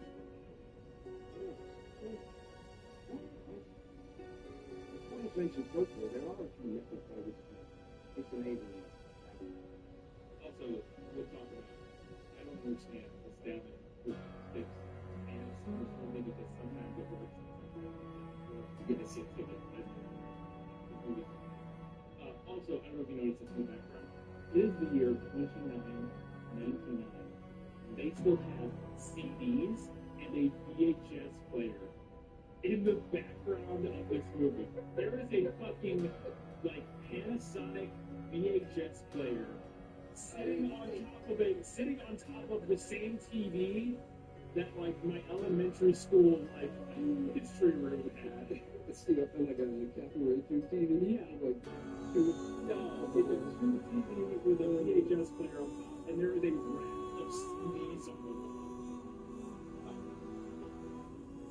Just roll the VHS cassette player out of your shop, please.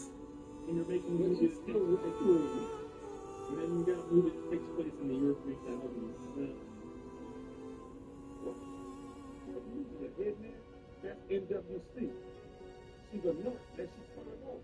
That's why they're pointing the ball every damn time. Oh, so this is where she explains she's not a human. Spoiler. Aurora isn't human. She's a Proteus 3.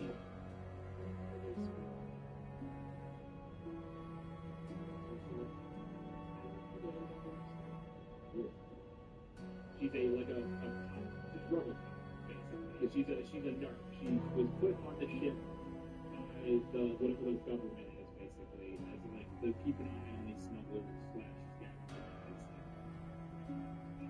Whatever. Doesn't really matter. She's a robot, so that's why she wasn't bitten, because she was a robot. Because she's a robot. She got no blood, remember? They've also figured out at this point that sunlight can also kill the vampire.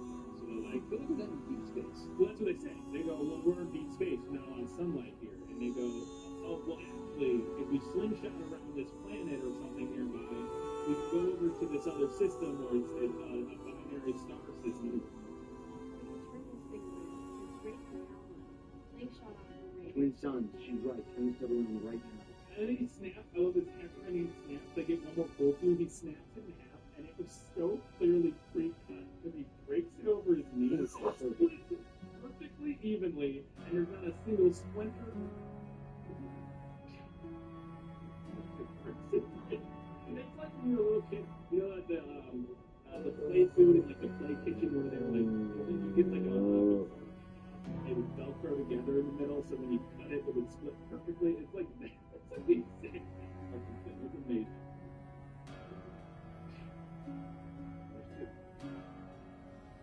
Him and Aurora go, and they're opening all the coffins looking for Dracula, yes, so they can stand it. Okay, they make a switch point in this, is that organic wood hasn't been used for decades or something. Well, they said, yeah, but for some reason these pull cues out. Yes.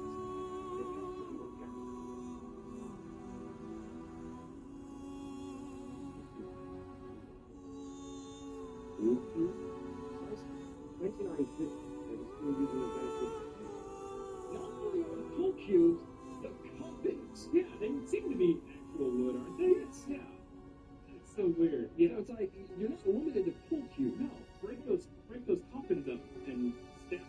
what the splintered coffins. You got so many stakes now. You have Stake City. There's like 100 coffins there.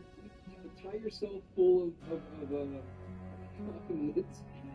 You have coffin lid armor. Yeah, coffin lid armor. So it's like coffin lids everywhere. You kill them all. It would be great. But so they end up finding Mina. They don't find Dracula. They open one and Mina's there laying there. And I love this. Aurora, like, he's like stabbing. Catherine tells him to stab her. She's like, no.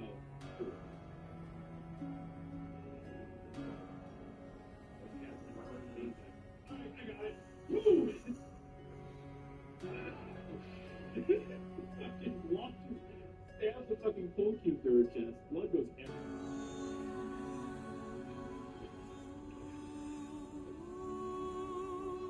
Like, blood sprays. I was not expecting it. He just gets covered in. Catherine gets covered in her blood. And now recall, I need you to put this in your memory banks for later, audience. She got a full stick just plunged through her chest. Like, there's no way he didn't hit her heart with as much blood, and it went everywhere. Like, he fucking destroyed her. So just pull on.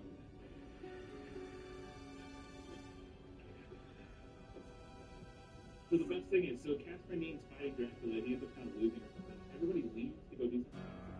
And they come back and they find Casper Nene like crawling among the coffins, like trying to get away. As soon as he gets to, this is where it really hits very quickly. It's very obvious that they're like, yeah, we're gonna end out of money. We're gonna end this thing, I guess, without shooting anything else. So Catherine, again, we're expecting a big face-off between him and Dracula because he's fantastic. He just kind of, I guess, gets beat up by Dracula.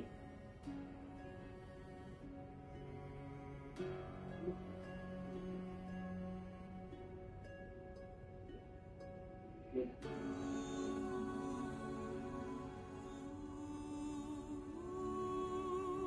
Crawling on the floor, our guys find him, and then he's a vampire.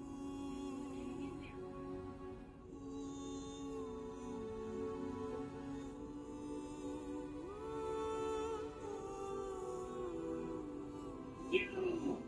And they kill him.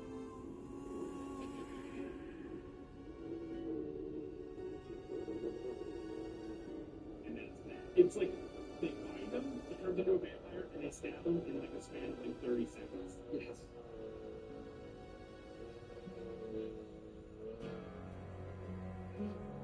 And I was like, what? I guess the fact that he's in a Helsing is irrelevant. Like, they never, like, they, again, you're expecting some grand face-off, some sort of anything. It's just like, no, he's dead and the vampire is killed. Okay, then Tiny Lister and Aurora run away. Well, because that's what to do with Mina, yeah, no. Okay, so as I said, they just shoved a function through her chest, blood went everywhere. Yes. And then, for some reason... Was it enough to deal with it? No. Yes. For some reason, no. Even though every point up until now, that has been, because that's how they killed Julio, that's how they killed Casper Mandini, and kills him immediately, but no, not this time. So Mina shows up. You already missed their hearts somehow. I don't know. I don't.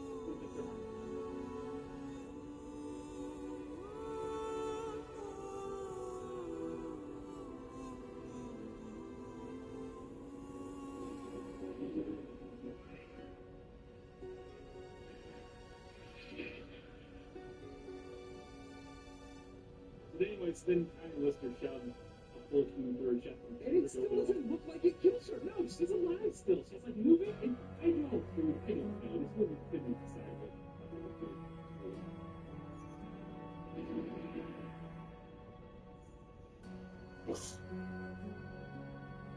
Oh, and also at this point, she has a cross. We got Aurora picked up a cross. That's the name of the cross, I guess. And so then they back to another room. Her and Tiny Lister stumble across the professor, hunched over in a wheelchair. And she walks up and is like, Professor, wake up. And she goes, go. And she gets the shit out of him.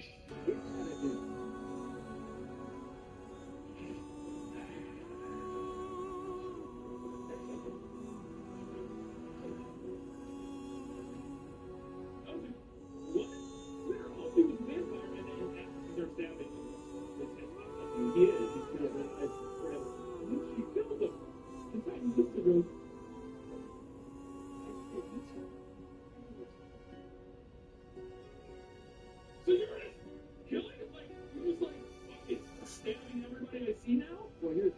to the iRobot.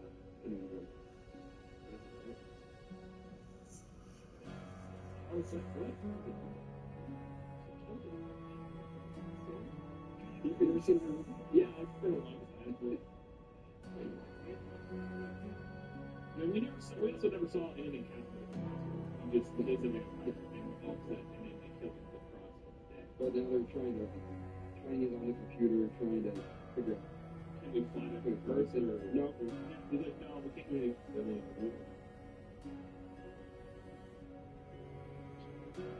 And then so he finally, like, he comes chasing after them in like the main bridge or wherever they are. Everything about the last 10 minutes of this movie is just like shit, we gotta move. So he like runs and tries to get into them, and he sticks his arm in the door, and they just slam the arm or the door, and rips the whole arm off.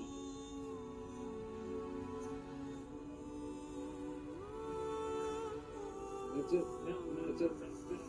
That's what it's pretty great. And then, so they realize they're flying into the sun. I guess they're going into the sun, into a star. Sorry, they're going flying into a star because they tried to. That's what the professor had been doing earlier, was to fly into a star so that way they could like expose Dracula's. And that's kind of what their plan was, to get him exposed. But that was what they were doing. And so now they realize they're still going towards that star, and they're going to crash into it, basically. Yeah. And it's just Tiny Lister and Aurora sitting on the bridge. And they're like, well, we're going to die in 12 hours or however long until we get to the star.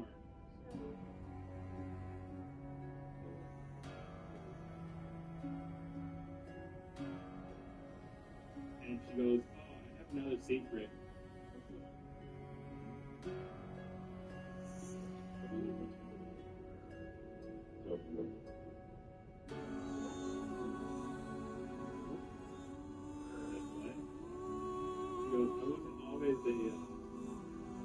wasn't always a robot. I used to be a Proteus 2.8, a PB model.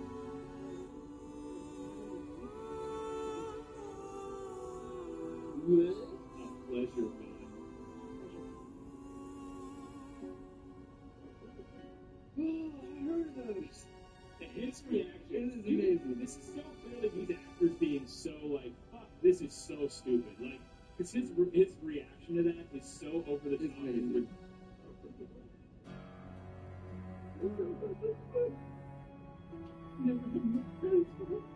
She goes, well, you do now, basically. Yeah, I'm off the clock. And he's like, sweet. And he just takes her, throws his shoulder, walks off camera, and then we cut to the outside of the spaceship. And it blows us. I got tell me more.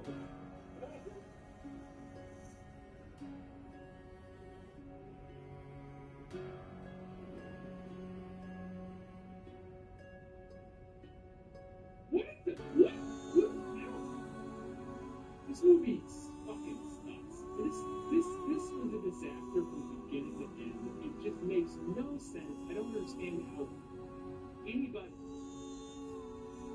This is one of the weirder movies we've watched because it just. I don't know who. It lacks so much reason. It's making Brian brain. I just don't know what the point was.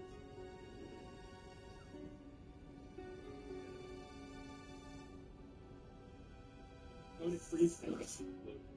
Yeah, it's like every good movie. It freeze frames an explosion at the end. And then the credits pop up. And I was like, I don't know what just happened. It's not like it's like an hour 20 The only if there is only any the 20 minutes in the middle where Julio the vampire is slightly entertaining because he's so ridiculous. But even that's not really that good. Like, it's just kind of wacky. Like, really a fucking nightmare. I'm really disappointed. Yeah. You can tell me more. We have podcasts. We just did an hour-long anime where we answered probably close to 50 questions. Everything. We have like 3 of them. Everything that going on about us. from woodworking. Yeah. visited. And, yeah, it's kind of wide-ranging and stuff. So check that out. That's for available for all of our patrons. Our course is which one you want to do. We're still haven't finished it yet. But we're finished up the last visits. Then I know patrons will also get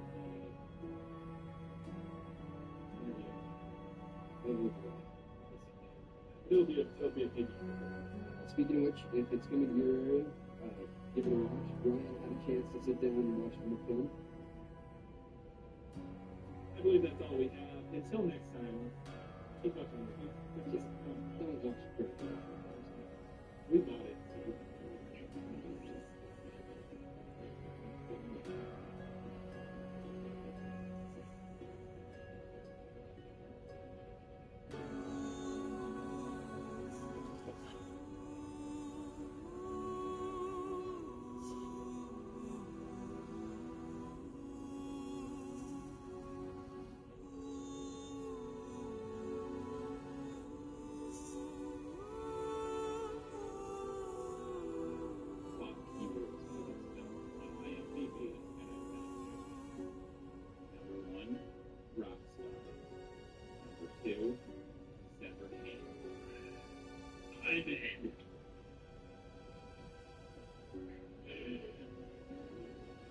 Oh, and welcome back to the 62nd episode of Terrible Movies.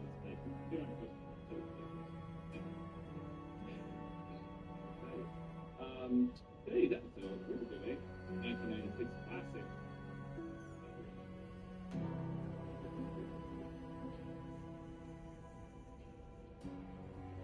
This would have been a retro official.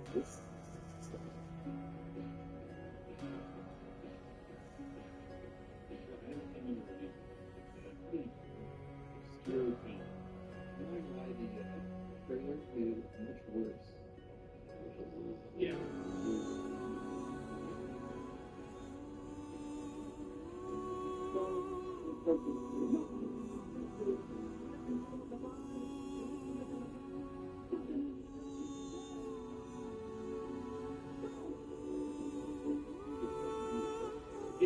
This movie's strange.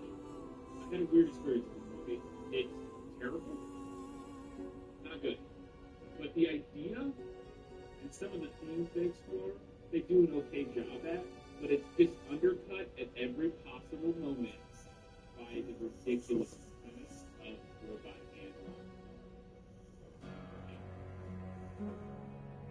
and They give you my summation of it. I think somebody wrote a treatment and then didn't think anything past it. Oh yeah, because like especially at the end of this movie, just seems like there's a comedy. It's again, we got two in a row here where it just kind of ends. Like this one's not nearly as abrupt and terrible as Dracula. But it does, it definitely does. Just like it's the big final show. The bad guys are here. Arrest them, Dad. Kiss the girl. Movie over. Like. It's like, wait, what? All right. So this movie was directed by Michael Sornak. Directed exactly one film. Really? He wrote 7 films. The final one, like this is the kind of guy who, throughout many years has been trying to get spec script stuff, improvement, pitches probably, and this was like his. Yeah, 100%. But you know what's really interesting? He's produced a lot of them. Like, a whole lot. You know why? He's the fucking president of Lionsgate Film. Lionsgate Endeavors. He knows his lane. Yeah. He's produced, like, the Hunger Games. He's executive producer of the Hunger Games series. And literally, like, 80 other films. Like, the guy's kind of producing really cool movies. Fun stuff. I actually think that some of the story elements, this whole movie could be told with a different, like, premise, where it's do the exact same thing. A musician who's like talented and kind of stuck up, or like thinks is super awesome, but then goes down a dark path after he has an accident or something, and then has to kind of come back from it and find a new way to express himself. You can do that, and that can be you can tell a pretty interesting story there. It's just, and there's moments, some of the acting in this isn't terrible. Like neither of the, like the acting is mostly fine.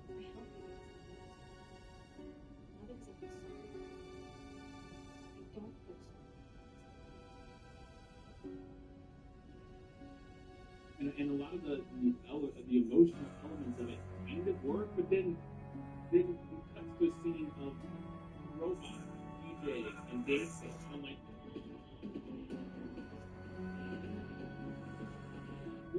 what are we doing? What are we doing? Oh, Katie saw that, so we ordered the DVD, and it was sitting on my desk. And Katie looked at it, like, porn? It's so vibration. Oh yeah, no, that's porn. There is penis in this movie. There is penis. Kyle has already watched that one. And she's been like, is this porn? And then she looked at it, flipped it over, and read the back. What is this? Well, I mean, the tagline of it is her passion, his courage. It's like, redemption is the best form of revenge. Which, by the way, does not make any sense throughout the entire context of this movie. Because, like, redemption and revenge are kind of like relatively opposites, but they're definitely like perpendicular to each other. They're not the same thing, but they're saying that he gets revenge by getting revenge. So anyways, and then after she read it, she was like, so it's the Terminator, right? It's like Terminator. Maybe like Robo, or like a rock and roll version of RoboCop. Yeah. Also, I looked at the genres on IMDb, and it's drama, musical. Not really a musical at all. There's just music in it.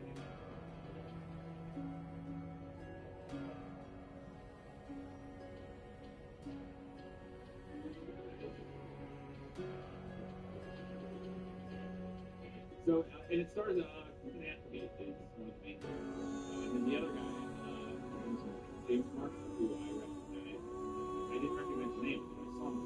This kid has to do some motorcycle deal. His hair. Yeah, in Twin Peaks he has like short, dark hair, and it looks a lot better. This long. And somebody went to that hairstyle even through the film. I know, because at the beginning, it looked like his hair just like rocking it out. I know, and I was watching, I was like, Kyle, I have your Halloween costume for this year because you have the wig already.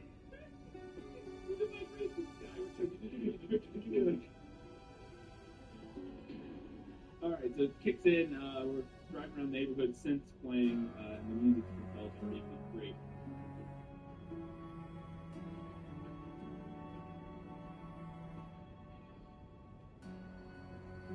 And there's a credit at the beginning that says special appearance, and it looks like the musicians, and the last one is Moses on acid. Sweet.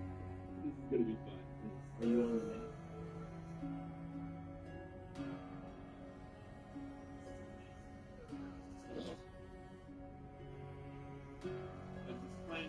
CJ is his name. He's playing with a band for a while.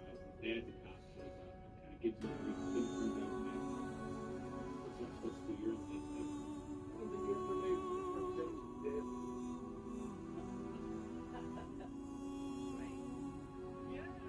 And I love this with that. Yeah, I mean, I think people wear that. It's like the if that's the first thing that you're going to complain about. No, I mean, everybody's clothing is very... especially Christina Applegate. Yeah, oh god, that one, later on, wearing that one, like, giant, like, jumpsuit thing over, like, another jumpsuit or something. But, and then he's great. I didn't notice it's Katie Bucket. He hands him the newspaper and goes, look, you made the front page. And then they show the newspaper. And the headlines are all in sans serif font. Now, and I didn't stick out to me, but then you look at it for a second and start to realize that looks really wrong. Why does that look so weird? Because no newspaper in the history of newspapers ever puts their headlines or any of their shit in sans serif fonts. And this beginning, the acting gets a lot better, but this beginning acting, or this acting in the opening scene here between DJ and his dad, I felt like I was watching a play.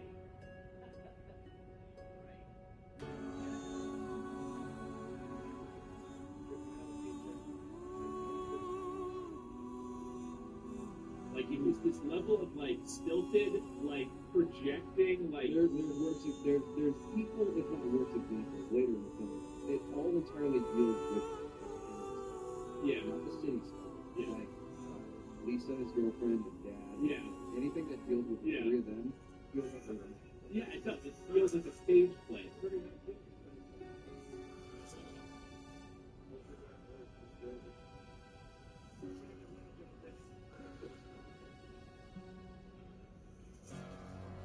Like, it's so strange, and that's the only way I can describe it, but it just feels like it feels theatrical in a way that movie acting isn't supposed to feel. You look great.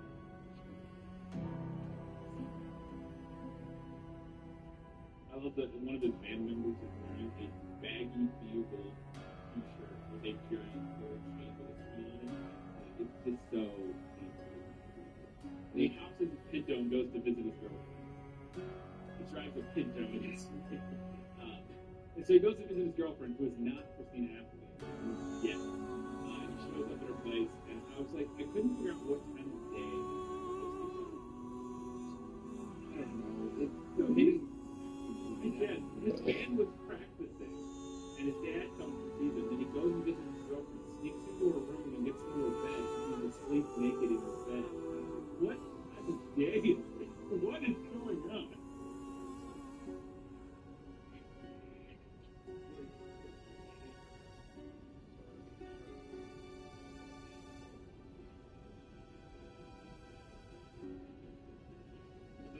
He wakes up late for his gig. He's like, oh shit, I gotta get to my gig in Philly.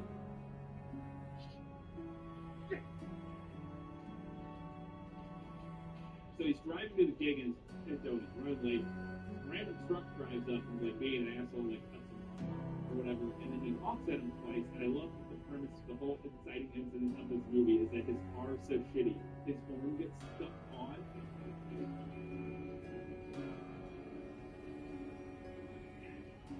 Yeah, this is all the guys because they think he's just laying on his horn.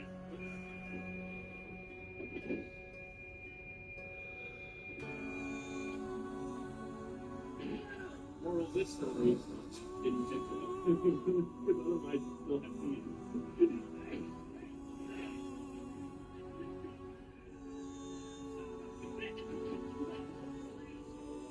He unplugs the horn, he disconnects the horn so it stops blaring, and then it turns off and he can't get it somewhere. The guys they're like fucking like the idea they're just like drunk hooligans like cruising the countryside looking for trouble. They take it very far though. Oh my god! Of just destroying his car. They destroy his car. Yeah, one of the guys, because they're at a construction site. One of the guys hops in a backloader or whatever. That has a jet for like ripping through stuff. And he literally starts pushing the holes through because this guy honked at him a little too long. He starts drilling holes through the engine all over. Either way, so subsequently assuming it was his car. And then, I guess because he's a little drunk, a little crazy. He keeps going up further and further from the hood to the cab. And I'm like, dude, get out of the car. Right? Holy shit! Like a million times, I'm like, get out of the car. Like, I understand they'll like beat you up or whatever, but there's a giant hunk of fucking construction equipment that is buried down on your face. Get out of the car. And he does it. There's a shot of him when it's coming down. He's like, oh no, I gotta be lower in my car. Get out! Get out!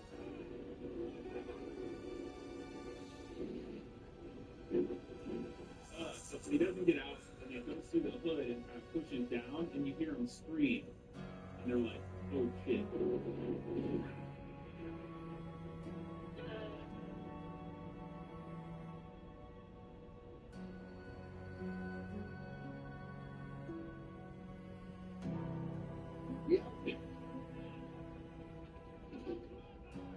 But then, so it cuts to the hospital.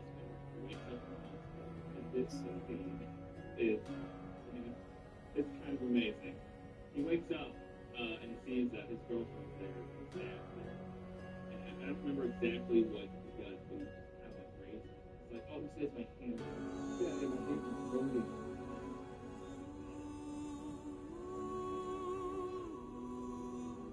And pulled him up into this stuff.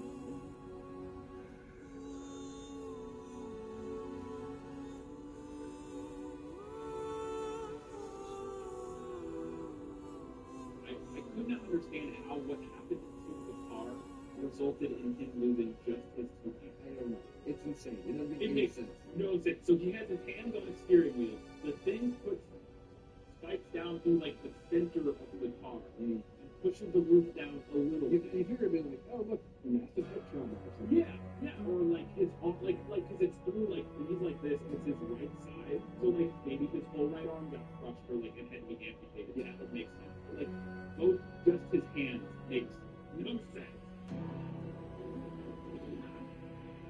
We have an amazing scene where he's like looking at his hands and then he was zooming on his face. Oh my god, it's glorious. It's like something of a lifetime. Yeah, it's really, really great.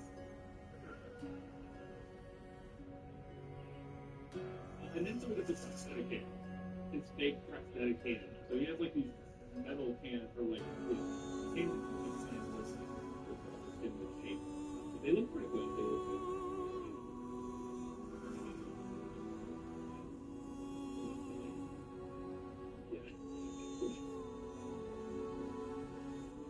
And then so he gets home and he's like super upset that he doesn't have hands anymore because he was a great keyboardist and guitar player and like dude, you can do it. There's famously of a drummer who only has one arm. I feel like you could make it work with two fake hands.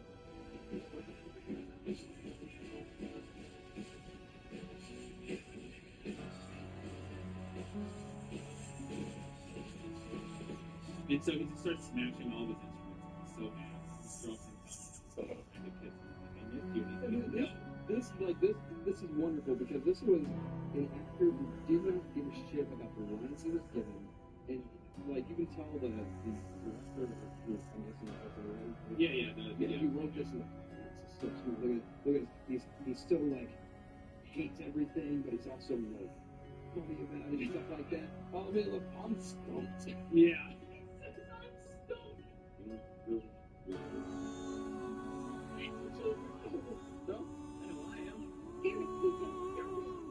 Here's the other thing that is just to critique it from an actual writing standpoint that doesn't really merit. But the reason he lost his hands, I guess it goes both ways with this, but I would have liked if something could so he's like this hotshot musician and he's like super talented and he's like killing it.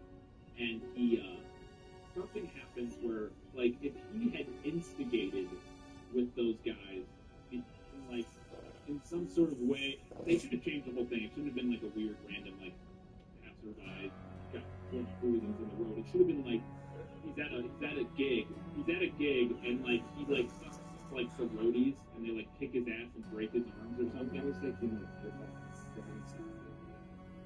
yeah, or a rival band, but not you son of a bitch. But not a rival band. What I mean is like he's because he's so good and he thinks he's so awesome. He's like a dick to somebody, or it's like shitty to some like I said the roadies or the security or something. And so they like kick his ass, and that's what causes them to lose his hand or something. And then, so it's like a process of him learning to be humble. I don't know. It's just like a random event happens and he loses. I guess it's America.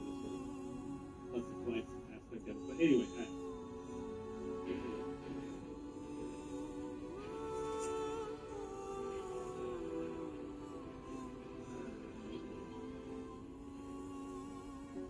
so then he runs away to New York, just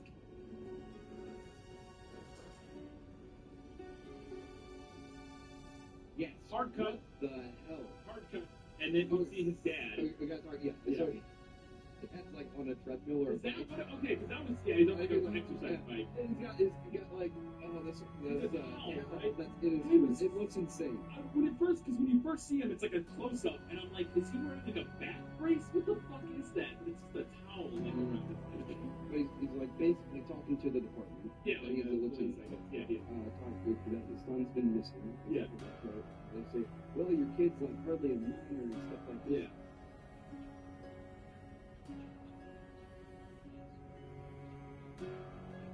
I will say, as somebody who has written up police reports of missing people, he is arguably suicidal.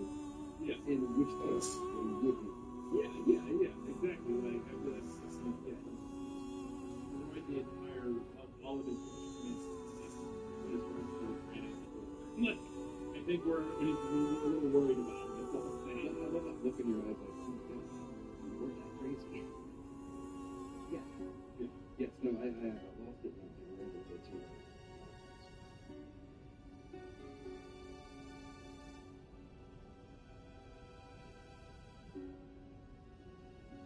Moving on.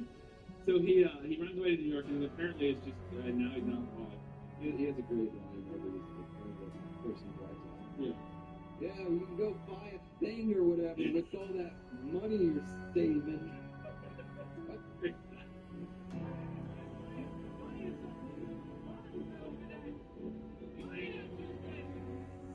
I love Kia. His broken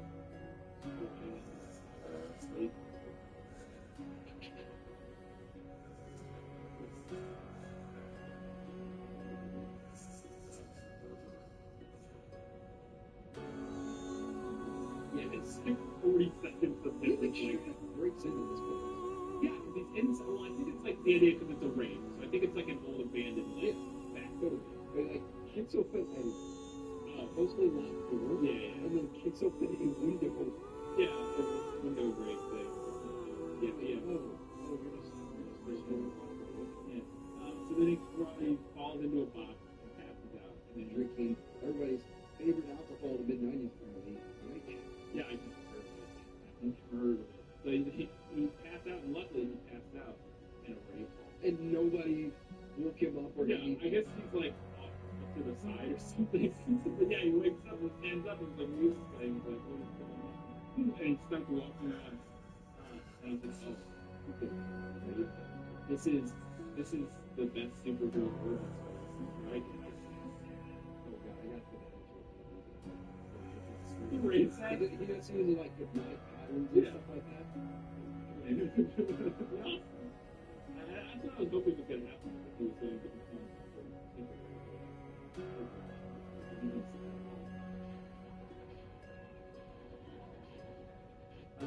so Christina Applegate was like the rave mom. She like wanders around and like looks for people that are look too high or drunk, and it's like, are you okay? Go outside. I guess it's like what she does. So I took a lot of ecstasy.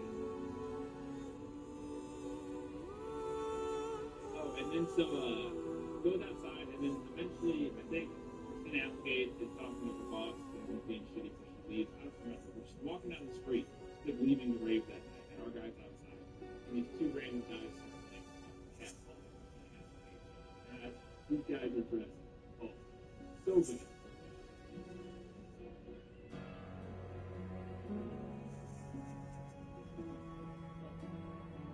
All right. And so they like start coming onto her, and then our guy, CJ, shows up. Hey, it's Blue. And then he switches. Yeah, he's Blue. He's coming at him. Stab. And what is our guy? And it's an amazing shot. Blocked with your fake hand, which is like literally an extension underneath your shirt. Yeah. So you're almost like Mr. Fantastic in the 1994 film. Yeah. And then That's a nice service. And I thought it's funny because like half the time he's wearing gloves that look like prosthetics. And other times when they do stuff with them, he has like fake.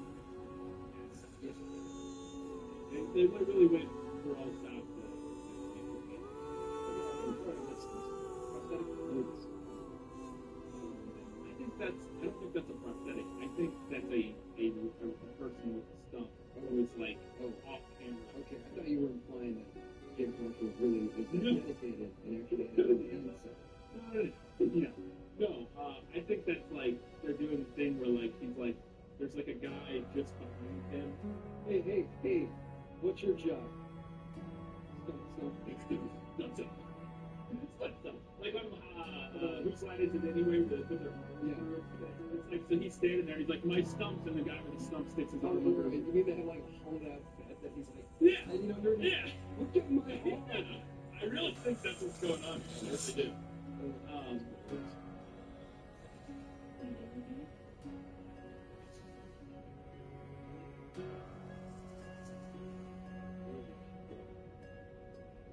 Hard nips in the 90s.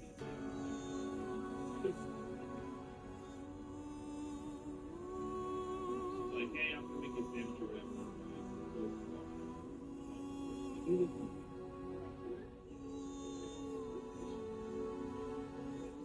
he goes and he takes a bath. And he does come back out. She goes in there and he's passed out in the bathtub. I mean, now he has been homeless and he's buried there with the water. Yeah. It's so grungy.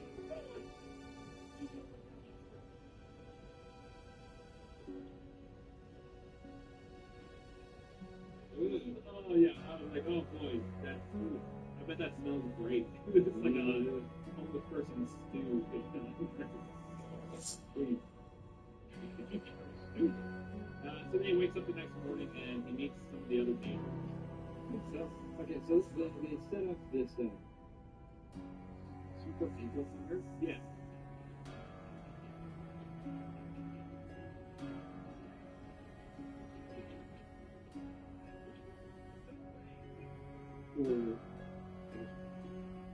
It's supposed to be for urban. Yeah. But it's like destroying the complex. Right, so we have to set up a couple of her neighbors. One of her neighbors is a computer nerd, who they call Nerd. My name's Leonard. Yeah, Leonard, they call him Nerd. And he creates like super cool. And then one of the other neighbors is a DJ, the techno DJ.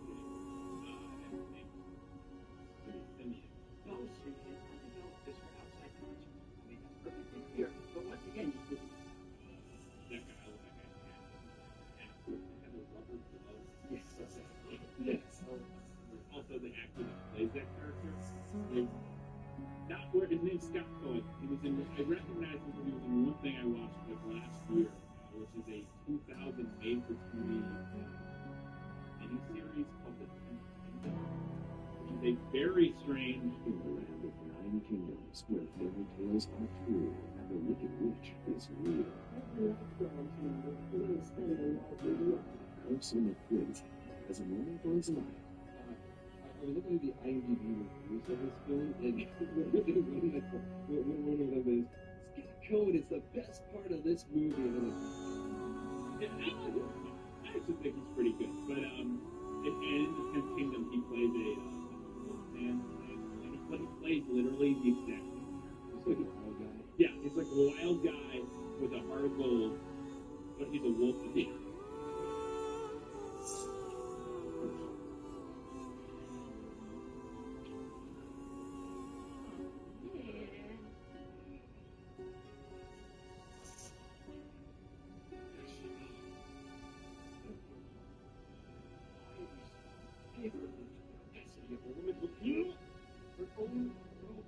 And then, so the nerd guy makes like a super fancy amplifier for the DJ, and the DJ's using it inside, and it's like, like rattling the rafters and the rafters falling off and stuff, and the nerd goes up there and says, can't use this inside, it's only outside.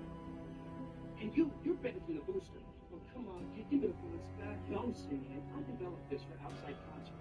So then everybody kind of runs out of the apartment, and our guy's hanging out there, and he sees some money,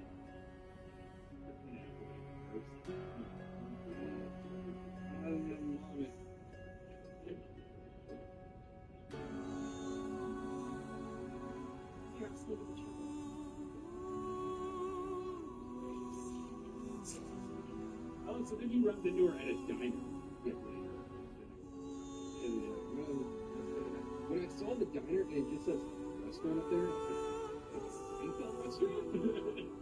It's the point being is that, like, I guess that's a common thing to just have restaurant. You don't even have to figure out, or you don't even have to advertise what it is, or what kind of food you have, what your name is. We're a restaurant. New York. So he goes in there and she's sitting there, and he's going to pay her back. He was giving him candy. What a great scene that he has his hands in his back pocket.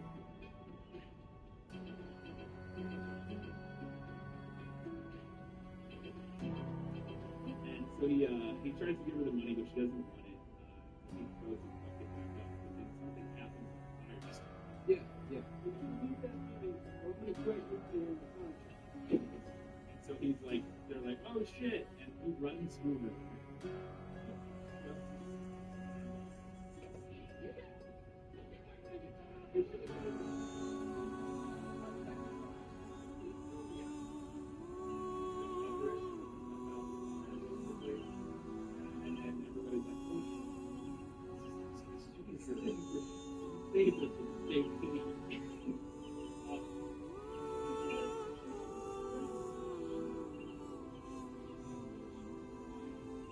And it's just like with stuff like that, it's like I want to take this movie seriously, but it's just so silly. And then this movie tries to have it both ways. So it's like, look at this super heartfelt, emotional character piece about redemption, love, and finding your true purpose.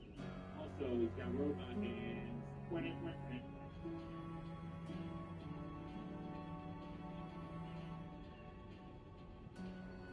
So then he goes to the rave again, and I love when he's going in there like, he has like a thing of alcohol in his pocket or whatever, and they go, no booze, no drugs. Hey, this stays right here. No booze, no drugs. First off, that's not true. I have a feeling, I have a thought on why that is, and that it is accurate. Here's my thought, is that because it's like a no outside drugs. If you want to get high, you do it on our dime. No, what I think it is they don't want, so if the cops get caught or something, and the cops raid them, that way they don't have a huge crowd carrying a bunch of drugs and booze that they shouldn't, they don't have a liquor license or whatever, they're not allowed to do. So it's do all the drugs, drink all the booze you want, then come to our raid. Yeah, exactly. We got a free game for the raid. I have a feeling that that's what that is, and it's actually probably how it did work, maybe. That you're supposed to, I'm sure if you had like a thing of LSD or whatever, or ecstasy or whatever, and the guy's like, no drugs, and then you're like, all right, cool, you're good. You're playing, but I was like, this one, I'm like, we're 45 minutes in, we're still in the robot. I feel like I've been listening to that. That's so early in the movie.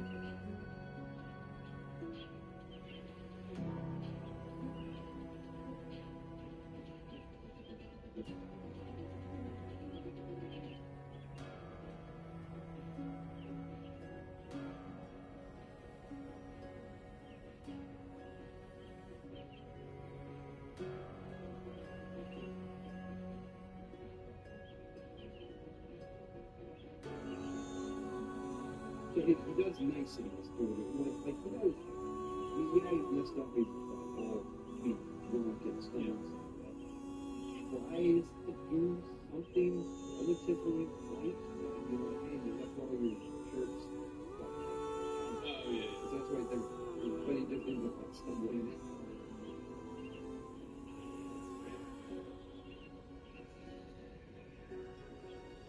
Yeah, he just stumbles and falls on the ground. But then, so the next morning, he goes on booze, and he gets it, and then he pushes her on the corner, and in the most cliche moment, looks at himself as in the reflection.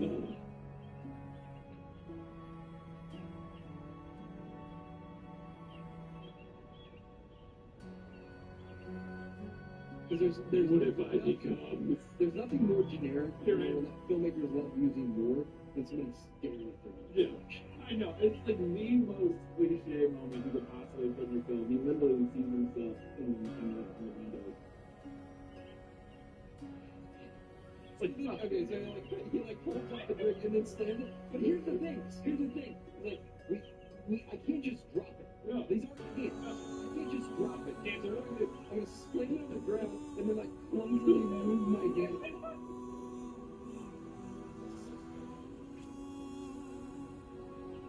It looks so stupid. It looks amazing, and he stops on it. I love it.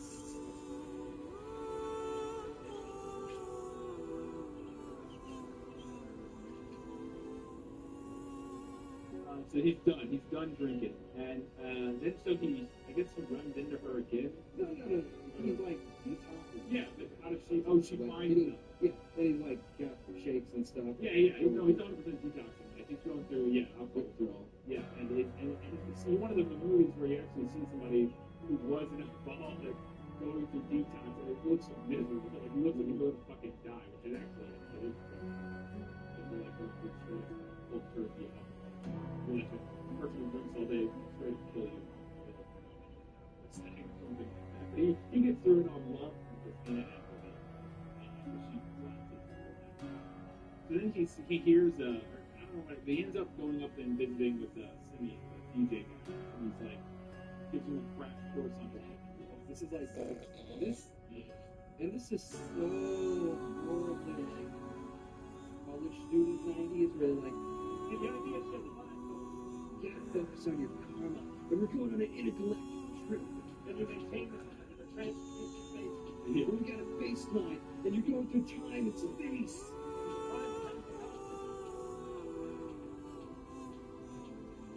So just, oh, God.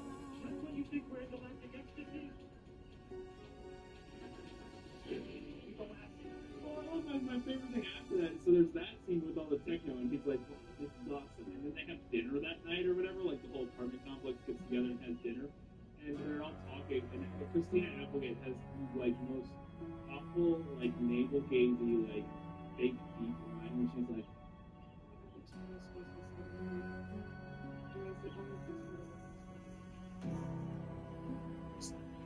it's like, and they're all like,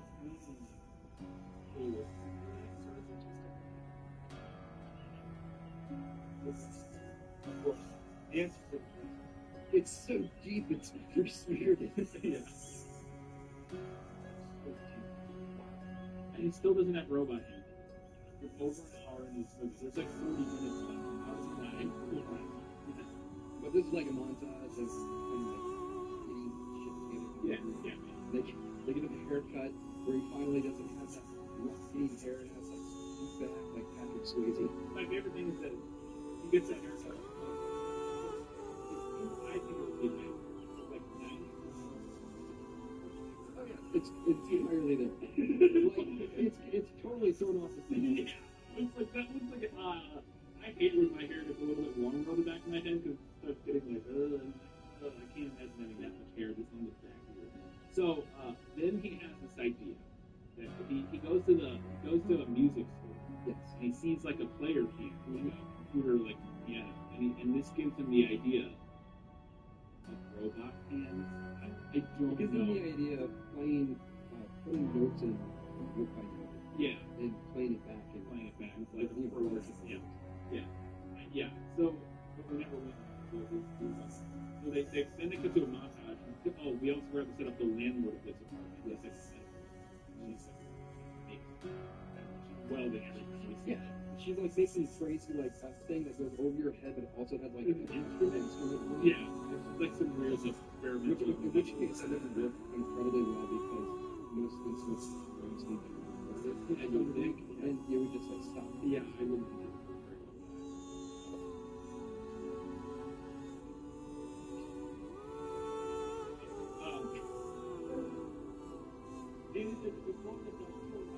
So he goes to her and is like, hey, I have this idea, I want to make these hands. And he also goes to talk to the nerd guy. He's like, hey, so the nerd guy is making like circuit boards. And she, literally the only thing we see her doing in this montage, she has like a ring that she is like welding some stuff to. And then the montage ends and the camera pulls back and they are fully articulated robot hands.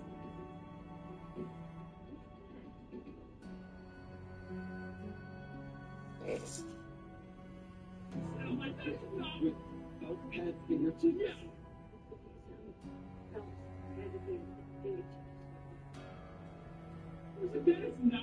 saw you making in the montage. You had like 2 pieces, and then all of a sudden it's like that thing where it's like, step 1, how to draw an owl. Step 1, draw a circle. Step 2, draw the owl. And then it's just like the rest of Well, then again, like, that's the joy of anything that does with electronics that people don't know electronics. Yeah. The circuit board could just look like, oh, that's a circuit board to a microwave or a washing machine. Or a calculator. So then they explain how they work. And so, and this is so weird because so he goes, they do this like little scene of him figuring or talking about how they work. He goes, they bend his prosthetic finger like fingers. He's sitting at a piano, and the guy hits play on like or record on like this device, and he goes, now hit some notes or whatever. And he goes, hits like 8 notes, and then they hit play, and it plays like a million notes. Like,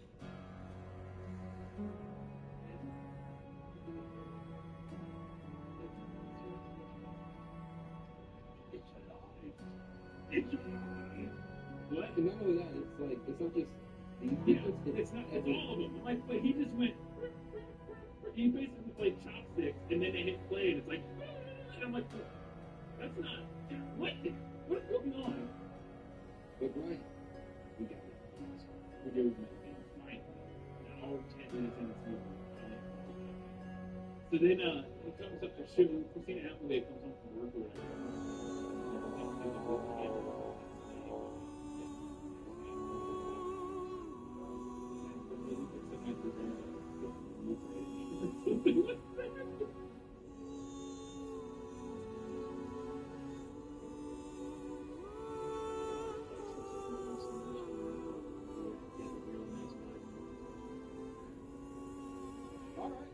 It's so good. And then I'm like, holy shit, he's gonna finger blast her into outer space with his fucking hands, man. Well, here's the thing, you've got that egg beater. Yeah, blender, like a blender attachment. And I'm like, oh shit, I'm seeing some real practical uses for this motherfucker.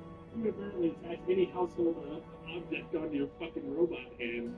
So then she goes, she's like, she hears a voice, but he's really good. So she goes to the guy who runs the room, who I recognized from something, but I couldn't place. At some point, he and Dave, yeah. Yeah. So she goes in and she's like, look, you gotta give a spot to this guy. I know he's real. He's super talented. Just get him a spot in the room.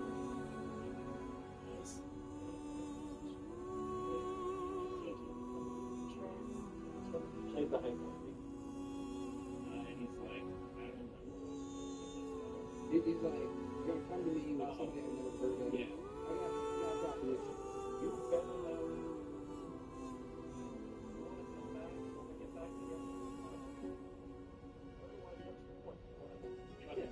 And so this whole time, the neighbor, the DJ neighbor, is like sitting. He was also going there for some reason. He's like hanging out outside. I don't know if you noticed this.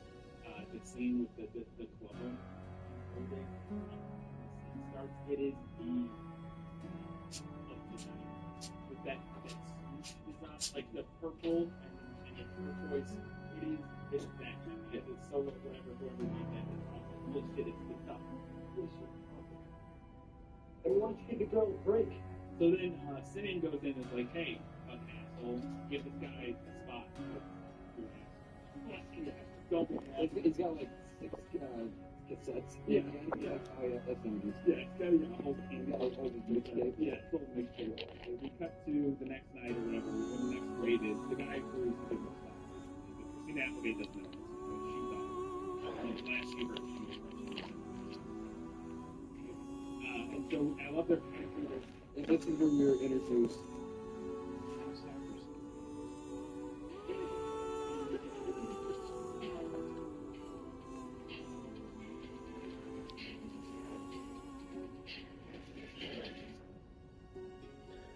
Where did the rest of this costume Yes. We saw this robot hand. The next time we see him on stage, he's straight up fucking robot.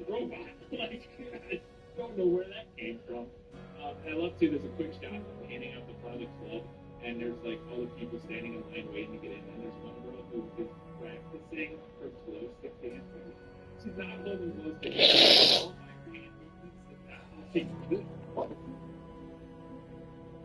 Oh, did you notice something in the vault? The person doing the dancing for Cyber. Oh, it's No, they have their own dancer just for Cyber. Well, he's got some fucking stick moves, let me tell you.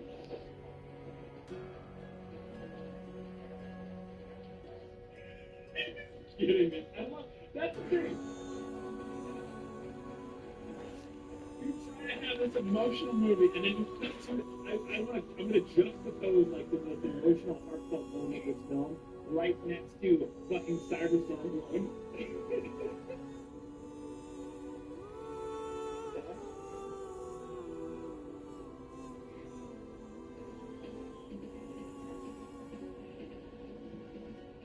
And you take this movie seriously. I don't know the worst part about you on a podium.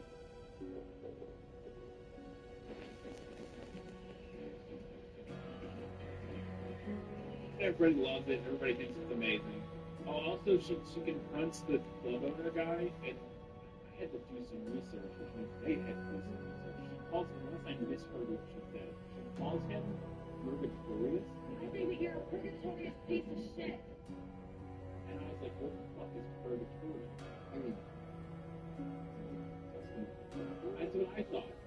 That's what I thought. Yeah. But I couldn't find that. So I googled Purgatorious, and unless I spelled it differently or she said something else, what Purgatorious is it's not an adjective. The only definition I could find was an extinct proto-primate that was an extinct species of ape. So that's actually kind of a good burn. So it's like Homo Purgatorious? It's something like that. I don't know. But no, it's not. It was too far before. It was well before Homo. Like, it was proto-primate. So it's not Homo? They kind of look... Just for that joke.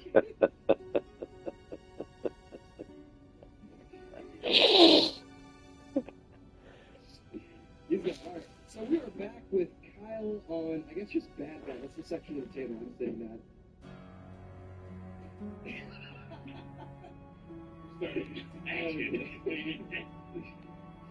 But anyways, it's like a proto. It was like an extinct genus of rat ape thing. So I think it's a pretty solid person. If that's what it is.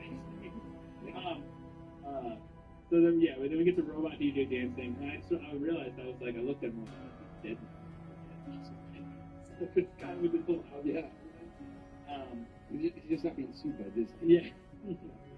Oh, I love too. Simeon's a real bro in this movie. He backs up after the guys are creeping Christina Applegate. He like confronts the dude and is like, "Hey, you fucking weirdo creep! Give this dude the job. He's good." Barry, what am I supposed to do with this guy? What am I running a fucking amateur out? And then after the dude gives TJ the job, talking to that same, I think the club owner again, and the guy's like, "Good job finding this guy." He's like, "No, that was all Christina Applegate." I can try, but you don't think the little sideways could be. What's it for Nico? He's a friend of ours. Like, he's the best friend that anybody. And the club owner has the it's so good. He just looks at him.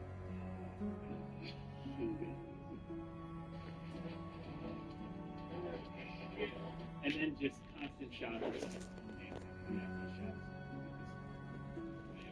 I just want to live with Cyrus. Do the robot. It's literally all he does.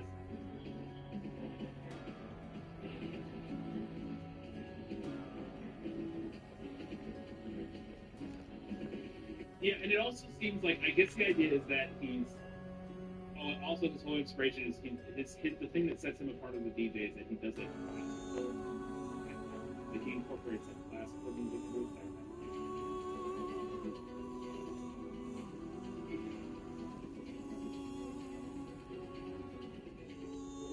All the shots was given, it just looks like he's just... And I guess it's like... I guess we're to believe that earlier during the day, he hit record and in one note at a time plucked out his entire thing. That's what I mean. I assume that's what we're to believe, and then somehow and then he hits play, and it plays back all the notes in full speed at the right time. It doesn't make any sense. So then they go on tours, a little bit of montage, they're going around to different places, playing a bunch. We keep seeing him rising up the list to the headline.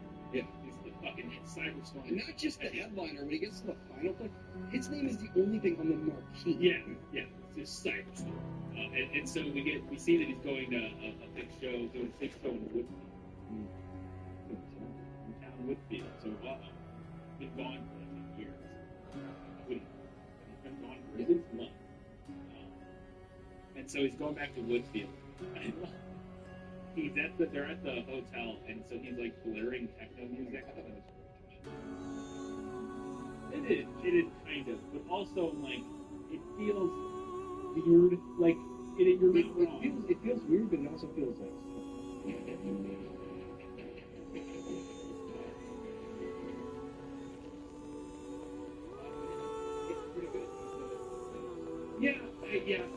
I don't disagree. Like I said, this movie has moments that work for it. But yeah, so he's playing his music, so they call the cops, and his dad shows up. If it wasn't his dad, that'd be very awkward. If it was just like some knocks on a door, opens it, it's like, turn the music down.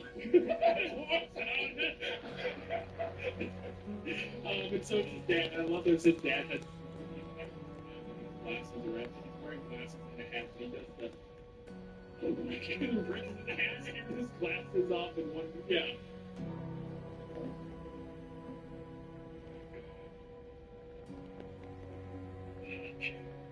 Yeah, it's fucking fantastic. And then so they kind of reunite, and I love too. TJ at this point is like, "How's Lisa doing?" And I'm like, "Oh, you mean that girlfriend you just straight walked down and never spoke to? I'm sure she's not great, or at least not happy to hear from. Wouldn't be super happy to hear from you."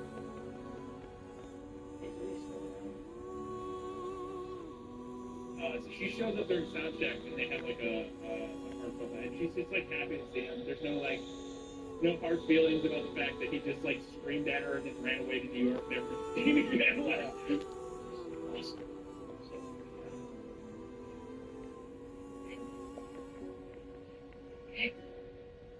Now look at you. You're back home. You get some friends. Yeah. Like, all right, I get it. That's not to be fair. Thank you for them. They're understanding that a guy dealing with the trauma he's going through, losing his hand, and what I'm dealing with. No, what would you exactly call that? Because I guess just stumping? Because you think about a fisting, there's not a fist. No, what would you exactly call that? Because I guess just stumping? Because you think about a fisting, there's not a fist. So then it's so funny too, because now Christina Applegate gets super jealous of this. You called it. Yes. Like he's gonna go back to her. And then so she confronts him and they have like a back and forth thing. And I love TJ has this line where he goes, "Look, you think you know everything. Next time, this is what's going to happen to you." And then he kisses her. That's your problem. Let me tell you something. Next time you put it in my life,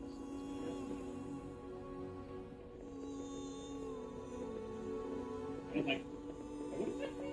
Okay, there was an awkward moment where Simon and Lisa where she's leaving. Yeah. And he like goes in for a move, and it's not what she wanted, and then he kind of like repositions himself just for a weird hug. It was really good for you. But as they're leaving, yes, who's running security here? It's the guy. Yes. The hand.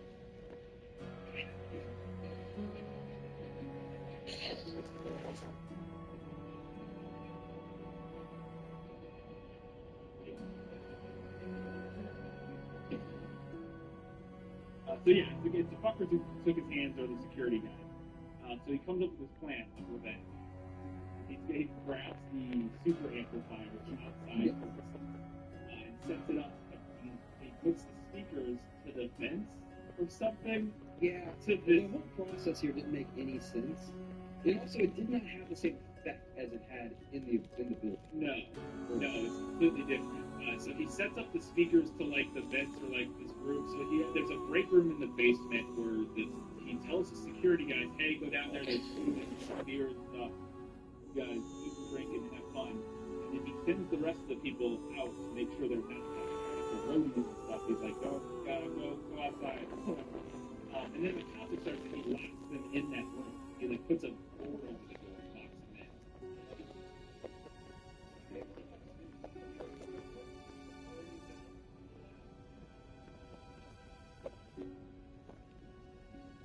And he starts playing. And when he starts playing, and the music starts pumping in, it just like puts out a high frequency noise.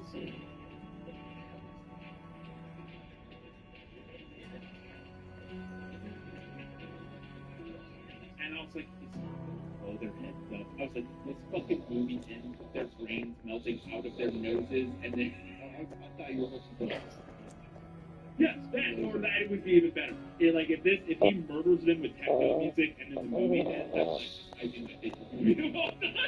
Like if their heads just explode like lemmings. So then, you can see the ending coming from a mile away. Is that he starts playing and they're like, "Oh, we're dying! No, they can't get out." And then his dad walks into the crowd. He sees his dad. Okay, and then he also sees Christina. And then Christina Aguilera. Okay. Christina Aguilera. Okay, there is a slight issue when it comes to filmmaking here. If you're going to show us parallel action cuts of us looking at text and looking at Christina Applegate, and you're supposed to imply it's like, I can't do this because of her. Yeah. If you're going to do that while he has a mask that obscures his face, that completely misses the point. You're not really getting the emotion, the feelings from him. It's still kind of that's what's going on, but it doesn't because we keep pushing in on Christina. Yeah. We keep pushing in on her, and we keep like getting back to the same. It's like robot, look at my emotion. I am learning to feel. And so, and then he looks at his dad, he looks at Christina Applegate, and he's like, no, I can't do it.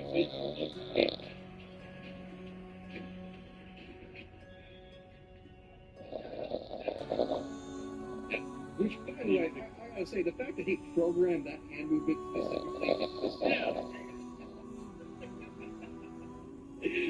He knew the whole time he wasn't gonna kill him. And 2:30. I'm like,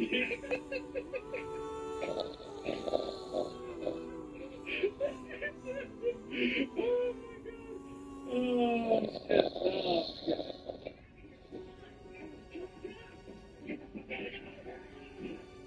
They break out their stuff and come out and start running through the crowd. And I love that he just at this point he takes his and his dad's there and he signals to he mimes to his dad from stage as the guys are running through the crowd. So he's just like, He's like,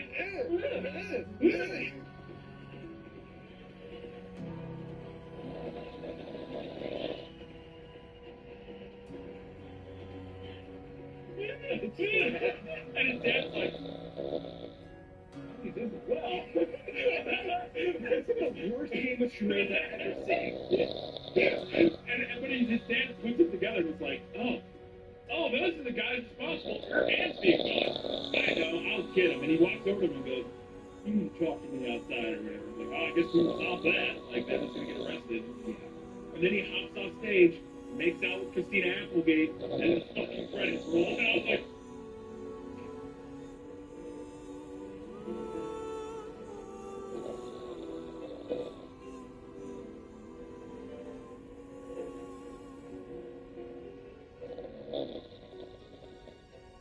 Alright, we did it. That's kind of a movie. Like, no, it's not good bad. It's mad bad? It's mad bad. Yeah, we don't have a mad bad. It's also, there's another movie we've done not too long ago. The Good Cop, Bad Cop. It kind of falls in the same thing. There's some good acting, there's some good writing, there's some good ideas. It's not terribly done, but then there's silliness that's like throwing a dog down flight. Yeah.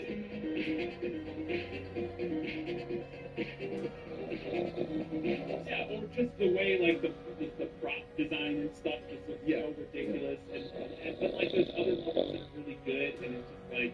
Now this is definitely an example of a movie with super low concept ideas, and then we just kind of stand up.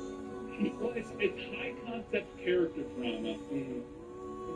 wrapped in low concept sci-fi robot. It makes no sense, and then they execute it. Average.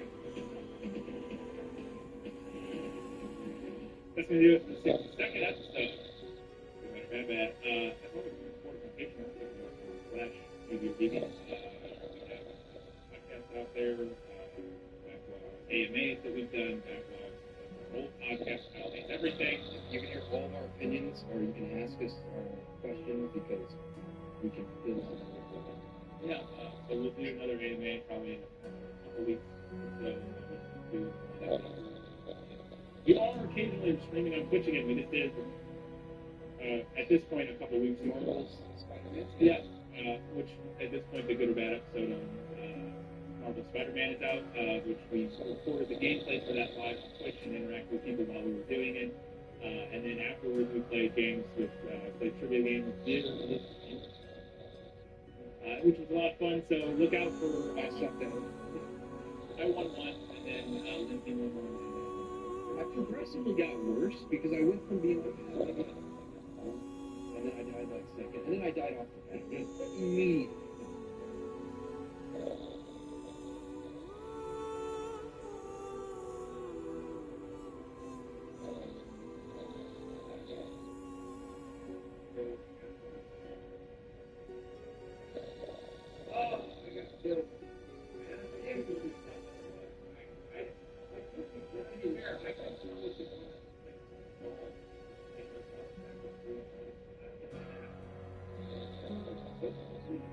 If you follow us on Facebook or Twitter, we always post when we're going to stream. We're going to be doing that more often, so look out on that. All that sort of stuff. I have podcasts with this one was lit. We talk about movies that are based on books. We're in the middle of our Harry Potter run. We're taking a break from Harry Potter. The episode that'll be out when you're watching this is Where the Wild Things Are. Mike Jones. He made interesting movies. And then he's making Where the Wild Things Are. And being done with. That's what we're doing, and then we're going back to Harry Potter after that to wrap up Harry Potter. So, we need more than a palate cleanser. The fifth Harry Potter book is 860 pages long, and so we needed more than 2 weeks to read. I mean, we could have gotten read in 2 weeks, but we decided to put it one in between. So, yeah, if you're interested in Harry Potter, the most recent Harry Potter episode is The Goblet of Fire, and we just ripped that movie apart for 3 hours. Robert Patterson. Yeah, it does. It's his first role. He plays Hadn't Favorite Time. Plays Cedric Diggory. Spoiler. Yeah. But this film is lit. Check out Luna and the Moonling. It's out now on Steam. Art director or something like that was one of the good friends of the show. He is. It's beautiful stuff. Yeah. So go check out his game, Luna and the Moonling. It's a puzzle game. And I believe that is it. Boom.